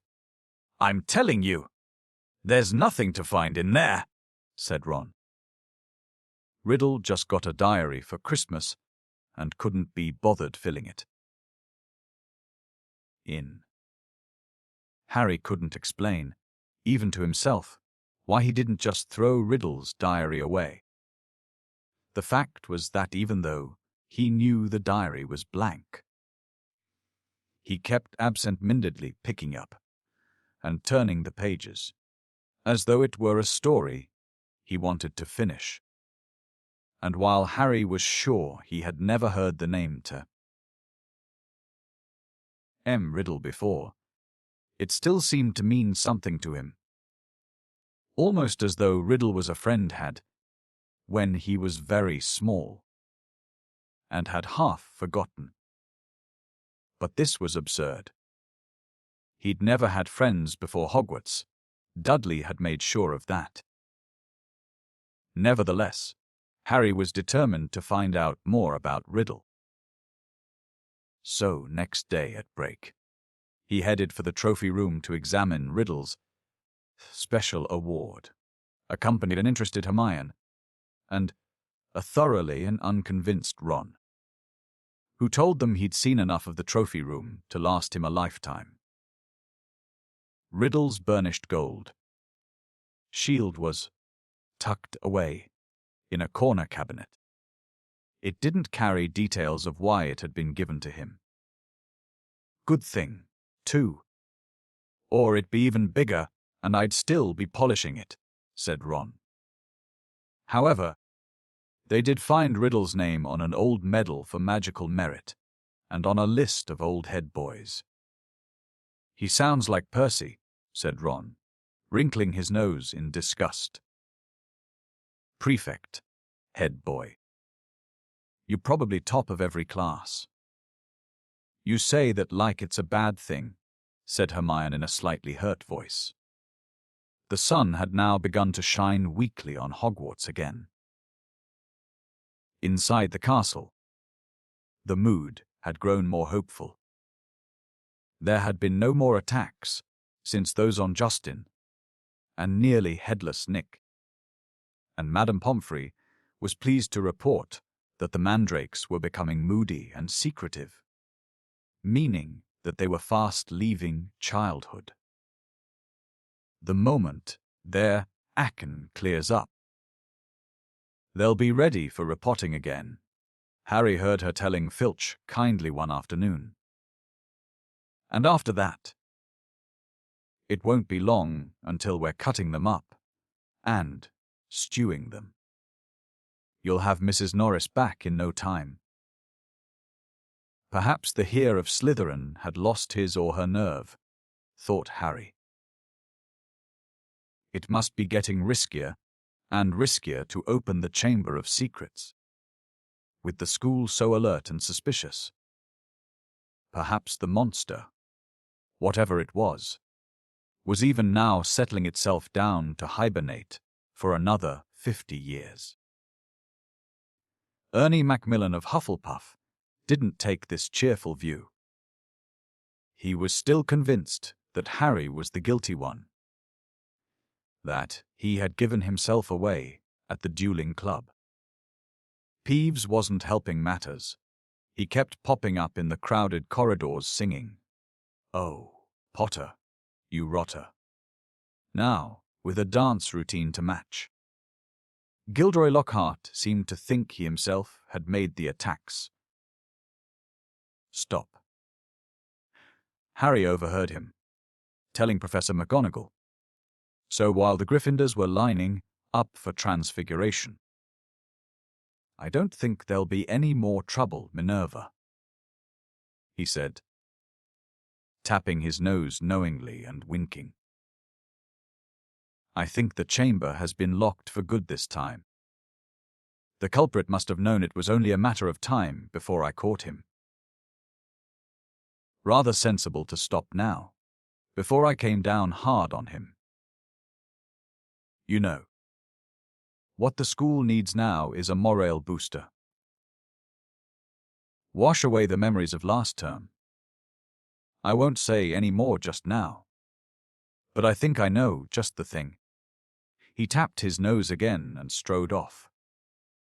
Lockhart's idea of a morale booster became clear at breakfast time on February 14th. Harry had had much sleep because of a late-running Quidditch practice the night before, and he hurried down to the Great Hall, slightly late. He thought, for a moment, that he'd walked through the wrong doors. The walls were all covered with large, lurid pink flowers. Worse still, heart-shaped confetti was falling from the pale blue ceiling. Harry went over to the Gryffindor table, where Ron was sitting looking sickened, and Hermione seemed to have been overcome with giggles. "What's going on?" Harry asked them, sitting down and wiping confetti off his bacon. Ron pointed to the teacher's table, apparently too disgusted to speak. Lockhart, wearing lurid pink robes to match the decorations, was waving for silence. The teachers on either side of him were looking stony-faced. From where he sat, Harry could see a muscle going in Professor McGonagall's cheek. Snape looked as though someone had just fed him a large beaker of Skyle Grow. "Happy Valentine's Day," Lockhart shouted. "And may I thank the 46 people who have so far sent me cards. Yes, I have taken the liberty of arranging this little surprise for you all. And it doesn't end here." Lockhart clapped his hands. Through the doors to the entrance hall marched a dozen surly-looking dwarfs. Not just any dwarfs, however. Lockhart had them all wearing golden wings and carrying harps. My friendly, card-carrying cupids, beamed Lockhart. They will be roving around the school today, delivering your valentines. And the fun doesn't stop here. I'm sure my colleagues will want to enter into the spirit of the occasion. Why not ask Professor Snape to show you how to whip a love potion? And while you're at it, Professor Flitwick knows more about entrancing enchantments than any wizard I've ever met. The sly old dog. Professor Flitwick buried his face in his hands. Snape was looking as though the first person to ask him for a love potion would be force-fed poison. Please, Hermione, tell me you weren't one of the 46, said Ron as they left the great hall for their first lesson. Hermione suddenly became very interested in searching her bag for her schedule and didn't answer. All day long, the dwarfs kept barging into their classes to deliver valentines. to the annoyance of the teachers. And late that afternoon, as the Gryffindors were walking upstairs for charms, one of the dwarfs caught up with Harry. "Why you?" Harry Potter, shouted a particularly grim-looking dwarf, elbowing people out of the way to get to Harry.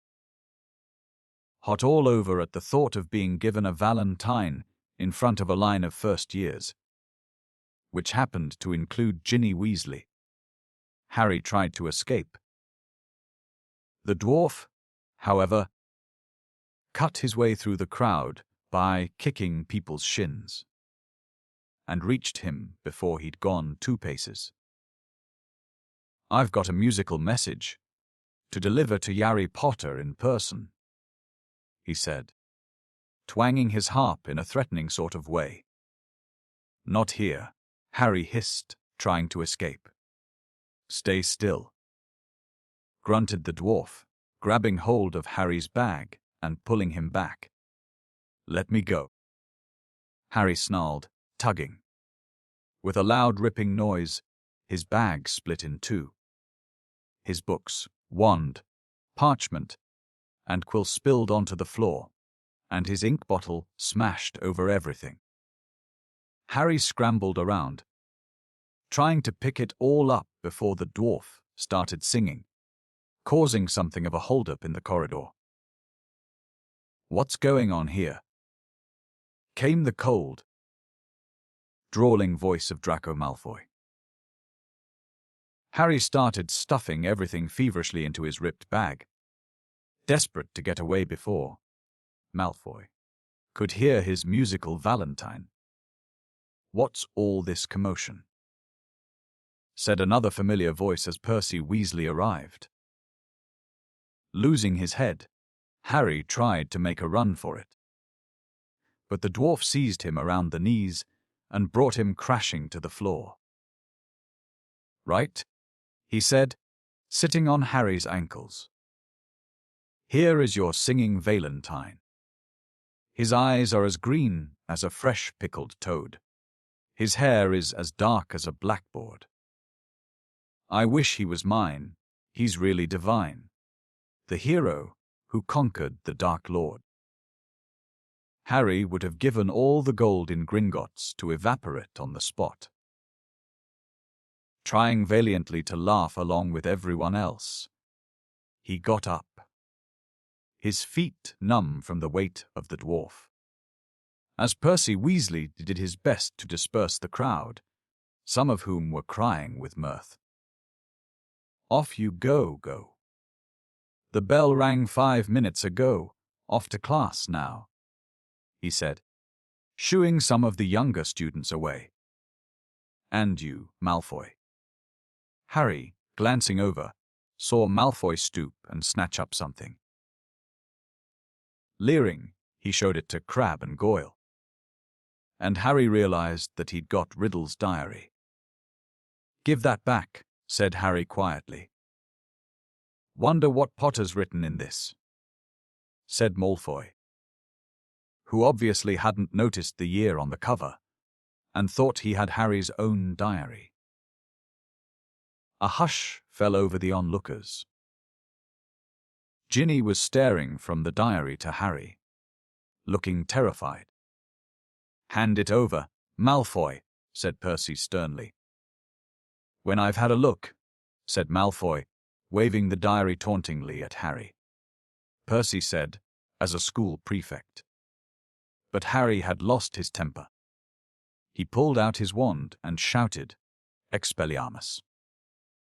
And just as Snape had disarmed Lockhart, so Malfoy found the diary shooting out of his hand into the air. Ron, grinning broadly, caught it. "Harry," said Percy loudly. "No magic in the corridors. I'll have to report this, you know." But Harry didn't care. He was one up on Malfoy, and that was worth 5 points from Gryffindor any day. Malfoy was looking furious, and as Ginny passed him to enter her classroom, he yelled spitefully after her, I don't think Potter liked your Valentine much. Ginny covered her face with her hands and ran into class. Snarling, Ron pulled out his wand, too. But Harry pulled him away. Ron didn't need to spend the whole of Charms belching slugs. It wasn't until they had reached Professor Flitwick's class that Harry noticed something rather odd about Riddle's diary. Good macri. All his other books were drenched in scarlet ink.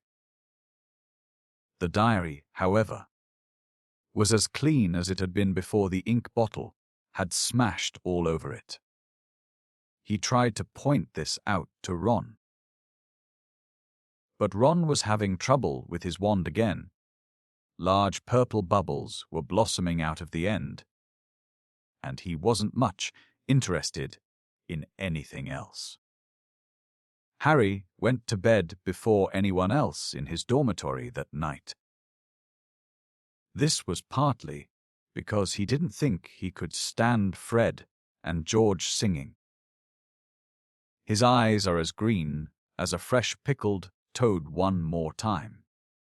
And partly because he wanted to examine Riddle's diary again, and knew that Ron thought he was wasting his time. Harry sat on his four-poster and flicked through the blank pages, not one of which had a trace of scarlet ink on it. Then he pulled a new bottle out of his bedside cabinet, dipped his quill into it, and dropped a blot onto the first page of the diary. The ink shone brightly on the paper for a second and then, as though it was being sucked into the page, vanished. Excited, Harry loaded up his quill a second time and wrote, "My name is Harry Potter." The words shone momentarily on the page, and they, too, sank without trace. Then, at last, something happened. Oozing back out of the page, in his very own ink, came words Harry had never written. "Hello, Harry Potter. My name is Tom Riddle. How did you come by my diary?"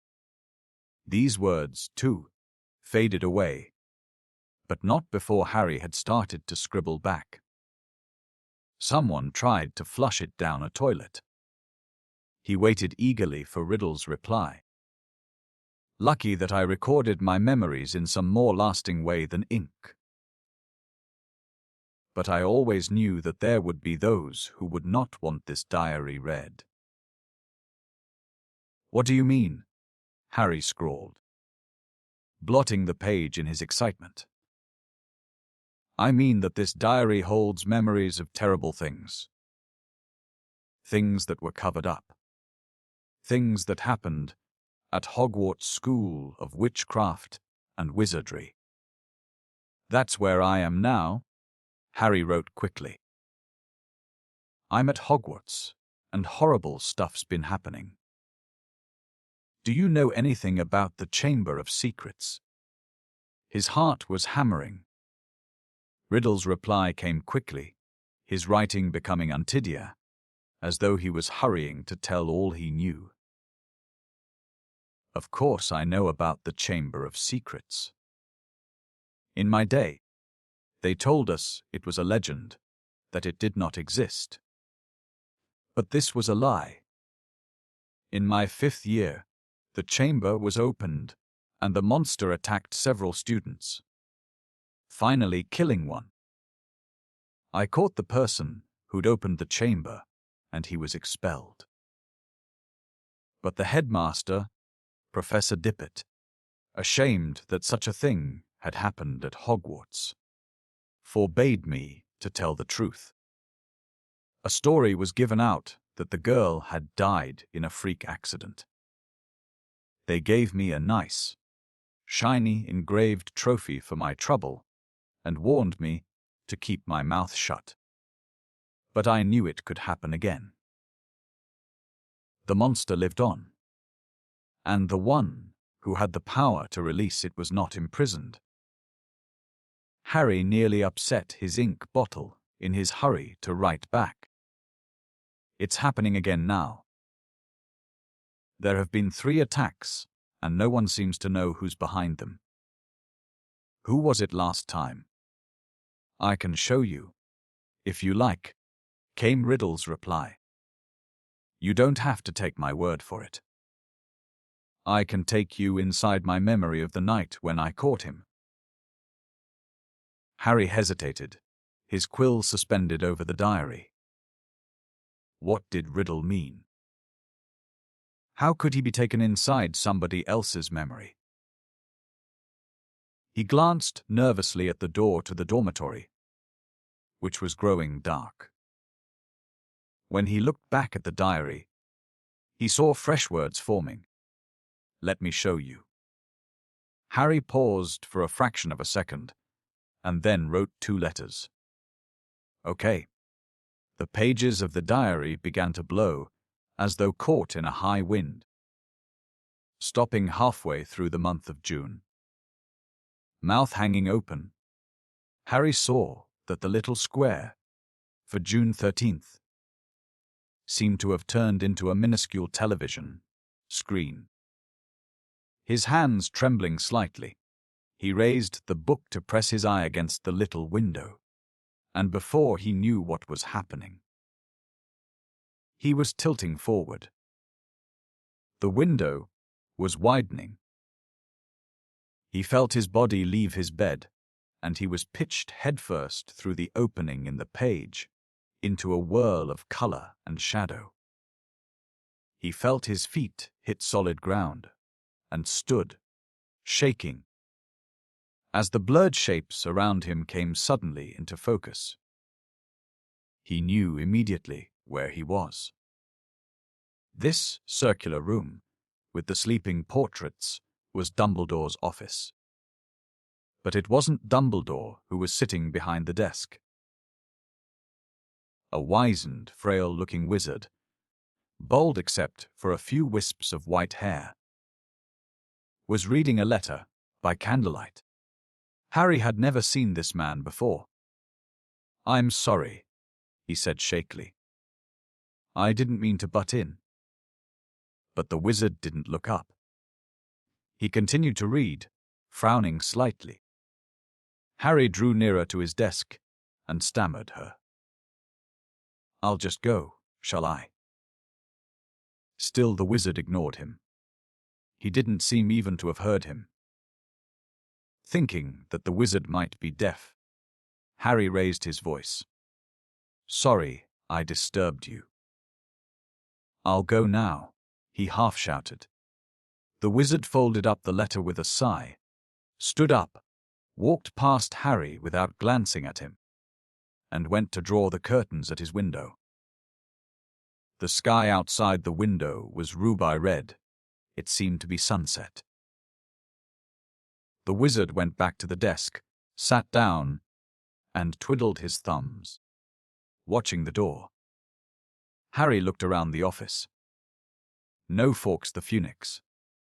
No wearing silver contraptions. This was Hogwarts as Riddle had known it, meaning that this unknown wizard was headmaster, not Dumbledore, and he, Harry, was little more than a phantom, completely invisible to the people of 50 years ago. There was a knock on the office door.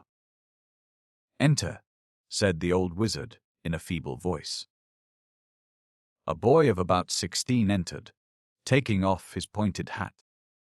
A silver prefect's badge was glinting on his chest. He was much taller than Harry, but he, too, jet black hair.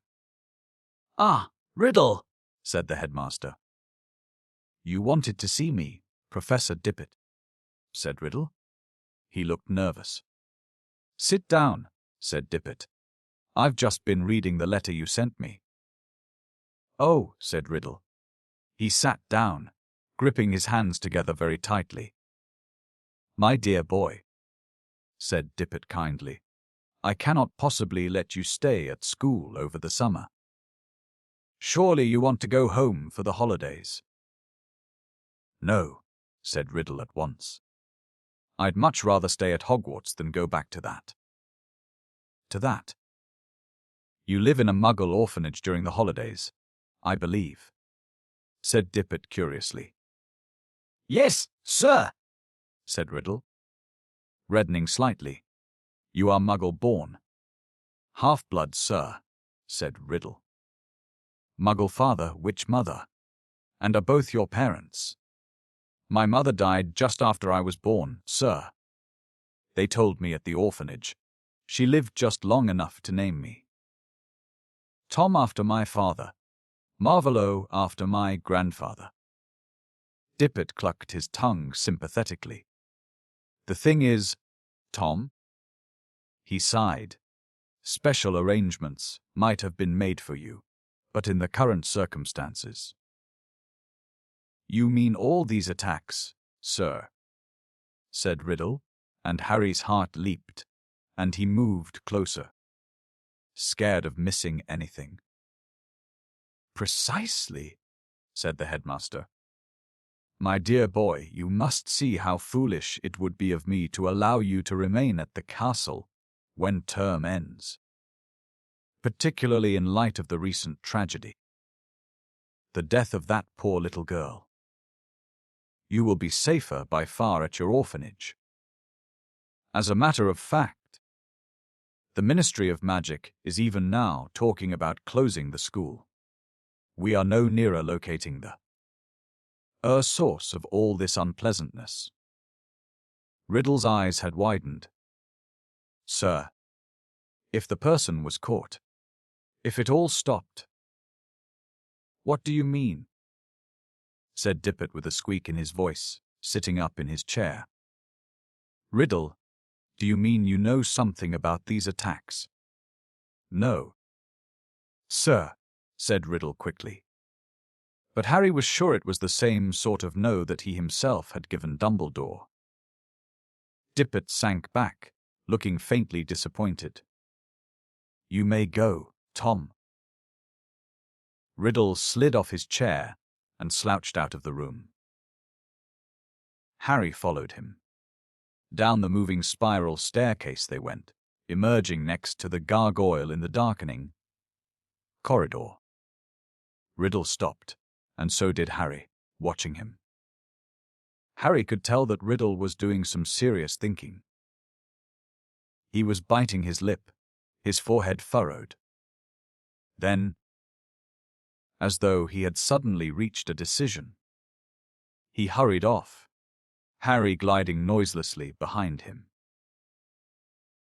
They didn't see another person until they reached the entrance hall, when a tall wizard with long, sweeping auburn hair and a beard called to Riddle from the marble staircase. What are you doing, wandering around this late, Tom?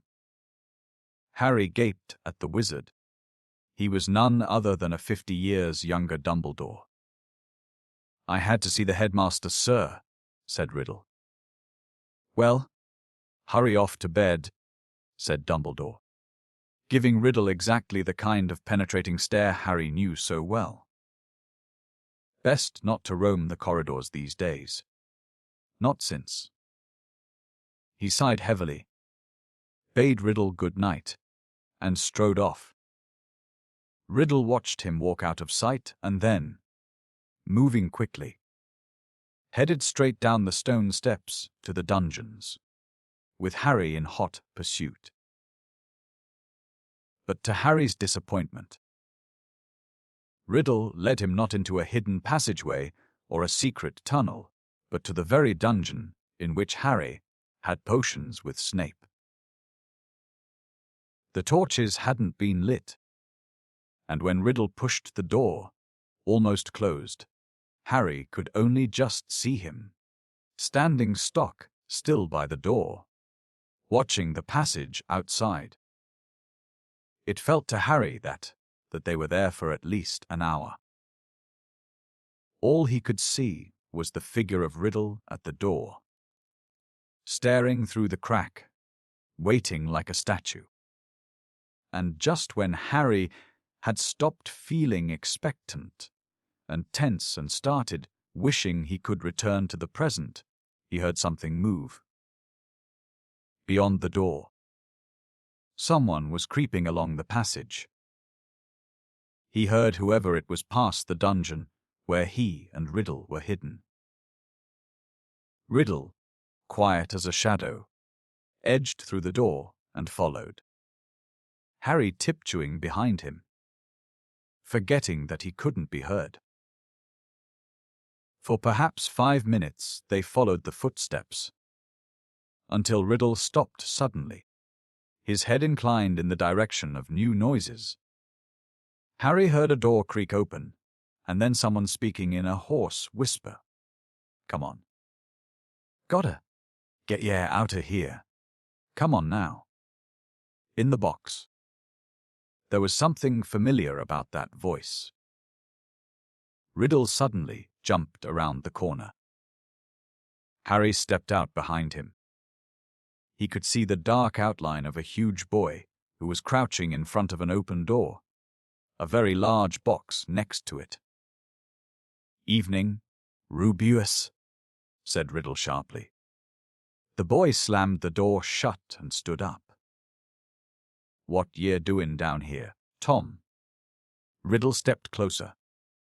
"It's all over," he said. "I'm going to have to turn you in, Rubeus. They're talking about closing Hogwarts if the attacks don't stop." "What dire?" "I don't think you meant to kill anyone. But monsters don't make good pets. I suppose you just let it out for exercise and it never killed no one," said the large boy, backing against the closed door. From behind him, Harry could hear a funny rustling and clicking. "Come on, Rubeus," said Riddle, moving yet closer. "The dead girl's parents will be here tomorrow. The least Hogwarts can do is make sure that the thing that killed their daughter is slaughtered." "It wasn't him," roared the boy, his voice echoing in the dark passage. "He wouldn't. He never." "Stand aside," said Riddle, drawing out his wand. His spell lit the corridor with a sudden flaming light. The door behind the large boy flew open with such force it knocked him into the wall opposite. And out of it came something that made Harry let out a long, piercing scream unheard by anyone. A vast, low-slung, hairy body and a tangle of black legs, a gleam of many eyes and a pair of razor-sharp pincers. Riddle raised his wand again, but he was too late. The thing bowled him over as it scuttled away, tearing up the corridor and out of sight. Riddle scrambled to his feet, looking after it. He raised his wand, but the huge boy leaped on him, seized his wand, and threw him back down, yelling, "Nuulu." The scene whirled, the darkness became complete. Harry felt himself falling, and, with a crash, he landed spread, eagled on his four-poster in the Gryffindor dormitory, Riddle's diary lying open on his stomach. Before he had time to regain his breath, the dormitory door opened and Ron came in. "There you are," he said. Harry sat up. He was sweating and shaking. "What's up?" said Ron, looking at him with concern. It was Hagrid, Ron. Hagrid opened the Chamber of Secrets 50 years ago. Chapter 14. Cornelius Fudge. Harry, Ron, and Hermione had always known that Hagrid had an unfortunate liking for large and monstrous creatures. During their first year at Hogwarts, he had tried to raise a dragon in his little wooden house, and it would be a long time before they forgot the giant. What, not the giant? 3-headed dog he'd christened Fluffy. And if, as a boy, Hagrid had heard that a monster was hidden somewhere in the castle, Harry was sure he'd have gone to any lengths for a glimpse of it. He'd probably thought it was a shame that the monster had been cooped up so long, and thought it deserved the chance to stretch its many legs. Harry could just imagine the 13-year-old Hagrid trying to fit a leash and collar on it. But he was equally certain that Hagrid would never have meant to kill anybody.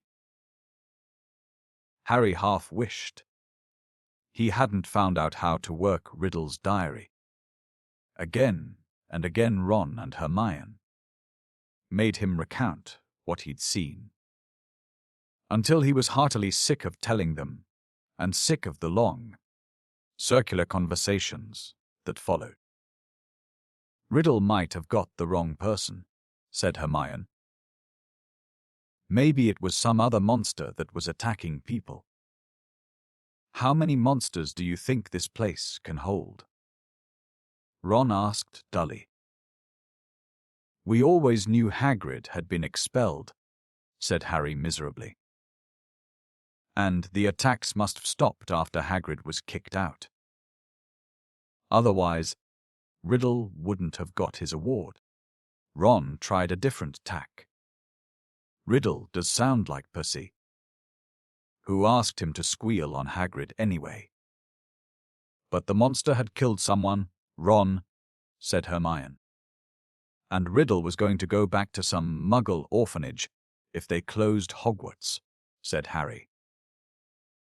I don't blame him for wanting to stay here. You met Hagrid down Nocturne Alley, didn't you? Harry. He was buying a flesh-eating slug repellent, said Harry quickly. The three of them fell silent. After a long pause, Hermione voiced the knottiest question of all in a hesitant voice. Do you think we should go and ask Hagrid about it all? That'd be a cheerful visit, said Ron. Hello, Hagrid. Tell us! Have you been setting anything mad and hairy loose in the castle lately? In the end, they decided that they would not say anything to Hagrid unless there was another attack. And as more and more days went by with no whisper from the disembodied voice, they became hopeful that they would never need to talk to him about why he had been expelled. Exhausted. It was now nearly 4 months since Justin and nearly headless Nick had been petrified. And nearly everybody seemed to think that the attacker, whoever it was, had retired for good. Peeves had finally got bored of his Potter, you wrote a song, Ernie Macmillan asked Harry quite politely to pass a bucket of leaping toadstools in herbology one day. And in March, several of the mandrakes threw a loud and raucous party in Greenhouse 3. This made Professor Sprout very happy. The moment they start trying to move into each other's pots, we'll know they're fully mature, she told Harry. Then we'll be able to revive those poor people in the hospital wing. The second years were given something new to think about during their Easter holidays. The time had come to choose their subjects for the third year, a matter that Hermione, at least, took very seriously. It could affect our whole future, she told Harry and Ron as they pored over lists of new subjects, marking them with checks. I just want to give up potions, said Harry.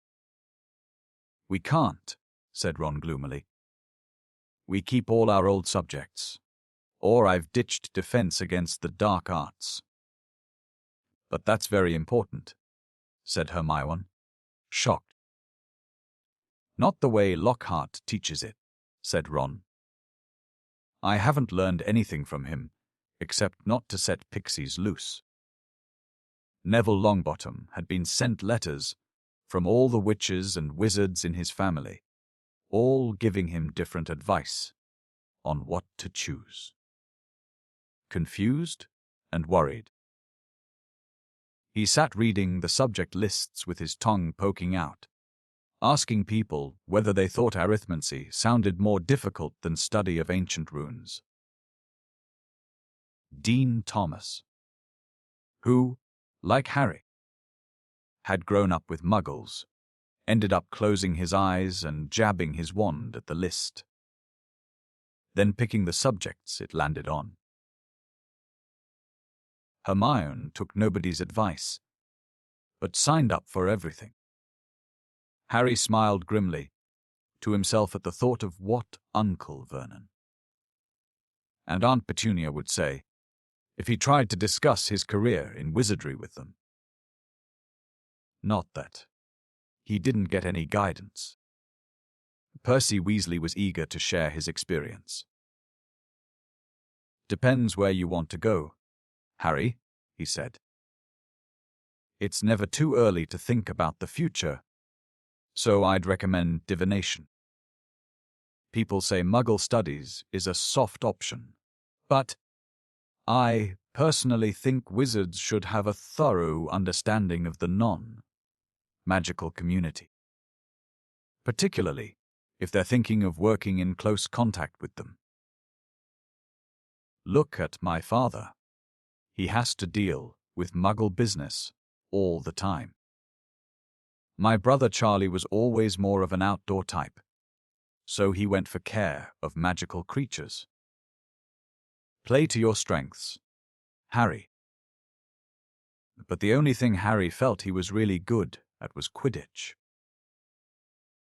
In the end, he chose the same new subjects as Ron, feeling that if he was lousy at them, at least he'd have someone friendly to help him. Gryffindor's next Quidditch match would be against Hufflepuff.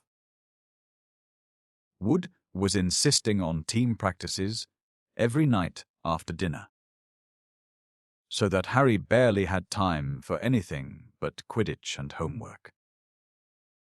However, the training sessions were getting better, or at least drier, and the evening before Saturday's match he went up to his dormitory to drop off his broomstick, feeling Gryffindor's chances for the Quidditch Cup had never been better. Particularly. But his cheerful mood didn't last long. At the top of the stairs to the dormitory, he met Neville Longbottom, who was looking frantic. "Harry, I don't know who did it. I just found." Watching Harry fearfully, Neville pushed open the door. The contents of Harry's trunk had been thrown everywhere. His cloak lay ripped on the floor. The bedclothes had been pulled off his four-poster, and the drawer had been pulled out of his bedside cabinet, the contents strewn over the mattress. Harry walked over to the bed, open-mouthed, treading on a few loose pages of Travels with Trolls. As he and Neville pulled the blankets back onto his bed, Ron, Dean, and Seamus came in. Dean swore loudly. "What happened, Harry?" "No idea," said Harry. But Ron was examining Harry's robes. All the pockets were hanging out. "Someone's been looking for something," said Ron. "Is there anything missing?" Harry started to pick up all his things and throw them into his trunk. It was only as he threw the last of the Lockhart books back into it that he realized what wasn't there. "Riddle's diary's gone," he said in an undertone to Ron. "What?" Harry jerked his head toward the dormitory door, and Ron followed him out. They hurried down to the Gryffindor common room, which was half empty, and joined Hermione, who was sitting alone, reading a book called Ancient Runes Made Easy. Hermione looked aghast at the news. But only a Gryffindor could have stolen. Nobody else knows our password. Exactly, said Harry. They woke the next day to brilliant sunshine and a light, refreshing breeze.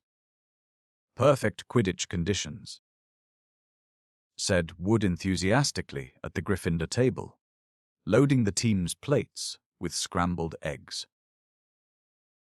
Harry, buck up there. You need a decent breakfast.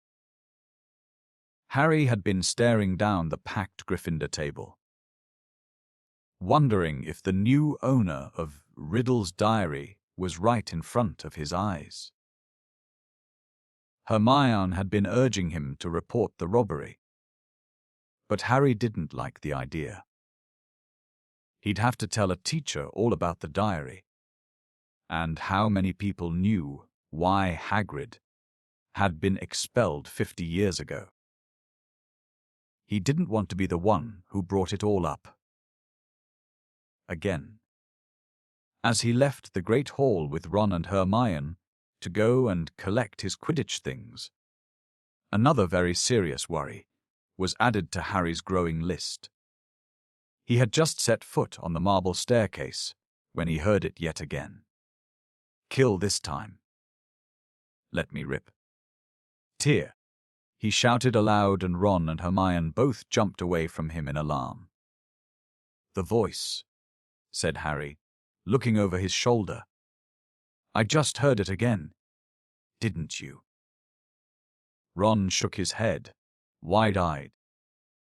Hermione, however, clapped a hand to her forehead. Harry, I think I've just understood something.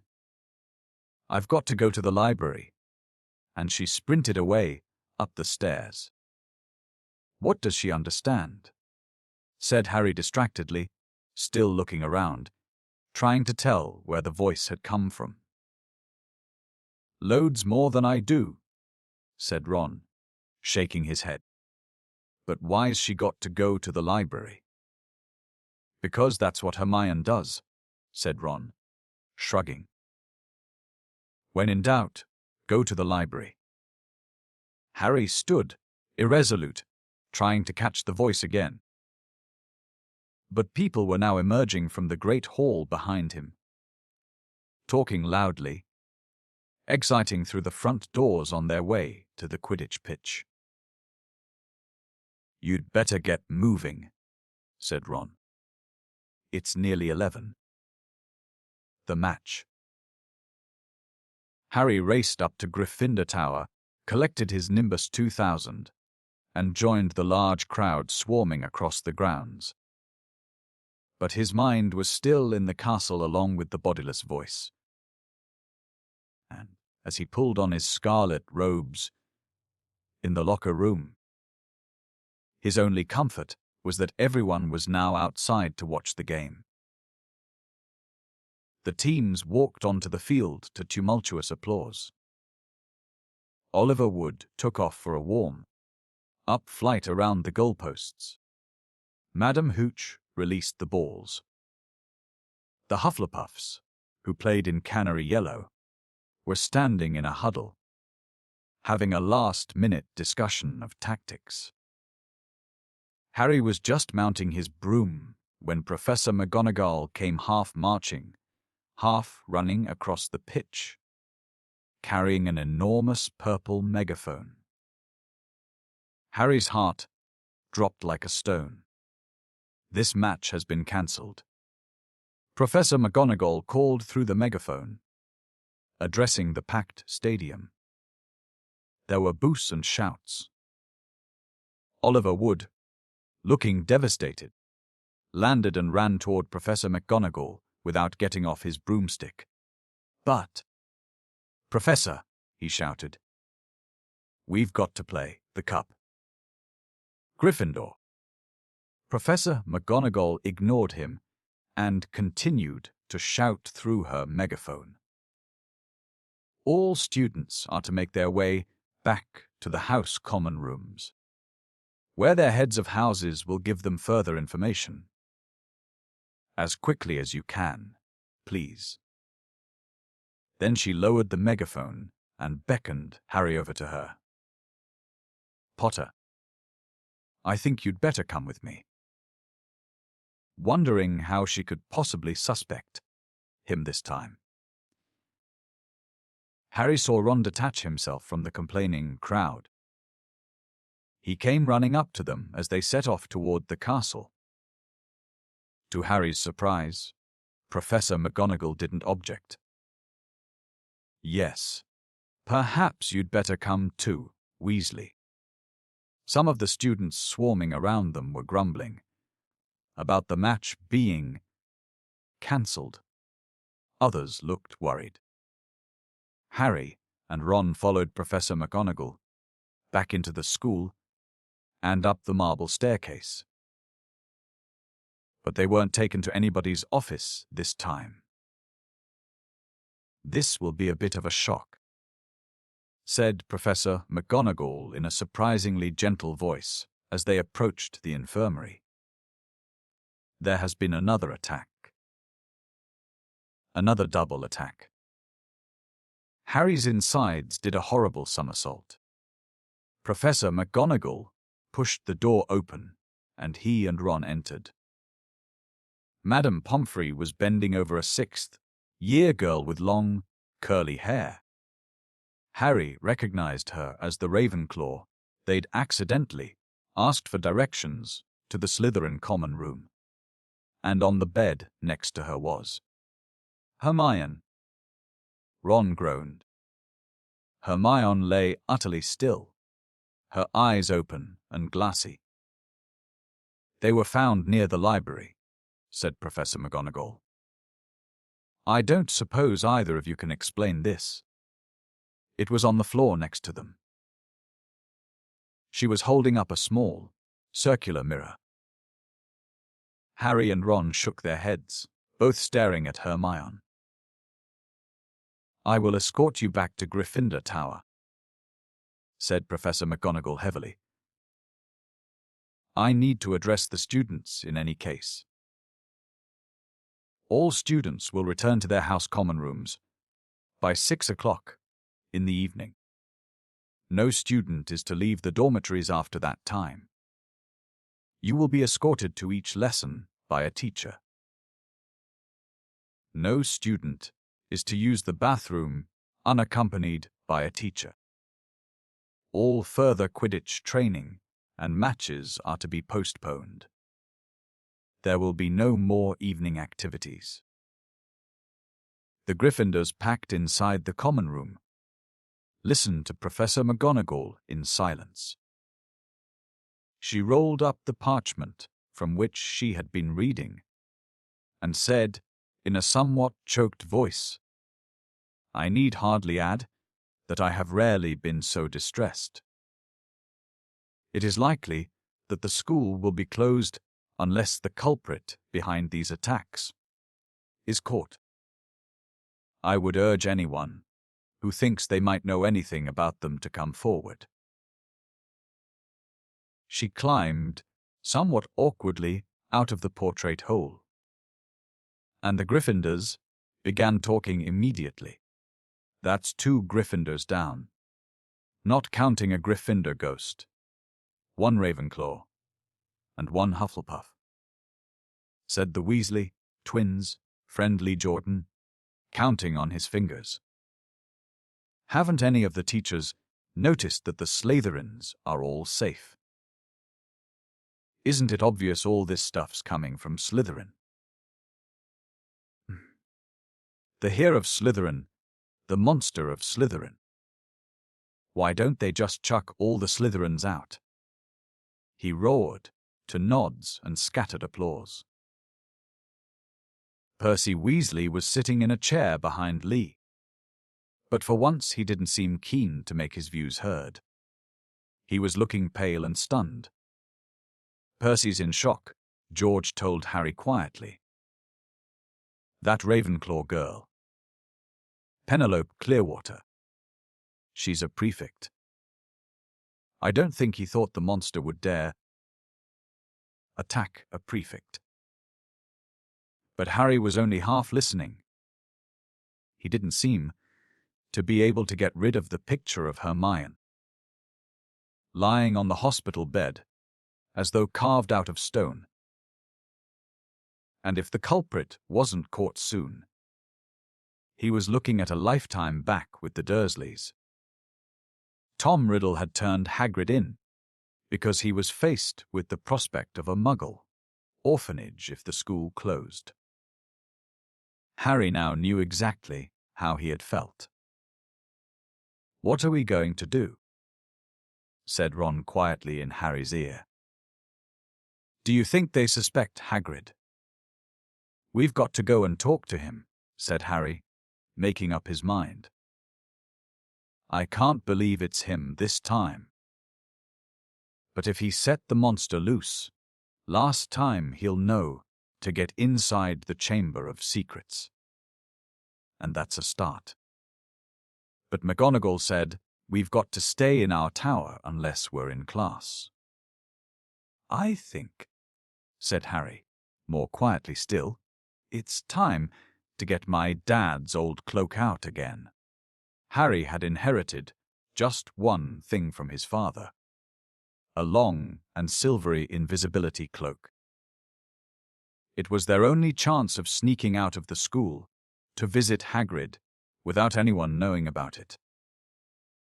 They went to bed at the usual time, waited until Neville, Dean, and Seamus had stopped discussing the Chamber of Secrets and finally fallen asleep. Then got up, dressed again, and threw the cloak over themselves.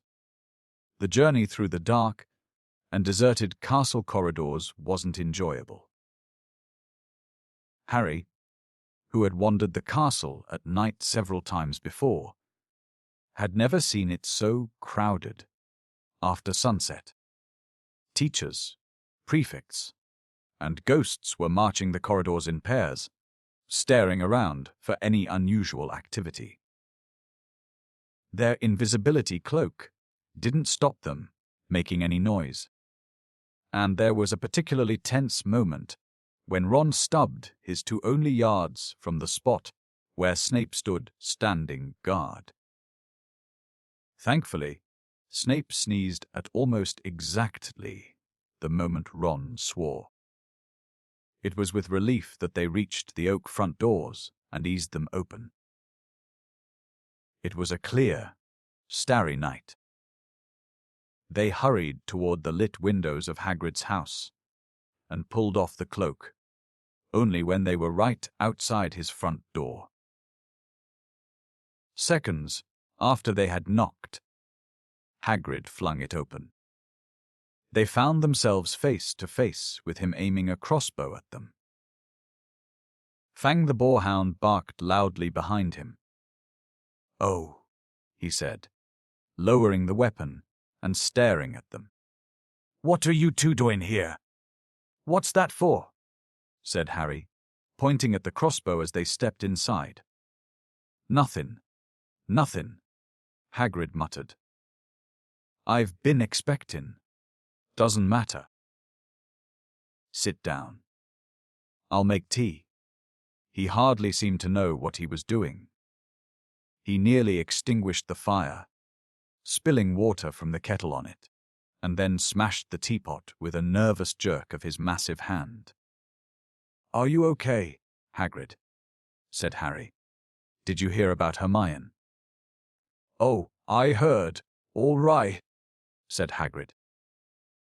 A slight break in his voice. He kept glancing nervously at the windows. He poured them both large mugs of boiling water. He had forgotten to add tea bags, and was just putting a slab of fruitcake on a plate when there was a loud knock on the door. Hagrid dropped the fruitcake. Harry and Ron exchanged panic-stricken looks. Then, threw the invisibility cloak back over themselves and retreated into a corner. Hagrid checked that they were hidden, seized his crossbow, and flung open his door once more. "Good evening, Hagrid." It was Dumbledore, He entered, looking deadly serious, and was followed by a second, very odd-looking man. The stranger had rumpled grey hair and an anxious expression, and was wearing a strange mixture of clothes. A pinstriped suit, a scarlet tie, a long black cloak, and pointed purple boots. Under his arm he carried a lime-green bowler. That's Dad's boss. Ron breathed. Cornelius Fudge, the Minister of Magic.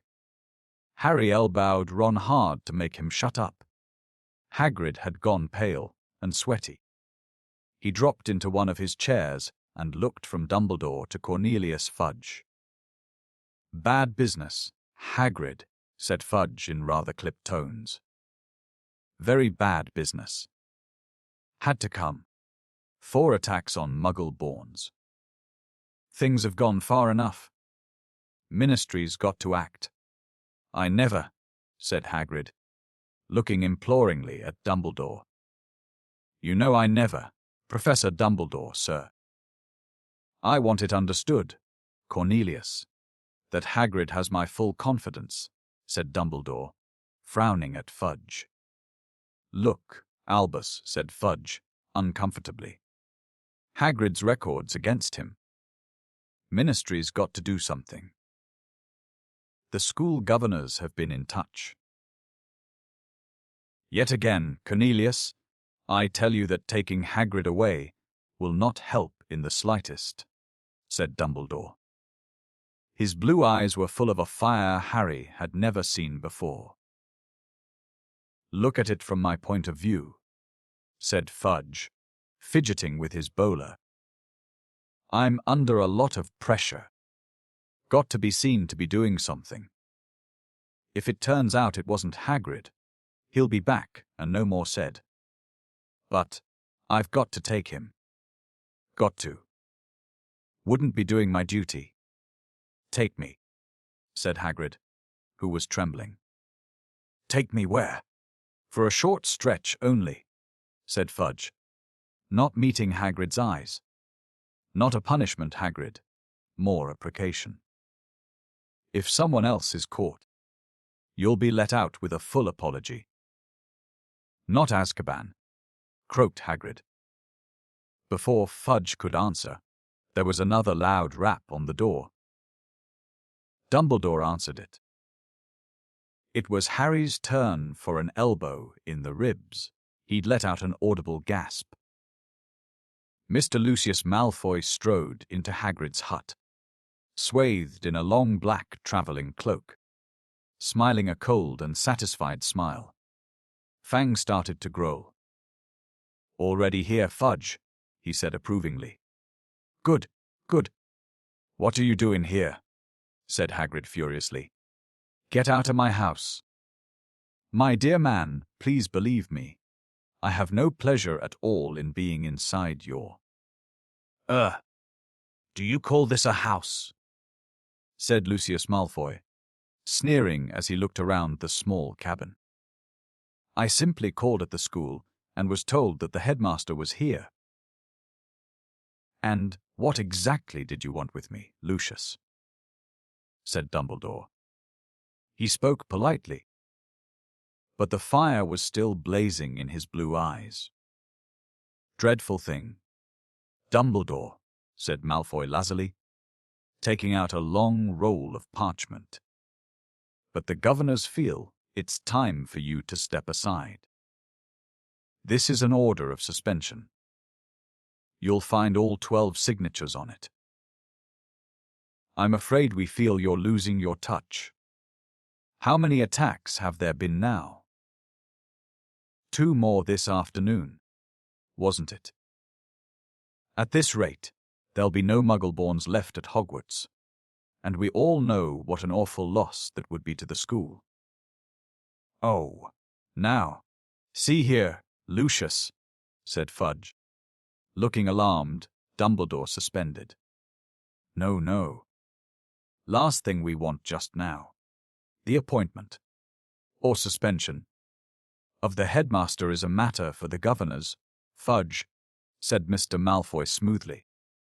and as Dumbledore has failed to stop these attacks. See here, Malfoy, if Dumbledore can't stop them, said Fudge, whose upper lip was sweating now.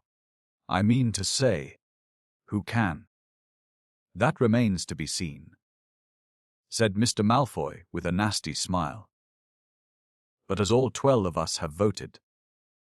Hagrid leapt to his feet, his shaggy black head grazing the ceiling. And how many did ye have to threaten and blackmail before they agreed, Malfoy? Ah, he roared. Dear, dear, you know, that temper of yours will lead you into trouble one of these days. Hagrid, said Mr. Malfoy, I would advise you not to shout at the Azkaban guards like that. They won't like it at all. Yeah, cank Dumbledore, yelled Hagrid, making Fang the boarhound cower and whimper in his basket. Take him away, and the Muggle-borns one stand a chance. They'll be killin' next. Calm yourself, Hagrid, said Dumbledore sharply. He looked at Lucius Malfoy. If the governors want my removal, Lucius, I shall of course step aside. But, stuttered Fudge. No, growled Hagrid. Dumbledore had not taken his bright blue eyes off Lucius Malfoy's cold grey ones. However, said Dumbledore, speaking very slowly and clearly, so that none of them could miss a word, you will find that I will only truly have left this school when none here are loyal to me. You will also find that help will always be given at Hogwarts to those who ask for it. For a second, Harry was almost sure Dumbledore's eyes flickered toward the corner where he and Ron stood hidden. Admirable sentiments, said Malfoy, bowing. We shall all miss your highly individual way of running things, Albus, and only hope that your successor will manage to prevent any killins. He strode to the cabin door, opened it, and bowed Dumbledore out. Fudge, fiddling with his bowler, waited for Hagrid to go ahead of him. But Hagrid stood his ground, took a deep breath, and said carefully, if anyone wanted to find out some stuff, all they'd have to do would be to follow the spiders. That lead him right. That's all I'm saying. Fudge stared at him in amazement. All right, I'm comin', said Hagrid, pulling on his moleskin overcoat. But as he was about to follow Fudge through the door, he stopped again and said loudly, and someone'll need to feed Fang while I'm away. The door banged shut, and Ron pulled off the invisibility cloak. We're in trouble now, he said hoarsely. No, Dumbledore. They might as well close the school tonight. There'll be an attack a day with him gone. Fang started howling, scratching at the closed door. Chapter 15. Aragog. Summer was creeping over the grounds around the castle. Sky and lake alike turned periwinkle blue, and flowers large as cabbages burst into bloom in the greenhouses. But with no Hagrid visible from the castle windows. Striding the grounds with Fang at his heels, the scene didn't look right to Harry. No better, in fact, than the inside of the castle, where things were so horribly wrong. Harry and Ron had tried to visit Hermione, but visitors were now bad from the hospital wing. We're taking no more chances, Madame Pomfrey told them, severely through a crack in the infirmary door. No, I'm sorry, there's every chance the attacker might come back to finish these people off. With Dumbledore gone, fear had spread as never before, so that the sun warming the castle walls outside seemed to stop at the mullioned windows. There was barely a face to be seen in the school that didn't look worried and tense, and any laughter that rang through the corridors sounded shrill and unnatural, and was quickly stifled. Harry constantly repeated Dumbledore's final words to himself. "I will only truly have left this school when none here are loyal to me. Help will always be given at Hogwarts to those who ask for it." But what good were these words? Who exactly were they supposed to ask for help when everyone was just as confused and scared as they were? Hagrid's hint about the spiders was far easier to understand. The trouble was, there didn't seem to be a single spider left in the castle to follow. Harry looked everywhere he went, helped, rather reluctantly, by Ron. They were hampered, of course, by the fact that they weren't allowed to wander off on their own but had to move around the castle in a pack with the other Gryffindors. Mothered Pikai, die Endens. Most of their fellow students seemed glad that they were being shepherded from class to class by teachers, but Harry found it very irksome. One person, however, seemed to be thoroughly enjoying the atmosphere of terror and suspicion. Draco Malfoy was strutting around the school as though he had just been appointed head boy.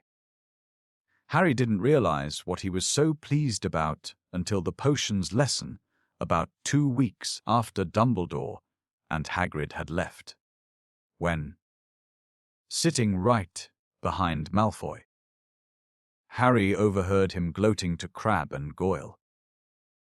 "I always thought Father might be the one who got rid of Dumbledore," he said, not troubling to keep his voice down. "I told you, he thinks Dumbledore's the worst headmaster the school's ever had. Maybe we'll get a decent headmaster now. Someone who won't want the Chamber of Secrets closed. McGonagall won't last long. She's only filling in." Snape swept past Harry, making no comment about Hermione's empty seat and cauldron. "Sir," said Malfoy loudly.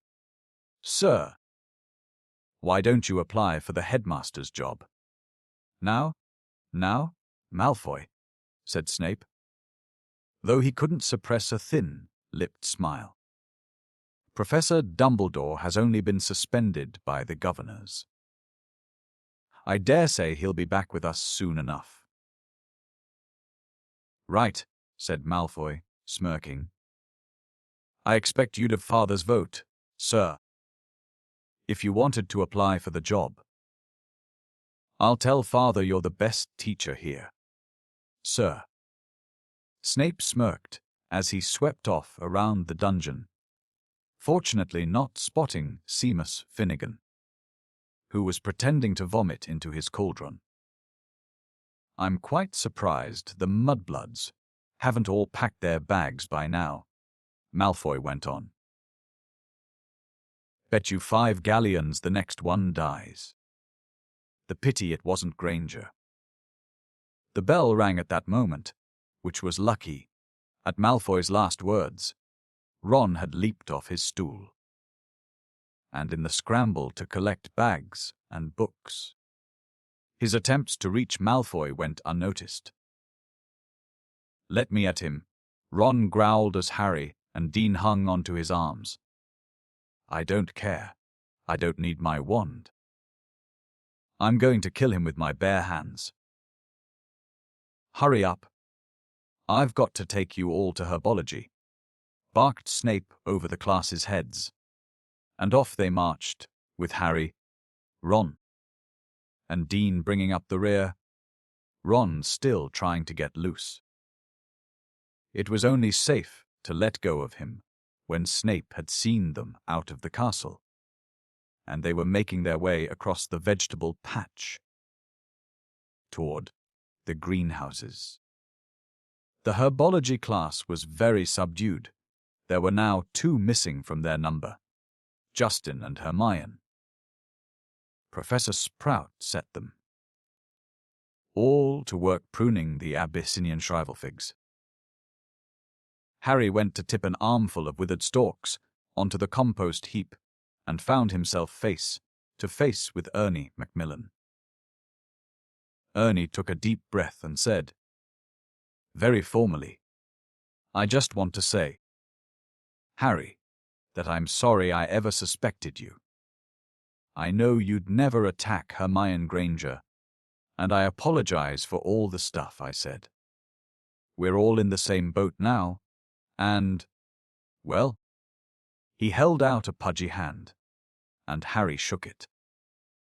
Ernie and his friend Hannah came to work at the same shrivel fig as Harry and Ron. "That Draco Malfoy character," said Ernie, breaking off dead twigs. "He seems very pleased about all this, doesn't he? Do you know, I think he might be Slytherin's here." "That's clever of you," said Ron, who didn't seem to have forgiven Ernie as readily as Harry. "Do you think it's Malfoy, Harry?" Ernie asked. "No," said Harry, so firmly that Ernie and Hannah stared. A second later, Harry spotted something. Several large spiders were scuttling over the ground on the other side of the glass, moving in an unnaturally straight line, as though taking the shortest route to a prearranged meeting. Harry hit Ron over the hand with his pruning shears. "Ouch. What are you?" Harry pointed out the spiders, following their progress with his eyes screwed up against the sun. "Oh, yeah," said Ron, trying and failing to look pleased.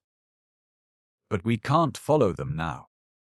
Ernie and Hannah were listening curiously. Harry's eyes narrowed as he focused on the spiders. If they pursued their fixed course, there could be no doubt about where they would end up. "Looks like they're heading for the Forbidden Forest." And Ron looked even unhappier about that. At the end of the lesson, Professor Sprout escorted the class to their defense against the dark arts lesson. Harry and Ron lagged behind the others so they could talk out of earshot. "We'll have to use the invisibility cloak again," Harry told Ron. "We can take Fang with us. He's used to going into the forest with Hagrid. He might be some help." "Right," said Ron, who was twirling his wand nervously in his fingers. Aren't there supposed to be werewolves in the forest?" he added as they took their usual places at the back of Lockhart's classroom. Preferring not to answer that question, Harry said, "There are good things in there, too. The centaurs are all right, and the unicorns." Ron had never been into the Forbidden Forest before. Harry had entered it only once, and had hoped never to do so again. Lockhart bounded into the room, and the class stared at him. Every other teacher in the place was looking grimmer than usual, but Lockhart appeared nothing short of buoyant. "Come now," he cried, beaming around him. "Why all these long faces?" People swapped exasperated looks, but nobody answered. "Don't you people realize," said Lockhart, speaking slowly, as though they were all a bit dim, "the danger has passed. The culprit has been taken away." "Says who?" said Dean Thomas loudly.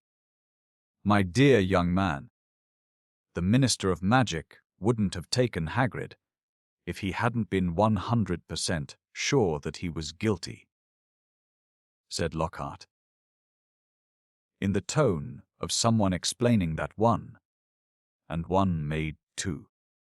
Oh, yes, he would, said Ron, even more loudly than Dean. I flatter myself I know a touch more about Hagrid's arrest than you do, Mr. Weasley, said Lockhart in a self-satisfied tone. Ron started to say that he didn't think so, somehow, but stopped in mid-sentence when Harry kicked him hard under the desk. We weren't there, remember, Harry muttered.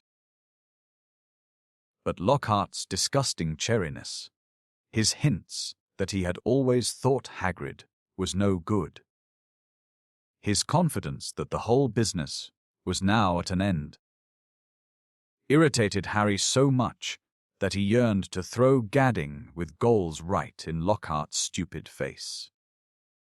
Instead, he contented himself with scrawling a note to Ron. Let's do it tonight. Ron read the message, swallowed hard, and looked sideways at the empty seat, usually filled by Hermione. The sight seemed to stiffen his resolve, and he nodded. The Gryffindor common room was always very crowded these days, because from 6 o'clock onward the Gryffindors had nowhere else to go.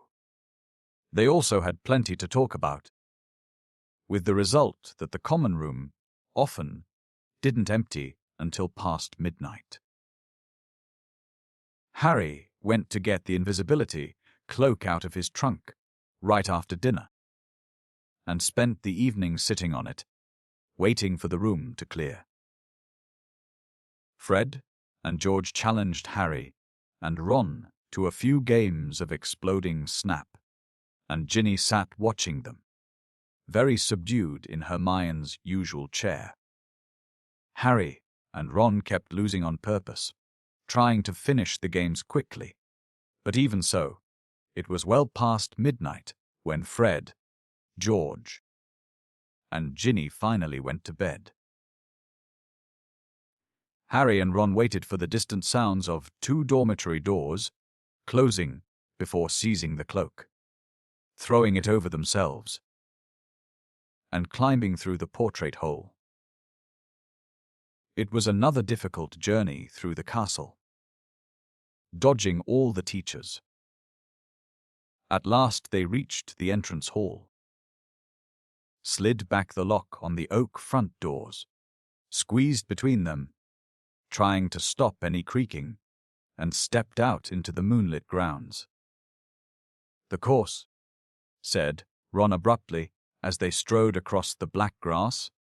We might get to the forest and find there's nothing to follow.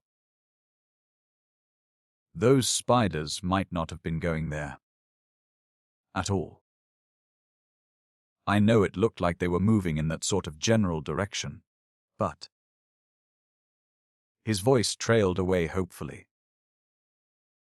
They reached Hagrid's house, sad and sorry, looking with its blank windows. When Harry pushed the door open, Fang went mad with joy at the sight of them. Worried he might wake everyone at the castle with his deep, booming barks, they hastily fed him treacle toffee from a tin on the mantelpiece, which glued his teeth together. Harry left the invisibility cloak on Hagrid's table. There would be no need for it in the pitch-dark forest. Come on, Fang, we're going for a walk, said Harry, patting his leg, and Fang bounded happily out of the house behind them, dashed to the edge of the forest, and lifted his leg against a large sycamore tree. Harry took out his wand, murmured, Lumos, and a tiny light appeared at the end of it, just enough to let them watch the path for signs of spiders. Good thinking, said Ron. I'd light mine, too, but you know, It'd probably blow up or something. Harry tapped Ron on the shoulder, pointing at the grass. 2 solitary spiders were hurrying away from the wand light into the shade of the trees. Okay. Ron sighed as though resigned to the worst. I'm ready. Let's go. So, with fangs scampering around them, sniffing tree roots and leaves, they entered the forest. By the glow of Harry's wand, they followed the steady trickle of spiders moving along the path. They walked behind them for about 20 minutes, not speaking, listening hard for noises other than breaking twigs and rustling leaves. Then, when the trees had become thicker than ever, so that the stars overhead were no longer visible, and Harry's wand shone alone in the sea of dark, they saw their spider guides leaving the path. Harry paused, trying to see where the spiders were going. But everything outside his little sphere of light was pitch black. He had never been this deep into the forest before. He could vividly remember Hagrid advising him not to leave the forest path last time he'd been in here. But Hagrid was miles away now, probably sitting in a cell in Azkaban. And he had also said to follow the spiders. Something wet touched Harry's hand, and he jumped backward, crushing Ron's foot. But it was only Fang's nose. What do you reckon? Harry said to Ron, whose eyes he could just make out, reflecting the light from his wand.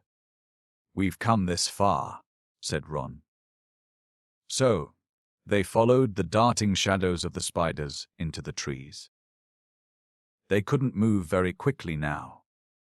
There were tree roots and stumps in their way, barely visible in the near blackness. Harry could feel Fang's hot breath on his hand. More than once, they had to stop, so that Harry could crouch down and find the spiders in the wandlight. They walked for what seemed like at least half an hour, their robes snagging on low, slung branches and brambles. After a while, they noticed that the ground seemed to be sloping downward, though the trees were as thick as ever. Then Fang suddenly let loose a great, echoing bark, making both Harry and Ron jump out of their skins. What? Said Ron loudly, looking around into the pitch dark, and gripping Harry's elbow very hard. There's something moving over there, Harry breathed. Listen. Sounds like something big. They listened. Some distance to their right, the something big was snapping branches as it carved a path through the trees. Oh no, said Ron. Oh no, no, oh. Shut up, said Harry frantically. It'll hear you. Hear me, said Ron in an unnaturally high voice. It's already heard Fang. The darkness seemed to be pressing on their eyeballs as they stood, terrified, waiting. There was a strange rumbling noise and then silence. What do you think it's doing? Said Harry. Probably getting ready to pounce, said Ron. They waited, shivering, hardly daring to move. Do you think it's gone? Harry whispered.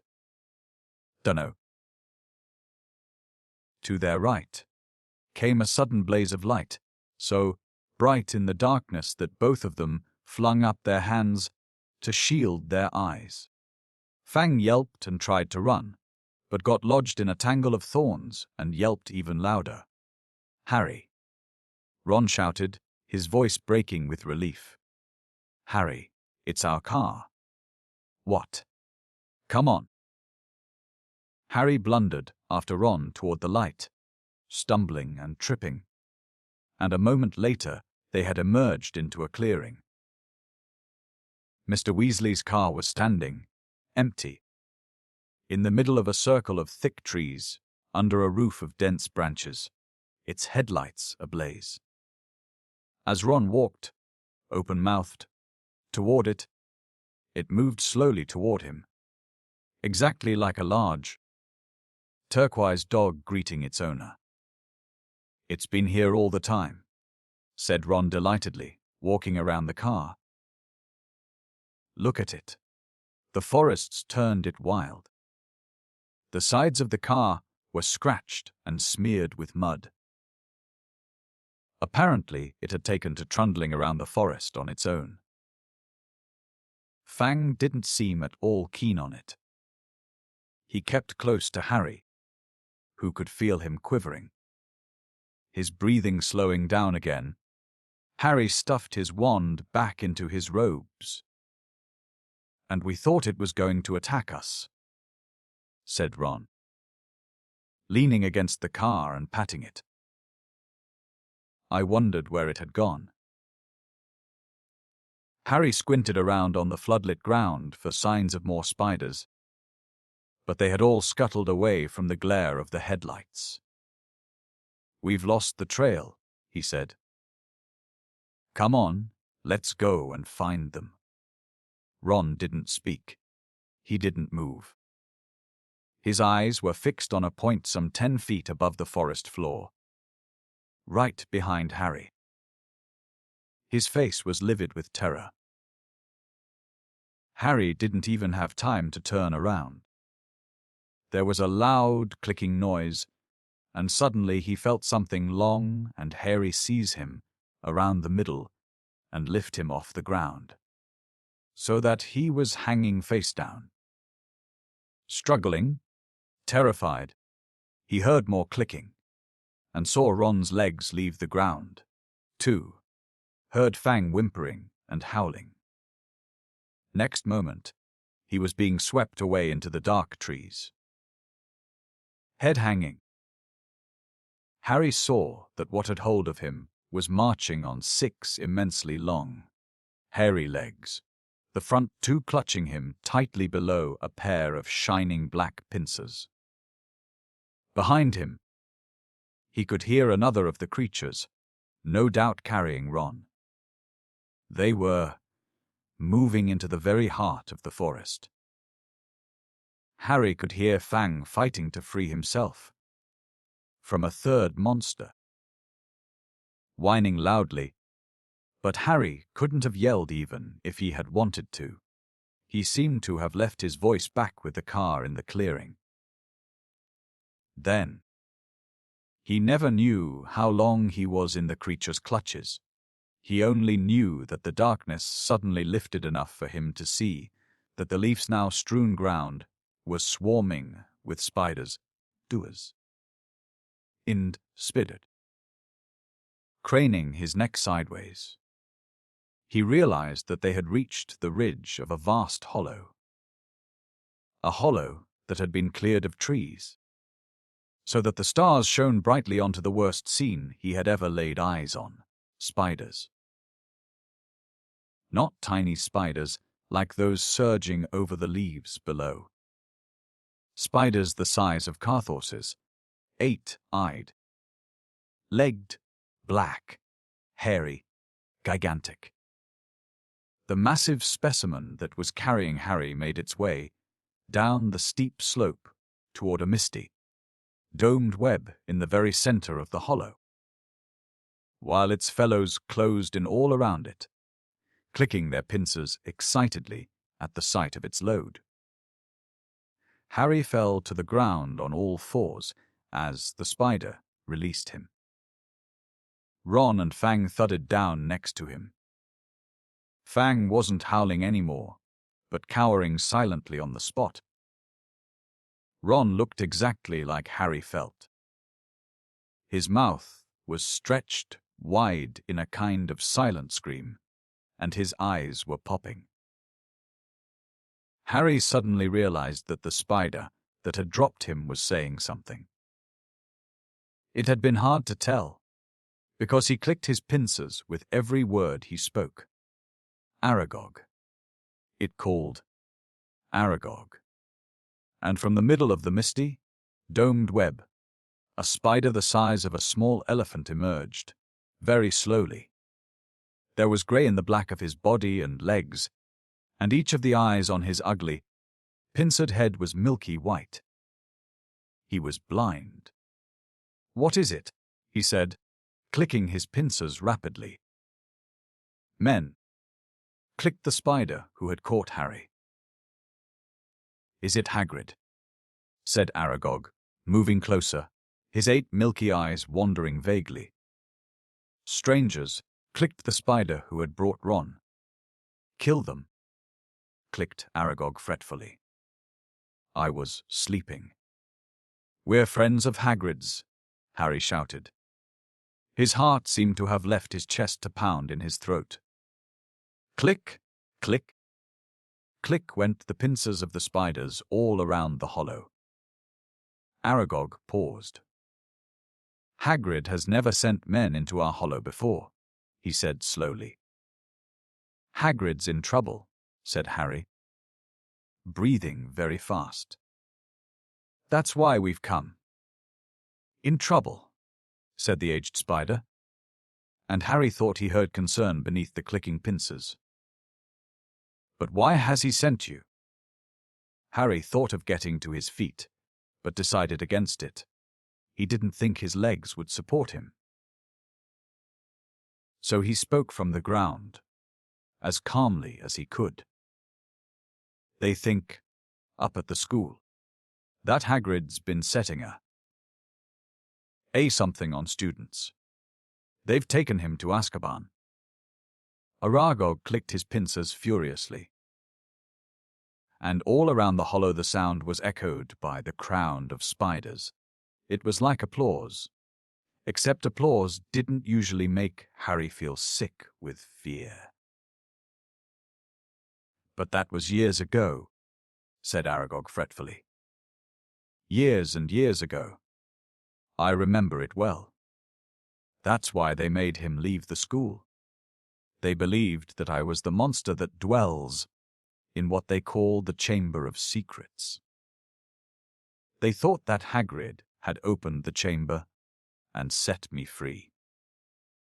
And you didn't come from the Chamber of Secrets," said Harry, who could feel cold sweat on his forehead. "I," said Aragog, clicking angrily.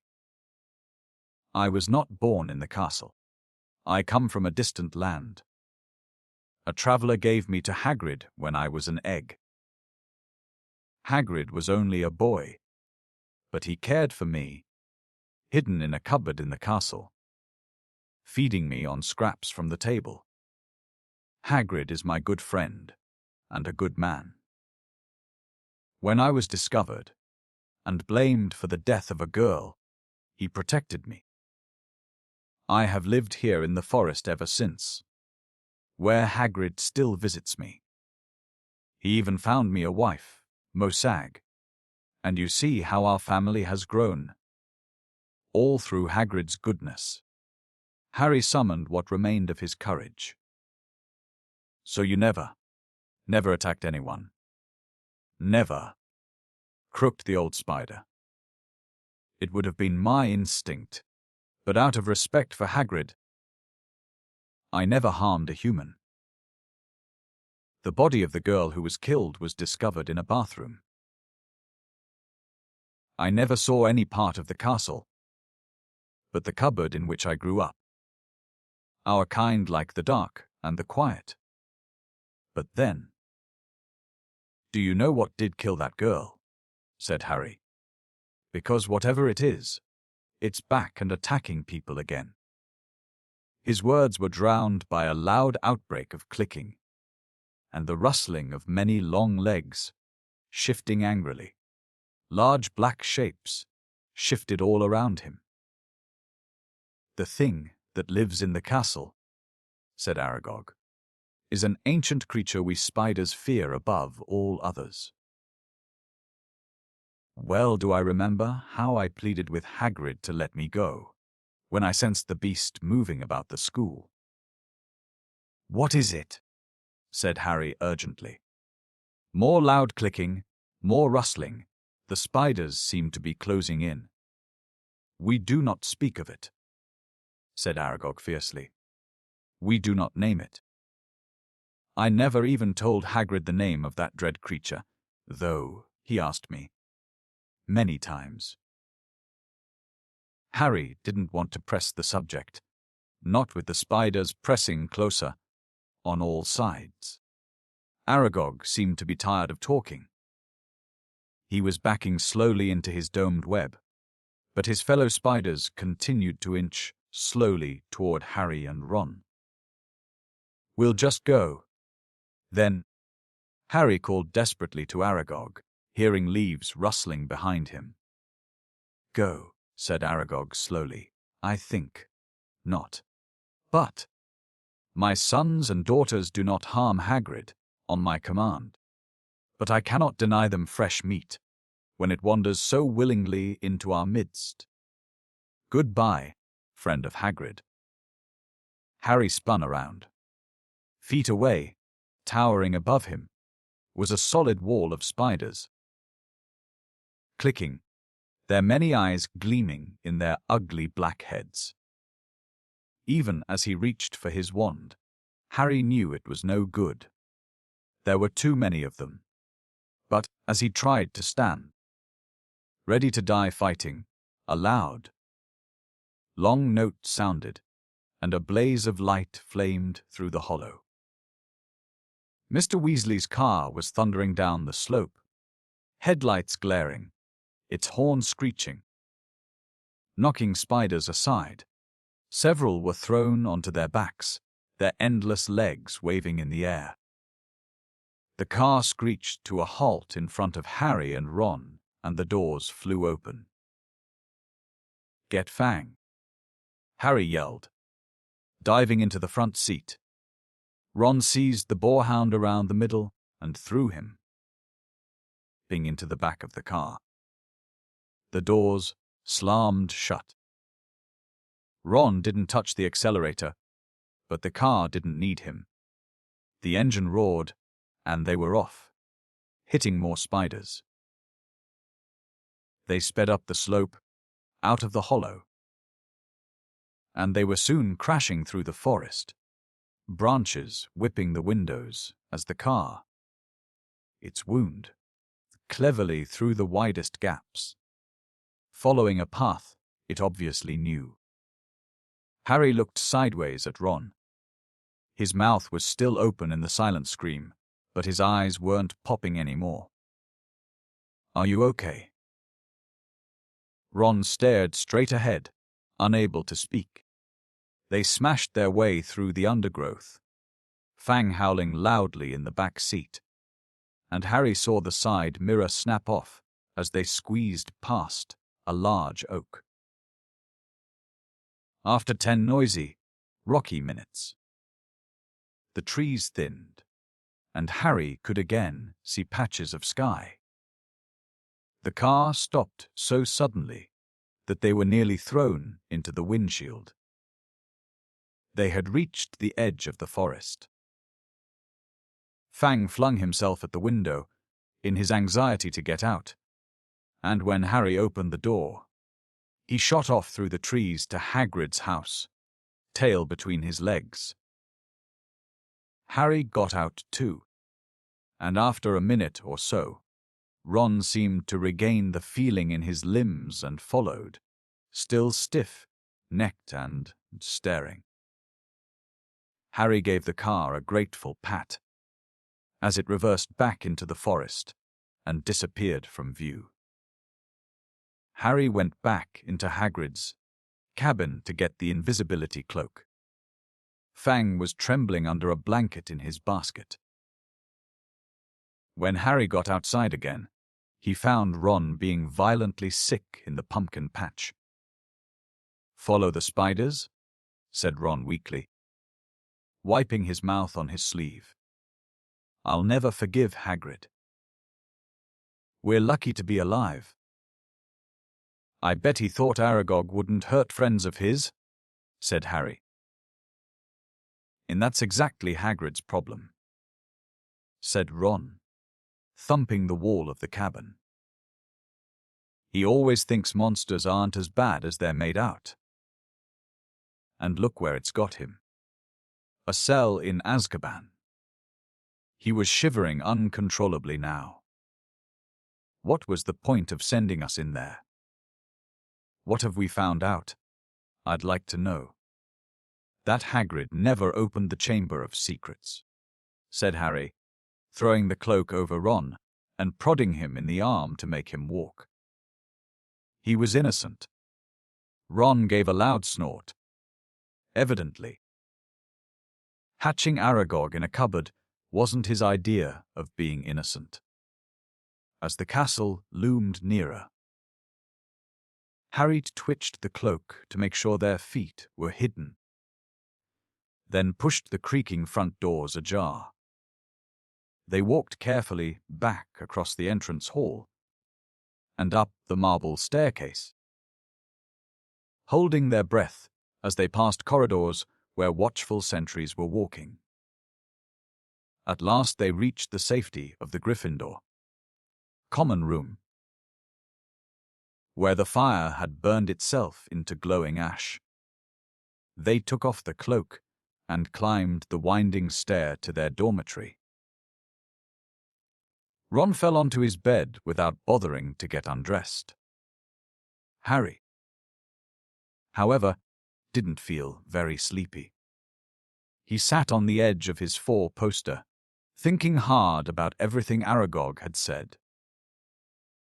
The creature that was lurking somewhere in the castle, he thought, sounded like a sort of monster Voldemort. Even other monsters didn't want to name it. But he and Ron were no closer to finding out what it was, or how it petrified its victims. Even Hagrid had never known what was in the Chamber of Secrets. Harry swung his legs up onto his bed and leaned back against his pillows, watching the moon glinting at him through the tower window. He couldn't see what else they could do. They had hit dead ends everywhere. Riddle had caught the wrong person. The hire of Slytherin had got off. And no one could tell whether it was the same person or a different one who had opened the chamber this time. There was nobody else to ask. Harry lay down, still thinking about what Aragog had said. He was becoming drowsy when what seemed like very last hope occurred to him, and he suddenly sat bolt upright. Ron. He hissed through the dark, Ron. Ron woke with a yelp like fangs, stared wildly around, and saw Harry. Ron. That girl who died. Aragog said she was found in a bathroom, said Harry, ignoring Neville's snuffling snores from the corner. What if she never left the bathroom? What if she's still there? Ron rubbed his eyes, frowning through the moonlight, and then he understood, too. You don't think? Not Moaning Myrtle. Chapter 16. The Chamber of Secrets. All those times we were in that bathroom, and she was just 3 toilets away, said Ron bitterly at breakfast next day, and we could have asked her, and now. It had been hard enough trying to look for spiders, escaping their teachers long enough to sneak into a girl's bathroom, the girl's bathroom. Moreover, right next to the scene of the first attack, was going to be almost impossible. But something happened in their first lesson, Transfiguration, that drove the Chamber of Secrets out of their minds for the first time in weeks. 10 minutes into the class, Professor McGonagall told them that their exams would start on the 1st of June, 1 week from today. Exams, howled Seamus Finnegan. We're still getting exams. There was a loud bang behind Harry as Neville Longbottom's wand slipped, vanishing one of the legs on his desk. Professor McGonagall restored it with a wave of her own wand and turned, frowning, to Seamus. The whole point of keeping the school open at this time is for you to receive your education, she said sternly. The exams will therefore take place, as usual, and I trust you are all studying hard. Studying hard. It had never occurred to Harry that there would be exams with the castle in this state. There was a great deal of mutinous muttering around the room, which made Professor McGonagall scowl even more darkly. Professor Dumbledore's instructions were to keep the school running as normally as possible, she said. And that, I need hardly point out, means finding out how much you have learned this year. Harry looked down at the pair of white rabbits he was supposed to be turning into slippers. What had he learned so far this year? He couldn't seem to think of anything that would be useful in an exam. Ron looked as though he'd just been told he had to go and live in the Forbidden Forest. Can you imagine me taking exams with this? He asked Harry, holding up his wand, which had just started whistling loudly. 3 days before their first exam, Professor McGonagall made another announcement at breakfast. I have good news, she said, and the Great Hall, instead of falling silent, erupted. Dumbledore's coming back. Several people yelled joyfully. You've caught the hair of Slytherin, squealed a girl at the Ravenclaw table. Quidditch matches are back on, roared Wood excitedly. When the hubbub had subsided, Professor McGonagall said, Professor Sprout has informed me that the mandrakes are ready for cutting at last. Tonight, we will be able to revive those people who have been petrified. I need hardly remind you all that one of them may will be able to tell us who or what attacked them. I am hopeful that this dreadful year will end with our catching the culprit. There was an explosion of cheering. Harry looked over at the Slytherin table and wasn't at all surprised to see that Draco Malfoy hadn't joined in. Ron, however, was looking happier than he'd looked in days. It won't matter that we never asked Myrtle, then, he said to Harry. Hermione'll probably have all the answers when they wake her up. Mind you, she'll go crazy when she finds out we've got exams in 3 days' time. She hasn't studied. It might be kinder to leave her where she is till they're over. Just then, Ginny Weasley came over and sat down next to Ron. She looked tense and nervous, and Harry noticed that her hands were twisting in her lap. What's up? Said Ron, helping himself to more porridge. Ginny didn't say anything, but glanced up and down the Gryffindor table with a scared look on her face that reminded Harry of someone, though he couldn't think who. Spit it out, said Ron, watching her. Harry suddenly realized who Ginny looked like. She was rocking backward and forward slightly in her chair, exactly like Dobby did when he was teetering on the edge of revealing forbidden information. I've got to tell you something, Ginny mumbled, carefully not looking at Harry. What is it? Said Harry. Ginny looked as though she couldn't find the right words. "What?" said Ron. Ginny opened her mouth, but no sound came out. Harry leaned forward and spoke quietly, so that only Ginny and Ron could hear him. "Is it something about the Chamber of Secrets? Have you seen something? Someone acting oddly?" Ginny drew a deep breath, and, at that precise moment, Percy Weasley appeared, looking tired and wan. "If you've finished eating, I'll take that seat, Ginny. I'm starving. I've only just come off patrol duty." Ginny jumped up as though her chair had just been electrified, gave Percy a fleeting, frightened look, and scampered away. Percy sat down and grabbed a mug from the center of the table. "Percy," said Ron angrily. "She was just about to tell us something important." Halfway through a gulp of tea, Percy choked. "What sort of thing?" he said, coughing. "I just asked her if she'd seen anything odd, and she started to say." "Oh. That's nothing to do with the Chamber of Secrets," said Percy at once. "How do you know?" said Ron, his eyebrows raised.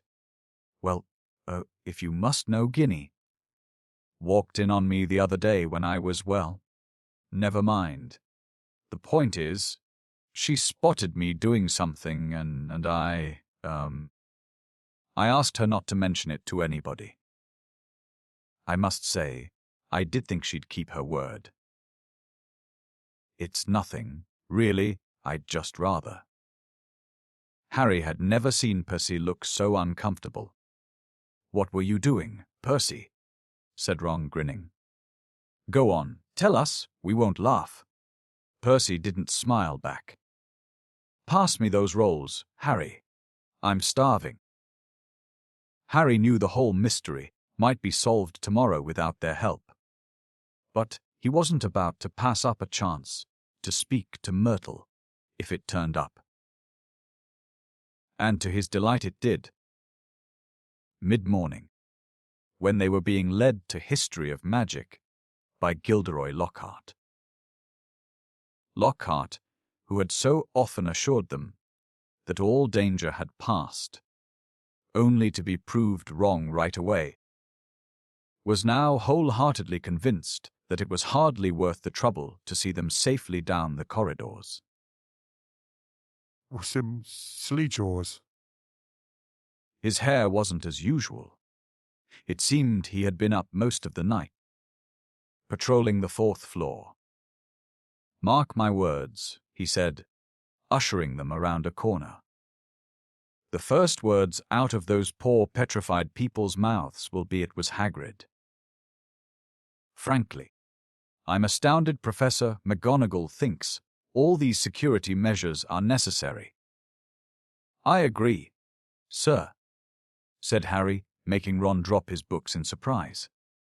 "Thank you, Harry," said Lockhart, graciously, while they waited for a long line of Hufflepuffs to pass.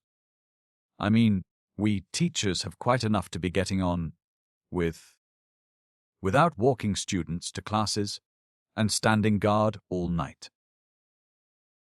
"That's right," said Ron, catching on. "Why don't you leave us here?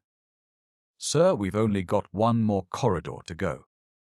"You know, Weasley, I think I will," said Lockhart. "I really should go and prepare my next class." And he hurried off. Prepare his class, Ron sneered after him. Gone to curl his hair, more like. They let the rest of the Gryffindors draw ahead of them, then darted down a side passage and hurried off toward Moaning Myrtle's bathroom. But just as they were congratulating each other on their brilliant scheme, "Potter, Weasley, what are you doing?" It was Professor McGonagall, and her mouth was the thinnest of thin lines. We were, Ron stammered. We were going to. To go and see. Hermione, said Harry. Ron and Professor McGonagall both looked at him. We haven't seen her for ages, Professor.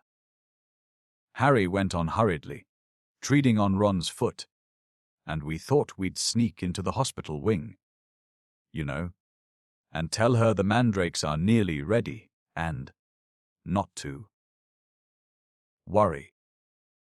Professor McGonagall was still staring at him, and for a moment, Harry thought she was going to explode, but when she spoke, it was in a strangely croaky voice. Of course, she said, and Harry, amazed, saw a tear glistening in her beady eye. Of course, I realize this has all been hardest on the friends of those who have been. I quite understand. Yes, Potter. Of course you may visit Miss Granger. I will inform Professor Binns where you've gone. Tell Madame Pomfrey I have given my permission. Harry and Ron walked away, hardly daring to believe that they'd avoided detention. As they turned the corner, they distinctly heard Professor McGonagall blow her nose. That, said Ron fervently, was the best story you've ever come up with. They had no choice now but to go to the hospital wing and tell Madame Pomfrey that they had Professor McGonagall's permission to visit Hermione. Madame Pomfrey let them in, but reluctantly. There's just no point talking to a petrified person, she said. And they had to admit she had a point when they'd taken their seats next to Hermione. It was plain that Hermione didn't have the faintest inkling that she had visitors, and that they might just as well tell her bedside cabinet not to worry for all good it would do. Wonder if she did see the attacker, though, said Ron, looking sadly at Hermione's rigid face. Because if he sneaked up on them all, no one will ever know. But Harry wasn't looking at Hermione's face. He was more interested in her right hand. It lay clenched on top of her blankets, and bending closer, he saw that a piece of paper was scrunched inside her fist. Making sure that Madame Pomfrey was nowhere near, he pointed this out to Ron. Try and get it out, Ron whispered, shifting his chair so that he blocked Harry from Madame Pomfrey's view. It was no easy task. Hermione's hand was clamped so tightly around the paper that Harry was sure he was going to tear it. While Ron kept watch, he tugged and twisted, and at last, after several tense minutes, the paper came free. It was a page torn from a very old library book. Harry smoothed it out eagerly, and Ron leaned close to read it, too. Of the many fearsome beasts and monsters that roam our land, there is none more curious or more deadly than the basilisk, known also as the king of serpents. This snake, which may reach gigantic size and live many hundreds of years, is born from a chicken's egg hatched beneath a toad. Its methods of killing are most wondrous, for aside from its deadly and venomous fangs, the basilisk has a murderous stare, and all who are fixed with the beam of its eye shall suffer instant death. Spiders flee before the basilisk, for it is their mortal enemy. And the basilisk flees only from the crowing of the rooster, which is fatal to it. And beneath this, a single word had been written, in a hand Harry recognized as Hermione's. Pipes. It was as though somebody had just flicked a light on in his brain. Ron, he breathed. This is it. This is the answer. The monster in the chamber's a basilisk. A giant serpent. That's why I've been hearing that voice all over the place, and nobody else has heard it. It's because I understand Parseltongue. Harry looked up at the beds around him. The basilisk kills people by looking at them. But no one's died. Because no one looked it straight in the eye. Colin saw it through his camera. The basilisk burned up all the film inside it, but Colin just got petrified. Justin must have seen the basilisk through nearly headless Nick. Nick got the full blast of it. But he couldn't die again. And Hermione and that Ravenclaw prefect were found with a mirror next to them. Hermione had just realized the monster was a basilisk. I bet you anything she warned the first person she met to look around corners with a mirror first. That girl pulled out her mirror, and Ron's jaw had dropped. And Mrs. Norris. He whispered eagerly. Harry thought hard, picturing the scene on the night of Halloween. The water, he said slowly. The flood from Moaning Myrtle's bathroom. I bet you Mrs. Norris only saw the reflection. He scanned the page in his hand eagerly. The more he looked at it, the more it made sense. The basilisk flies only from the crowing of the rooster, which is fatal to it. He read aloud. Hagrid's roosters were killed. The heir of Slytherin didn't want one anywhere. Near the castle once the chamber was opened. Spiders flee before the basilisk. It all fits. But how's the basilisk been getting around the place? Said Ron. A giant snake. Someone would have seen. Harry pointed at the word Hermione had scribbled at the foot of the page. Pipes, he said. Ron, it's been using the plumbing. I've been hearing that voice inside the walls. Ron suddenly grabbed Harry's arm. The entrance to the Chamber of Secrets, he said hoarsely. What if it's a bathroom? What if it's in Moaning Myrtle's bathroom, said Harry. They sat there, excitement coursing through them, hardly able to believe it. This means, said Harry, I can't be the only Parselmouth in the school. The heir of Slytherin's one, too. That's how he's been controlling the basilisk. What are we going to do? Said Ron, whose eyes were flashing. Should we go straight to McGonagall? Let's go to the staff room, said Harry, jumping up.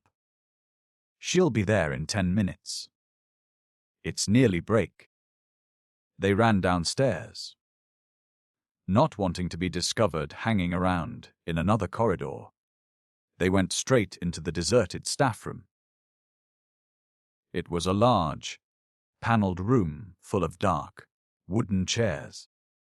Harry and Ron paced around it, too excited to sit down. But the bell to signal break never came. Instead, echoing through the corridors, came Professor McGonagall's voice, magically magnified. All students to return to their house dormitories at once. All teachers return to the staff room. Immediately, please. Harry wheeled around to stare at Ron. Not another attack. Not now. What'll we do? Said Ron, aghast. Go back to the dormitory. No, said Harry, glancing around. There was an ugly sort of wardrobe to his left, full of the teachers' cloaks. In here. Let's hear what it's all about. Then we can tell them what we've found out. They hid themselves inside it. listening to the rumbling of hundreds of people moving overhead, and the staff room door banging open. From between the musty folds of the cloaks, they watched the teachers filtering into the room. Some of them were looking puzzled, others downright scared. Then Professor McGonagall arrived. It has happened, she told the silent staff room. A student has been taken by the monster.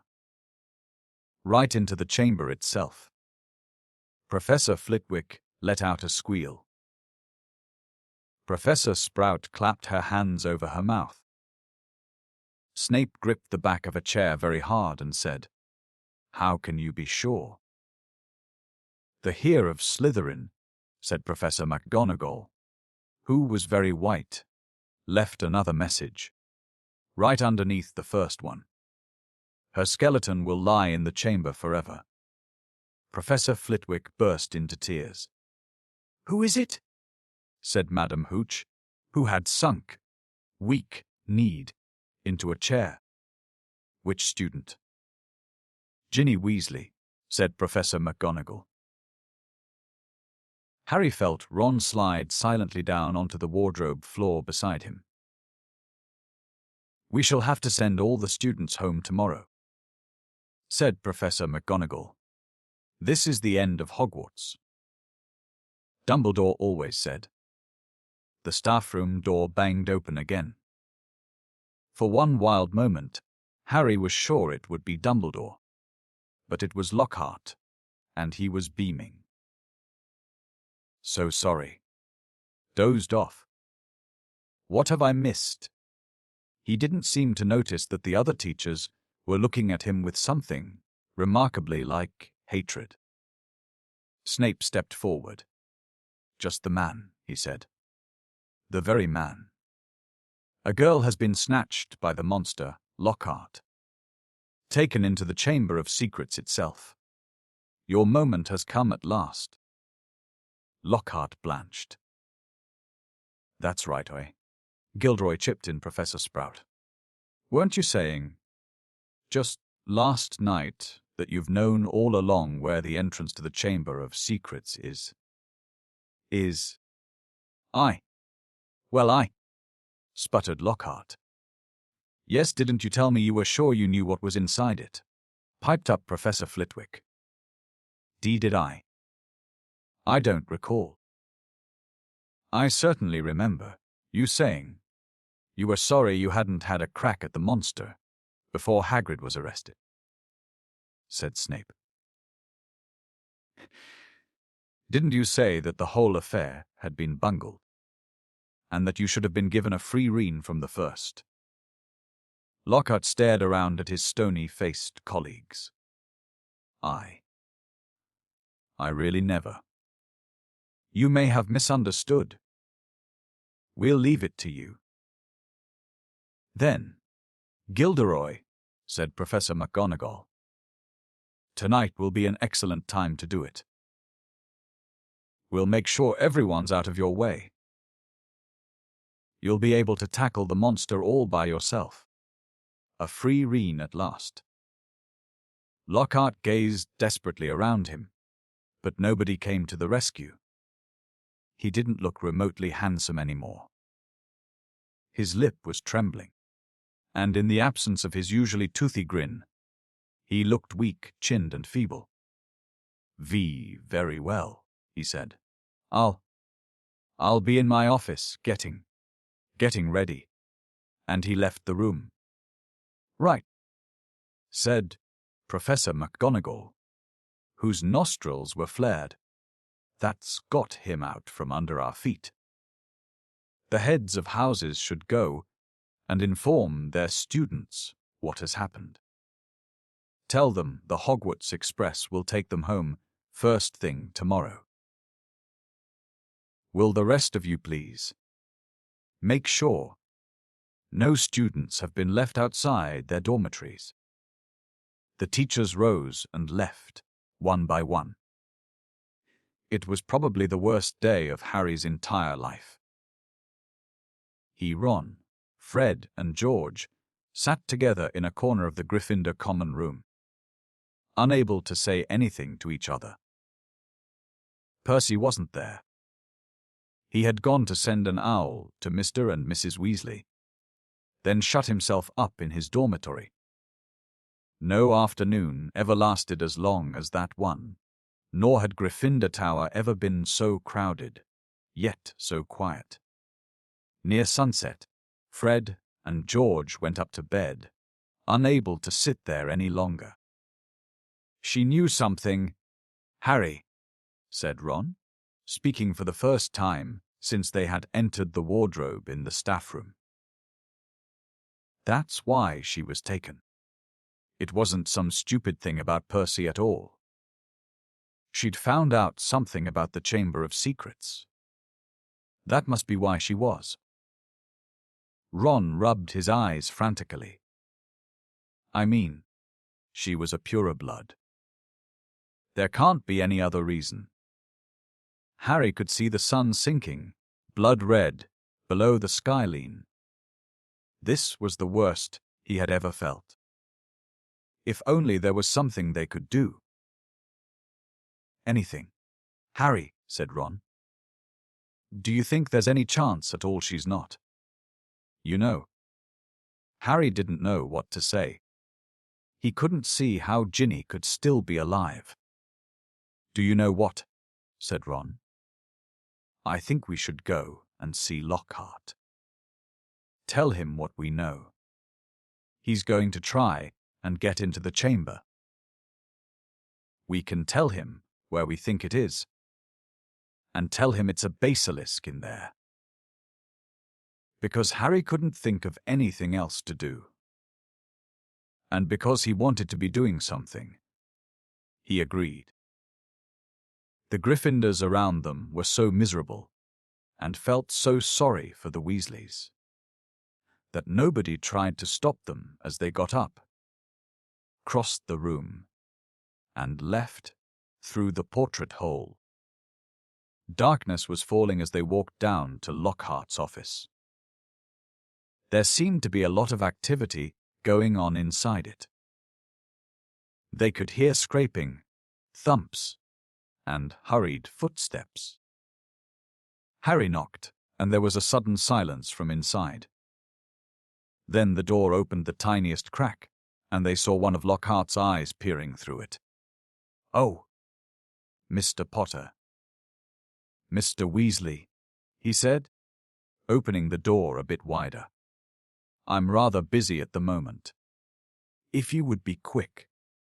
Professor, we've got some information for you, said Harry. We think it'll help you. Well, it's not terribly. The side of Lockhart's face that they could see looked very uncomfortable. I mean, well, all right. He opened the door, and they entered. His office had been almost completely stripped. 2 large trunks stood open on the floor. Robes, jade green, lilac, midnight blue, had been hastily folded into one of them. Books were jumbled untidily into the other. The photographs that had covered the walls were now crammed into boxes on the desk. Are you going somewhere? Said Harry.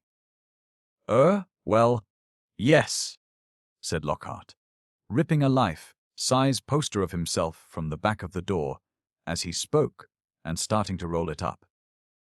Urgent call. Unavoidable. Got to go. What about my sister? Said Ron jerkily. Well, as to that. Most unfortunate, said Lockhart, avoiding their eyes as he wrenched open a drawer and started emptying the contents into a bag. No one regrets more than I. You're the defense against the dark arts teacher, said Harry. You can't go now. Not with all the dark stuff going on here.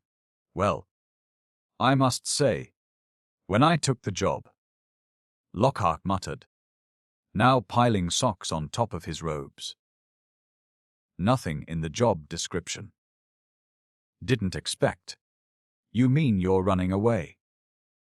said Harry disbelievingly. After all that stuff you did in your books.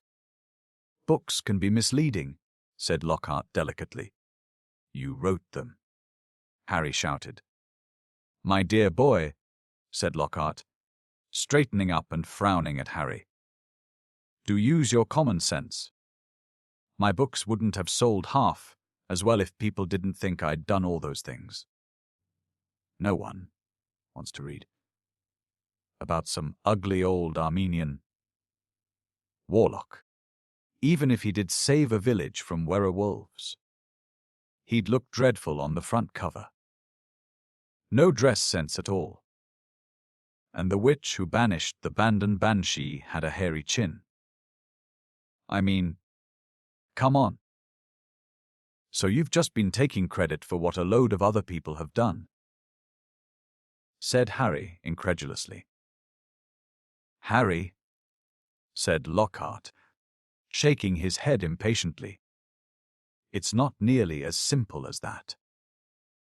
There was work involved. I had to track these people down. Ask them exactly how they managed to do what they did. Then, I had to put a memory charm on them, so they wouldn't remember doing it. If there's one thing I pride myself on, it's my memory charms. No, it's been a lot of work, Harry. It's not all book signings and publicity photos, you know. You want fame. You have to be prepared for a long, hard slog. He banged the lids of his trunk shut and locked them. Let's see, he said.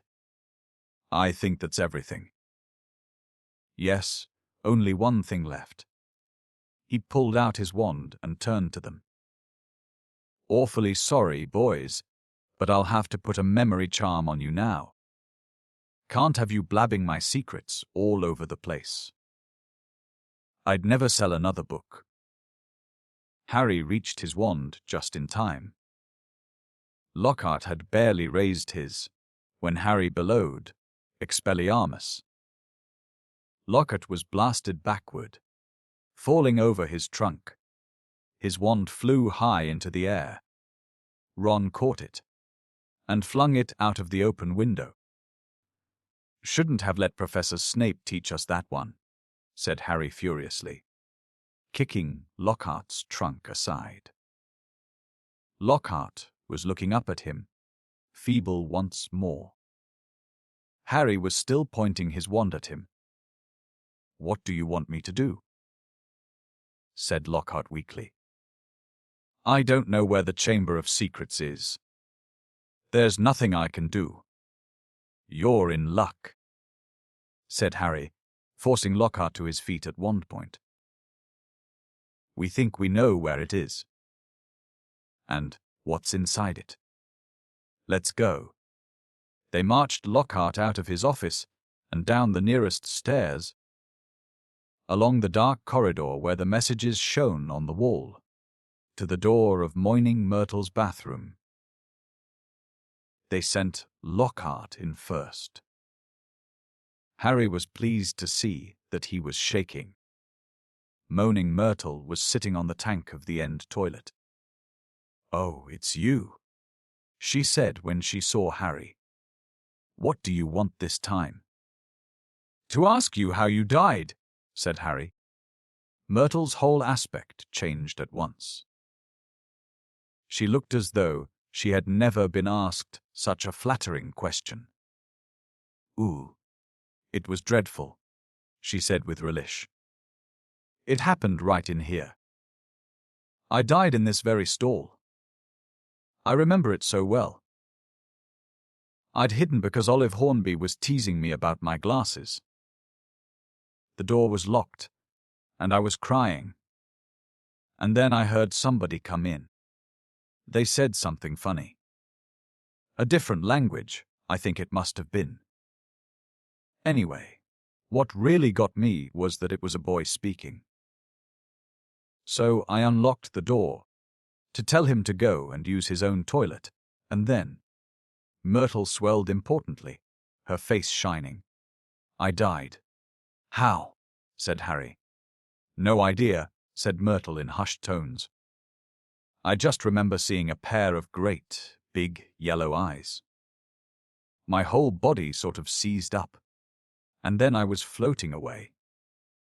She looked dreamily at Harry. And then I came back again. I was determined to haunt Olive Hornby, you see. Oh, she was sorry she'd ever laughed at my glasses. Where exactly did you see the eyes? Said Harry.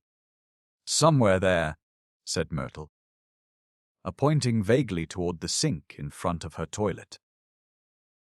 Harry and Ron hurried over to it. Lockhart was standing well back, a look of utter terror on his face. It looked like an ordinary sink. They examined every inch of it, inside and out, including the pipes below.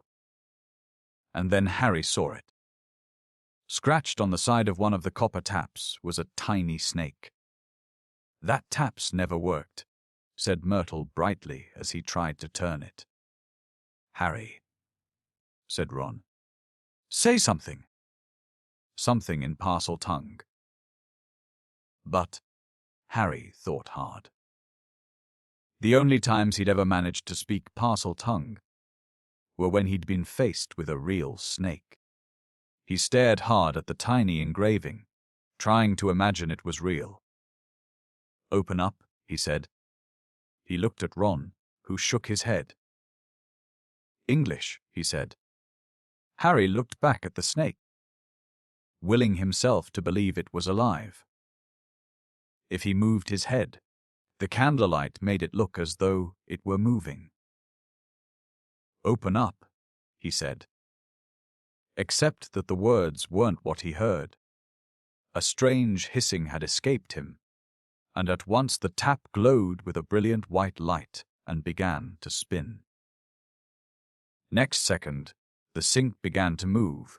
The sink, in fact, sank, right out of sight, leaving a large pipe exposed, a pipe wide enough for a man to slide into. Harry heard Ron gasp and looked up again. He had made up his mind what he was going to do. I'm going down there, he said. He couldn't not go. Not now they had found the entrance to the chamber. Not if there was even the faintest, slimmest, wildest chance that Ginny might be alive. Me too, said Ron. There was a pause. Well, you hardly seem to need me, said Lockhart with a shadow of his old smile. I'll just. He put his hand on the door knob, but Ron and Harry both pointed their wands at him. You can go first, Ron snarled.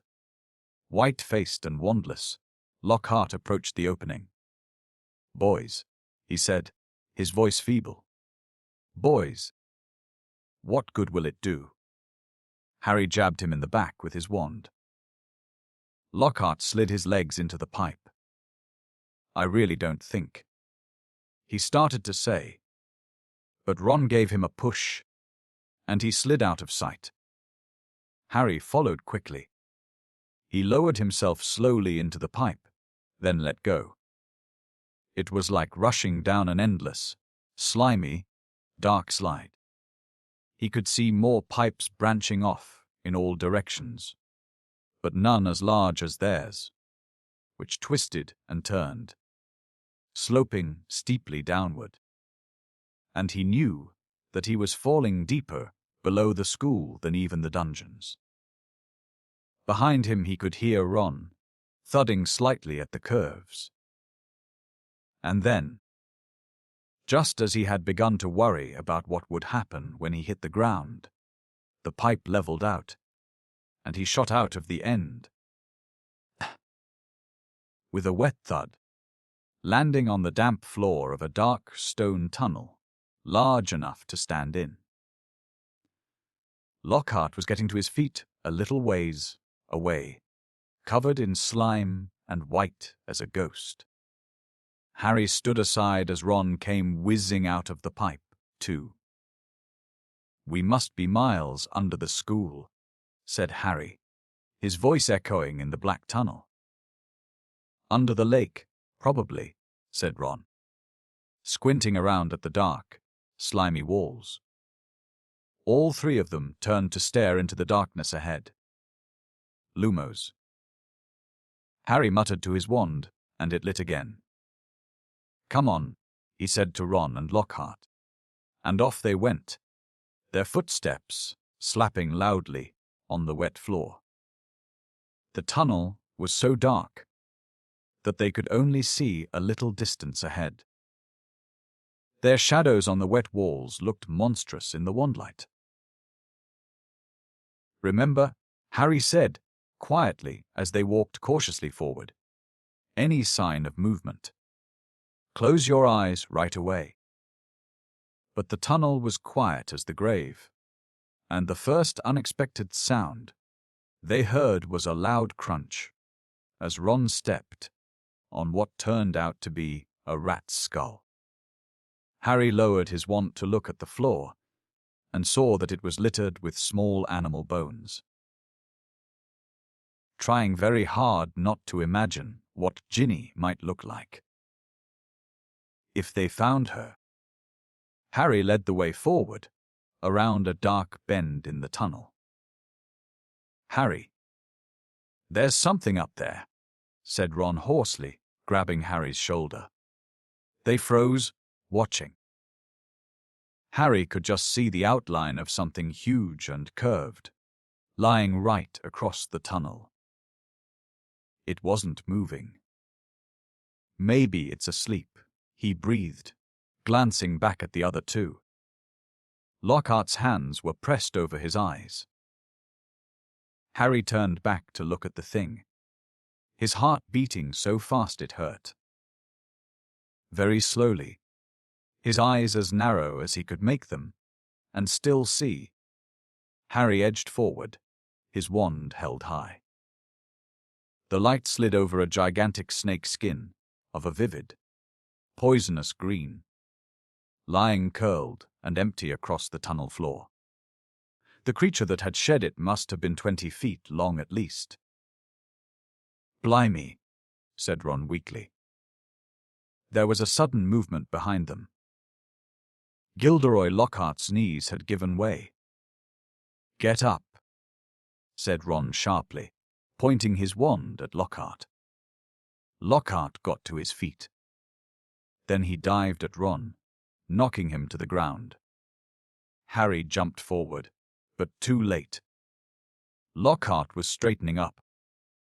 Panting, Ron's wand in his hand, and a gleaming smile back on his face. The adventure ends here, boys, he said. I shall take a bit of this skin back up to the school. Tell them I was too late to save the girl, and that you two tragically lost your minds at the sight of her mangled body. Say good-bye to your memories. He raised Ron's spellotaped wand high over his head and yelled, Obliviate. The wand exploded with the force of a small bomb. Harry flung his arms over his head and ran, slipping over the coils of snake skin, out of the way of great chunks of tunnel ceiling that were thundering to the floor. Next moment, he was standing alone, gazing at a solid wall of broken rock. Ron, he shouted. Are you okay? Ron, I'm here, came Ron's muffled voice from behind the rockfall. I'm okay. This gets not, though. He got blasted by the wand. There was a dull thud and a loud ow. It sounded as though Ron had just kicked Lockhart in the shins. What now? Ron's voice said, sounding desperate. We can't get through. It'll take ages. Harry looked up at the tunnel ceiling. Huge cracks had appeared in it.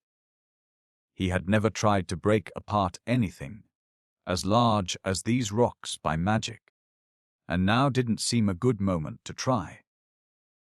What if the whole tunnel caved in? There was another thud, and another "oh" from behind the rocks. They were wasting time. Ginny had already been in the Chamber of Secrets for hours. Harry knew there was only one thing to do. "Wait there," he called to Ron. "Wait with Lockhart. I'll go on. If I'm not back in an hour." There was a very pregnant pause. "I'll try and shift some of this rock," said Ron, who seemed to be trying to keep his voice steady. "So you can get back through. And, Harry, see you in a bit," said Harry, trying to inject some confidence into his shaking voice. And he set off alone past the giant snake skin. Soon the distant noise of Ron straining to shift the rocks was gone. The tunnel turned and turned again. Every nerve in Harry's body was tingling unpleasantly. He wanted the tunnel to end, yet dreaded what he'd find when it did. And then, at last, as he crept around yet another bend, he saw a solid wall ahead, on which two entwined serpents were carved, their eyes set with great, glinting emeralds. Harry approached, his throat very dry. There was no need to pretend these stone snakes were real. Their eyes looked strangely alive. He could guess what he had to do. He cleared his throat, and the emerald eyes seemed to flicker. "Open," said Harry, in a low, faint hiss. The serpents parted as the wall cracked open. The halves slid smoothly out of sight, and Harry, shaking from head to foot, walked inside. Chapter 17. The Heir of Slytherin. He was standing at the end of a very long, dimly lit chamber. Towering stone pillars entwined, with more carved serpents, rose to support a ceiling lost in darkness, casting long, black shadows through the odd, greenish gloom that filled the place. His heart beating very fast, Harry stood listening to the chill silence. Could the basilisk be lurking in a shadowy corner, behind a pillar? And where was Ginny? He pulled out his wand and moved forward between the serpentine columns. Every careful footstep echoed loudly off the shadowy walls.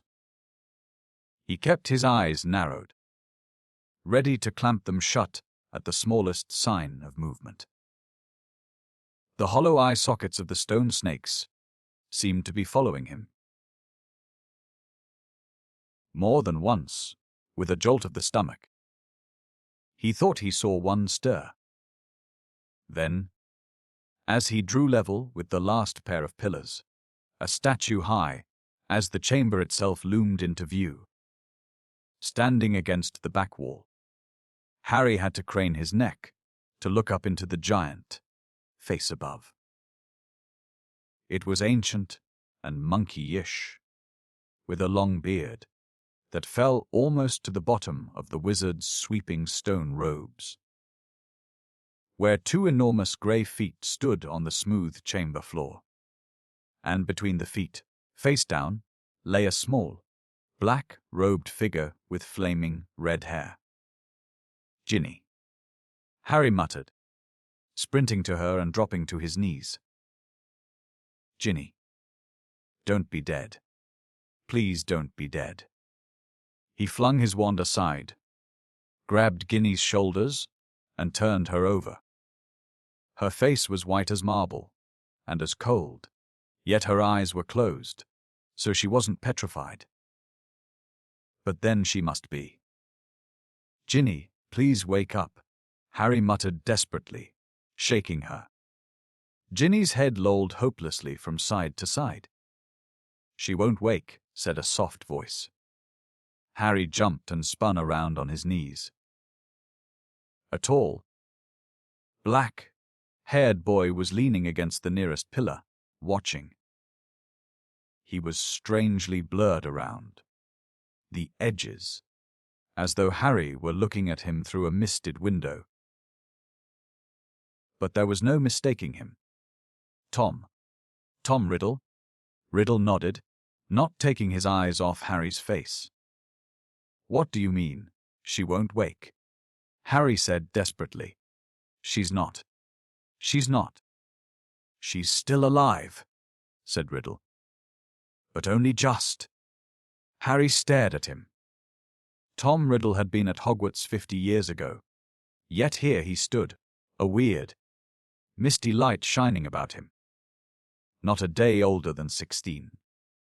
Are you a ghost? Harry said uncertainly. A memory, said Riddle quietly.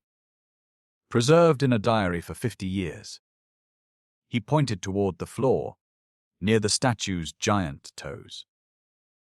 Lying open, there was the little black diary Harry had found in Moaning Myrtle's bathroom.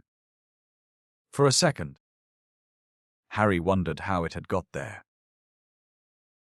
But there were more pressing matters to deal with. You've got to help me, Tom, Harry said, raising Ginny's head again. We've got to get her out of here. There's a basilisk. I don't know where it is, but it could be along any moment. Please, help me. Riddle didn't move.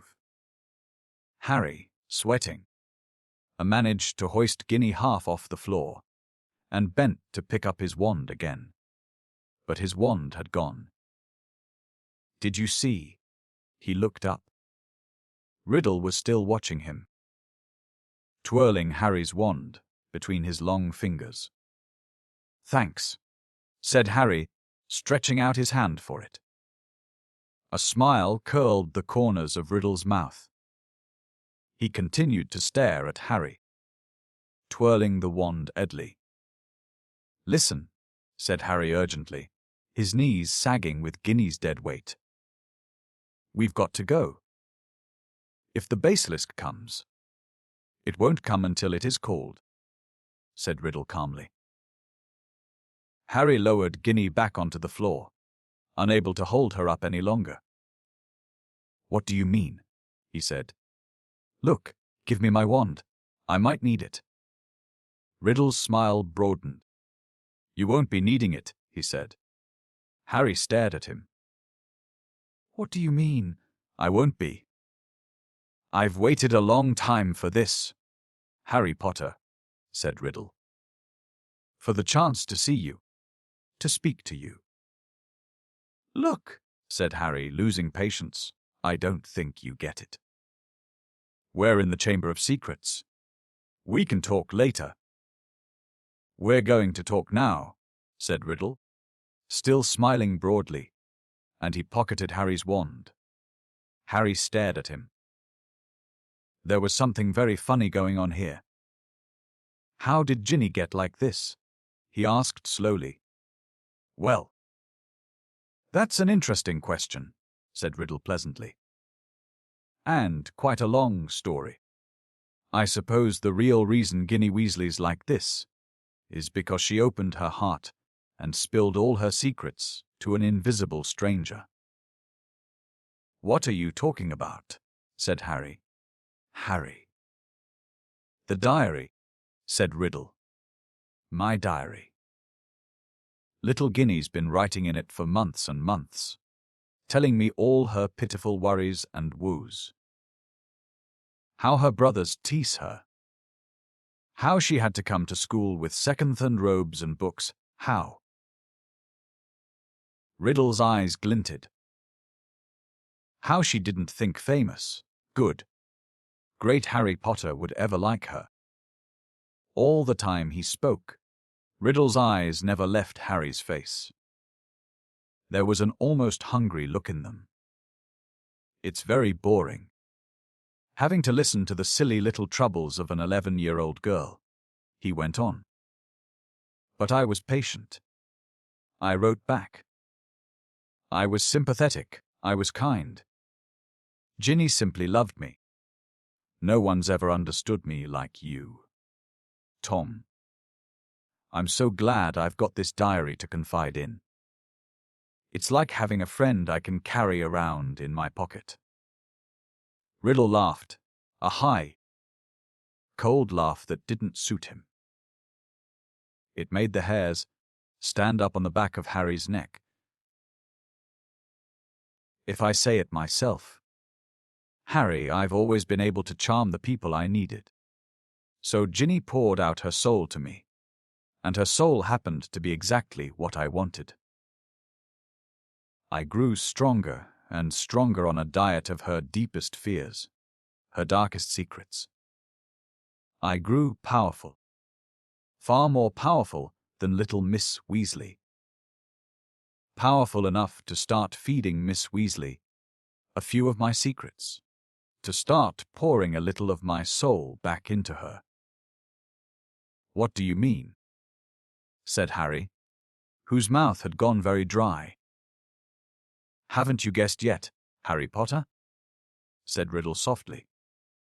Ginny Weasley opened the Chamber of Secrets. She strangled the school roosters and daubed threatening messages on the walls. She set the Serpent of Slytherin on 4 mudbloods and the Squib's cat.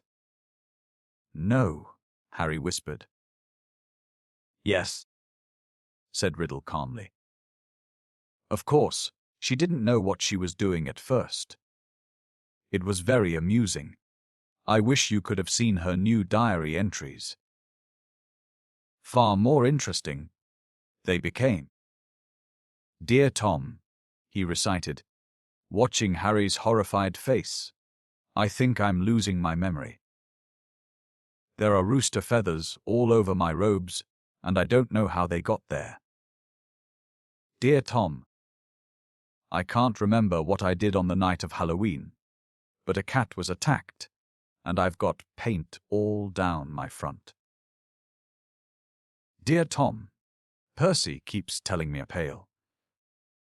And I'm not myself. I think he suspects me. There was another attack today, and I don't know where I was. Tom, what am I going to do? I think I'm going mad. I think I'm the one attacking everyone, Tom. Harry's fists were clenched, the nails digging deep into his palms.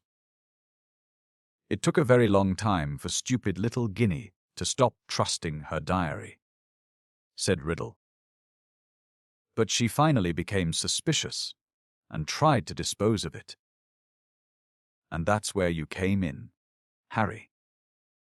You found it. And I couldn't have been more delighted. Of all the people who could have picked it up, it was you. The very person I was most anxious to meet. And why did you want to meet me? Said Harry. Anger was coursing through him, and it was an effort to keep his voice steady. Well, you see, Ginny told me all about you, Harry, said Riddle. Your whole fascinating history. His eyes roved over the lightning scar on Harry's forehead, and their expression grew hungrier. I knew I must find out more about you, talk to you, meet you if I could. So I decided to show you my famous capture of that great oaf, Hagrid, to gain your trust. Hagrid's my friend, said Harry, his voice now shaking. And you framed him, didn't you? I thought you made a mistake. But, Riddle laughed his high laugh again. It was my word against Hagrid's, Harry. Well, you can imagine how it looked to old Armando Dippet. On the one hand, Tom Riddle, poor but brilliant, parentless but so brave, school prefect, model student. On the other hand, big, blundering Hagrid, in trouble every other week. Trying to raise werewolf cubs under his bed. Sneaking off to the Forbidden Forest to wrestle trolls. But I admit, even I was surprised how well the plan worked. I thought someone must realize that Hagrid couldn't possibly be the heir of Slytherin. It had taken me 5 whole years to find out everything I could about the Chamber of Secrets and discover the secret entrance. As though Hagrid had the brains or the power. Only the Transfiguration teacher, Dumbledore, seemed to think Hagrid was innocent. He persuaded Dippet to keep Hagrid and train him as gamekeeper. Yes, I think Dumbledore might have guessed. Dumbledore never seemed to like me as much as the other teachers did. I bet Dumbledore saw right through you, said Harry, his teeth gritted. Well, He certainly kept an annoyingly close watch on me after Hagrid was expelled, said Riddle carelessly. I knew it wouldn't be safe to open the chamber again while I was still at school. But I wasn't going to waste those long years I'd spent searching for it. I decided to leave behind a diary, preserving my 16-year-old self in its pages, so that one day, with luck, I would be able to lead another in my footsteps and finish Salazar Slytherin's noble work. well, you haven't finished it, said Harry triumphantly. No one's died this time. Not even the cat. In a few hours the mandrake draught will be ready and everyone who was petrified will be all right again. Haven't I already told you, said Riddle quietly, that killing mudbloods doesn't matter to me anymore. For many months now, my new target has been you. Harry stared at him. Imagine how angry I was when the next time my diary was opened. It was Ginny who was writing to me, not you. She saw you with the diary, you see, and panicked. What if you found out how to work it, and I repeated all her secrets to you? What if, even worse, I told you who'd been strangling roosters? So the foolish little brat waited until your dormitory was deserted and stole it back. But I knew what I must do. It was clear to me that you were on the trail of Slytherins here. From everything Ginny had told me about you, I knew you would go to any lengths to solve the mystery, particularly if one of your best friends was attacked.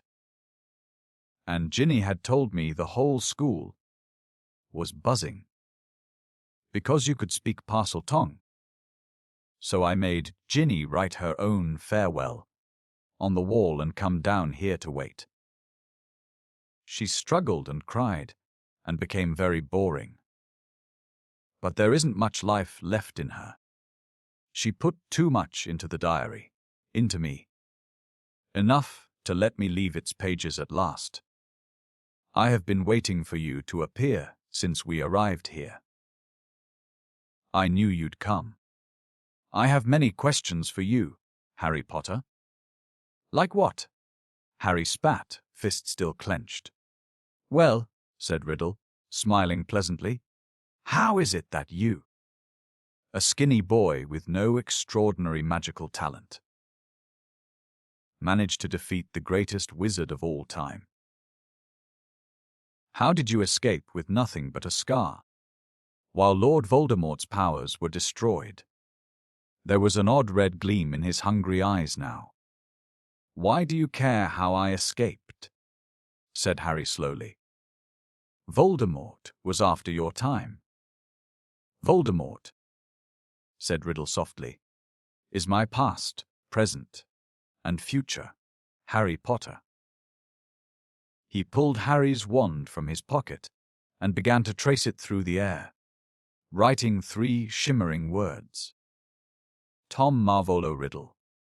Then he waved the wand once, and the letters of his name rearranged themselves. I am Lord Voldemort, you see, he whispered. It was a name I was already using at Hogwarts. To my most intimate friends only, of course. You think I was going to use my filthy muggle father's name forever?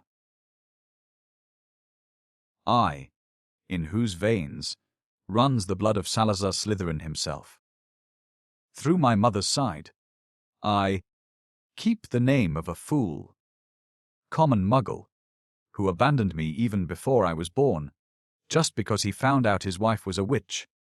No, Harry. I fashioned myself a new name. A name I knew wizards everywhere would one day fear to speak, when I had become the greatest sorcerer in the world. Harry's brain seemed to have jammed. He stared numbly at Riddle, at the orphaned boy who had grown up to murder Harry's own parents, and so many others. At last he forced himself to speak.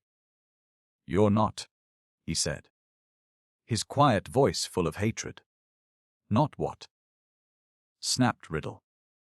"Not the greatest sorcerer in the world," said Harry, breathing fast. "Sorry to disappoint you, and all that. But the greatest wizard in the world is Albus Dumbledore. Everyone says so. Even when you were strong, you didn't dare try and take over at Hogwarts. Dumbledore saw through you when you were at school, and he still frightens you now, wherever you're hiding these days." The smile had gone from Riddle's face, to be replaced by a very ugly look. "Dumbledore's been driven out of this castle by the mere memory of me," he hissed. "He's not as gone as you might think," Harry retorted. He was speaking at random, wanting to scare Riddle, wishing rather than believing it to be true. Riddle opened his mouth but froze. Music was coming from somewhere. Riddle whirled around to stare down the empty chamber. The music was growing louder. It was eerie, spine-tingling, unearthly. It lifted the hair on Harry's scalp and made his heart feel as though it was swelling to twice its normal size.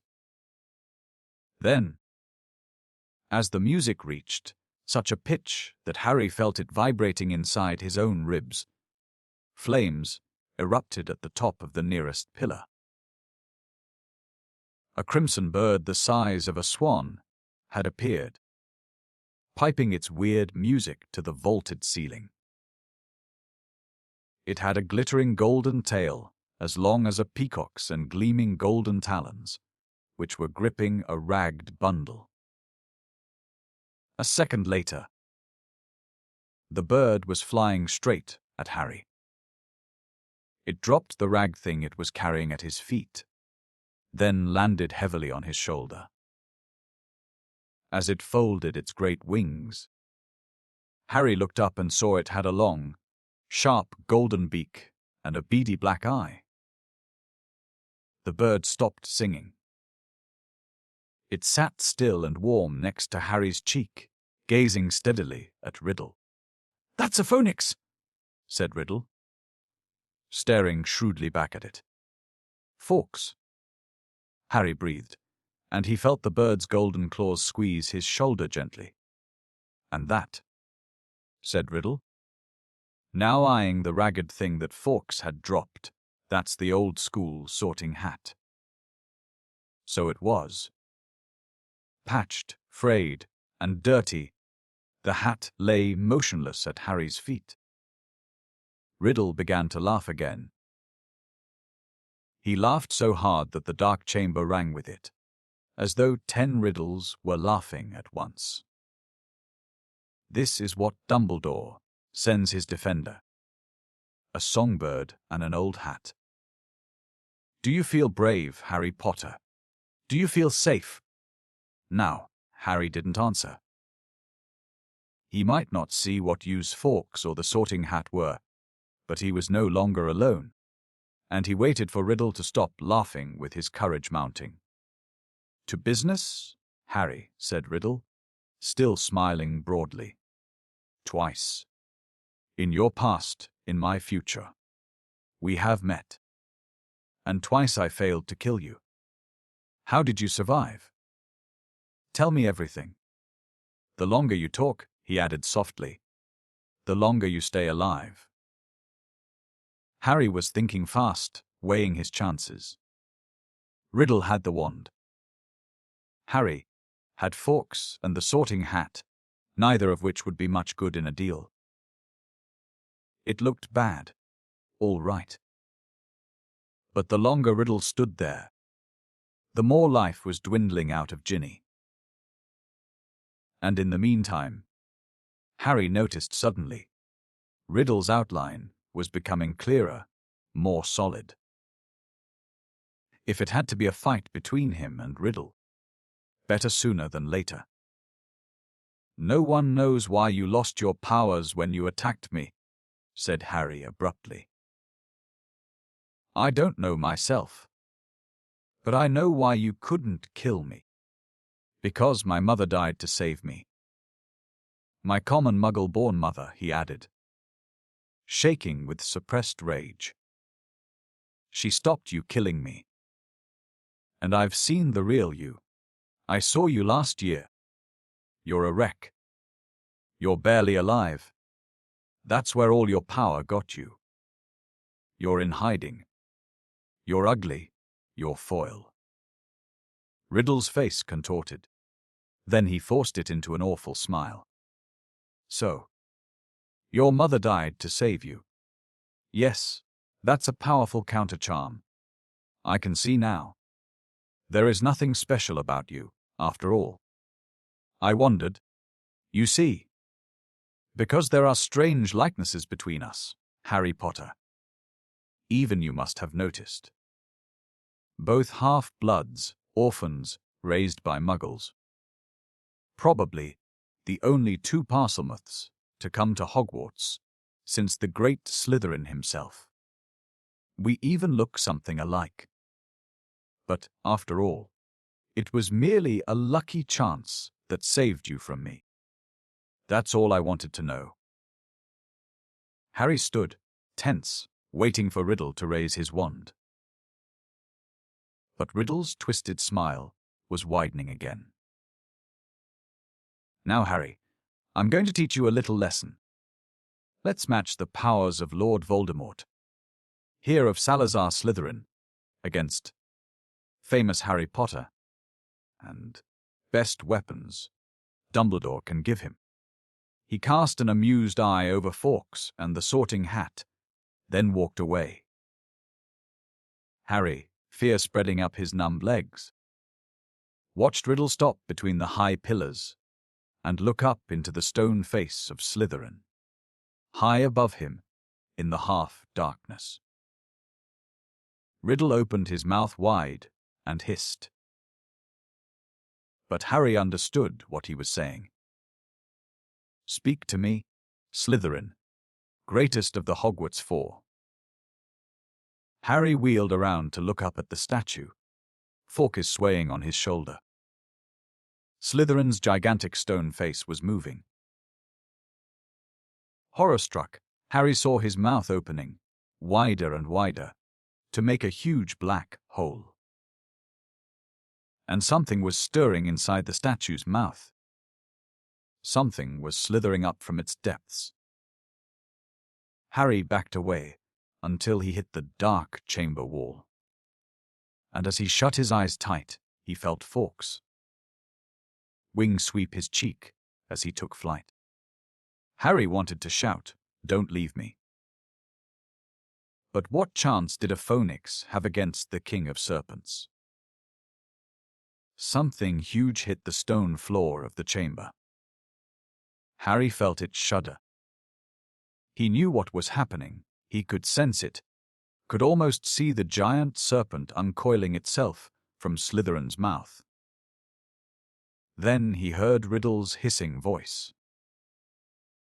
Kill him. The basilisk was moving toward Harry. He could hear its heavy body slithering heavily across the dusty floor.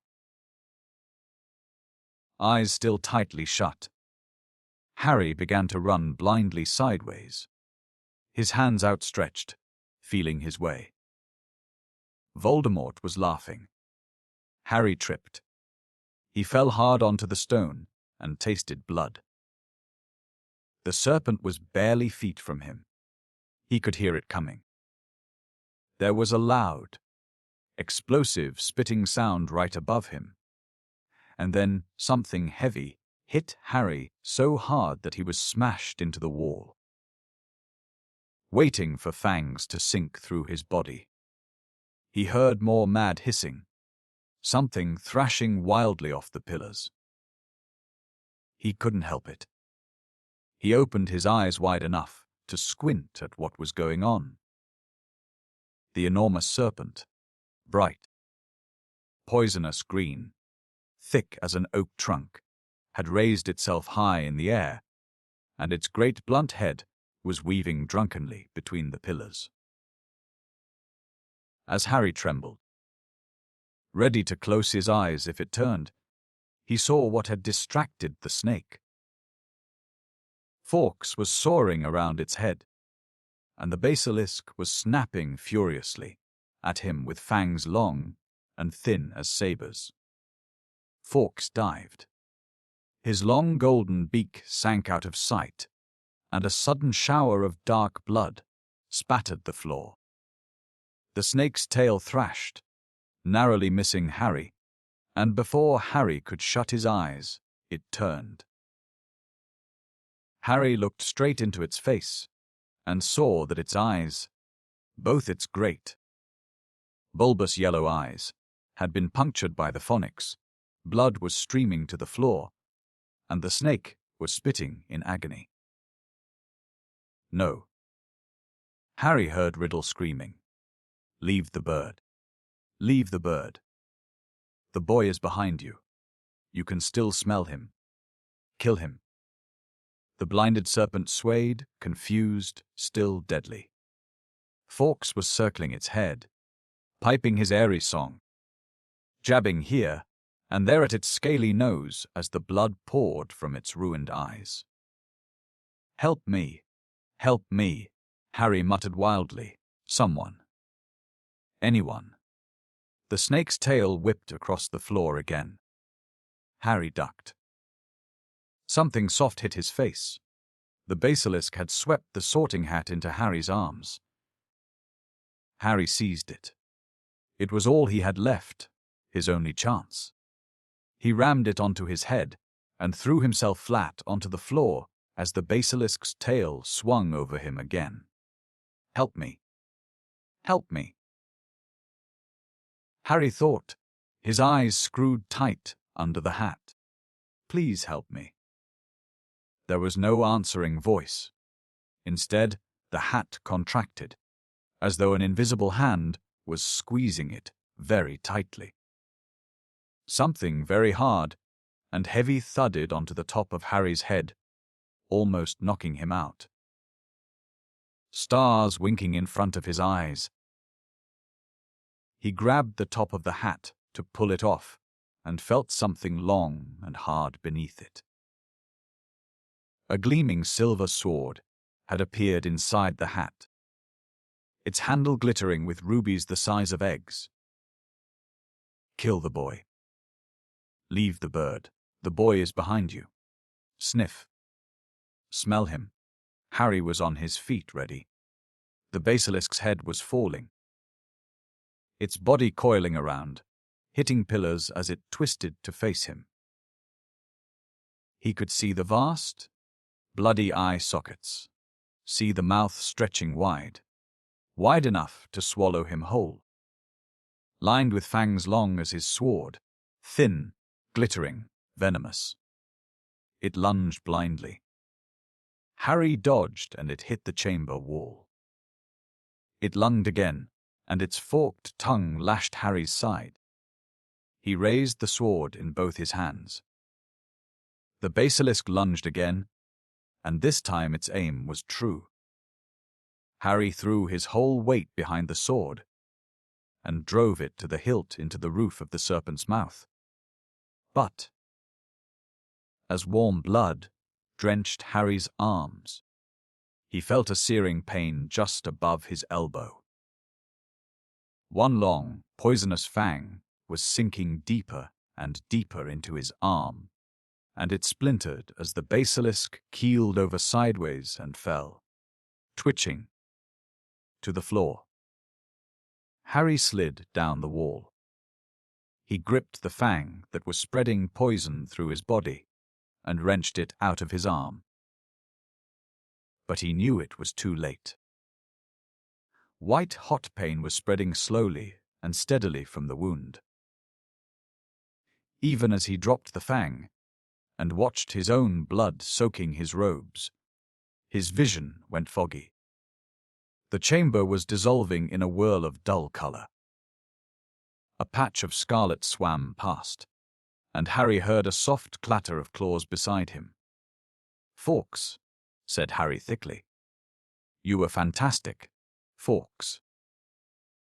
He felt the bird lay its beautiful head on the spot where the serpent's fang had pierced him. He could hear echoing footsteps, and then a dark shadow moved in front of him. "You're dead, Harry Potter," said Riddle's voice above him. "Dead. Even Dumbledore's bird knows it. Do you see what he's doing, Potter? He's crying." Harry blinked. Fawkes's head slid in and out of focus. Thick, pearly tears were trickling down the glossy feathers. "I'm going to sit here and watch you die, Harry Potter. Take your time. I'm in no hurry." Harry felt drowsy. Everything around him seemed to be spinning.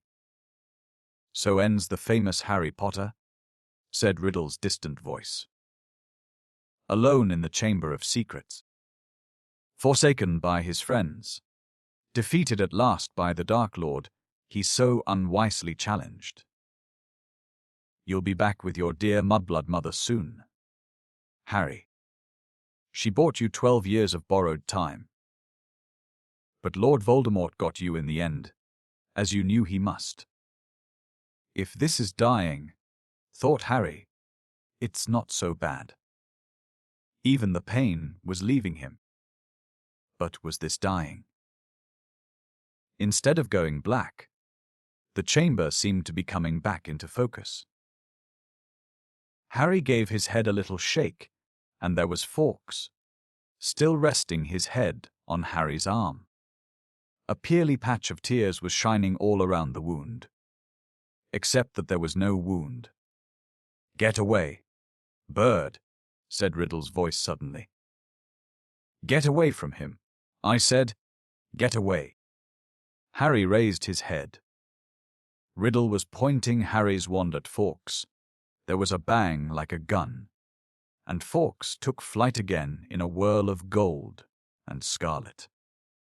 "Phoenix tears," said Riddle quietly, staring at Harry's arm. "Of course, healing powers. I forgot." He looked into Harry's face.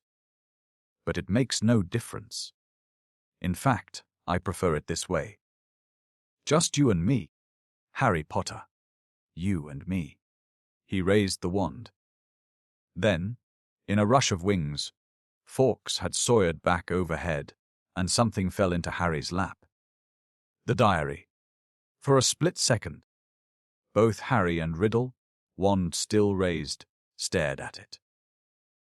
Then, without thinking, without considering, as though he had meant to do it all along, Harry seized the basilisk fang on the floor next to him and plunged it straight into the heart of the book. There was a long, dreadful, piercing scream. Ink spurted out of the diary in torrents, streaming over Harry's hands, flooding the floor. Riddle was writhing and twisting, screaming and flailing, and then he had gone. Harry's wand fell to the floor with a clatter, and there was silence. Silence except for the steady drip-drip of ink, still oozing from the diary. The basilisk venom had burned a sizzling hole right through it. Shaking all over, Harry pulled himself up. His head was spinning as though he'd just traveled miles by flow powder. Slowly, he gathered together his wand and the sorting hat, and, with a huge tug, retrieved the glittering sword from the roof of the basilisk's mouth. "It's his worth." Then came a faint moan from the end of the chamber. Ginny was stirring. As Harry hurried toward her, she sat up.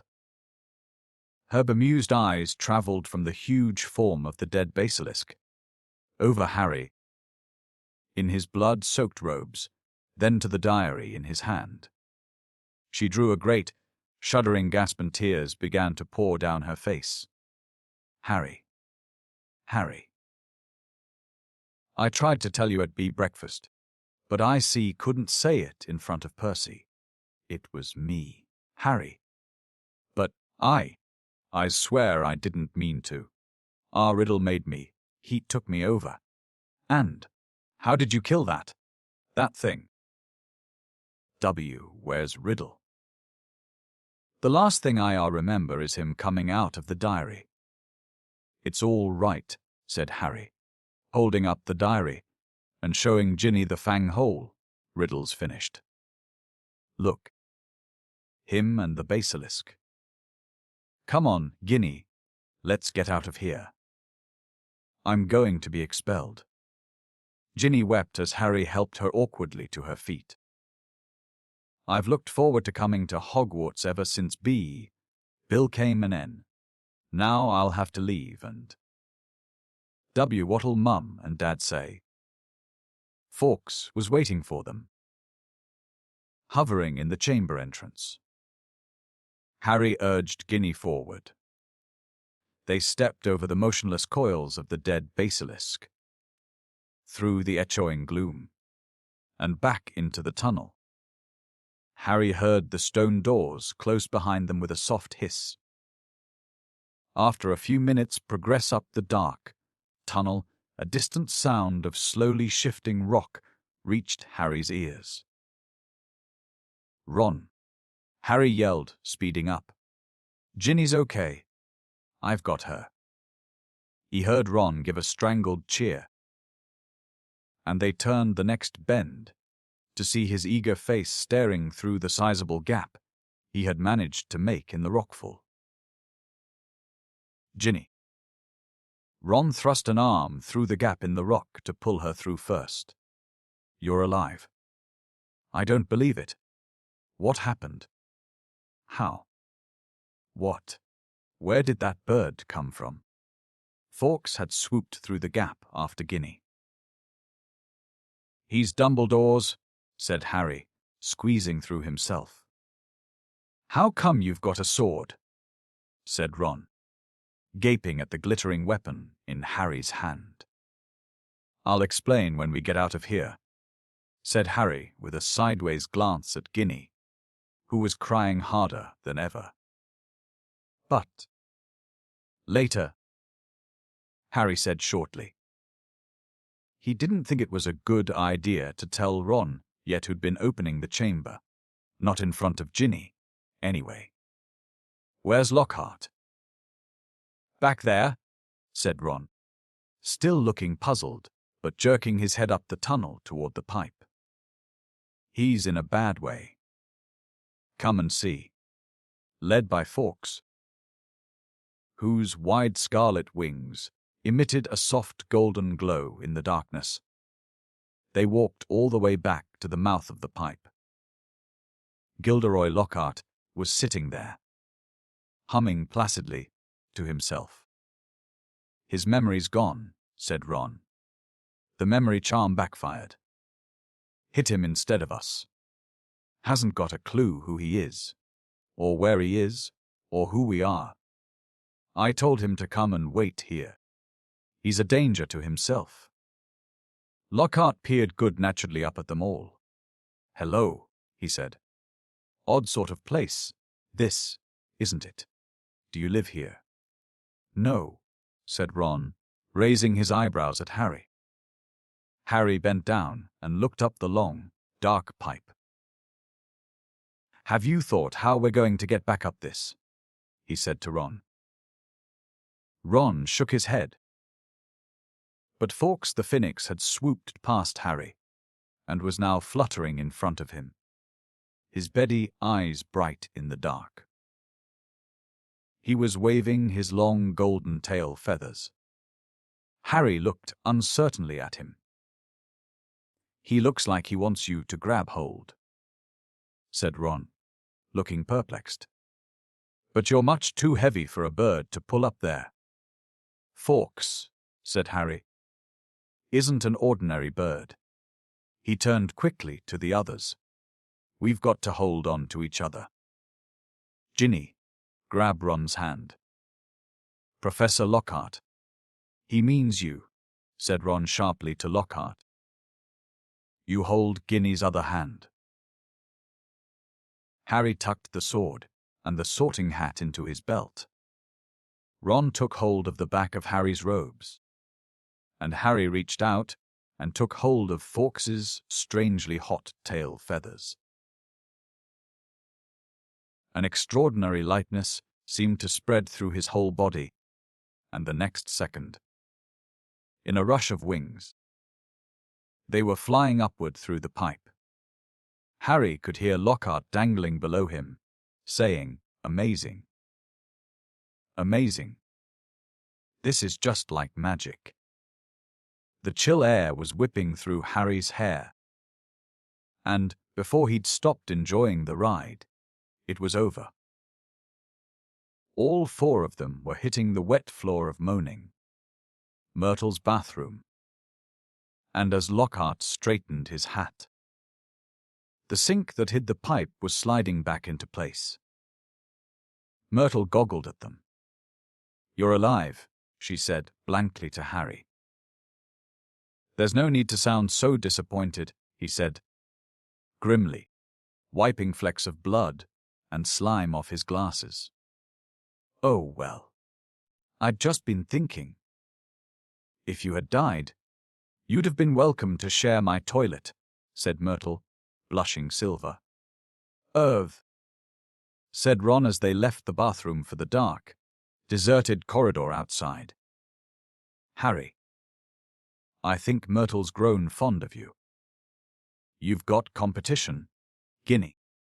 But tears were still flooding silently down Ginny's face. "Where now?" said Ron, with an anxious look at Ginny. Harry pointed. Fawkes was leading the way, glowing gold along the corridor. They strode after him, and moments later, found themselves outside Professor McGonagall's office. Harry knocked and pushed the door open. Chapter 18. Dobby's Reward. For a moment there was silence as Harry, Ron, Ginny, and Lockhart stood in the doorway, covered in muck and slime and, in Harry's case, blood. Then there was a scream. Ginny. It was Mrs. Weasley, who had been sitting crying in front of the fire. She leaped to her feet, closely followed by Mr. Weasley, and both of them flung themselves on their daughter. Harry, however, was looking past them. Professor Dumbledore was standing by the mantelpiece, beaming, next to Professor McGonagall, who was taking great, steadying gasps, clutching her chest. Fawkes went whooshing past Harry's ear and settled on Dumbledore's shoulder, just as Harry found himself, and Ron being swept into Mrs. Weasley's tight embrace. "You saved her. You saved her. How did you do it?" "I think we'd all like to know that," said Professor McGonagall weakly. Mrs. Weasley let go of Harry, who hesitated for a moment, then walked over to the desk and laid upon it the sorting hat, the ruby-encrusted sword, and what remained of Riddle's diary. Then he started telling them everything. For nearly a quarter of an hour, he spoke into the rapt silence. He told them about hearing the disembodied voice. How Hermione had finally realized that he was hearing a basilisk in the pipes. How he and Ron had followed this into the forest. Thirans. That Aragog had told them where the last victim of the basilisk had died. How he had guessed that Moaning Myrtle had been the victim. Auntetly, and that the entrance to the Chamber of Secrets might be in her bathroom. Very well, Professor McGonagall prompted him as he paused. So, you found out where the entrance was. Breaking 100 school rules into pieces along the way, I might add. But how on earth did you all get out of there alive, Potter? So, Harry. His voice now growing hoarse from all this talking. Told them about Fawkes's timely arrival. And about the Sorting Hat giving him the sword. But then he faltered. He had so far avoided mentioning Riddle's diary. Or Ginny.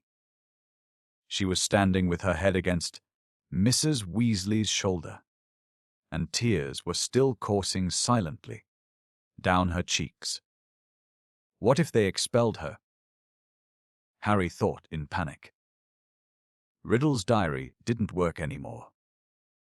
How could they prove it had been he would made her do it all? Instinctively, Harry looked at Dumbledore, who smiled faintly, the firelight glancing off his half-moon spectacles.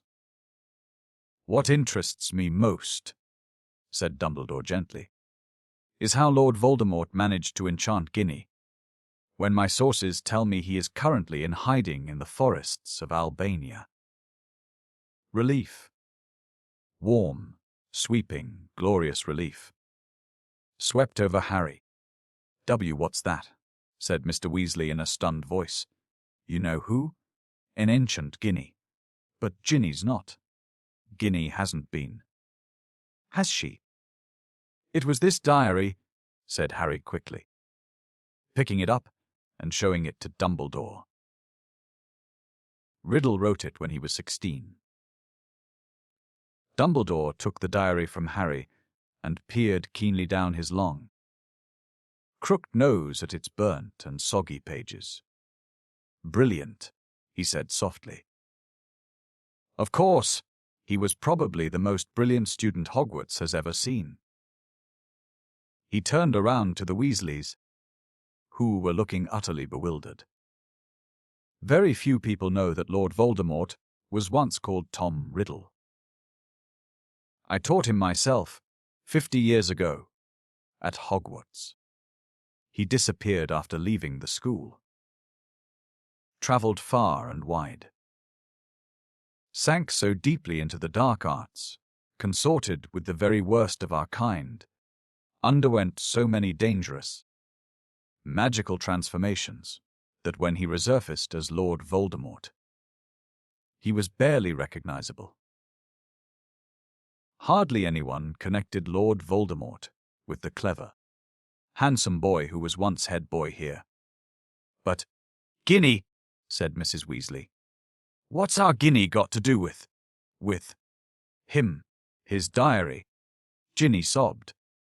I've been writing in it. And he's been writing back all year.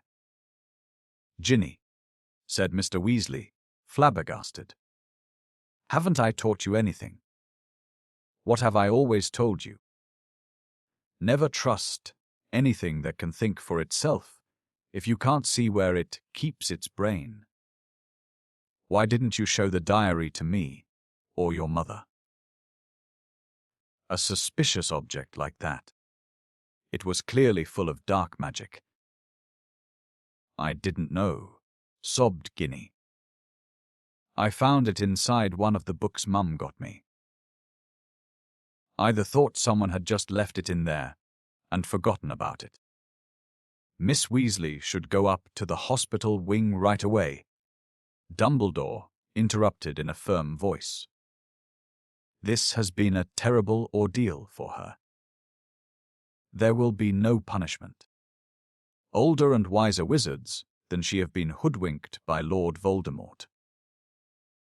He strode over to the door and opened it. Bed rest, and perhaps a large, steaming mug of hot chocolate. I always find that cheers me up, he added, twinkling kindly down at her. You will find that Madame Pomfrey is still awake. She's just giving out mandrake juice. I dare say the basilisk's victims will be waking up any moment. So Hermione's okay, said Ron brightly. There has been no lasting harm done, Ginny, said Dumbledore. Mrs. Weasley led Ginny out, and Mr. Weasley followed, still looking deeply shaken. You know, Minerva, Professor Dumbledore said thoughtfully to Professor McGonagall, I think all this merits a good feast. Might I ask you to go and alert the kitchens? Right, said Professor McGonagall crisply, also moving to the door. I'll leave you to deal with Potter and Weasley. Shall I? Certainly, said Dumbledore. She left, and Harry and Ron gazed uncertainly at Dumbledore. What exactly had Professor McGonagall meant, deal with them? Surely they weren't about to be punished. I seem to remember telling you both that I would have to expel you if you broke any more school rules, said Dumbledore. Ron opened his mouth in horror. Which goes to show that the best of us must sometimes eat our words. Dumbledore went on, smiling. You will both receive special awards for services to the school and... Let me see. Yes. I think 200 points apiece for Gryffindor. Ron went as brightly pink as Lockhart's Valentine flowers, and closed his mouth again. But one of us seems to be keeping mightily quiet about his part in this dangerous adventure, Dumbledore added. Why so modest, Gilderoy? Harry gave a start. He had completely forgotten about Lockhart. He turned and saw that Lockhart was standing in a corner of the room, still wearing his vague smile. When Dumbledore addressed him, Lockhart looked over his shoulder to see who he was talking to. Professor Dumbledore, Ron said quickly. There was an accident down in the Chamber of Secrets. Professor Lockhart. Am I a professor? Said Lockhart in mild surprise. Goodness. I expect I was hopeless, was I? He tried to do a memory charm and the wand backfired, Ron explained quietly to Dumbledore. Dear me, said Dumbledore, shaking his head, his long silver mustache quivering. Impaled upon your own sword, Gilderoy. Sword, said Lockhart dimly. Haven't got a sword.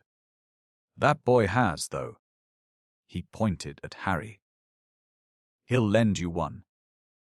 Would you mind taking Professor Lockhart up to the infirmary, too? Dumbledore said to Ron. I'd like a few more words with Harry. Lockhart ambled out. Ron cast a curious look back at Dumbledore and Harry as he closed the door. Dumbledore crossed to one of the chairs by the fire.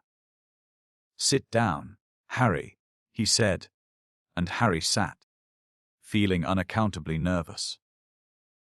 First of all, Harry, I want to thank you, said Dumbledore, eyes twinkling again. You must have shown me real loyalty down in the chamber. Nothing but that could have called Fawkes to you. He stroked the phoenix, which had fluttered down onto his knee. Harry grinned awkwardly as Dumbledore watched him. And so you met Tom Riddle, said Dumbledore thoughtfully. I imagine he was most interested in you. Suddenly, something that was nagging at Harry came tumbling out of his mouth. Professor Dumbledore. Riddle said I'm like him. Strange likenesses, he said. Did he now? Said Dumbledore, looking thoughtfully at Harry from under his thick silver eyebrows. And what do you think, Harry? I don't think I'm like him, said Harry, more loudly than he'd intended. I mean, I'm in Gryffindor, But he fell silent, a lurking doubt resurfacing in his mind. In Professor, he started again after a moment. The Sorting Hat told me I'd have done well in Slytherin. Everyone thought I was Slytherin's here for a while. Because I can speak Parseltongue. You can speak Parseltongue, Harry, said Dumbledore calmly. Because Lord Voldemort, who is the last remaining descendant of Salazar Slytherin, can speak Parseltongue. Unless I'm much mistaken, he transferred some of his own powers to you the night he gave you that scar. Not something he intended to do, I'm sure. Voldemort put a bit of himself in me, Harry said, thunderstruck. It certainly seems so. So I should be in Slytherin, Harry said, looking desperately into Dumbledore's face. The Sorting Hat could see Slytherin's power in me, and it put you in Gryffindor, said Dumbledore calmly. Listen to me, Harry. You happen to have many qualities Salazar Slytherin prized in his hand-picked students. His own very rare gift, Parseltongue. Resourcefulness. Determination. A certain disregard for rules. He added, his moustache quivering again. Yet the Sorting had placed you in Gryffindor. You know why that was. Think, it only put me in Gryffindor, said Harry in a defeated voice. Because I asked not to go in Slytherin. Exactly, said Dumbledore, beaming once more. Which makes you very different from Tom Riddle. It is our choices, Harry, that show what we truly are. Far more than our abilities. Harry sat motionless in his chair, stunned. If you want proof, Harry, that you belong in Gryffindor, I suggest you look more closely at this. Dumbledore reached across to Professor McGonagall's desk, picked up the blood-stained silver sword, and handed it to Harry. Dully, Harry turned it over, the rubies blazing in the firelight, and then he saw the name engraved just below the hilt. Godric Gryffindor. Only a true Gryffindor could have pulled that out of the hat. Harry, said Dumbledore simply. For a minute, neither of them spoke. Then Dumbledore pulled open one of the drawers in Professor McGonagall's desk and took out a quill and a bottle of ink. What you need, Harry, is some food and sleep. I suggest you go down to the feast, while I write to Azkaban. We need our gamekeeper back. And I must draft an advertisement for the Daily Prophet, too, he added thoughtfully. We'll be needing a new defense against the dark arts teacher. Dear me, we do seem to run through them, don't we? Harry got up and crossed to the door. He had just reached for the handle. However, when the door burst open so violently that it bounced back off the wall. Lucius Malfoy stood there, fury in his face. And cowering behind his legs, heavily wrapped in bandages, was Dobby. Good evening, Lucius, said Dumbledore pleasantly. Mr. Malfoy almost knocked Harry over as he swept into the room. Dobby went scurrying in after him, crouching at the hem of his cloak, a look of abject terror on his face. The elf was carrying a stained rag with which he was attempting to finish cleaning. Mr. Malfoy's shoes. Apparently Mr. Malfoy had set out in a great hurry, for not only were his shoes half polished, but his usually sleek hair was dishevelled. Ignoring the elf bobbing apologetically around his ankles, he fixed his cold eyes upon Dumbledore.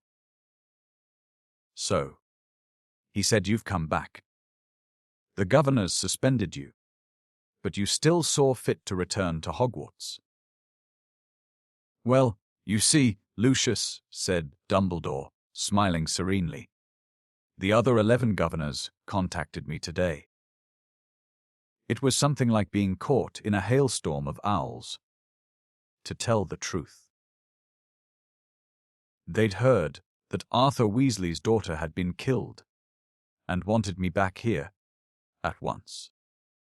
They seemed to think I was the best man for the job after all. Very strange tales they told me, too. Several of them seemed to think that you had threatened to curse their families if they didn't agree to suspend me in the first place." Mr. Malfoy went even paler than usual, but his eyes were still slits of fury. "So, have you stopped the attacks yet?" he sneered. Have you caught the culprit? "We have," said Dumbledore with a smile. Well, said Mr. Malfoy sharply. "Who is it?" "The same person as last time, Lucius," said Dumbledore. "But this time, Lord Voldemort was acting through somebody else. By means of this diary."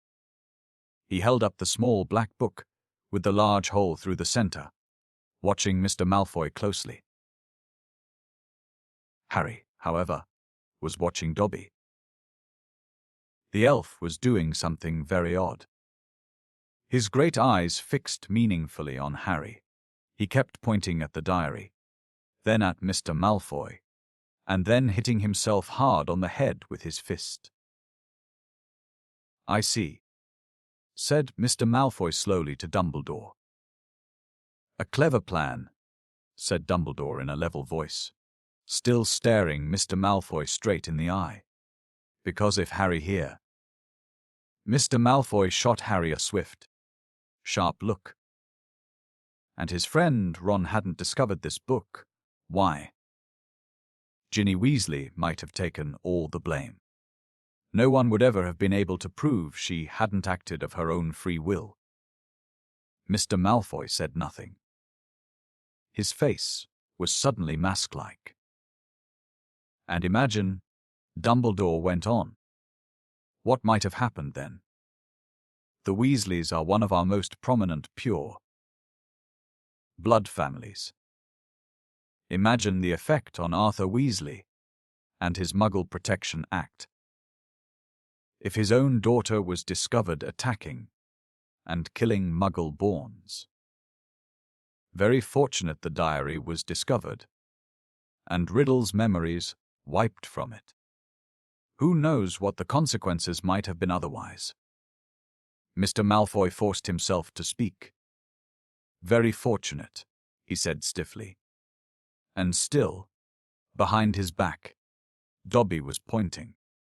First to the diary, then to Lucius Malfoy, then punching himself in the head. And Harry suddenly understood. He nodded at Dobby, and Dobby backed into a corner, now twisting his ears in punishment. "Don't you want to know how Ginny got hold of that diary, Mr. Malfoy?" said Harry. Lucius Malfoy rounded on him. "How should I know how the stupid little girl got hold of it?" he said. "Because you gave it to her," said Harry. "In flourish and blots.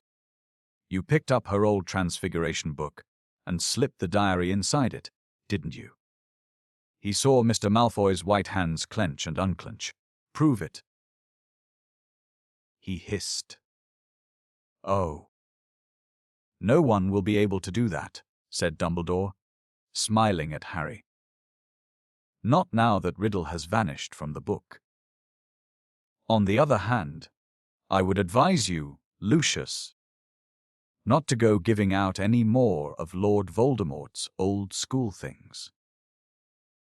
If any more of them find their way into innocent hands, I think Arthur Weasley, for one, will make sure they are traced back to you." Lucius Malfoy stood for a moment, and Harry distinctly saw his right hand twitch as though he was longing to reach for his wand. Instead, he turned to his house elf. "We're going, Dobby." He wrenched open the door, and as the elf came hurrying up to him, he kicked him right through it.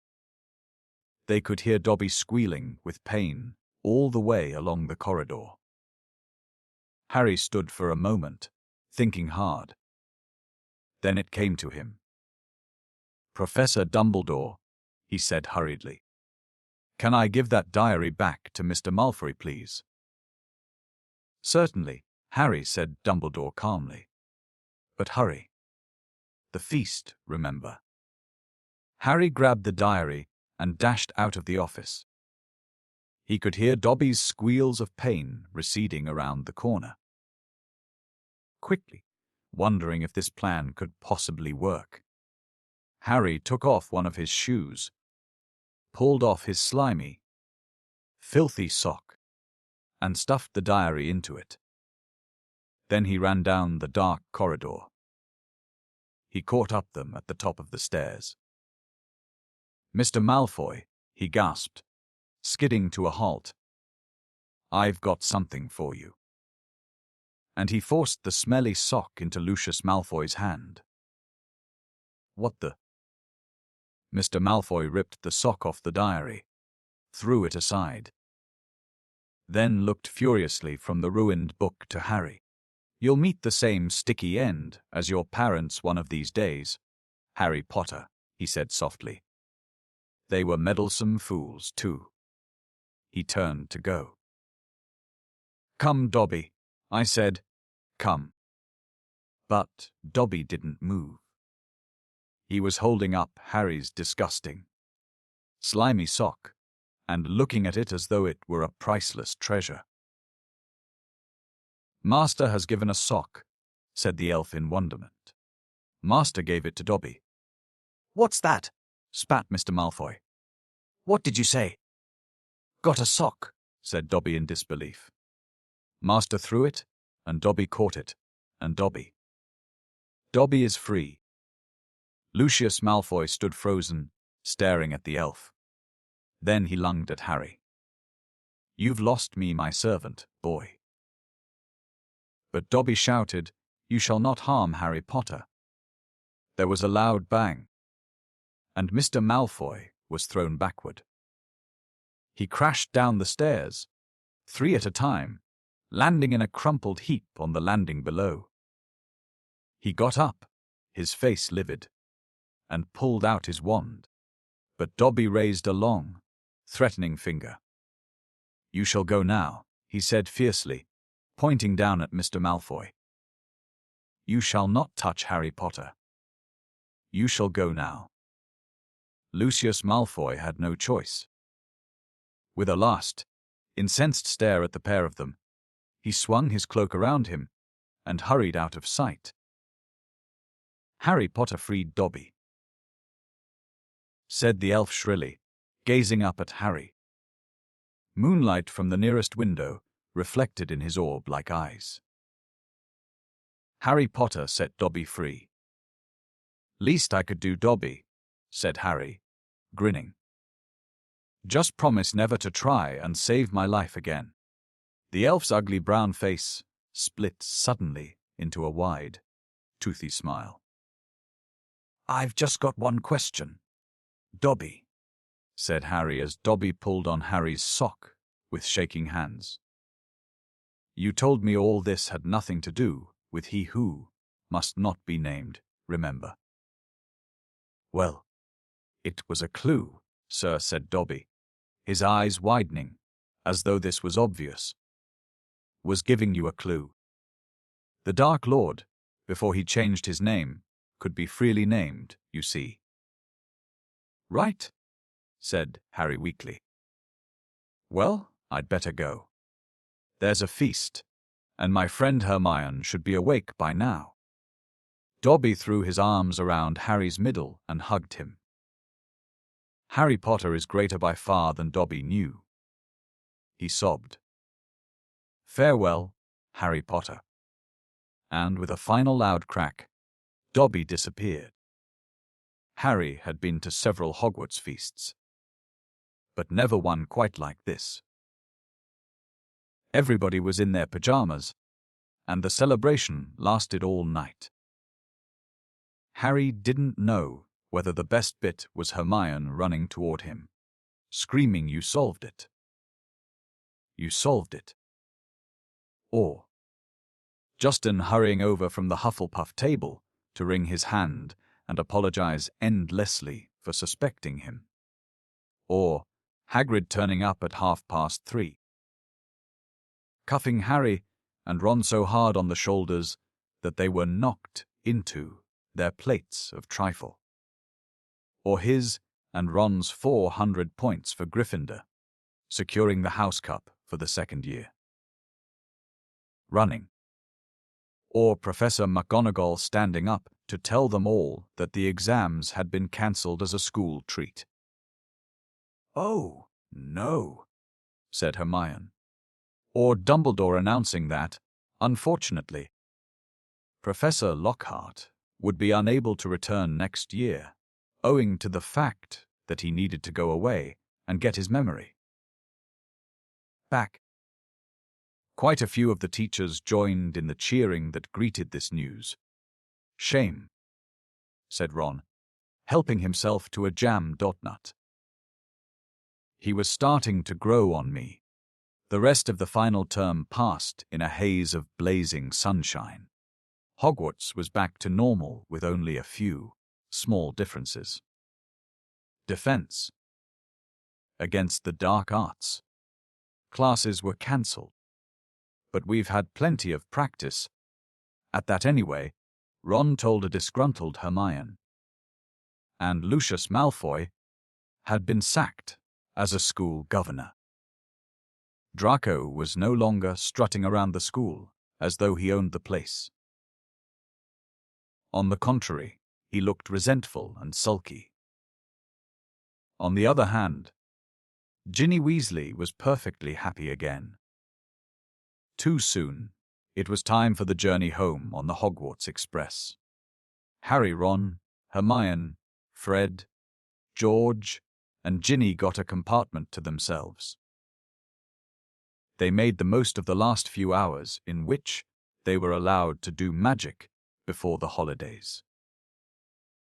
They played Exploding Snap, set off the very last of Fred and George's filibuster fireworks, and practiced disarming each other by magic. Harry was getting very good at it. They were almost at King's Cross when Harry remembered something. "Ginny, what did you see Percy doing that he didn't want you to tell anyone?" "Oh, that," said Ginny, giggling. "Well, Percy's got a girlfriend." Fred dropped a stack of books on George's head. "What?" "It's that Ravenclaw prefect, Penelope Clearwater," said Ginny. "That's who he was writing to all last summer. He's been meeting her all over the school, in secret. I walked in on them kissing in an empty classroom one day. He was so upset when she was, you know, attacked. You won't tease him, will you?" she added anxiously. "Wouldn't dream of it," said Fred, who was looking like his birthday had come early. "Definitely not," said George, sniggering. The Hogwarts Express slowed and finally stopped. Harry pulled out his quill and a bit of parchment and turned to Ron and Hermione. "This is called a telephone number," he told Ron, scribbling it twice, tearing the parchment in two, and handing it to them. I told your dad how to use a telephone last summer. He'll know. Call me at the Dursleys. Okay. I can't stand another 2 months with only Dudley to talk to. Your aunt and uncle will be proud, though. Won't they? Said Hermione as they got off the train and joined the crowd thronging toward the enchanted barrier. When they hear what you did this year. Proud, said Harry. Are you crazy? All those times I could have died. And I didn't manage it. They'll be furious. And together they walked back through the gateway to the Muggle world. The end of this wonderful story. And so, our journey through this timeless tale comes to an end.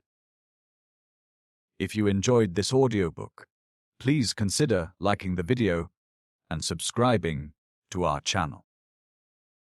For more golden tales like this one, feel free to explore the playlists on our channel.